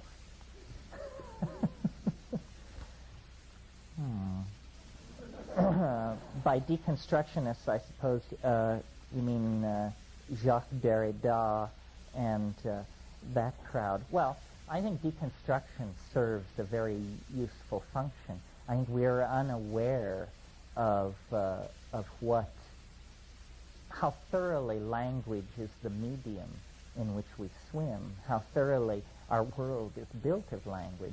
In a way, the boundary-dissolving character of the plant hallucinogens is a dissolving of language barriers. They show you that the surface of reality was not the surface of reality, it was the surface of your local language.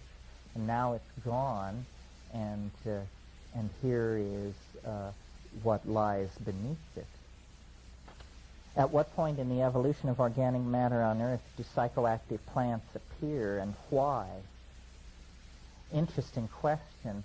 If we're talking about psychoactive fungi, we're severely limited by the fossil record because no fossil mushroom has ever been found older than 40 million years. This is because fossil mushrooms are very soft-bodied, ephemeral kind of things. As primary decomposers, which is what fungi are doing on this Earth, it's reasonable to assume that they must have been here from the very beginning of the conquest of the land, but proof in the fossil record has not been forthcoming.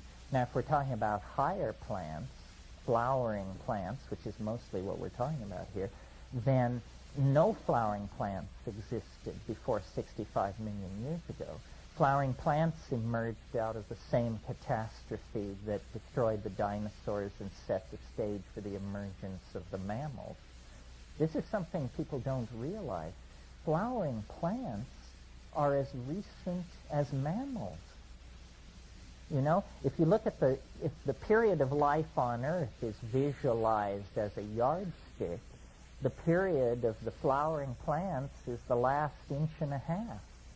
And it's also the rise of the mammals occurs in that last inch and a half. So before that, The plant life on the earth was of a very different sort, and we know nothing about its chemistry.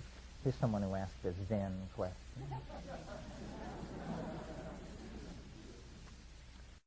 What would make the present government interested in the study of psychedelics? I don't know. If they could make a buck out of it. I don't think they're very interested in psychedelics. I don't think any political... What? CIA, they were very interested in psychedelics. Except that they abandoned it. Yes, MK Ultra, for those of you who don't know, stands for mind control, spelled the Southern way. Mind Control Ultra was a program the CIA pursued in the 1960s where they tried out all kinds of psychedelic drugs, and they also worked with it in combination with hypnosis. They were trying to make what they called the Trojan horse. This was somebody who would be an assassin but not even know it. And how far they got with all of this, we will never know, because of course it all disappears behind the walls of secrecy. But the declassified history of the CIA and LSD is very interesting. Some of you may know the book Acid Dreams by Martin Lee. Fascinating history of the way the government tried and really failed, I think, to use psychedelics. The government's initial approach to LSD was, this is great. This is a truth serum. We can give this to enemy agents and they'll tell us all we know. Well, a few months of following that path, they decided, no, this is an obscurity drug. We can give this to our agents and they can take it if they're captured and no one can learn anything from it. And, you know, clearly this was not a fruitful path either. And I don't fault the government. I don't really fault the government for this. After all, the government is in the business of being the government. I don't think any institution can inculcate psychedelics into its own program, because psychedelics destroy institutions, all institutions. I mean, it's like trying to move an acid around that corrodes whatever pipes you pour it through. And because the boundary-dissolving quality of psychedelics is precisely the quality that government is involved in resisting. Government builds up labels, hands out role models, explains how everything is, and this stuff just then melts that back into a primal chaos. So it's pretty corrosive of any social values that don't arise spontaneously out of biological organization. It's anarchist. It's the acid of anarchy, in a way. All right, we're never going to get through this list, but it's gratifying to know it's here if we need it. Here's a question about the time wave, which I'm going to skip because we're not talking about the time wave today, and pity the poor soul who's never heard of it. Know of any herbal sources to raise serotonin as a treatment for depression? No, I'm not, I don't know a lot about herbal medicine and that sort of thing, but raising serotonin level as a treatment for depression seems like a pretty good strategy. I don't know of herbs. Usually inhibition of serotonin is what's going on. And with these psychedelics, they do compete with serotonin for the bond site. That's what it's all about at the atomic level, is in your synaptic cleft. In the synaptic clefts of your neurons, there are what are called receptors. And if you were to fly down and look at these things, they look like complex locks. They're hooks, protuberances, little drawers, and fit in places. Well, then the drug molecule is carried into the synaptic cleft by the bloodstream, and it seeks to what's called occupy the bond site, or simply bond. and it's trying to fit in. Well, the normal thing which fits in those bonding sites is serotonin. But some of these hallucinogens are much better fits than natural serotonin. They are what pharmacologists say competitive at the bond site. And so they literally elbow the serotonin out of the way, and then they fit themselves into the receptor. Well, once the receptor and its agonist are in place, then the biodynamic, the bioelectric field of the synapse can be activated. Well, if you swap out serotonin for an exotic molecule like harmine or mescaline or something like that, well, then this shifts the mode of this molecular level electrical environment. And I believe that that is what then registers as a higher cortical experience that we call the trip. It's the experience of hundreds of millions of these introduced molecules displacing the normal serotonin and then broadcasting this signal in a slightly different way than it is normally perceived. So there's a molecular connection. There's a connection down into the molecular level. This will be our last one this morning. Language transcendence. Huxley, Jung, and others often mention liberating and enlightening epiphanies as beyond language and iconic imagery. You yourself mention this. Can you explain further the use of transcendental language? Yeah, and we might talk about that a little this afternoon. I sort of alluded to it this morning. My idea is that language is a process that is half completed in us as we sit here, and that language is really something which wants to be seen, not heard, but that we are on our way to evolving toward this visible language. And we currently are operating with these somewhat substandard acoustical codes where I make small mouth noises, they go through the air, they strike your ear, you look in a culturally validated dictionary. If your dictionary is like my dictionary and you understand what's in your dictionary, then we say we are communicating. But in a visual language, in a visibly beheld language, there is no culturally validated dictionary. There is simply a hardwired kind of animal language that we all understand instantly from birth without any cultural acclamation to it, because it is the natural language of human beings.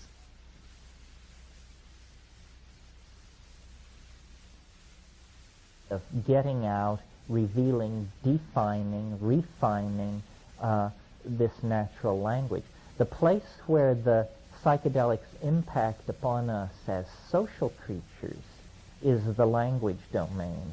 I mean, you may have tremendous hierophanies and breakthroughs, but if you can't talk about it, or paint about it, or dance about it, or in any way communicate it to anybody, then it is not efficacious for the species. It's just your private entertainment. So the domain of language is where the collective impact is coming. And one of the things I think about psychedelics is that they are probably capable of helping us force the evolution of language, because we cannot move into the future any faster than our language of description for the future. So if we're interested in streamlining culture and getting away from this sort of random walk style of cultural evolution, then we have to look at rationally interfacing with the evolution of language. And maybe we can talk about that when we come back. Thanks very much. I appreciate your sitting for this.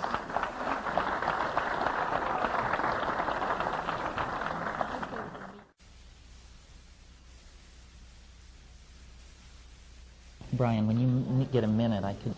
Well, this morning was sort of an intro in case people needed to be brought up to speed. We discussed basically the distribution of these psychoactive plants with a history of shamanic use, and then discussed a little bit about the history of them, and I didn't really finish with that because I want to stress that this, I think what we talked about this morning is we got them all to a good place. We got them all to paradise in Africa with clear vision, much food, and plenty of horsing around. And then we broke for lunch. The forces that created that partnership society in prehistory, the forces that allowed the emergence of a non-male dominant social style, were the same forces which then eventually destroyed it as well, because it was nothing more than climatological change is what was happening. As the African continent became drier, the grasslands retreated, the water holes became less frequent and further apart, and the mushroom came under pressure because of increased dryness. And at that point, I think probably the mushroom festivals became less and less frequent. The whole thing became more tenuous, and there was great pressure then to try and figure out how to preserve the mushrooms through the dry times of the year to have them available for ceremonies. And I think that it's the use of honey as a preservative that really set the stage for things to go wrong, because honey turns into a psychedelic compound on its own if you do nothing to it but leave it alone. It ferments, it becomes mead, and mead is a primitive kind of alcoholic beverage. So over several millennia, what began as an ecstatic mushroom cult turned into a beer cult, a cult of alcoholic intoxication.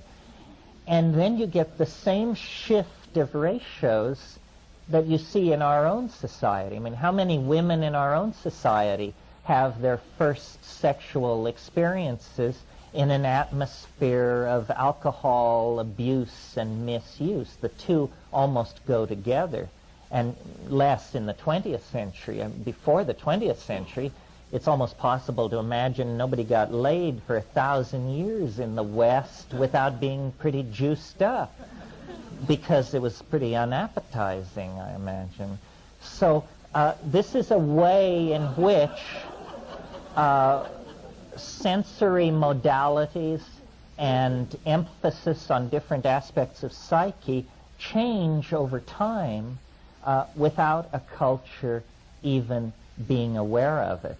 And then I talked this morning a little bit about the fall into history, the neurotic dysfunctionalism that characterizes historical existence.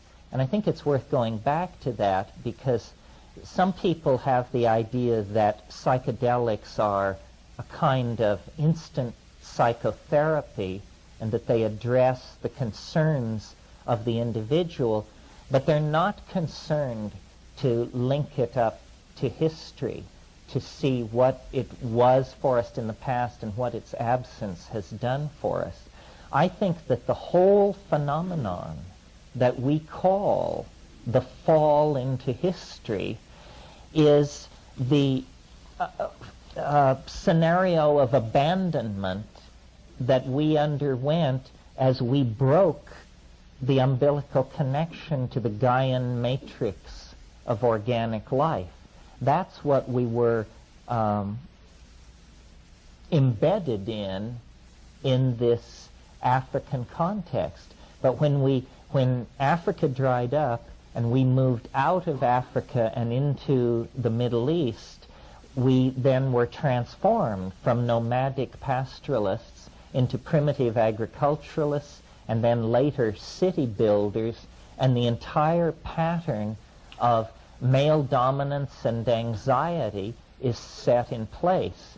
If you look at the world of 7000 BC, the most sophisticated human structure on the earth of, let's say, 7500 BC is at Jericho in what is now Palestine.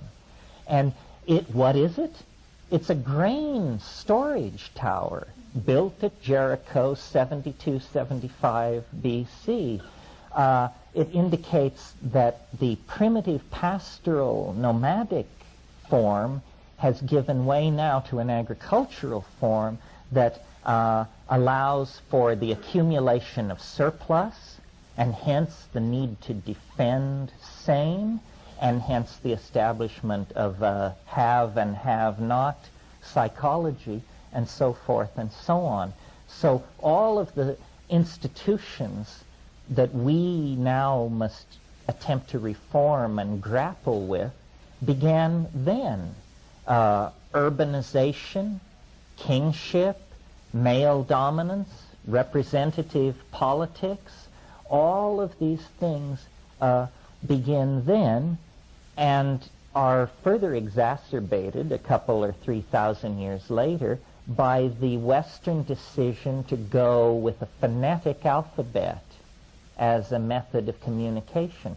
See, a phonetic alphabet further removes you away from anything concrete or real or related to nature. There's no ideogram, there's no glyph, there isn't even a rebus.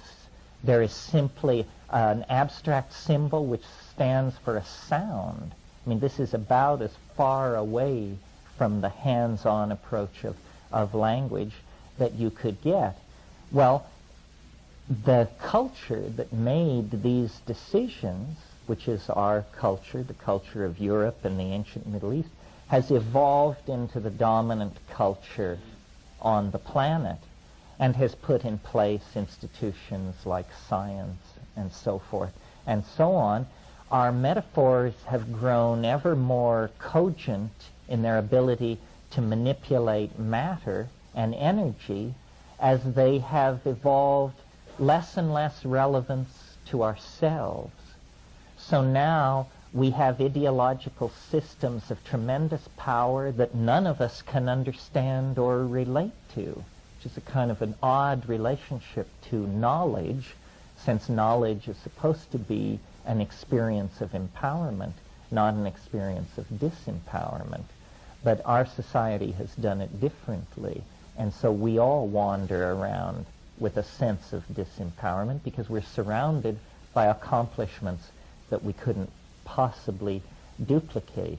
Well, I mention all this because I think that it shows where the solution lies. If we were in balance 15,000 years ago, and it was achieved through the use of psychedelics, de-emphasis of the ego, non-existence of the nuclear family, and the suppression of the concept of ownership, we should look at these as possible styles of existence that might be put in place in the future. That's this psychedelic society that you've heard me talk about at various times. Well, that's probably enough on that. Oh, you thought so too. When I said we'd look at the geographical distribution, the history, and then the phenomenology, I thought that we would put most of the phenomenology of the thing in here, in this section, because it's important to establish just what we're talking about, and also to empower people to describe their own experiences, which are often so peculiar that unless there is a group such as this, a person tends to just define themselves as starkers I mean, what else can you say about some of this? But, you know, if you're Starkers and you get 10 people to agree with you, you're not Starkers anymore, you're a movement. So I mentioned this morning about DMT, and I made of it the kind of paradigmatic compound because it's so brief, so natural, so powerful, so quick to recover from. And it's also a very good paradigmatic case when talking about what the psychedelic experience is like to have, because I think if you have the DMT experience on the way to the center of that flash, you'll probably have all the other ones. It seems to lie at the center of the mandala. The most startling thing about the DMT flash, and I mentioned this morning when we were talking about Jung, is how astonishing it is. That death by astonishment seems the major danger. And this is even if you're an art historian, a Jungian, an aficionado of symbols, and so forth and so on. It seems to come from some dimension orthogonal to the human world.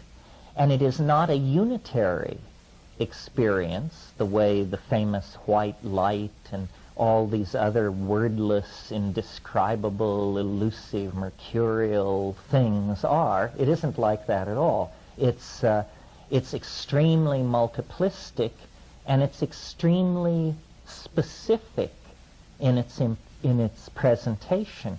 And when you smoke DMT, you have the feeling that you have burst into a place, that you have not had a psychological experience, you are not having a mental experience, you have burst into some kind of a space. And within that space, the first shock is that it's inhabited. And this is the shock I've never recovered from, because it was just the last thing I expected to find inside a chemical compound was the equivalent of a Bugs Bunny cartoon. It is inhabited by entities, is the only word to describe them. And they are, as I've said many times, they are like jeweled, self-dribbling basketballs. And there are many of them.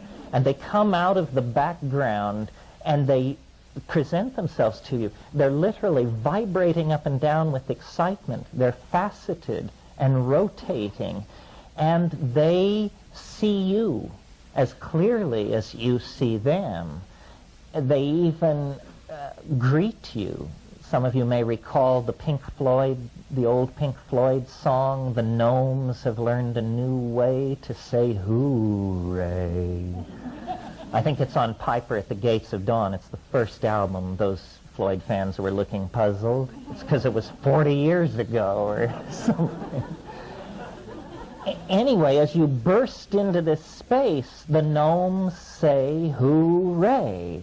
And they present themselves, and they are truly the gnomes of Central European fairy tales, archetypal gnomes. They sing, and out of their singing elfin chatter condense objects which look like nothing at all in this world. I mean, the closest I've been able to come to them are the eggs of Fabergé, you know, these constructs in sapphire and ivory and crystal and vitreous glass that the French designer Fabergé created. Well, these things are like that, but they're like that raised to some excruciating pinnacle of completion, because as they show you these objects, you know beyond any possibility of contravention that if a single one of these objects were to exist in this world, it would change this world forever. If a single one of these objects were to exist in this world, we would spend 1,000 years studying this object. The last time this happened was a guy gave a speech up on a hill about moral obligation. We studied it for 1,000 years. This is the same kind of thing. And these Fabergé hyperdimensional objects are themselves undergoing a dynamic transformation. They're not static objects like the Fabergé eggs. They are undergoing changes, singing, condensing other objects. These objects are crawling all over the ground in front of you, clamoring for your attention. Now remember, 12 seconds before you were sitting in a suburban living room somewhere grappling with some drug somebody wanted you to take. Now all that's gone, and here are these things. I call them tykes because I wanted to capture the sense of their childlikeness. I don't know why I called them tykes, actually. It just seemed like the appropriate thing. If some of you are classicists or students of the literature of the pre-Socratic philosophers, you might recall the 52nd fragment of Heraclitus, which says, the aeon is a child at play with colored balls. The aeon is a child at play with colored balls. And when you break your way into the presence of the aeon, it's extremely, I don't know, it's upsetting. You can't believe it's happening. There's a lot of cognitive dissonance. You could believe this if it just weren't happening to you. And there is this tremendous affection and interest in humanity, and then there is urgency, a lot of urgency. The tykes want to initiate you. They have a message. And the message is, you can do what we are doing. And what they're doing is using their voices to make physical objects condense out of the air. And they're saying, you can do this. Do it. Do it. Do it. And they're on you. And they jump in and out of your chest, which is something that is described in the Amazon, too. The Hikuli in the tryptamine snuff cults of the Yanomamo. They jump in and out of your chest, and they are saying, do this thing, do it, suspend your belief, and eventually you do it. You discover that you can drop the filter of meaning, that your voice can move back several registers, and out comes elf chatter. And this elf chatter is able to wring the air in front of you like a washcloth and get alchemical gold to drip out of the air and to begin to condense in front of you. Well, by this time, most people would like to call time out so they can make phone calls to various philosophers. But there's no time out. It just keeps going. And these things have the aura of strangeness, of alienness is palpable. There's an emotion in there that we just don't have in this world because it's composed of unbelievable alienness in the presence of unbelievable familiarity.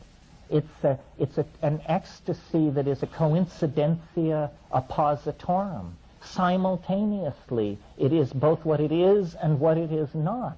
And the human mind can't handle that. That's called cognitive dissonance. I mean, you just go into a conniption fit of some sort. Well, the very first time I smoked DMT in 1967, with absolutely no expectation, this happened to me. And it has happened every time since. And then I've had occasion to observe people taking DMT in countries where it's legal. And what I see is there is an archetype which surrounds DMT, which you must make your way through it. But at the center of the archetype is not present, and only the alien is present. The archetype is that of the circus or the carnival. The carnival. Think for a moment about the carnival. It has two aspects. One is blazing light and activity. At the center of the triple ring, the lady in the spangled costume is high above the main floor, and the lions and the tigers and the clowns are parading around. That's part of it. But it has another aspect. Just off to the side of the big tent, there are the sideshows, the hoochie-coochie dancers, the two-headed man, and so forth and so on. In other words, there's this kinky, peculiar shadow side of it. And I often, if any of you are fans of the film of Federico Fellini, here's a man who understood the archetype of the circus, and how, if you remember in Amarcord, that circus, or if you remember in Giulietta di Spiri, the flaming doorway into the room with the bed springs and the crepe paper flames. These are carnival images that relate back to DMT. When you finally come into the center of it, these are all seen to be veils. It veils itself that way because that's how you, it's the old candy to the baby routine. It treats us as people who would like to go to the circus. And then it takes us to the circus. But then there is a revelation beyond that. And I don't know how many people present in this room have confronted the thing I'm talking about. I always at this moment am aware that some people are saying, my, doesn't he perfectly get it? And other people are saying, huh? What is this? What is this guy talking about? The point I want to make is it's real. It's not vague. You don't have to strain for it. Nobody wonders whether or not it happened to them. It's just like somebody walking up to you and taking you by the arm and saying, there's something I insist on showing you. Come this way, please. And I am it was the presence of the entities that shattered the person who I was, because I was a scientific rationalist, a reductionist. I had no room for elves in my cosmology. And here they were, hundreds of them. So it seems to me that this is a central question that shamanism has always dealt with, perhaps not with the kind of ontological sophistication that we imagine ourselves to have, but this is the question that must be asked. Who's in there? Who is this? There are at least three possibilities, and I'm not sure which is the most conservative. The first possibility is that we don't understand how the world is constructed, and that, in fact, there is a parallel universe running alongside of ours, full of elves who use a language to make objects. And then why you can burst through to this place on this one drug, then that raises, each explanation raises a lot of questions. Then the other possibility is, this is the Jungian possibility. And Jung, I can't remember which one it was, but one of the later things, he talks about these elves because of the Kibiri. The Kibiri are the alchemical children that appear in Act 3 of Faust, that Jung spent a lot of time on these alchemical Kibiri and the question of the homunculus. And he says at one place, I think he says, he describes them as autonomous psychic elements that have escaped from the control of the ego.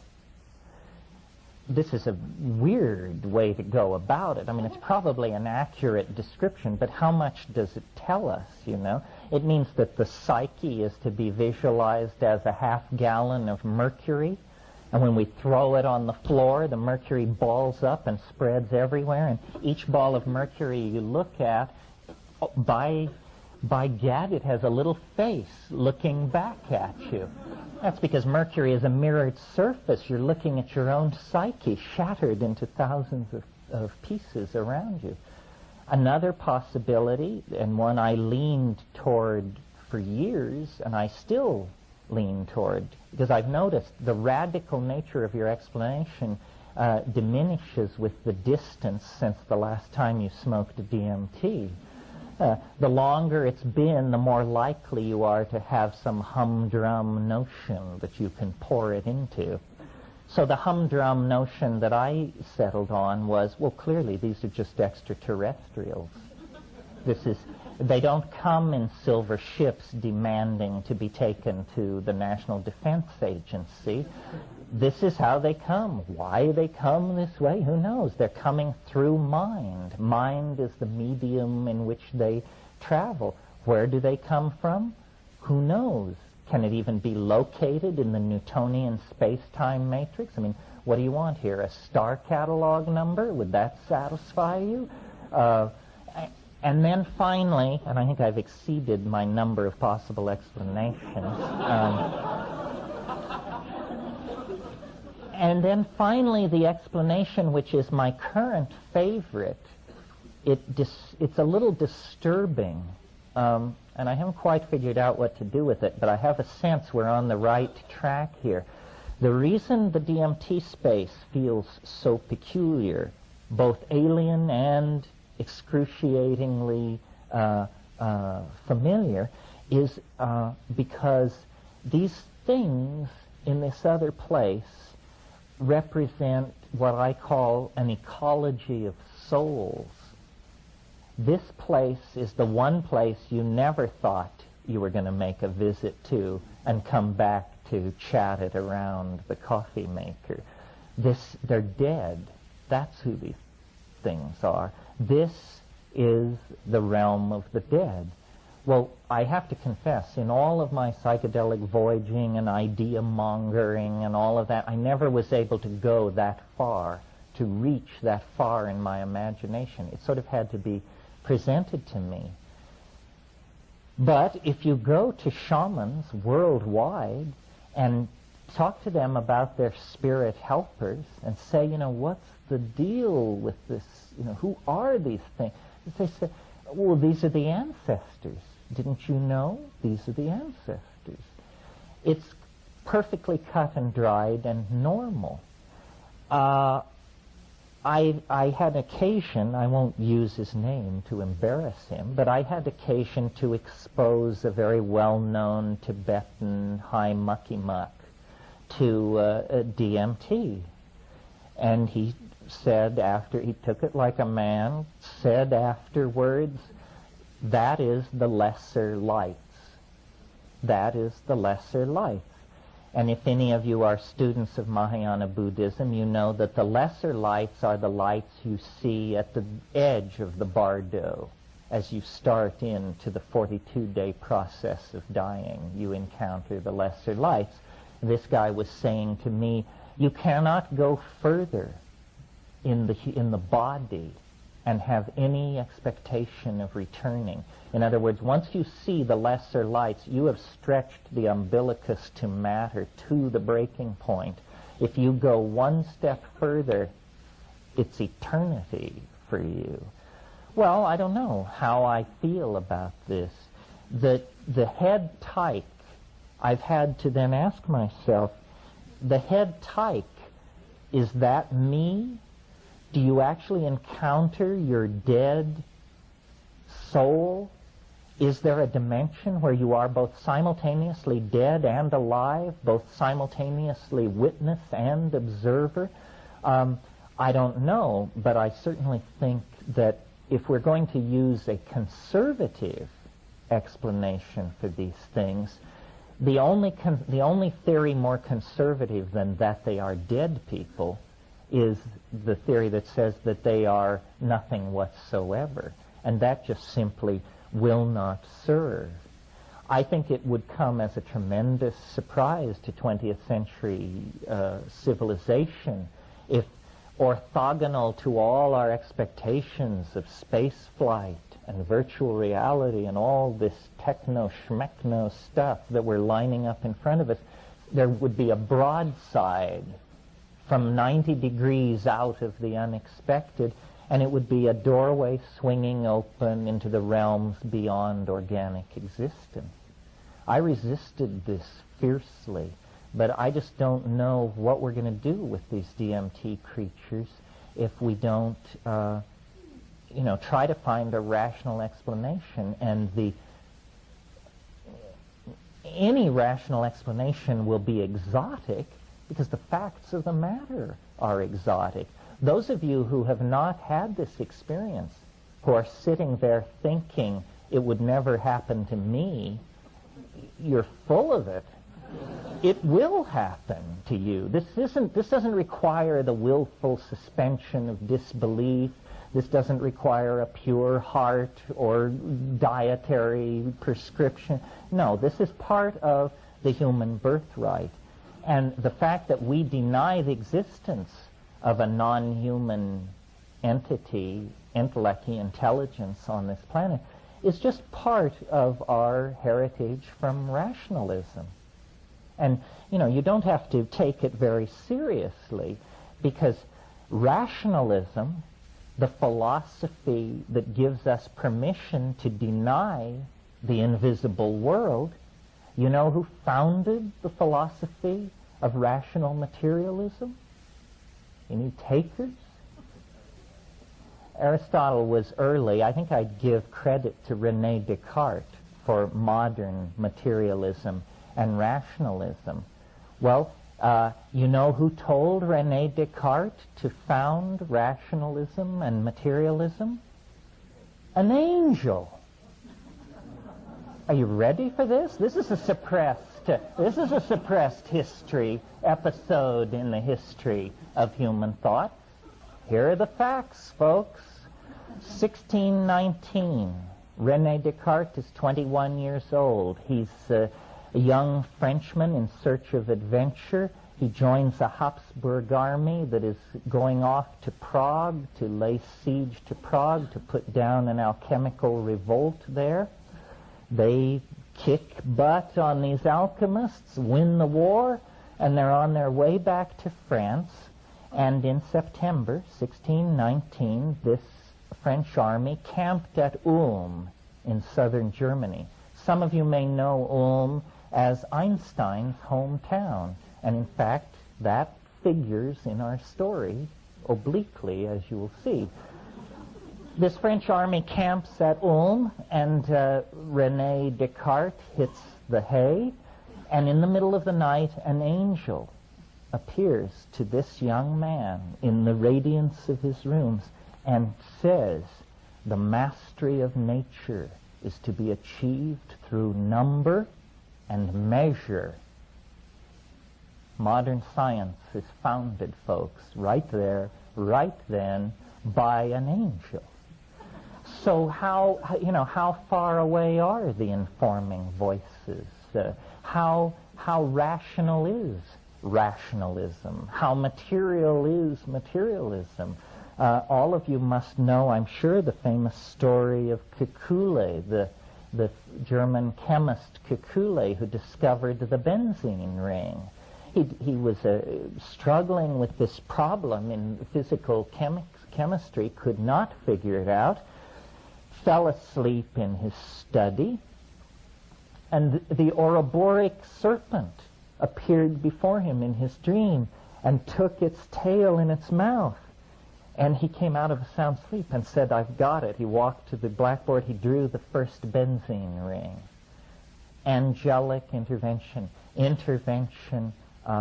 from the unconscious. So the point of all this is to suggest that human history is completely interpenetrated by the peculiar, the non-human, that which has intentionality and affection for mankind, for humanity. And this is what shamans call to their aid. This is how the curing is done. It's done through these spirit helpers, they're called, elementals. And so far as I know, Jungianism is the only modern intellectual position where you can even raise this issue without having a net dropped over you. I mean, this is absolutely forbidden by the modern worldview. And yet it lies very, very close to the surface in our culture. I mean, as an example of how close to the surface it lies in our culture, consider for a moment Santa Claus. What's this about? Santa Claus is the master of the elves. The elves that he is master of are demon artificers. They make toys for the world's children in their vast underground toy shops. And where are these underground toy shops? At the North Pole. I don't have to tell a room full of Jungians that the North Pole is the axis mundi, Yggdrasil, the magic world ash, the center of the mandala. What are the colors of Santa Claus? Red and white, the colors of Amanita muscaria. Absolutely. What is the titulary animal of Santa Claus? Reindeer. Reindeer are very central to the Amanita muscaria cult because reindeer eat the mushroom and then excrete their urine, and this is thought to be a cleaner and easier way to take the mushroom than to take it on the so-called first pass. The second pass is after the reindeer have had it. Just an anecdotal aside, if you're ever in the Yakut Basin, one of the great perils of the intoxicated Amanita user is to crawl out of the yurt in the middle of the night to take a leak in the snow, and before you can back off, the reindeer come and knock you headlong because they want to get to this Amanita-flavored snow. So here is Santa Claus right in the center of our culture, and when you take it apart, all the motifs are there. The demon artificers, the elves, the cosmic axis, the magical flight. I mean, it's a beautiful example of the preservation of pagan psychedelic use into a modern context. What can we say about this? Oh, well, I know. One more thing I wanted to say about it. This program that these tykes are pushing is a language skills program. And we don't know how long people have been bursting into this place. This may be the source of language. Where did language come from? We learned it from elves in hyperspace. Is as good a possibility as any other. And this is still ongoing, this language reformation program. They want us to activate our language forming ability. And language in the DMT flash, as I said this morning, it's something beheld. Syntax is something potentially to be looked at, not to be heard. And we don't understand this because for us, language is something that you hear. We can't imagine a language that you see. But have you ever noticed the way in which we preserve clarity of intention in language with verbal metaphors? We say, I see what you mean. He painted a picture. It means we unconsciously believe that truth will be beheld. And some of you who are students of the ancient literature may know Philo-Judaeus, Hellenistic Alexandrine Jew, absolute contemporary of Christ, born before, died after. And in one of his treatises on the Logos, which he was always talking about, Philo-Judaeus presents an etymology of the word Israel, talking about the word Israel, and he says Israel means he who sees God. This is the meaning of the word Israel. And then he goes on to say, he who sees God, he's talking about that, and he says, what would be the more perfect logos? Now, I should assume most of you know the logos was an informing voice, a voice in the head, which was the sine qua non of Alexandrian spirituality. Socrates had it, Plato had it, the logos. So Philo-Judaeus asks, what would be the more perfect logos? And then he answers his own question. He says the more perfect logos would go from being would go from being heard to being beheld without ever crossing over a noticeable moment of transition. Well, that is precisely what you encounter in deep psychedelic experiences and the DMT flash.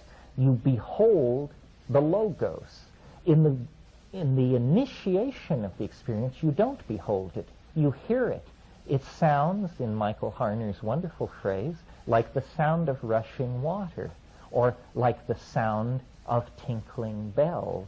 And it's very far away. And then it begins to come closer. You begin to form a picture of it in your mind the way you would form a picture of a Nepali marching band if you just heard it about a half mile away, and the pa, and it's getting bigger, coming closer. This is the elf parade, and when it finally comes into view, it actually goes, without ever passing over a noticeable moment of transition, from being heard to being seen, through the phenomenon of approach. You hear it before you see it, then you see it far away, then you see it very close, and when you see it very close, who cares what it sounds like, because you're seeing it.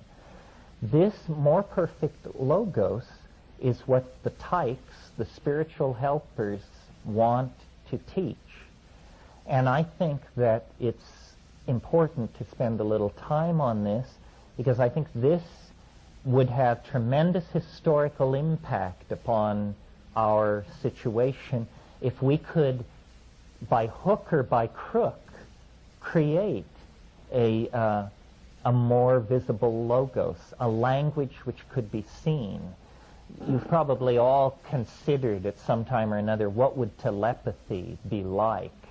And I think most people answer that question by thinking that telepathy would be for me to hear what you think. But how would it be if telepathy were for me to see what you mean? That's telepathy. If it puts you in the other guy's shoes, if you stand in the other person's shoes, you are the other person. To have a person's point of view is to be that person in regard to that single datum of experience. So I've spent time with virtual reality people and all these technical folks, because I think that visual language is something that wants to be born. And it may be that it can be technologically coaxed into existence, that we're going to have to wear goggles and